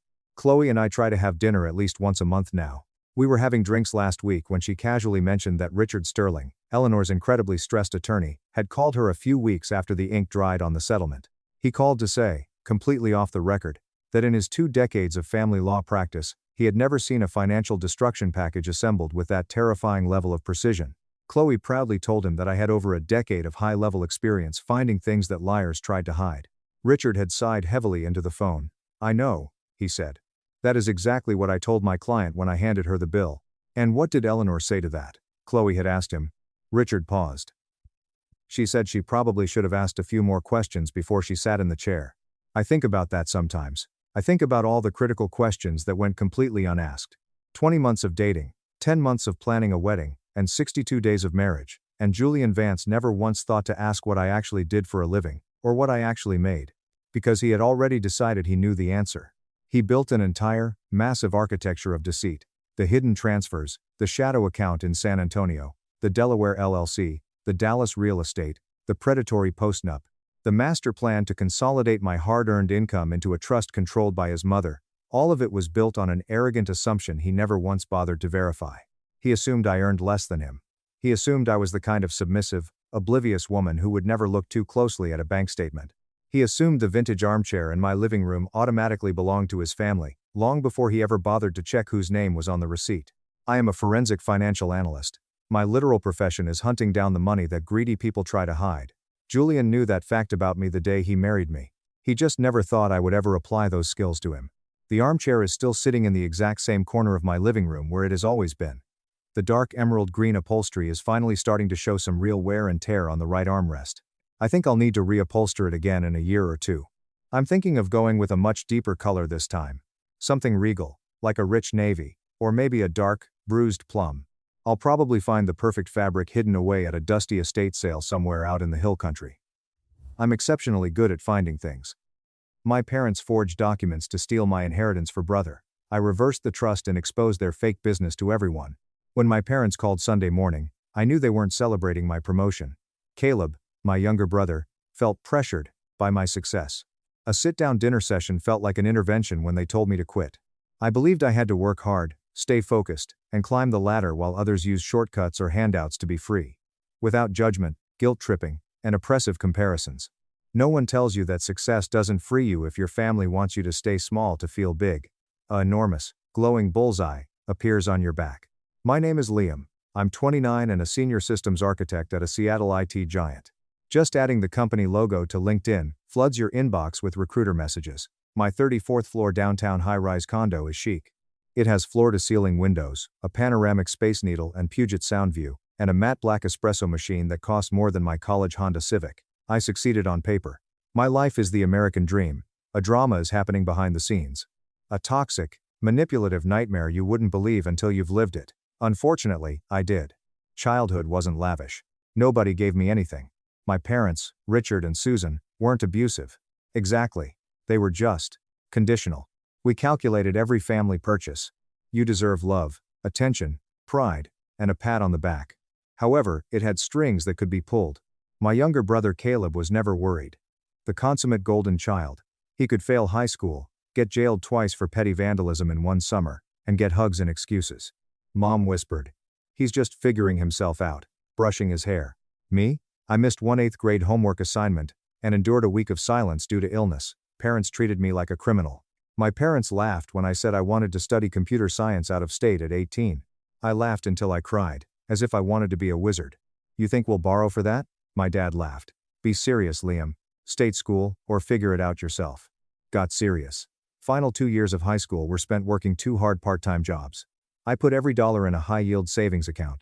I worked 70-80 hours a week in college teaching calculus, delivering food late at night, and working graveyard shifts at a corporate security desk. That security job saved me. In a dimly lit basement, I coded on a beat-up laptop with a jet engine fan, while watching grainy CCTV footage of empty parking garages. I survived on caffeine, dollar menu burgers, and malice. I didn't party. Not dated. My average nighttime sleep was 4 hours. I graduated first in my class with a 3.9 gigapascals, built a few complex side projects that went semi-viral on GitHub, and got a highly sought-after internship at a firm that led to my 6-figure job. Never took my parents' money. Never blamed them. No. I told myself. For 6 years, Caleb switched useless majors and dropped out twice. My dad never worked, except for odd jobs his golfing buddies arranged. My parents kept telling him to find his passion, as if he could spend his mid-20s in their basement for free. A boutique photography business, Caleb chose, was supported. He got a $4,000 DSLR camera, top-notch lighting gear, a studio in a hip arts district, and a year's apartment rent to get on his feet. While home for Thanksgiving, I saw Caleb's new place, a custom espresso bar, exposed brick walls, and a large NYC skyline canvas print were stunning. I slept on a filthy futon above a loud 2-4-hour taco restaurant with insects and sirens.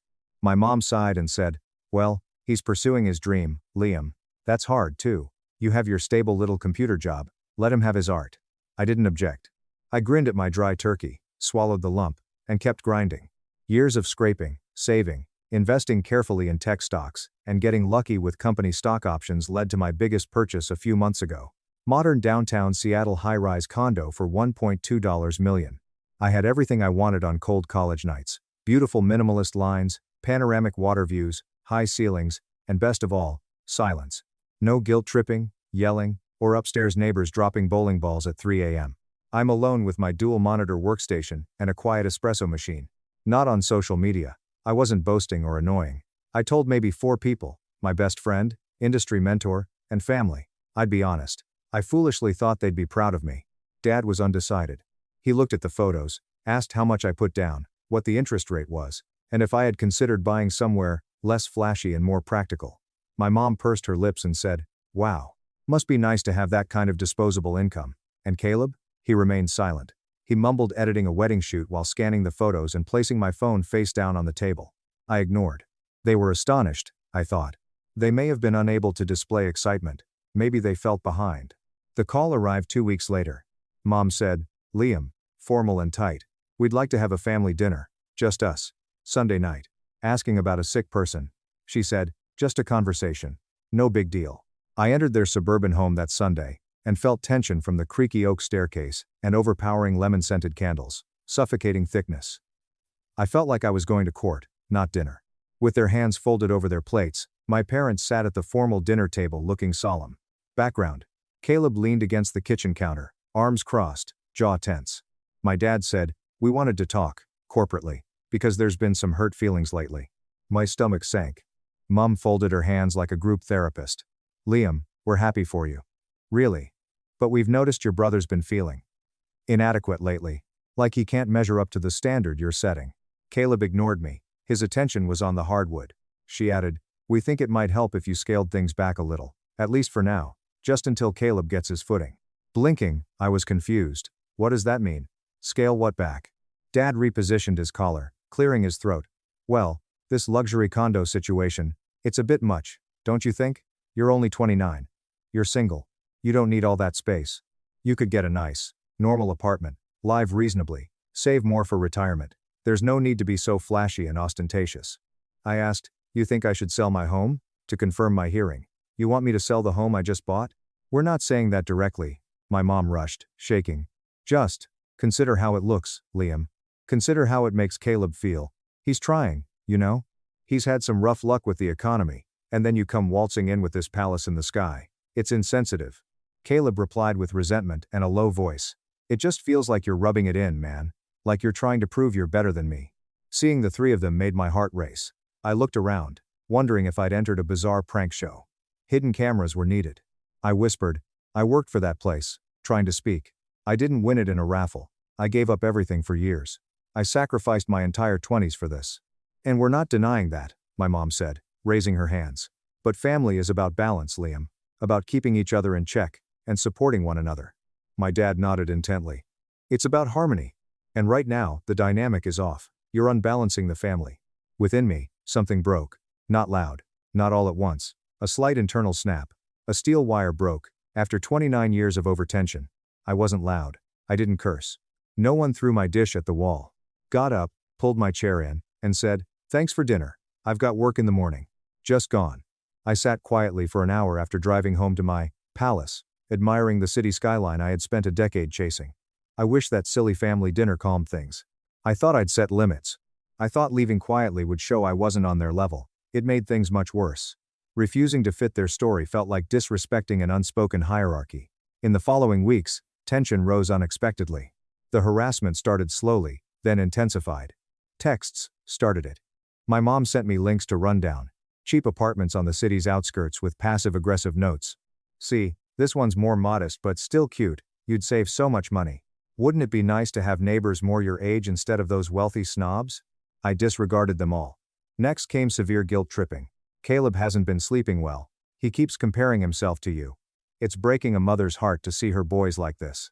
I say, success means absolutely nothing if it tears a family apart, Liam. I ignored those too. The flying monkeys were employed. A year after we last spoke, my Aunt Karen called me unexpectedly on Tuesday night. She preached how proud everyone was of me. "But," she whispered, "maybe you should consider how hard it must be for Caleb to constantly live in your shadow." Expressing hatred. "You've always been the overly driven one, Liam. Like you have to prove something. Maybe tone it down a bit, for everyone's sake." Tone it down for everyone's sake? I clinched my phone. "Aunt Karen, Would you be willing to tell Caleb to tone down the freeloading? Or is that off limits? She gasped and called me an arrogant brat, hanging up. Block her number. My mom tried again after it failed. She invited me to a cafe for just us lunch. No dad, Caleb. Skeptical but curious, I went. She was drinking a latte when I arrived. She discussed weather, a new neighbor's puppy, and irrelevant gossip until she slid a large manila folder across the table. I asked, "What's this?" without touching. "Just something to consider," she muttered. Beautiful brochures were inside. Therapy centers. In particular, intense family counseling and narcissism and empathy. She sat across from me with that pitying face that always implied magnanimity. "I think we all need to heal," she whispered. "You've been so angry lately, Liam. So detached." I laughed loudly in the cafe. I gave in. "I've been angry? You ambushed me at dinner to demand I sell my home to protect Caleb's fragile ego, and I'm the one who needs therapy? Because we were trying to help you see the bigger picture." She spat, her softness gone. I left a $20 bill on the table and left lunch mid-sandwich. Afterward, gloves were removed. Caleb unexpectedly visited my high-rise. Did he text me 5 minutes before arrival? He called my apartment from the lobby the first time, saying he was downtown for a shoot and needed to charge his camera. He heard me say no over the intercom. He buzzed again. One more time. Muted it. My phone app showed the building's security camera footage 20 minutes later. He marched through the marble foyer, furious and staring at the camera. My dad wrote me a stern note the next day. "Family means being there for each other, not slamming doors in people's faces like they're strangers. You should be ashamed. Family also means respecting boundaries. Tell him to buy a portable charger." No reply. A week later, Caleb returned. This time, he brought expensive coffee and donuts to appear relaxed and fraternal. After seeing him on camera, I went to the lobby to stop the concierge from releasing him. He smiled and said, "Thought I'd bring breakfast," holding the pink pastry bag. "I'm working, Caleb," I said. "You're always working," he says, frowning. "Because that's how I got to live here," I said, entering the grand lobby. He glared at me, red-faced. He turned around and left through the rotating doors after forcing the bag of donuts on the concierge desk. He stopped talking, got rid of the donuts. Answering took a while. Complete family radio silence. Silence confuses me. I worked long hours, side projects, and engineering team management, but the stillness sometimes became loud. My sneaky voice whispered, "Maybe you really are the problem. Maybe you could have handled it with more grace." Ultimate betrayal followed. Display of art. It was Saturday morning. David, my building manager, contacted me while I read tech news in bed. "Hi Liam, just a quick note. Your brother dropped off the photography prints for the lobby exhibit. We'll be installing them later this afternoon by the elevators." I stared at the message, confused. Local art, modern sculptures, and abstract paintings cycled in my luxury building's foyer. Even recommended college friends to the board. I hadn't submitted anyone or signed Caleb for a showcase recently. I replied, "Sorry, what prints? I didn't approve this." David says, "Manager Caleb said you cleared it with the board. He said you wanted to support his small business and thought the high-traffic lobby would be perfect for his portfolio. He had your unit number and knew the security protocol, so it seemed legit." I got up, put on sweatpants, and ran to the elevators. My blood chilled at the lobby entrance. They existed. 448x36-inch paintings awaited the maintenance staff to hang on the marble wall. Black and white portraits were stylized. Caleb's posh, edited, moody style. Large banners beneath each photo with bold, elegant font shocked and churned my stomach. Success isn't always earned. Privilege masquerading as hard work. Some people climb to the top by stepping on the backs of their blood. Not all penthouses are homes, some are just expensive cages. I froze. My hands shook violently. A few wealthy residents whispered and looked at the prints in the foyer while waiting for their Ubers. An older woman from the 40th floor I sometimes talked to smiled at me as she passed. "These are incredibly powerful, Liam," she whispered. "Very raw, very provocative. Who's the artist?" I ignored her. I couldn't. I passed her to the manager's desk, my vision turning red. "Take them down," I raged. "Take them down right fucking now, and throw them in the dumpster." David was confused by my rage, but he waved off the maintenance people. Caleb ignored my calls. No way that day, not next. Finally, furious, I drove to my parents' suburban home. My heart was racing so hard I could hear it as I pushed the door open with my old key without knocking. Mom carried a hallway wash basket. She gasped and dropped it. "Liam, we didn't mean to upset you," she started before I could speak. "You knew," I realized like a freight train. She didn't reply. She looked away in regret. I ignored her in the living room. Caleb read on his phone on the couch with his feet up on the coffee table, as if he hadn't humiliated me at home. I whispered, You forged my name, dangerously calm. You manipulated my building's management under false pretenses to display a hit piece in my lobby. He said, it was an artistic statement, without looking up from his laptop. No, it was a cowardly hit job, I said. Finally, looking up, he saw me. His cold face showed no sibling tenderness. You've made it abundantly clear you don't care about this family, Liam. You think you're a god up in that glass tower. I was just returning the favor. Letting your rich little neighbors know who you really are. Unable to speak. Because of his daring remarks and unnerving ease in saying them, being able to hit me made him feel alive again. The venom seemed to have been building up inside him for years. Caleb, you could have asked for help, I said. If you were struggling, you could have asked. He sneered. You don't offer help. You flaunt what you have. You think just because you suffered and ate ramen for 4 years, it gives you the right to look down on everyone else who didn't want to kill themselves working. I don't look down on you, I said. I stopped when I saw the pitiful man-child on the couch. But, maybe I should have. My final statement before leaving. No door slammed. I wasn't loud. I knew the situation was dire from that. Caleb always soaked up the attention of these family dramas. I declined tea and snacks. I sat on the sofa edge with my jacket on, staring at my dad. So, what's going on? My parents looked panicked and loaded. Father cleared his throat, looking at the coffee table. Your brother. He's going through a severe rough patch. I waited. Silence.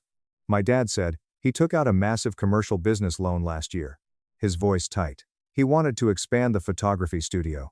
He bought high-end equipment, signed a lease on a second premium location downtown. He wanted to scale up. That surprised me, keeping my face blank. Okay. And? And the market shifted, my mom shouted. Clients dried up. He fell behind on his monthly payments. He missed several deadlines. Now.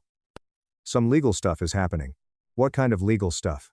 I cut through the nonsense. My mom winced like I hit her. He defaulted, Liam. The lender is aggressively threatening asset seizure and bankruptcy. Leaning back, I crossed my arms.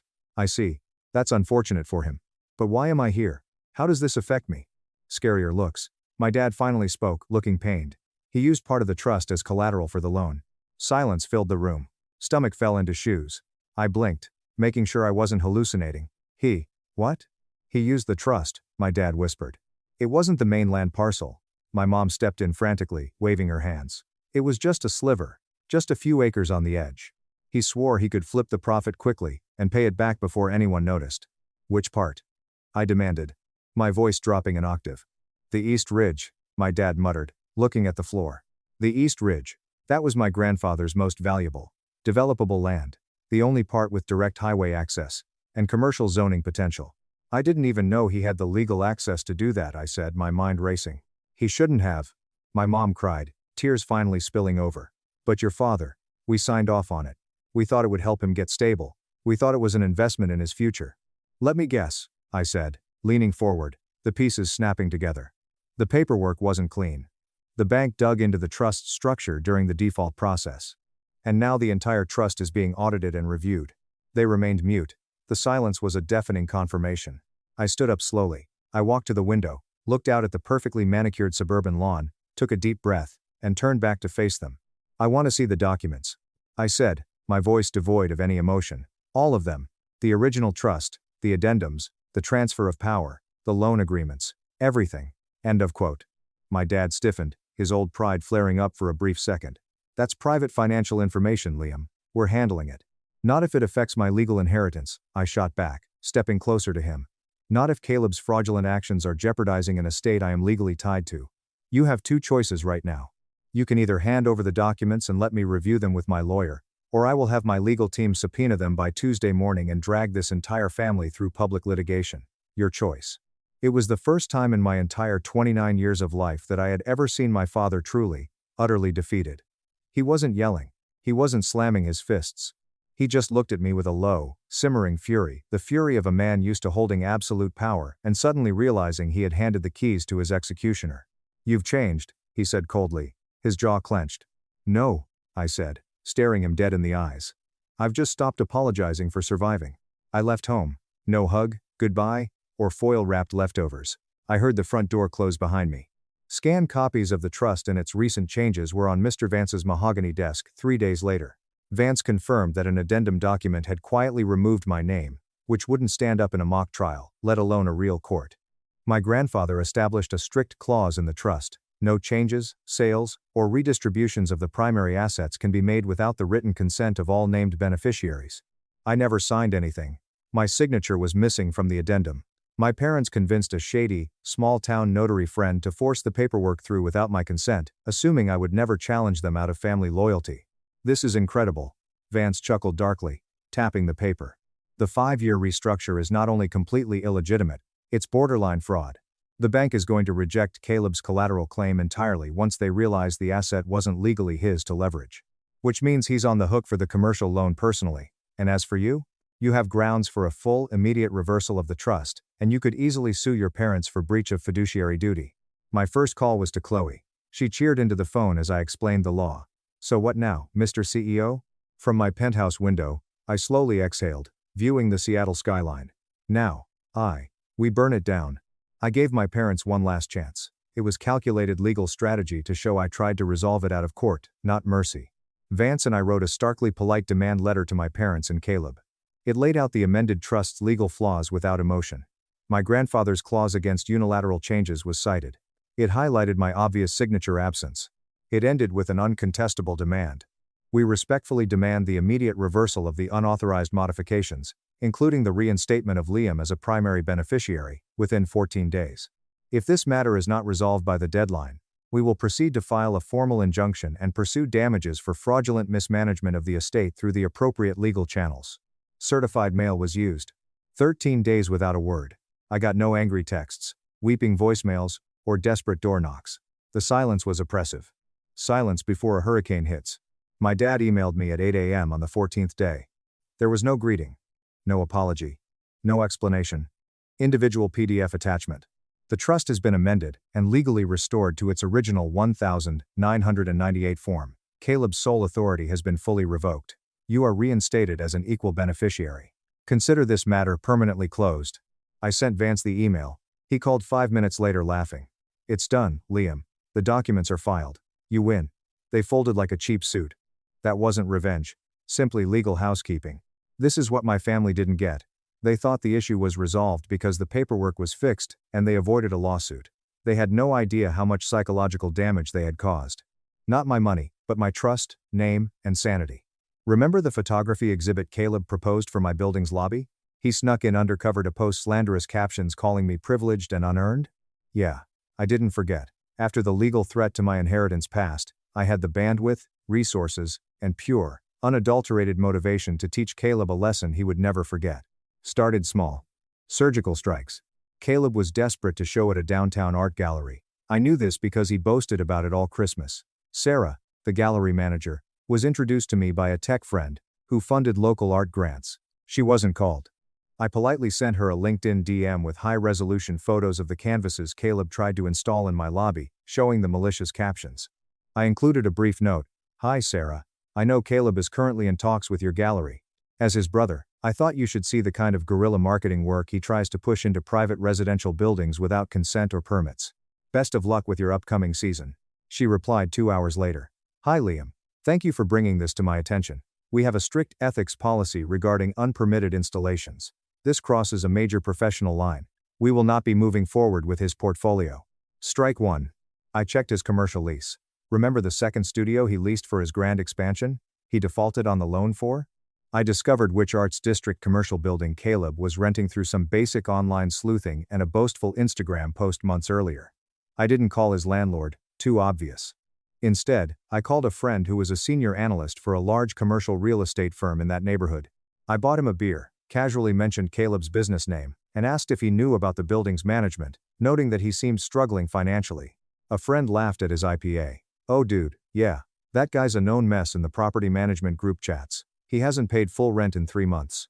He's been trying to aggressively renegotiate his lease terms, but he refuses to submit his actual P&L statements. The landlord is just waiting for an excuse to evict him. I said nothing wrong. I didn't order him. I smiled and said, well, I heard from a reliable source his bank is preparing to seize his business assets next week due to loan default. Might want to give the landlord a heads up before the equipment disappears. My friend's eyes widened. Good looking out. Eventually, the property manager was mentioned. 3 days later, the landlord gave Caleb an immediate cure or quit notice. Caleb had no leverage without trust fund collateral. He was locked out of the studio and his equipment held for back rent 2 weeks later. Strike 2. Finally, I took his most valuable possession, his image, his currency. Caleb was a visionary creative entrepreneur. He had 15,000 Instagram followers, featuring aesthetic black and white photos, inspirational quotes about the grind, and carefully filtered behind-the-scenes reels of him pretending to work hard. His feed was a masterclass in curated crap. He released The Art of the Climb, a stylized photo series, a week after losing his studio. The caption was a massive 500-word essay about overcoming adversity, building his business without handouts, fighting a capitalist system that wants to keep creatives down, and pursuing success without compromising his values. It was revolting. Creating a burner account, neither a fake name nor an egg avatar was used. Account name, The Truth About the Climb. After following his page, I waited for peak engagement. Then I struck. I screenshotted his arrogant caption. I posted a side-by-side comparison. Left. His essay on no handouts. Right. A high-quality, redacted scan of my dad's letter, from months earlier. The paragraph where my dad admitted Caleb secretly used our grandfather's trust fund as collateral for his failed business loan. Despite blacking out our last names, trust details, and my dad's signature, the context was clear. Not tagging him, I avoided aggressive hashtags. I left one, devastatingly simple caption, a very curious definition of building without handouts. When you secretly use your family's generational inheritance to fund a failing vanity project. Skip the grind lectures. I then paid $50 to boost the post to his photography hashtag followers. I let the internet shine. Caleb's comments were war zone within 24 hours. Other local photographers, who had struggled and starved to buy their gear, were tearing him apart. They called him a hypocrite, trust fund baby, and fraud. He initially deleted the comments, but they came in too fast. The side-by-side comparison spread to personal stories. Caleb panicked and locked his account at hour 48, making it private. His carefully curated, fake artistic persona was totally shattered locally. Strike 3. Your exit. Fallout was complete. Not heard from again. No angry calls, pretend apologies, or dramatic confrontations. Absolute silence. His name vanished from my building's visitor list. He crashed on a friend's couch after losing his apartment, but the friend kicked him out, according to a mutual acquaintance. However, my parents tried one last desperate move. A formal invitation to dinner at their house arrived in the mail. Just to talk and heal. I considered ignoring it and letting them rot in silence. Some part of me needed closure. I had to look them in the eye one last time as the man I had become, not the boy they had broken. So I went. Only 2 attended. Caleb was gone.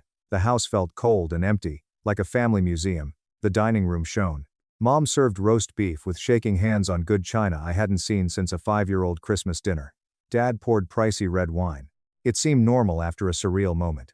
Sunday dinner was family style. With tears in her eyes, my mom said, "We just want to move forward, Liam. We just want our family back." Eating. I nodded slowly. "So do I." Dad cleared his throat, looking tired and older. "We've made mistakes, Liam. Grave mistakes." I stayed silent. Staring at him, I waited. "We let things spiral," he said, avoiding eye contact. "We thought we were helping Caleb. We thought he just needed a little push to get on your level. But we see now. We see how severely that hurt you. And we are sorry." I set my fork down. I regarded him. "Do you really see it? Or are you just sorry that you got caught committing legal fraud and lost your leverage?" He briefly felt defensive before suppressing it. "We're trying, Liam. We want to fix this." Reclining in my chair, my hands covered my stomach. "Good. Because here is exactly how we move forward." They stood, hopeful. "I am not asking for a heartfelt apology," I said eerily calmly. "I am not asking for your affection. I am not even asking for a traditional relationship. What I am asking for, and what I am demanding, is distance." Mom's face fell. "Liam, please." She stopped immediately when I raised my hand. "I have rebuilt everything you tried to strip away from me. I cleaned up the legal mess Caleb left behind. And I did it without raging, without screaming, and without dragging your names through a public courtroom. Because, despite everything, I still have more respect for the concept of this family than you ever had for me." Frozen, they could barely breathe. I stood, adjusting my jacket. "I will see you on major holidays. Maybe, if I feel like it. But I am officially done playing the designated scapegoat. I am done being the emotional punching bag so Caleb can feel better about his failures. From now on you get access to my life strictly based on how you treat me, not because we share blood. If you cross a line again, you will never see me again. Am I clear?" Mom cried quietly, wiping her eyes with a napkin. My dad gazed at his empty plate, defeated. Only a slight nod. Left the dining room, No embrace, no wave, no, thank you for dinner. Just my hardwood footsteps and the heavy door closing. Quiet, clean, final. That was 6 months ago. Since then, my life has been blissfully simple. Jobs are more secure. My depression-era software, Freelance Flow, launched publicly and had 5,000 active signups in 2 months. I incorporated it, hired a few developers, and we're growing slowly. Instagram fakes and flashy marketing are banned. Actual results. Still own penthouse. I celebrated by upgrading the espresso machine to an Italian commercial model. Parental calls have stopped after a polite birthday text. Rumors say they're struggling to pay Caleb's massive commercial debt. Social media is inactive for Caleb. No one in Seattle will hire him anymore, so he moved to Portland and worked minimum wage retail. People, mainly Chloe, ask me if I regret anything late at night as I watch the city skyline. My revenge may be too harsh.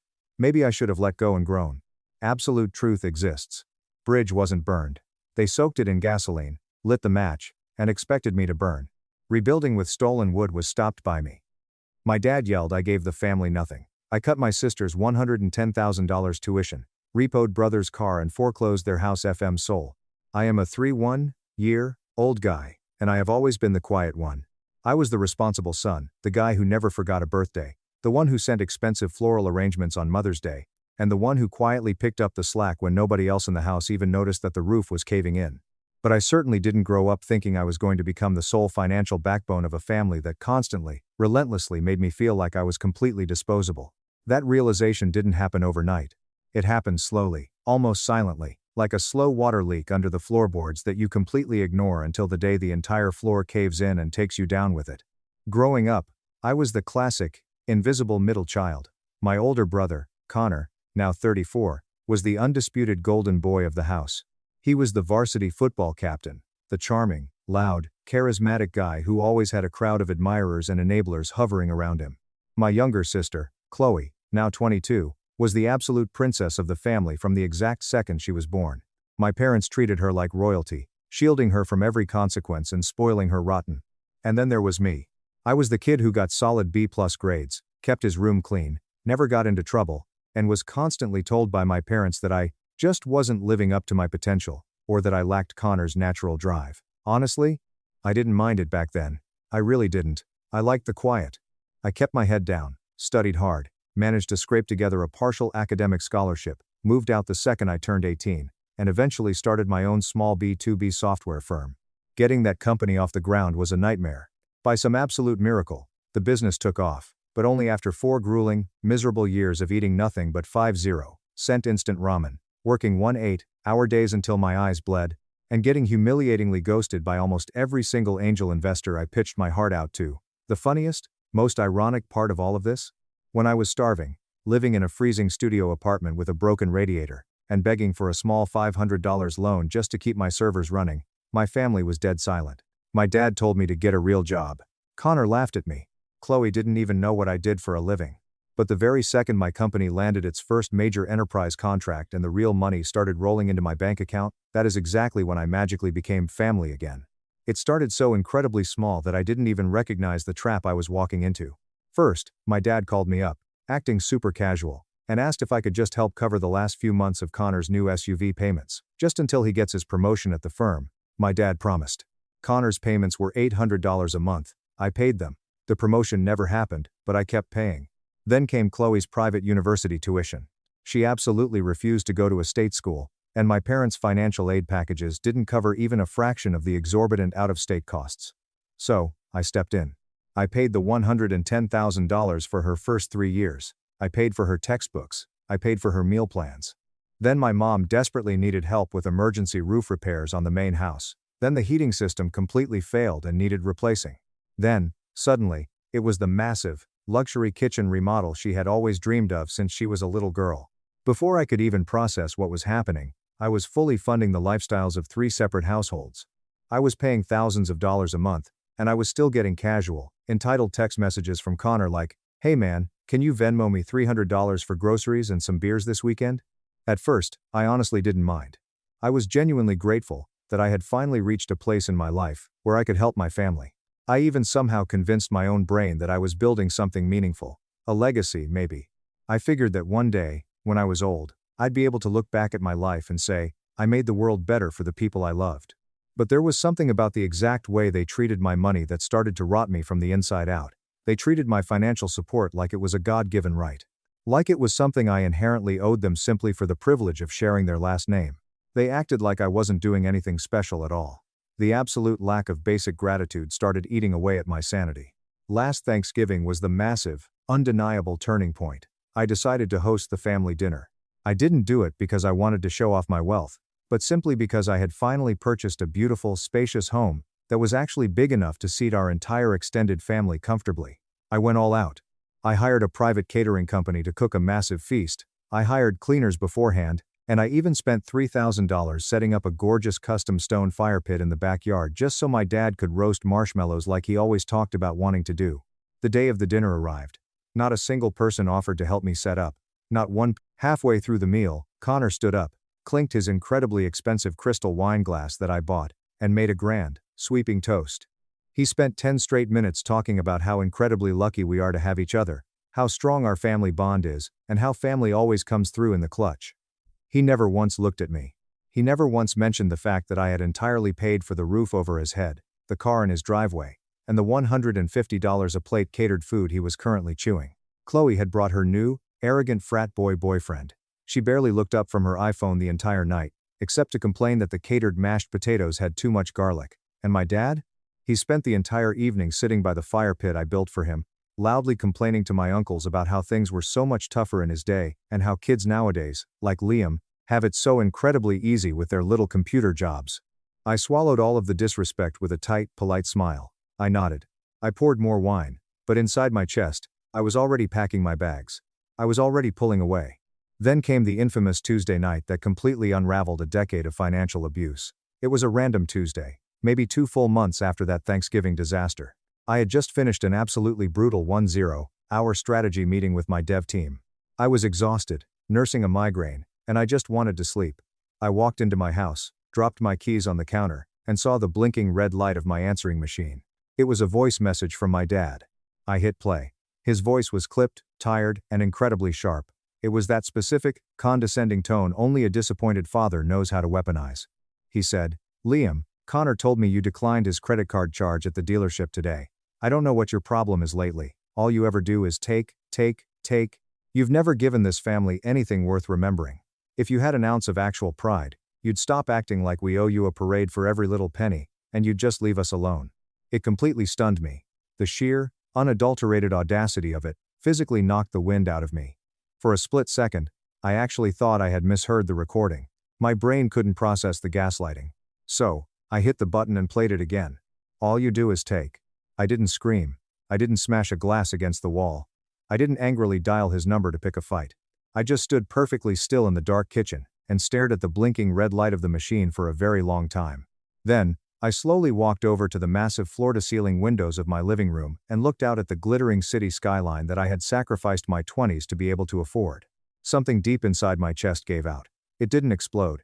It just quietly snapped, like a rusty, overused hinge finally giving way under thousands of pounds of pressure. I walked upstairs, pulled my suitcase out of the closet, and packed a bag right then and there. I didn't write a dramatic, tear-soaked goodbye letter. I didn't make a grand announcement in the family WhatsApp group. I simply opened my laptop, logged into my banking portals, and systematically destroyed their safety nets. I canceled the auto draft for Connor's SUV. I logged into the university portal and permanently removed my credit card from Chloe's tuition payment plan. I paused the massive monthly transfer that covered my parents' mortgage and their luxury car leases. I sent a brief, one-sentence email to my personal assistant instructing her to permanently decline any and all incoming payment requests, invoices, or calls tied to my family members. It was a clean, surgical, and completely silent break. 3 full days went by. Then a week. Absolute radio silence. No one called to check on me. No one texted to ask how my week was going. It took them almost a full month to even notice that I existed. And they only noticed because the money stopped flowing. Chloe was the very first one to hit the wall. She called me frantically late on a Friday night. I let it go to voicemail, but she immediately called back twice. I finally answered. Her voice was shaky, high-pitched, and laced with that fake, casual tone people use when they are trying incredibly hard not to sound desperate. "Liam. Hey. Oh my God, so weird. I just logged into the university financial portal to check my schedule, and it says my tuition didn't go through this month? It's saying I'm going to be dropped from my classes. Did something happen with the bank account on your end? I could hear the frantic, suffocating panic she was trying to smother under her fake sweet voice. I didn't say a word. I hung up the phone. Then, I typed out a single text message and hit send. I thought I never gave this family anything worth remembering. Figure it out. No follow-up. No long drawn-out explanation. No emojis. Just that one sentence. She didn't respond to the text. But within 45 minutes, my phone absolutely exploded. I had 6 missed calls from my mom, 4 frantic calls from Connor, and 2 from a random local number I didn't recognize. Finally, a voicemail from my dad popped up. It was hilarious in the darkest, most twisted way possible. I listened to it while pouring myself a glass of bourbon. Liam, pick up the damn phone. We need to talk right now. Whatever this little temper tantrum stunt is, it's not funny anymore. Your sister's entire academic future is on the line, and Connor's bank is threatening him. Call me back and fix this. Notice what was missing? There was no apology. There was no, I'm sorry for what I said. There was no concern for my well-being. It was just absolute, unyielding demands. It was that same old, tired tone that screamed, you are an ATM, and you owe us your life. That weekend, I booked a first-class ticket and flew to Austin, Texas. I had never been there before, but I desperately needed to be somewhere hot, loud, and far enough away to feel like I had completely escaped their gravitational pull.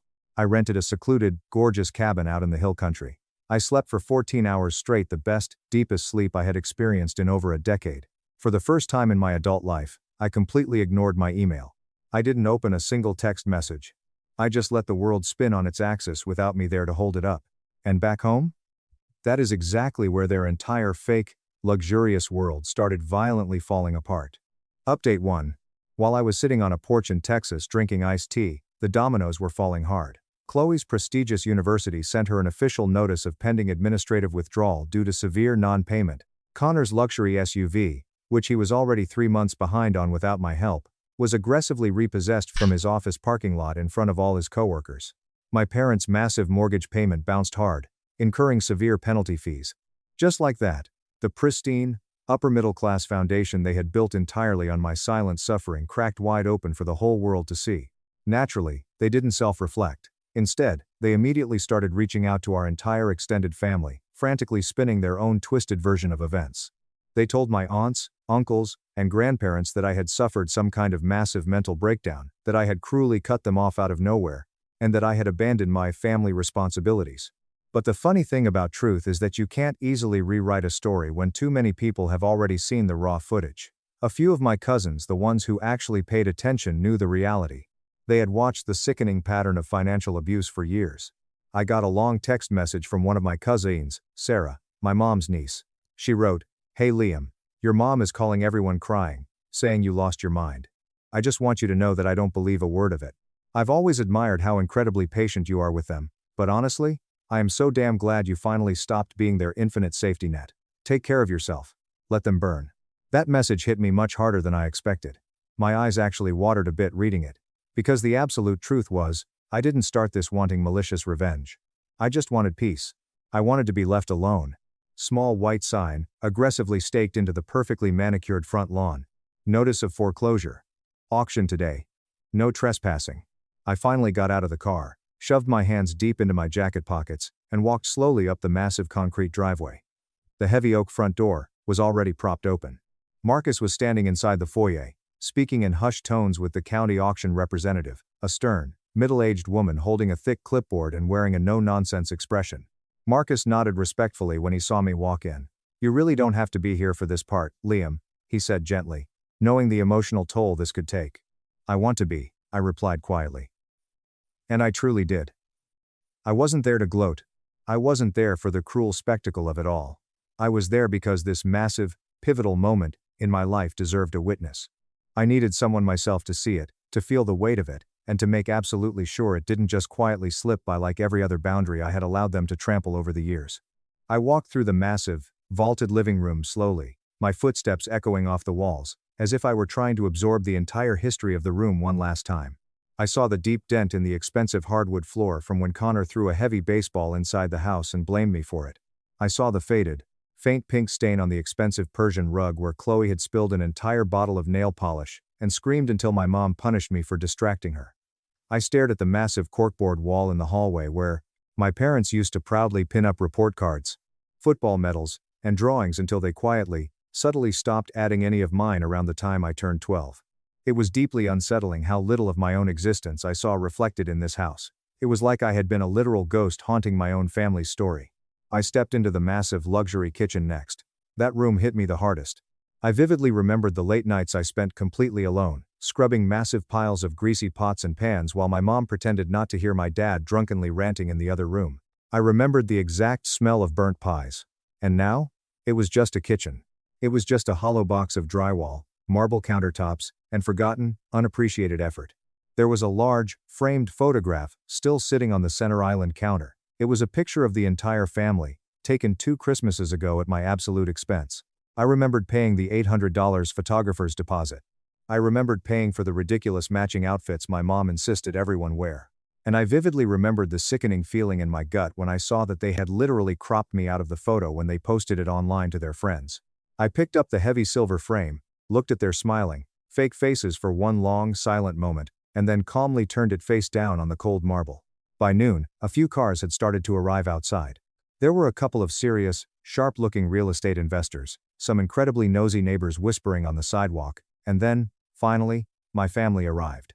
They pulled up in my dad's old, beat-up Chevy truck. Since their luxury cars were gone, they were all packed into the cab like some kind of twisted, miserable family road trip.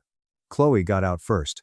Her face was completely blotchy, her eyes red-rimmed and swollen behind massive, oversized designer sunglasses. Connor followed her, heavily scowling, his jaw clenched tight. He was clearly just there to play the tough guy enforcer. And then my parents stepped out. My mom looked incredibly worn down. She looked 10 years older than the last time I had seen her at Thanksgiving. The fake country club shine had been completely scrubbed off her. My dad? Well, he still stubbornly walked like he thought he owned the very ground he stepped on. He spotted me standing on the porch instantly. "Liam," he barked, his voice low, gravelly, and bristling with pure rage. "We need to talk. Right now." I didn't move an inch. I stood my ground on the top step. He aggressively strode up the walkway. Connor stepped right up behind him, looming like a shadow trying to intimidate me. "You're really going through with this?" My dad sneered, gesturing wildly at the foreclosure sign. "You're going to publicly humiliate your own blood family in front of the whole neighborhood? Over what, Liam? Exactly what? Some perceived, tiny slight because your feelings got hurt?" I looked him dead in the eye for the first time in over a decade. I didn't flinch. I didn't shake. "It's not a slight," I said, my voice eerily calm and steady. "It's a decade-long pattern of abuse, and it officially ends today. You ungrateful little piece of," he started to shout, taking a threatening step forward. I immediately raised a hand, stopping him dead in his tracks. "Don't.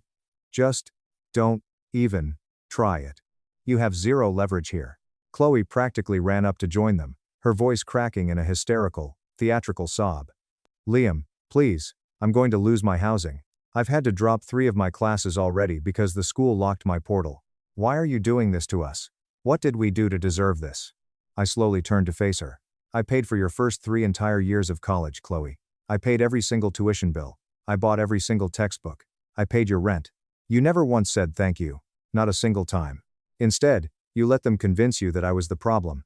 And then?" I pulled my phone out of my pocket and tapped the screen. "You went online. You posted to thousands of strangers that I was an unstable, abusive monster. You actively lied to innocent people to scam them out of money. And now you're standing on this lawn demanding my sympathy?" Her face completely crumpled. She buried her face in her hands and started sobbing for real. My mom finally stepped forward, her hands shaking violently. "We are a family, Liam," she pleaded, her voice trembling. "Families simply do not do this to each other. You forgive." "No," I replied, my voice dropping to a whisper so cold it practically froze the air between us. "Real families don't take like this. You took absolutely everything from me. You took my time, my youth, my money, my trust, and my sanity. And the exact second I finally stopped bleeding myself dry to give to you, you called me useless. You told me I never gave you anything."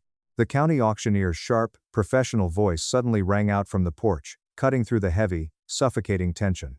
"Ladies and gentlemen, we will officially begin the bidding for this property in exactly 2 minutes. Please have your proof of funds ready." My dad looked around frantically at the investors gathering on the lawn. He suddenly looked incredibly small. The arrogant bravado completely evaporated from his eyes.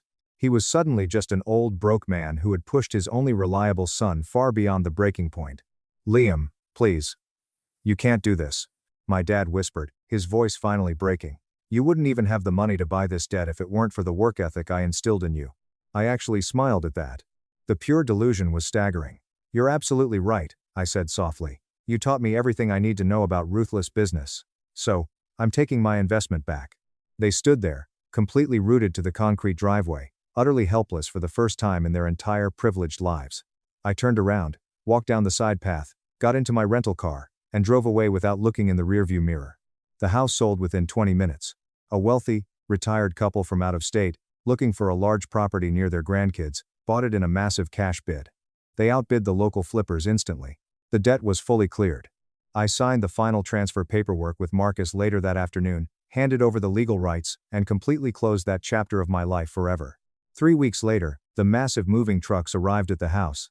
My parents had desperately tried to fight the eviction in court, claiming they had squatters' rights, but the judge threw it out instantly.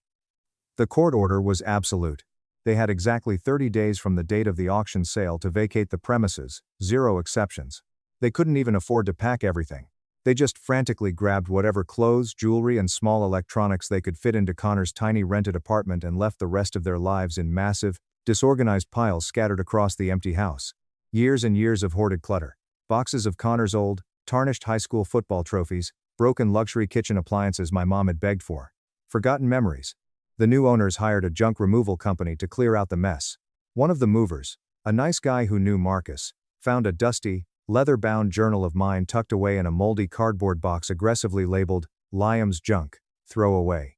Marcus gave it to me.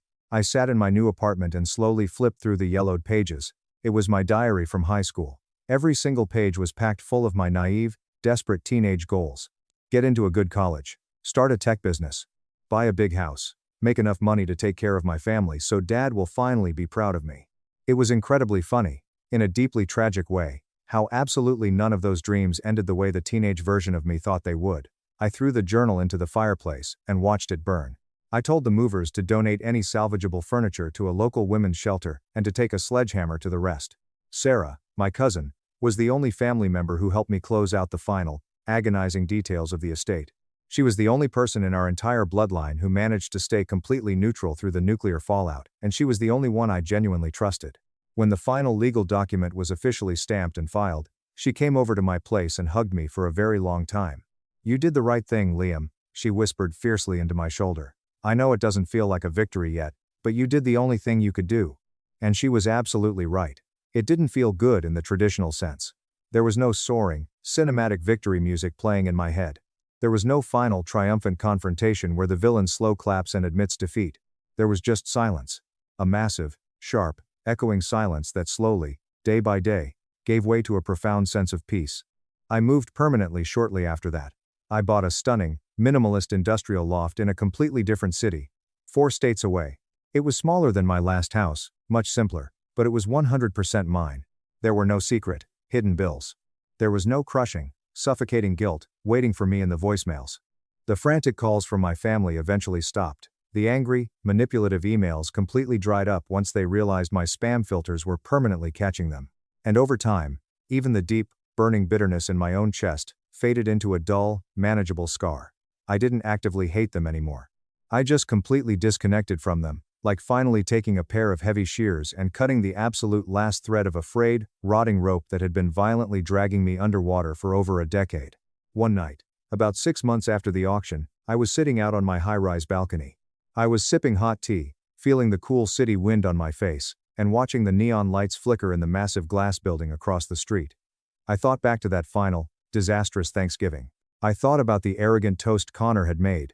I thought about the exact way they had all smiled and laughed together, acting like they were the perfect cast in some wealthy lifestyle commercial, completely and utterly unaware that the financial glue holding their entire universe together was rapidly cracking beneath their feet. And sitting there in the dark, I finally realized something profound. They were never actually a family. Not really. They were a business system. They were a parasitic ecosystem that only functioned properly as long as I stayed completely silent, stayed incredibly useful, and stayed infinitely small. And now? Now they actually had to learn how to stand on their own 2 feet in the real world, without my wallet to catch them when they fell.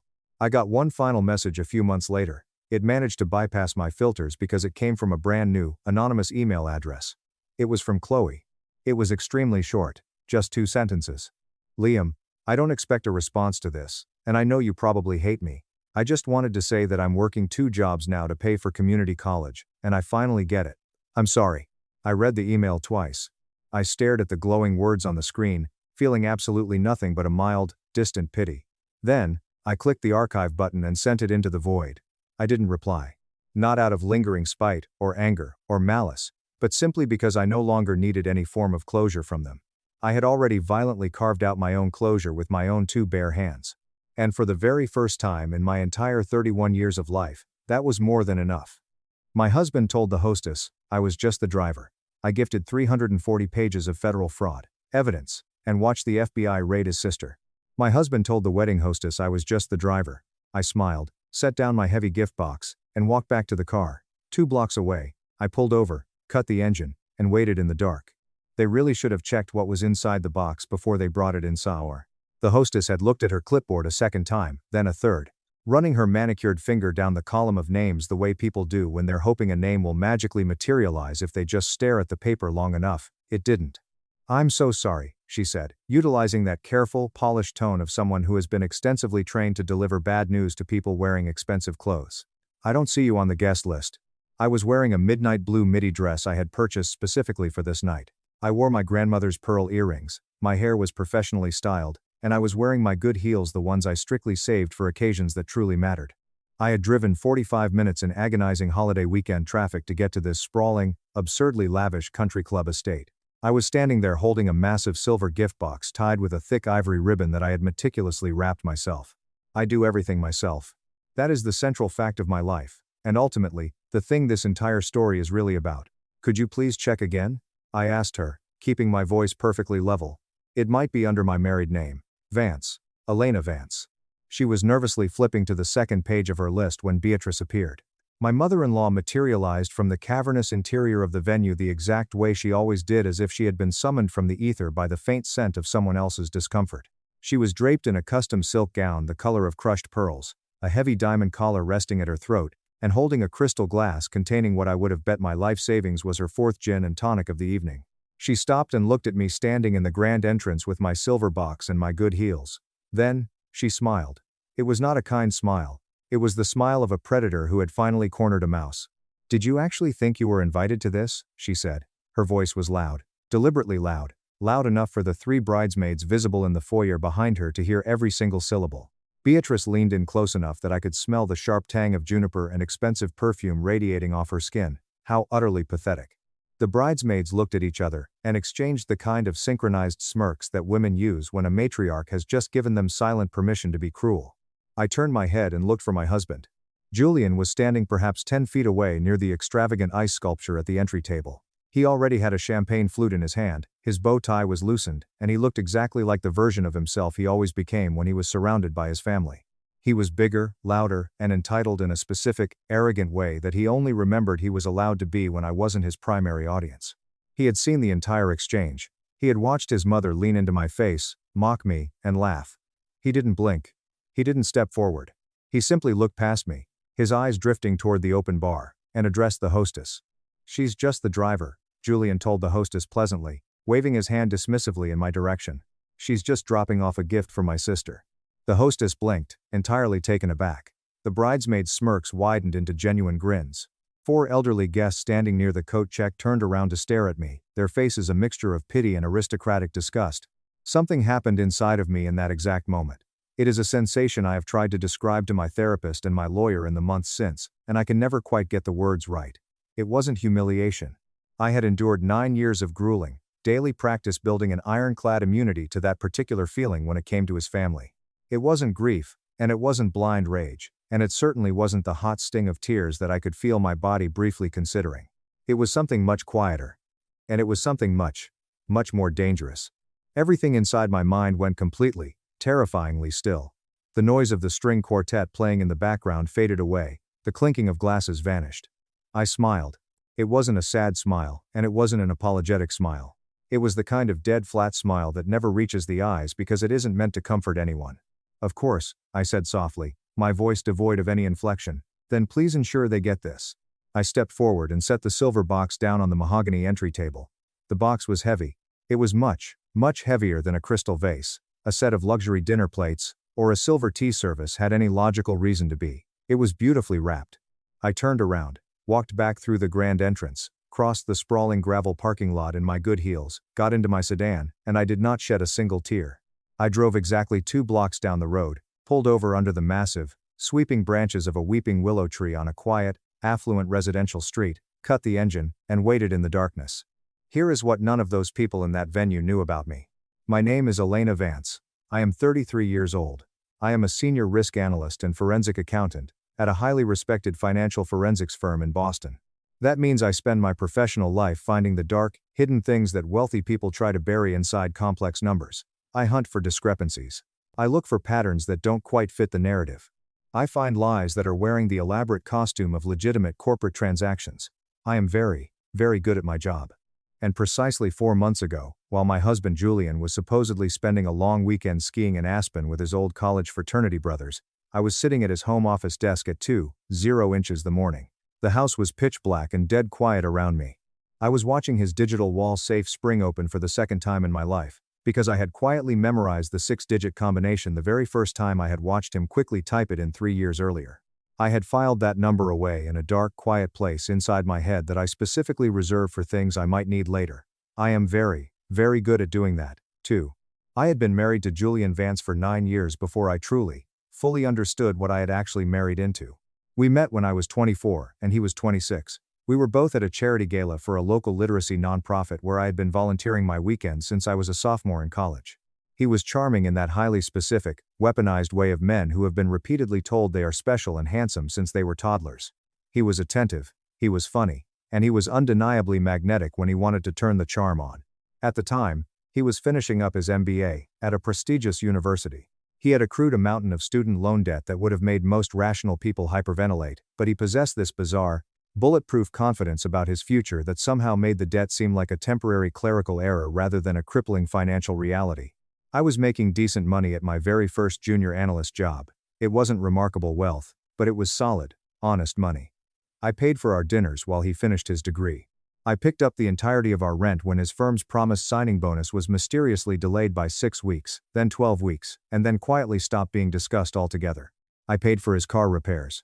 I bought his tailored suits for his interviews.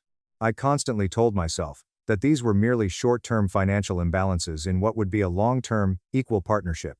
Julian's mother, Beatrice Vance, possessed money in the way that some people possess a booming voice or a striking physical deformity. It was the dominant, defining feature of her existence that forcefully organized everything and everyone around it. She owned a boutique management consulting firm that had made her incredibly wealthy during the late 1990s dot-com boom. She had spent the subsequent 3 decades ruthlessly converting that financial wealth into high society social standing, which is essentially a full-time, cutthroat occupation in the elite Boston circles. She aggressively ran in. She was sharp, she was highly theatrical, and she possessed the terrifying ability to make you feel, with a single, sweeping glance, that your posture was wrong, your vocabulary was lacking, and your shoes were a tragic mistake. She had never liked me. Not from our very first awkward dinner at her townhouse, not on our wedding day, not ever. I was not from the right family lineage. I was not from the right socioeconomic background. I was not a piece of the perfectly curated world she had meticulously designed Julian to inhabit. She was civil enough to me, but only in the specific way that women of her extreme class are civil, a kind of weaponized politeness that is actually just a sustained, elegant form of utter dismissal. For 9 years I told myself it didn't matter. I told myself that Julian chose me, not her. I repeated that mantra in my head every time she left me out of family photos, every time she bought me generic bath soaps for Christmas while buying his sister diamond tennis bracelets, and every time she conveniently forgot to include me in the dinner reservations. The first real, undeniable crack in my marriage appeared 16 months after our wedding. We were attending a formal dinner for Julian's private equity firm. I was standing near the bar when I overheard him describing me to a senior managing partner. He called me supportive in the background. It is the exact kind of phrase that sounds like a mild compliment to a stranger, but is actually a rigid categorization. It is a polite way of placing someone outside the important conversation. It means, she is the help. She is the foundation I step on. I drove us home that night in silence, desperately telling myself he was just nervous. I told myself it was just the immense social pressure of high-stakes, client-facing corporate events, and that it didn't mean anything real. The second, much deeper crack came when he finally made junior partner at his firm. I had worked 2 agonizing years of 60-hour work weeks at my own job, logging my own grueling overtime, not his, to desperately build up our savings account. I did this to cover the massive financial gap when his variable compensation came in shockingly low during the 2 lean, difficult years it took him to climb the corporate ladder. I carried our mortgage. I paid the utility bills. When his partnership finally came through, Beatrice hosted a massive celebratory dinner at the kind of exclusive, mahogany-paneled restaurant where the menus handed to the guests do not include prices. Beatrice sat at the absolute head of the long table, holding court. His younger sister, Chloe, sat directly beside him. I was relegated to the absolute far end of the table, seated next to a deaf great-uncle. When Beatrice stood up and delivered a 10-minute toast to her son's brilliance and hard work, she did not mention my name a single time, not once. I drove home from that dinner, staring at the taillights in front of me, thinking a very dangerous thought. If this is the established pattern of my life, what does the pattern eventually become? I filed the question away in the dark place in my mind, and I just kept going. The affair, I eventually found by complete accident, which is usually the way people find things they really should have been actively looking for much earlier. It was a secondary smartphone left unlocked on the bathroom counter while he was in the shower. A name I didn't recognize, Sarah, popping up on the lock screen 4 times in less than 60 seconds. Sarah, thinking about last night. Sarah, are we still on for the weekend? Sarah, tell her you have a conference. Sarah, miss you. I didn't scream. I didn't pound on the glass shower door. I didn't confront him. I am a senior forensic analyst. I do not confront. I document. What I quietly found over the following 3 weeks absolutely confirmed the affair. Sarah was a 6-year-old junior associate at his firm. I found 16 months of hidden emails and encrypted messages that made the physical and emotional nature of their relationship sickeningly clear. He was taking her to the restaurants I couldn't afford. He was buying her the jewelry he told me was a waste of capital. But the affair wasn't the thing that stopped my blood cold. The affair was just a cliché. The money was the real monster. The Thursday night Julian packed his bags and left for his fraternity ski trip in Aspen. I waited exactly 2 hours after his BMW pulled out of our driveway. I drank a cup of black coffee. Then, I walked into his home office, locked the door behind me, sat down at his heavy oak desk, and typed the 6 digits into the digital wall safe, hidden behind a framed map of Boston. Click. Inside the safe, sitting beneath a stack of passports and old tax returns, was a laptop I had never seen before. It was matte black, completely devoid of any brand, logos or stickers. It was the exact kind of machine you purchase specifically because you want it to have zero identity. I turned around, walked back to my car, drove the 2 blocks, and parked under the sweeping branches of the willow tree. Through the leaves, I had a perfect, unobstructed view of the massive white event tent glowing on the country club lawn. I cut the engine. I placed my phone on the passenger seat beside me. I checked the digital clock on the dashboard. 8:31 p.m. I waited in the silence. 8:38 p.m. 8:42 p.m. 8:44 p.m. I looked down at my hands resting on my steering wheel. They were completely, entirely steady. I noticed that specifically the absolute absence of trembling. After 9 agonizing years of absorbing the crushing weight of another person's life while constantly being told I was merely supplementary to it, my hands were the stillest they had ever been. 8:45 p.m. I picked up my phone. I dialed the number. Later, from the extensive witness accounts that were eventually entered into the public court record, I was able to accurately reconstruct exactly what happened inside that glowing white tent. The best man was Julian's obnoxious college fraternity brother, Leo. Leo, it should be noted, would later aggressively cooperate fully with federal investigators and wear a wire in exchange for full legal immunity. Right on schedule, Leo had carried the heavy silver box to the center of the head table. He set it down directly in front of the bride, Chloe, who was still wearing her stolen silk dress, holding a glass of stolen champagne, looking radiant in the specific way brides do when they believe they are the center of the universe and haven't yet realized that universes have sharp edges. Julian had been sitting at the head table when the box arrived. He glanced at it, recognized the thick ivory ribbon I always used, and apparently scoffed. Leo later recalled Julian's exact words to the FBI. "It's probably just something sad and passive-aggressive from Elena. I'll deal with it." None. Julian reached out and pulled the lid off the box himself. The moment he lifted the lid, exposing the 340 pages of federal evidence, the burner phone hidden inside rang. Because it was programmed to auto-answer, Julian didn't even have time to react. He instinctively reached his hand into the box. And then, my voice violently blasted out of the hidden speaker at maximum volume, echoing off the canvas walls of the tent. "I hope everyone is thoroughly enjoying this $300,000 wedding," I said. My voice was metallic, level, crystal clear, and completely devoid of heat, especially the senior managing partners from Julian's firm sitting at table 4. According to 3 separate witnesses, the massive tent went instantly, terrifyingly silent. It was the kind of unnatural silence that only happens when a concept too large and horrifying to process has just been forcefully injected into a room. Every single flower on your tables, my voice continued relentlessly. Every drop of champagne in your glasses, every single stitch of the dress the bride is wearing, was paid for with your stolen money. Senior partners froze with their silver forks halfway to their mouths. Arthur Sterling, the highly respected managing director of Julian's firm, a man with 26 years at the company, who possessed the kind of institutional memory that misses absolutely nothing, slowly pushed his chair back from his table and stood up. Beatrice was instantly on her feet. According to Leo, she lunged across the head table with the panicked, focused urgency of a cornered animal who understands exactly what is happening but is 3 seconds too late to stop it. She violently grabbed the silver box. She began frantically tearing through the meticulously organized tabs, scattering the pages of bank routing numbers and decrypted emails everywhere, desperately clawing through the paper trying to find the speaker to silence it. Even in her blind panic, some rational part of her brain must have realized that the longer she exposed those documents to the room, the worse her life was going to become. Julian had physically recoiled, dropping his hands to his sides, his face draining of all color. The speaker did not stop. I know about the Delaware shell companies, my voice boomed. I know about the Peterson acquisition escrow diversions. I know about all of it. The forensic dossier in that box is a duplicate. The FBI already has the original. A perfectly timed, 2-second pause. You called me just the driver tonight, Julian. You were wrong. I'm the whistleblower. I ended the call.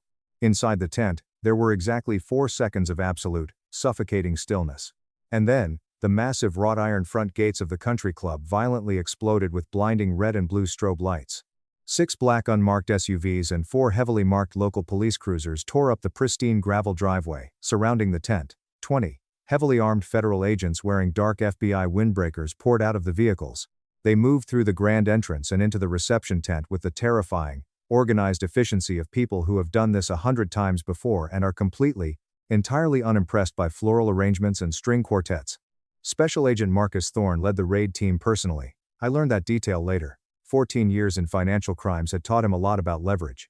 He had deliberately chosen this specific night to execute the warrants. He knew the firm's senior managing partners would all be present at the reception.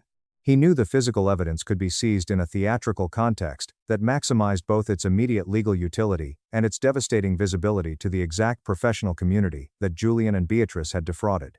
Agent Thorne deeply understood the power of optics. I respected the hell out of that. Beatrice Vance was physically handcuffed at the head table.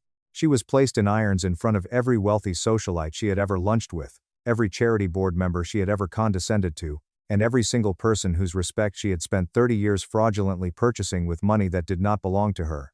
The heavy diamond collar was still glittering at her throat when 2 agents roughly walked her out of the tent. She was screaming. Multiple witnesses used that exact word consistently in their depositions. Screaming. Unhinged. Guttural.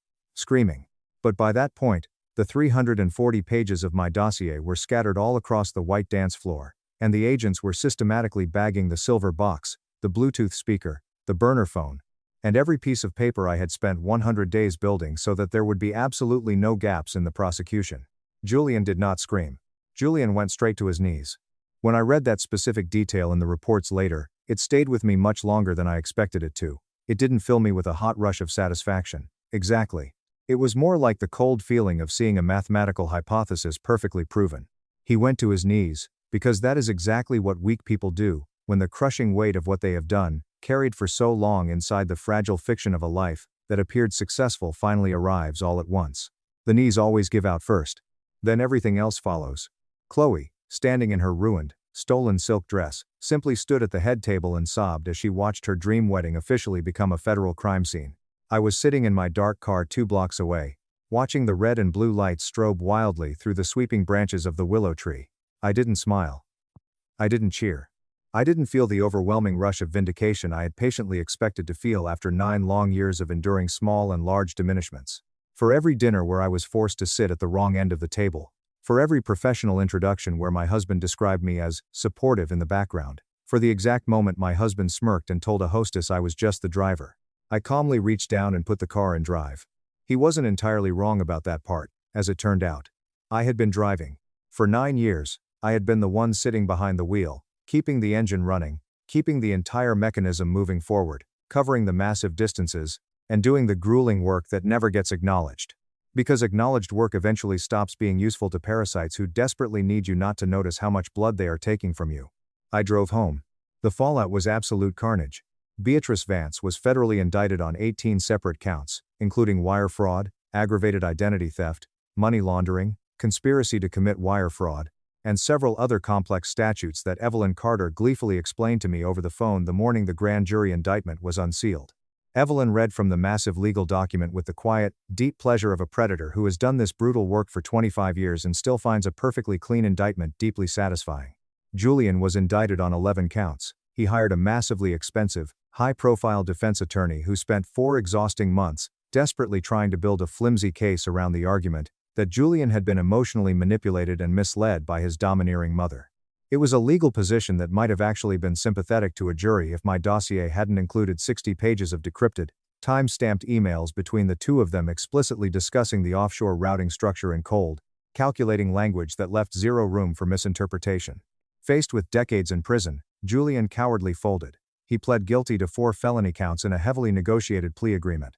He received 24 months in a minimum security federal facility in Pennsylvania, followed by 5 years of supervised probation, and a court order for full, crippling financial restitution.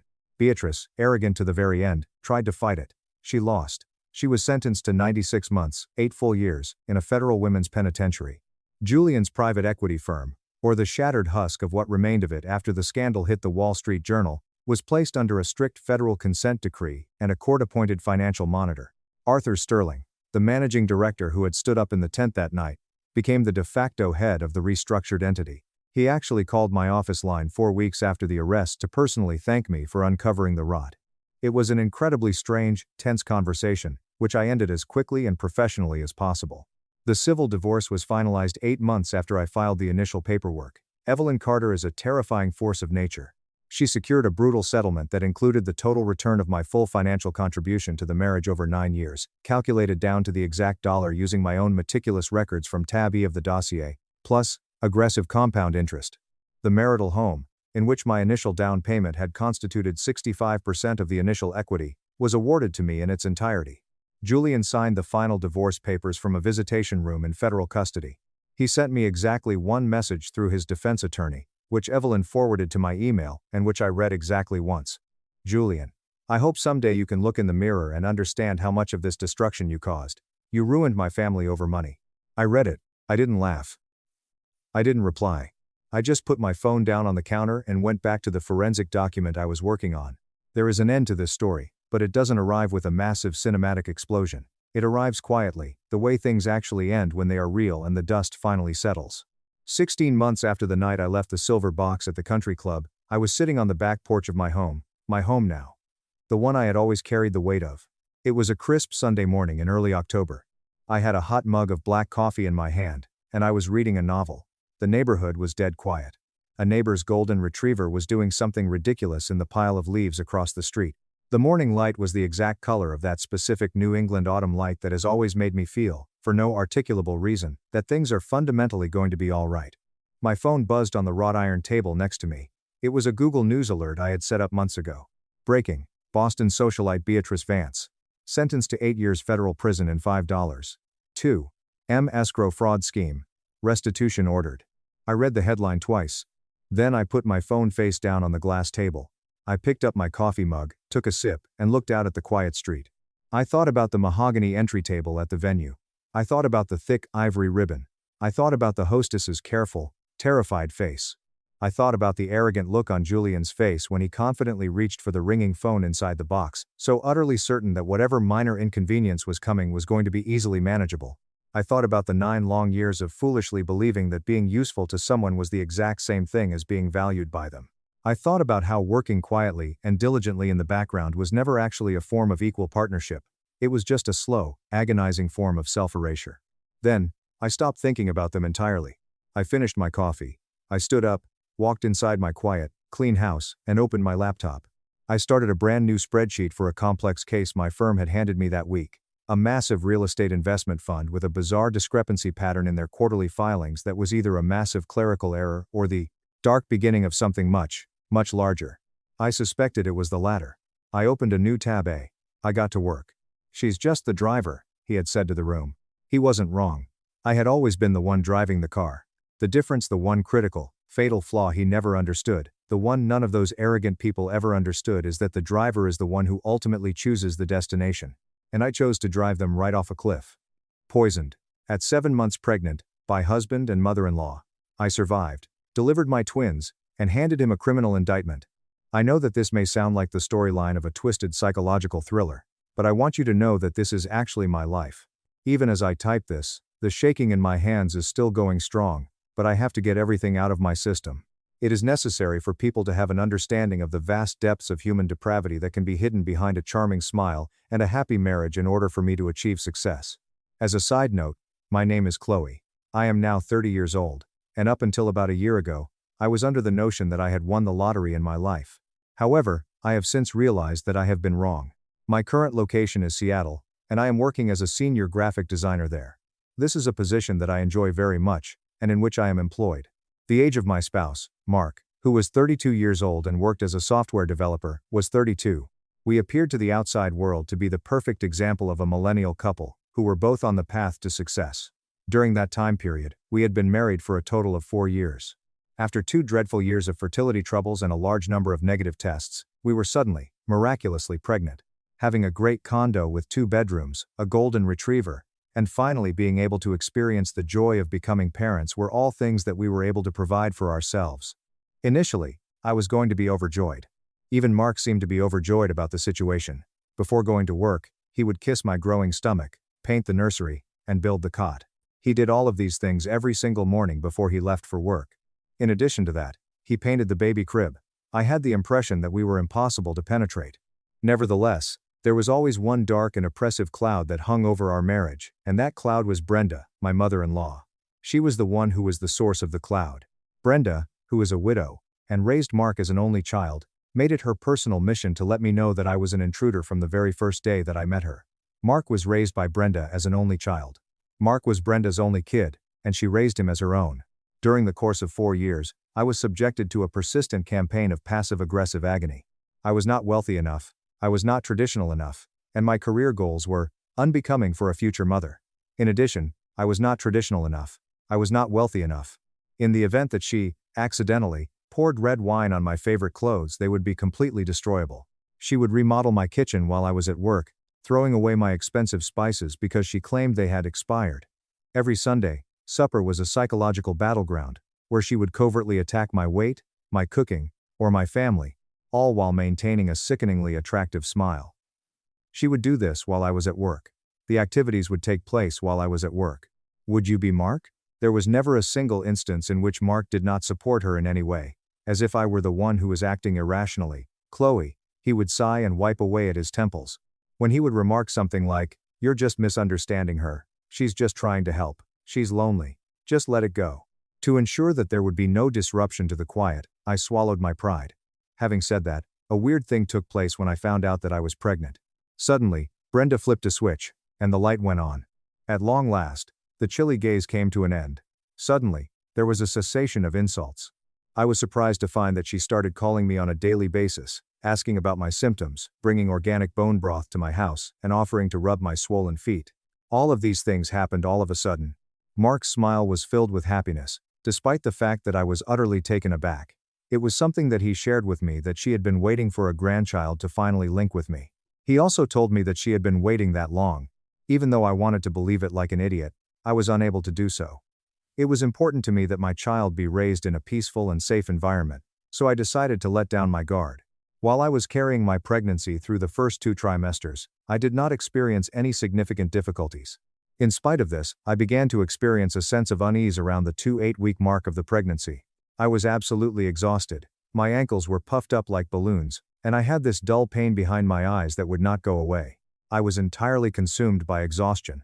Mark's behavior was becoming increasingly aloof, and he suddenly began working late nights and skipping my ultrasound visits. He rationalized his behavior by claiming that his company was going through a period of massive software rollouts. At that time, The baby shower that was being held for my cousin Mia was taking place over the weekend. The event, which took place at a cafe in the area, would have been attended by approximately 20 individuals. That morning, I awakened feeling so awful that I could not tolerate it. I was unable to bear it. In addition to the fact that I was suffering from a severe bout of nausea, the room spun around me. In spite of the fact that I begged Mark to let us stay at home, he seemed curiously determined to stick to his original plan. "You have to go, Chloe. Everyone wants to see the bump. It'll look terrible if we don't show up." I had to force myself out of bed, put on a dress that was fit for a pregnant woman, and then we left. I overcame a great deal of opposition in order to do this. Due to the fact that I had been so accustomed to the aroma of the food, I was unable to tolerate it at the party. While I was sitting at a booth in the corner, I was drinking ice water, and cold sweats were breaking out on my forehead. I was experiencing a lot of discomfort. Despite the fact that Mark was seated immediately next to me, he was not actually present. He was glued to his phone and messaging furiously, despite the fact that he had a peculiar and restricting smirk on his face. He demanded that I have this particular cup of herbal tea that Brenda had brought over for me, and he continued to give it to me. Brenda had brought it over for me. It was according to him that it would settle my stomach. A little over an hour into the event, the room started to tilt in an unstable manner. In the periphery of my field of vision, I could see a few black specks moving around. I started to feel a considerable and alarming numbness that started to creep up my left arm, and I started to suffer a severe and cramping agony in my lower tummy. Both of these sensations started to come on simultaneously. As I grasped Mark's sleeve and pulled it away from him, my fingers dug into his wrist. I then pulled it away from him. During the time that I was saying, "Mark, something is wrong," I let out a gasp, and the words seemed to be stuck in my mouth. "I need to go to the hospital, now." When he finally did look up from his phone, it was a rare occurrence. "Chloe, stop being dramatic. They're about to cut the cake." "I can't breathe," I whispered as another terrible pain struck me. My anxiety level was rising to a higher level, as I continued to experience the cramps. He then stood up and walked out after rolling his eyes and giving out a big, dramatic sigh prior to his departure. After making a few humorous reasons to my family throughout the chat, he grabbed my coat and virtually dragged me out to the car. He did this after he had finished his explanations. They experienced a cloud of agony during the drive back to their home. Because of the waves of cramping that I was experiencing, I was unable to stand up straight. It was becoming increasingly difficult to bear. He quickly seized the steering wheel and said, "You're just having Braxton Hicks. My mom said this would happen. You're overreacting." I begged him to take a detour to the emergency room, but he simply grabbed the wheel and yelled. The condominium complex where we were staying was waiting for us when we arrived. It was essential for us to climb 3 flights of steps because the elevator was not operating as it should have been. The manner in which I came up with it is a mystery to me. My legs felt like they were made of lead. I was having a hard time catching my breath by the time we arrived at our front door, and it seemed as though the world was spinning violently around me right then and there. After being unable to make it inside, I immediately dropped onto the sofa in the living room and clutched my stomach. I was unable to make it inside. "Call 911, I stutteringly attempted to command. "Please." Mark reached for his phone, but the front door opened with a sharp click before he could dial the number. Mark was unable to establish the connection. It was Brenda who was having the problem. Among her keys, she had an extra one. She exclaimed, "What is all this screaming?" as she entered the living room while carrying her luxury handbag draped over her arm. She was carrying the handbag from the time she entered the room. At the moment when she looked down at me, she was writhing on the couch, and her countenance was completely devoid of any sense of empathy. Mark spoke to his mother in a voice that was hesitant, much like that of a young child asking for permission to do something. Mark's response was, "Mom, she has stated that she requires an ambulance." Brenda made a scornful and extremely annoying sound as she scoffed. "An ambulance? Don't be ridiculous. She's faking it, Mark. Women have been having babies for thousands of years. She just wants attention because you've been working so much. Get her some water and let her sleep it off." The words, "She looks really pale, Mom," were murmured by Mark. "She looks really pale." As Brenda cried out, "She is manipulating you." The tone of her speech quickly changed to one of aggression. She went on to say, "If you call an ambulance, they are going to hold her for observation, and you will be stuck sitting in a hospital all weekend instead of helping me with the garage sale. Stop indulging her tantrums." Due to the fact that night was soon approaching, my attempt to holler at them and tell them that they were insane was ineffective. A blinding, burning pain that was intolerable to endure was the result of the cramping that had developed. The final sensation I experienced before coming to consciousness was the sensation of my body falling off the sofa and landing on the hardwood floor next to me. After hearing Brenda's chilly voice, the last thing that I heard was her stating, "Just leave her there. Let's go grab a coffee. She'll be fine when we get back. I was left with no other impression. The result is nothingness in its most undisturbed form. When I first opened my eyes, the first thing that jolted me awake was the throbbing and terrifying sound of a cardiac monitor. The smell of bleach and sterile cotton powder was so strong that it completely flooded my eyes and nose. I was able to open my eyes, despite the fact that they were heavy, and when I did so, I found myself staring at a ceiling that was white and cracked over. In addition to having an intravenous line placed into my arm, a blood pressure cuff was applying a significant amount of pressure to my bicep, in the manner of a vice. Whenever I found myself in a condition of panic, my hands moved to my stomach without any conscious effort. It was still positioned in that spot. Keep going in a circular fashion. It was at that same moment that a nurse rushed in, her face displaying a look of relief. "Chloe, you're awake. Please, try to stay calm. Your blood pressure is dangerously high." The sensation in my throat was similar to that of being sandpapered, and I croaked out, "My baby, where is Mark?" A compassionate expression appeared on the nurse's face as she proceeded, "You're in the high-risk maternity ward at Seattle General. A neighbor heard you crying out and found your front door slightly ajar. They called 911. You were unconscious on the floor." She stopped and seemed frightened. "Your husband hasn't arrived yet. We've tried calling him multiple times." On one's own. The decision to die was left up to me to make. The door opened, and Dr. Aris, a female obstetrician who appeared to be incredibly serious but was actually very nice, entered in. Before I had the opportunity to properly comprehend that terrible news, the door opened. She softly said, "Chloe, you gave us quite a scare," as she drew up a chair close to my bed. "We were quite intimidated by you. We were quite amazed. You came in with severe preeclampsia, your blood pressure was through the roof, and you were showing early signs of placental abruption. But that's not the most concerning part. I sank into a coma within my body." "What do you mean?" Taking a deep breath, she exhaled deeply. "First of all, I need to tell you something that might come as a shock. You aren't carrying one baby, you're carrying twins." When I asked twins, the atmosphere in the room started to whirl around once more at that precise instant. "But I've had ultrasounds. They only ever saw one." In his explanation, he said, "It's called a hidden twin. One fetus was positioned directly behind the other, sharing a placenta. But Chloe, the second baby, is severely underdeveloped. The heartbeat is incredibly faint. We are monitoring them both closely, but there is a very real risk that the smaller twin might not make it." The tears began to fall all over my face all of a sudden. 2 little children are present. There were 2 young boys who were fighting for their lives inside of me, and their father had abandoned them in order to go get some coffee with his mother. They were in a state of desperate need of help. However, Dr. Aris had not yet completed his work. As she got closer to the person who was speaking, she lowered the volume of her voice to a serious, clinical whisper. "Chloe, when we ran your toxicology and blood panels upon admission, we found something deeply alarming. Your system contained high traces of misoprostol." In a state of complete incomprehension, I stared at her. "Miso, what?" "It is a medication that is primarily used to induce labor or abortions," she noted, her eyes fixated on mine as she detailed the medication. "It is a medication that is in use for both of these purposes. It causes severe uterine cramping and bleeding. Given your preeclampsia, introducing this drug into your system was a catastrophic event. It's what caused your collapse. Chloe, did you take this medication?" In the midst of a wave of complete and absolute horror that flooded over me, I screamed out in agony, "No, no, I swear to God, I would never." By gently interrupting me with the words "I believe you," she did so while simultaneously squeezing my hand. "But this drug doesn't just spontaneously appear in the bloodstream. Someone gave it to you. Repeatedly, over the last few days, based on the toxicity levels." It was a race in my head. Abruptly, the cramps started to appear. I was given a peculiar herbal tea that Brenda had been brewing for me for the entire week. In the course of the baby shower, Mark's aggressive behavior consisted of imposing that particular thermos of tea on me. They lied to me and poisoned me.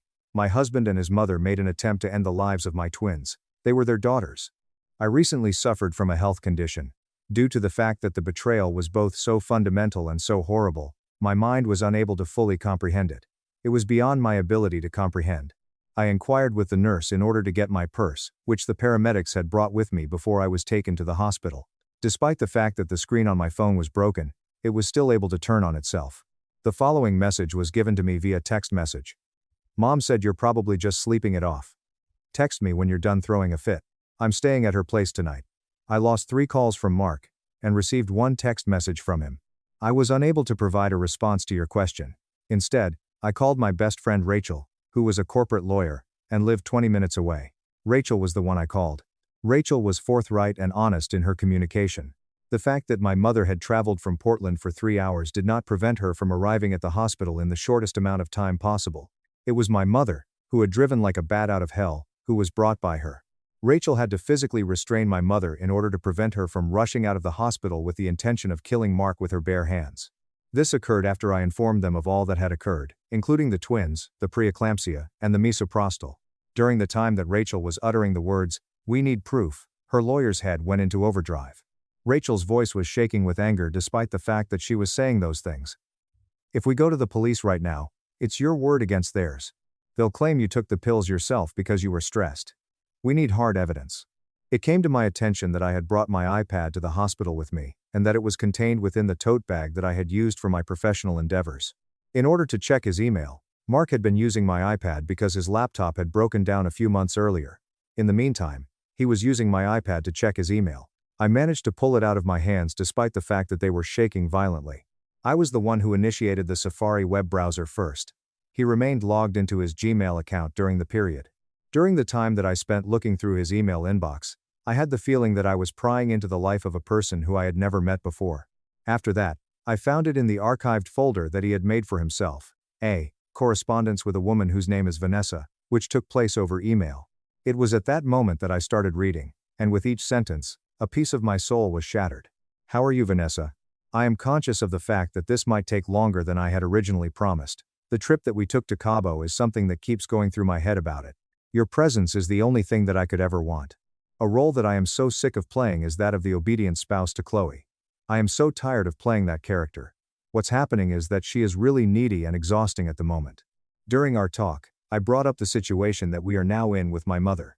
It is without a doubt that she is in agreement with the fact that we are together. In her entire life, Chloe was never someone she liked. The problem lies with the infant in question. My mother does not want me to be obligated to Chloe for the rest of my life, and if I were to divorce her at this time, I would be responsible for paying a considerable amount of child support for the next 18 years. There is a plan that Mom has in mind. In order to acquire some medications, she traveled to a clinic that was located outside of the city. They are now present in Chloe's cup of tea, which she has infused with them. As far as Mom is concerned, it will appear to be nothing more than a natural miscarriage that takes place in the later stages of the pregnancy. Every single time, it happens to be the case. I will console her for a few months after the problem has been resolved, and then I will file for divorce, citing the trauma that we had together as the reason for going through the process. It is only necessary for you to wait for me, baby. Exactly a few weeks from now, I will be yours to possess. When I was in the hospital, I made the mistake of throwing the iPad onto the bed. It was impossible for me to take a breath. In the room, I had the sensation that I was being confined. Even more than that, he was having an affair. He was attempting to kill his own children in order to avoid paying child support, and his insane mother was the mastermind who was responsible for getting the poison at the time. He was trying to kill his own children. During the time that Rachel was reading the email that I was reading behind her back, her face turned totally white. Instantaneously, she retrieved her mobile device and started taking images of the screen, documenting the email addresses, the dates, and the IP logins. She also recorded the dates. During the time that Rachel was saying, "Okay," her eyes were completely dark and filled with a terrible intensity. "Okay, we have them. But Chloe, you are still high risk. Your babies are fighting for their lives. If you confront him now, the stress could trigger another abruption. You need to stay calm. You need to play the game." It was Dr. Eris, who had returned to the room in order to examine my monitors, who agreed with my evaluation.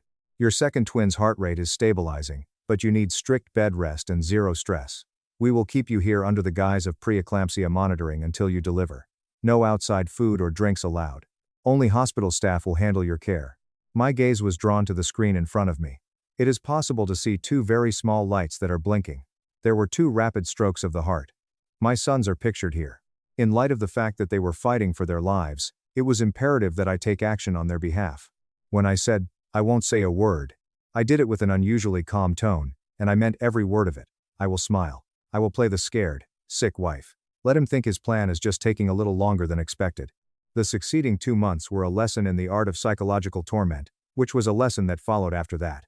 Mark was carrying a pathetic bouquet of flowers that had faded at the petrol station when he finally arrived at the hospital the morning after I was admitted. The flowers had been dropped off at the gas station. It was very astounding how he presented himself as the nervous and agitated husband in the fantastic act that he gave. Chloe, my God, I was so scared. The hospital called me this morning. I had my phone on silent last night. Are you okay? Did you lose the baby? With the hopeful and sickly eagerness that was in his eyes, it was almost enough to make me throw up right there on the pristine linens of the hospital. I was almost sick to my stomach. I managed to summon up a weak smile that was brimming with heartfelt compassion. No, honey, the baby is fine. Actually, it's twins. During that very instant, every single shade of color vanished from his face. He gave off the impression of having been struck by lightning, based on his appearance. He said the words, "Twins? And two?" with a stutter. With a pleased expression, I responded, "Yes," as I gently gripped his clammy fingers. "Can you believe it? The doctor says I just had a bad reaction to my blood pressure. I'll have to stay here on bed rest until I deliver, but the babies are perfectly safe." Over the course of the coming 8 weeks, Mark made it a point to pay me a visit on each and every specific day. Moreover, I played the part of the devoted wife each and every day of my marriage. I paid attention to him as he grumbled about how challenging his job was because I was listening to him. I could feel him grasping my hand. In an exuberant manner, I talked about the colors that were used in the nursery. While he was engaged in this activity, he was conscious of the fact that he was sending Vanessa a text message from the restroom of the hospital, in which he informed her that his problem had gotten twice as serious. Brenda made a visit once a week on a regular basis. At the same time that she was bringing her fake smiles, she made an attempt to bring me homemade soups and teas. She would coo, "To help you heal, sweetie." She would express her desire to do so. I would respond to Brenda, "Oh Brenda, thank you," in a kind and gentle manner. However, the doctors have me on a medical diet that is strictly monitored. They warned me that if I consume anything else, it might be harmful to the twins. If something were to happen to your grandkids, you certainly wouldn't want it to, would you? I was able to observe her jaw clench as she was being forced to take her poisoned meal back home, and that was the only thing that prevented me from losing my sanity despite the fact that I was being forced to do so. It was clear that Rachel was a machine behind the scenes. During the time that I was confined to the hospital bed, she was carrying out my exit strategy in an outstanding manner. She engaged a forensic accountant, who made the discovery that Mark had been surreptitiously transferring our shared funds into a hidden offshore account. The amount of money that was supposed to be used for our future was over $150,000, and it was being transferred to Vanessa. As a matter of urgency, Rachel submitted a request to freeze all of his assets. Totally avoiding Mark, she found me a lovely apartment in a guarded building in the heart of the city that was both safe and secure. During the time that Mark was at work, my mother removed all of my personal belongings, including jewelry, critical documents. Following that, my water broke when I was 36 weeks along in my pregnancy. On the other hand, the instant I heard that first loud passionate cry, which was then followed by a second cry that was slightly softer, I realized that every last bit of anguish vanished, despite the fact that bright lights, epidural needles, and a great deal of pressure were all present during the birth, which was a frenzy. Julian and Leo both are my gorgeous and perfect boys. Even Julian, the younger of the two twins, was able to breathe on his own. He was a tiny fighter, who had survived the poison that his own father had given him. Leo was also able to breathe on his own. Mark was in the birth room, acting as if he were the proud papa for the nurses, snapping photos, and crying fake tears with his fake tears. He was allowed to hold them. I allowed him to record his photographs. In order for him to feel absolutely secure and completely victorious, I needed him to feel that way right up until the trap closed. After a period of 3 days, I was given the green light to leave the hospital alone. I was in my hospital room when Mark came, with the twin car seats, a large balloon bouquet, and Brenda following behind him like a smug shadow. Brenda was also there at the same time as Mark. "Are you prepared to head back to your house?" Brenda inquired of Chloe, she said as she gazed around the room with her eyes darting around. "I've set up the guest room at my house," she said. "Mark and I came to the conclusion that you will require continual supervision with 2 infants. It's just that you're not ready to deal with this on your own." She desired to have complete control over the situation, most likely so that she could finish the task that she had started. My presence was desired in her home. Rachel and my mother were both standing by the door in silence. I was sitting on the edge of the hospital bed, completely dressed in my own clothes, and my boys were safely strapped into their carriers next to me. I was feeling very comfortable. "I am going home, Brenda," I said, but not with Mark. My tone was calm, and it was devoid of the nauseating sweetness that I had been pretending to have for the previous 2 months. "I am going home. That is not the case at all with you, Chloe." "Babe, what are you talking about?" Mark asked with a tentative smile as he looked at Rachel and my mother. "What are you talking about? Postpartum hormones are the ones doing the talking here. We should simply get the boys into the car, shall we?" In an effort to seize Leo's carrier, he made an attempt. My response came with a voice that was so poisonous that it forced him to stop in the middle of his reach. "Touch my son, and I will shatter your jaw," I said. A resounding and satisfying thump was heard as the envelope landed on the bed that was in the hospital. I took a long breath before reaching into my overnight bag and pulling out a thick and hefty manila envelope. I then flung it onto the bed. It seemed as though Mark was staring at it as if it were a bomb, and he asked, "What is this?" I jumped to my feet and yelled, "That is a copy of the divorce papers. There is also a copy of the emergency restraining order that was issued by a judge yesterday, which prohibits you and your mother from coming within 500 feet of either me or my children under any circumstances.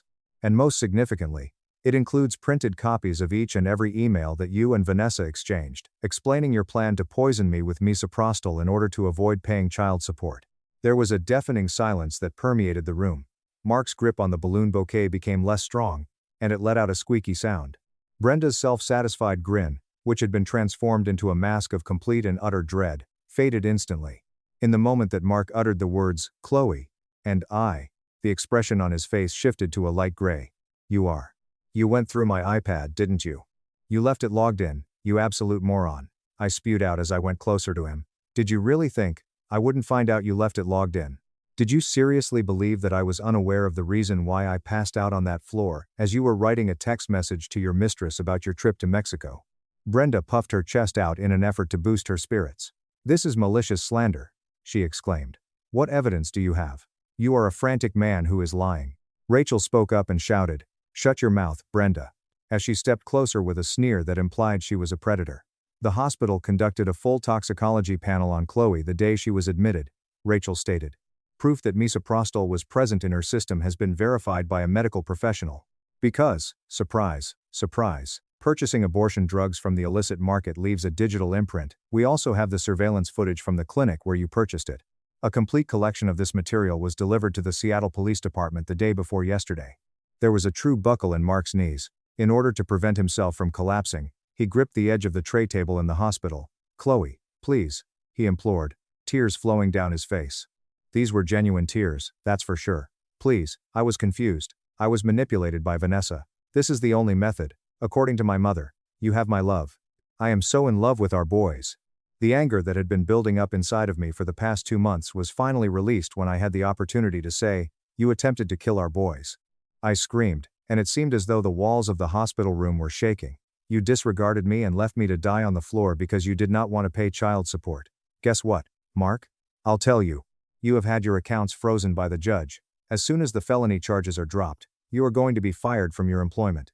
When these lads reach the age of 18, you will be responsible for paying for them, but you will never, ever, see their faces."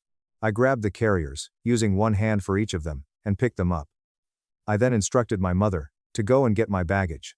I came to a stop squarely in front of Brenda as I was making my way toward the entrance. She appeared to be shaking, and she was hugging her fancy purse to her chest as if it were a barrier. I was able to see that she was trembling. "You always said I wasn't good enough for your family," I said to her while looking her in the eye. "I'm sorry for that. You were right. You were right. My family is full of vicious cowards, but I'm too good for them. Have a good time in jail, Brenda. I have heard that the food is awful." After our departure from the medical center, we left them standing in the sterile room, their entire lives having been completely flipped upside down since we had left. Since then, exactly 1 year has passed since that particular day. It was a media circus that was the criminal case. As soon as Vanessa was contacted by the authorities, she instantly flipped and handed up text conversations in which Mark discussed Brenda's plan to poison their food. Mark agreed to a plea bargain in order to avoid a lengthy trial, and was sentenced to 5 years in prison for conspiracy and reckless endangerment. To the final end, Brenda was so arrogant that she brought it to trial, where she was completely and thoroughly destroyed by the prosecutor. She was sentenced to 8 years. In accordance with the provisions of the divorce settlement, I sold the apartment, retained the revenues, and legally depleted the disguised accounts. Now, I am surrounded by a big number of people who are supportive of me, and I live in a wonderful house in the suburbs. 1 year has just passed for Leo and Julian. I am currently dealing with a group of toddlers who are attempting to ruin my living room with plastic blocks. They are a crazy, cheerful, and completely healthy couple. They will never learn the identities of the creatures that attempted to eradicate them from world history. A mother who fought like hell to bring them into the light and who will spend the rest of her life protecting them is the only person they will ever know when they are grown up.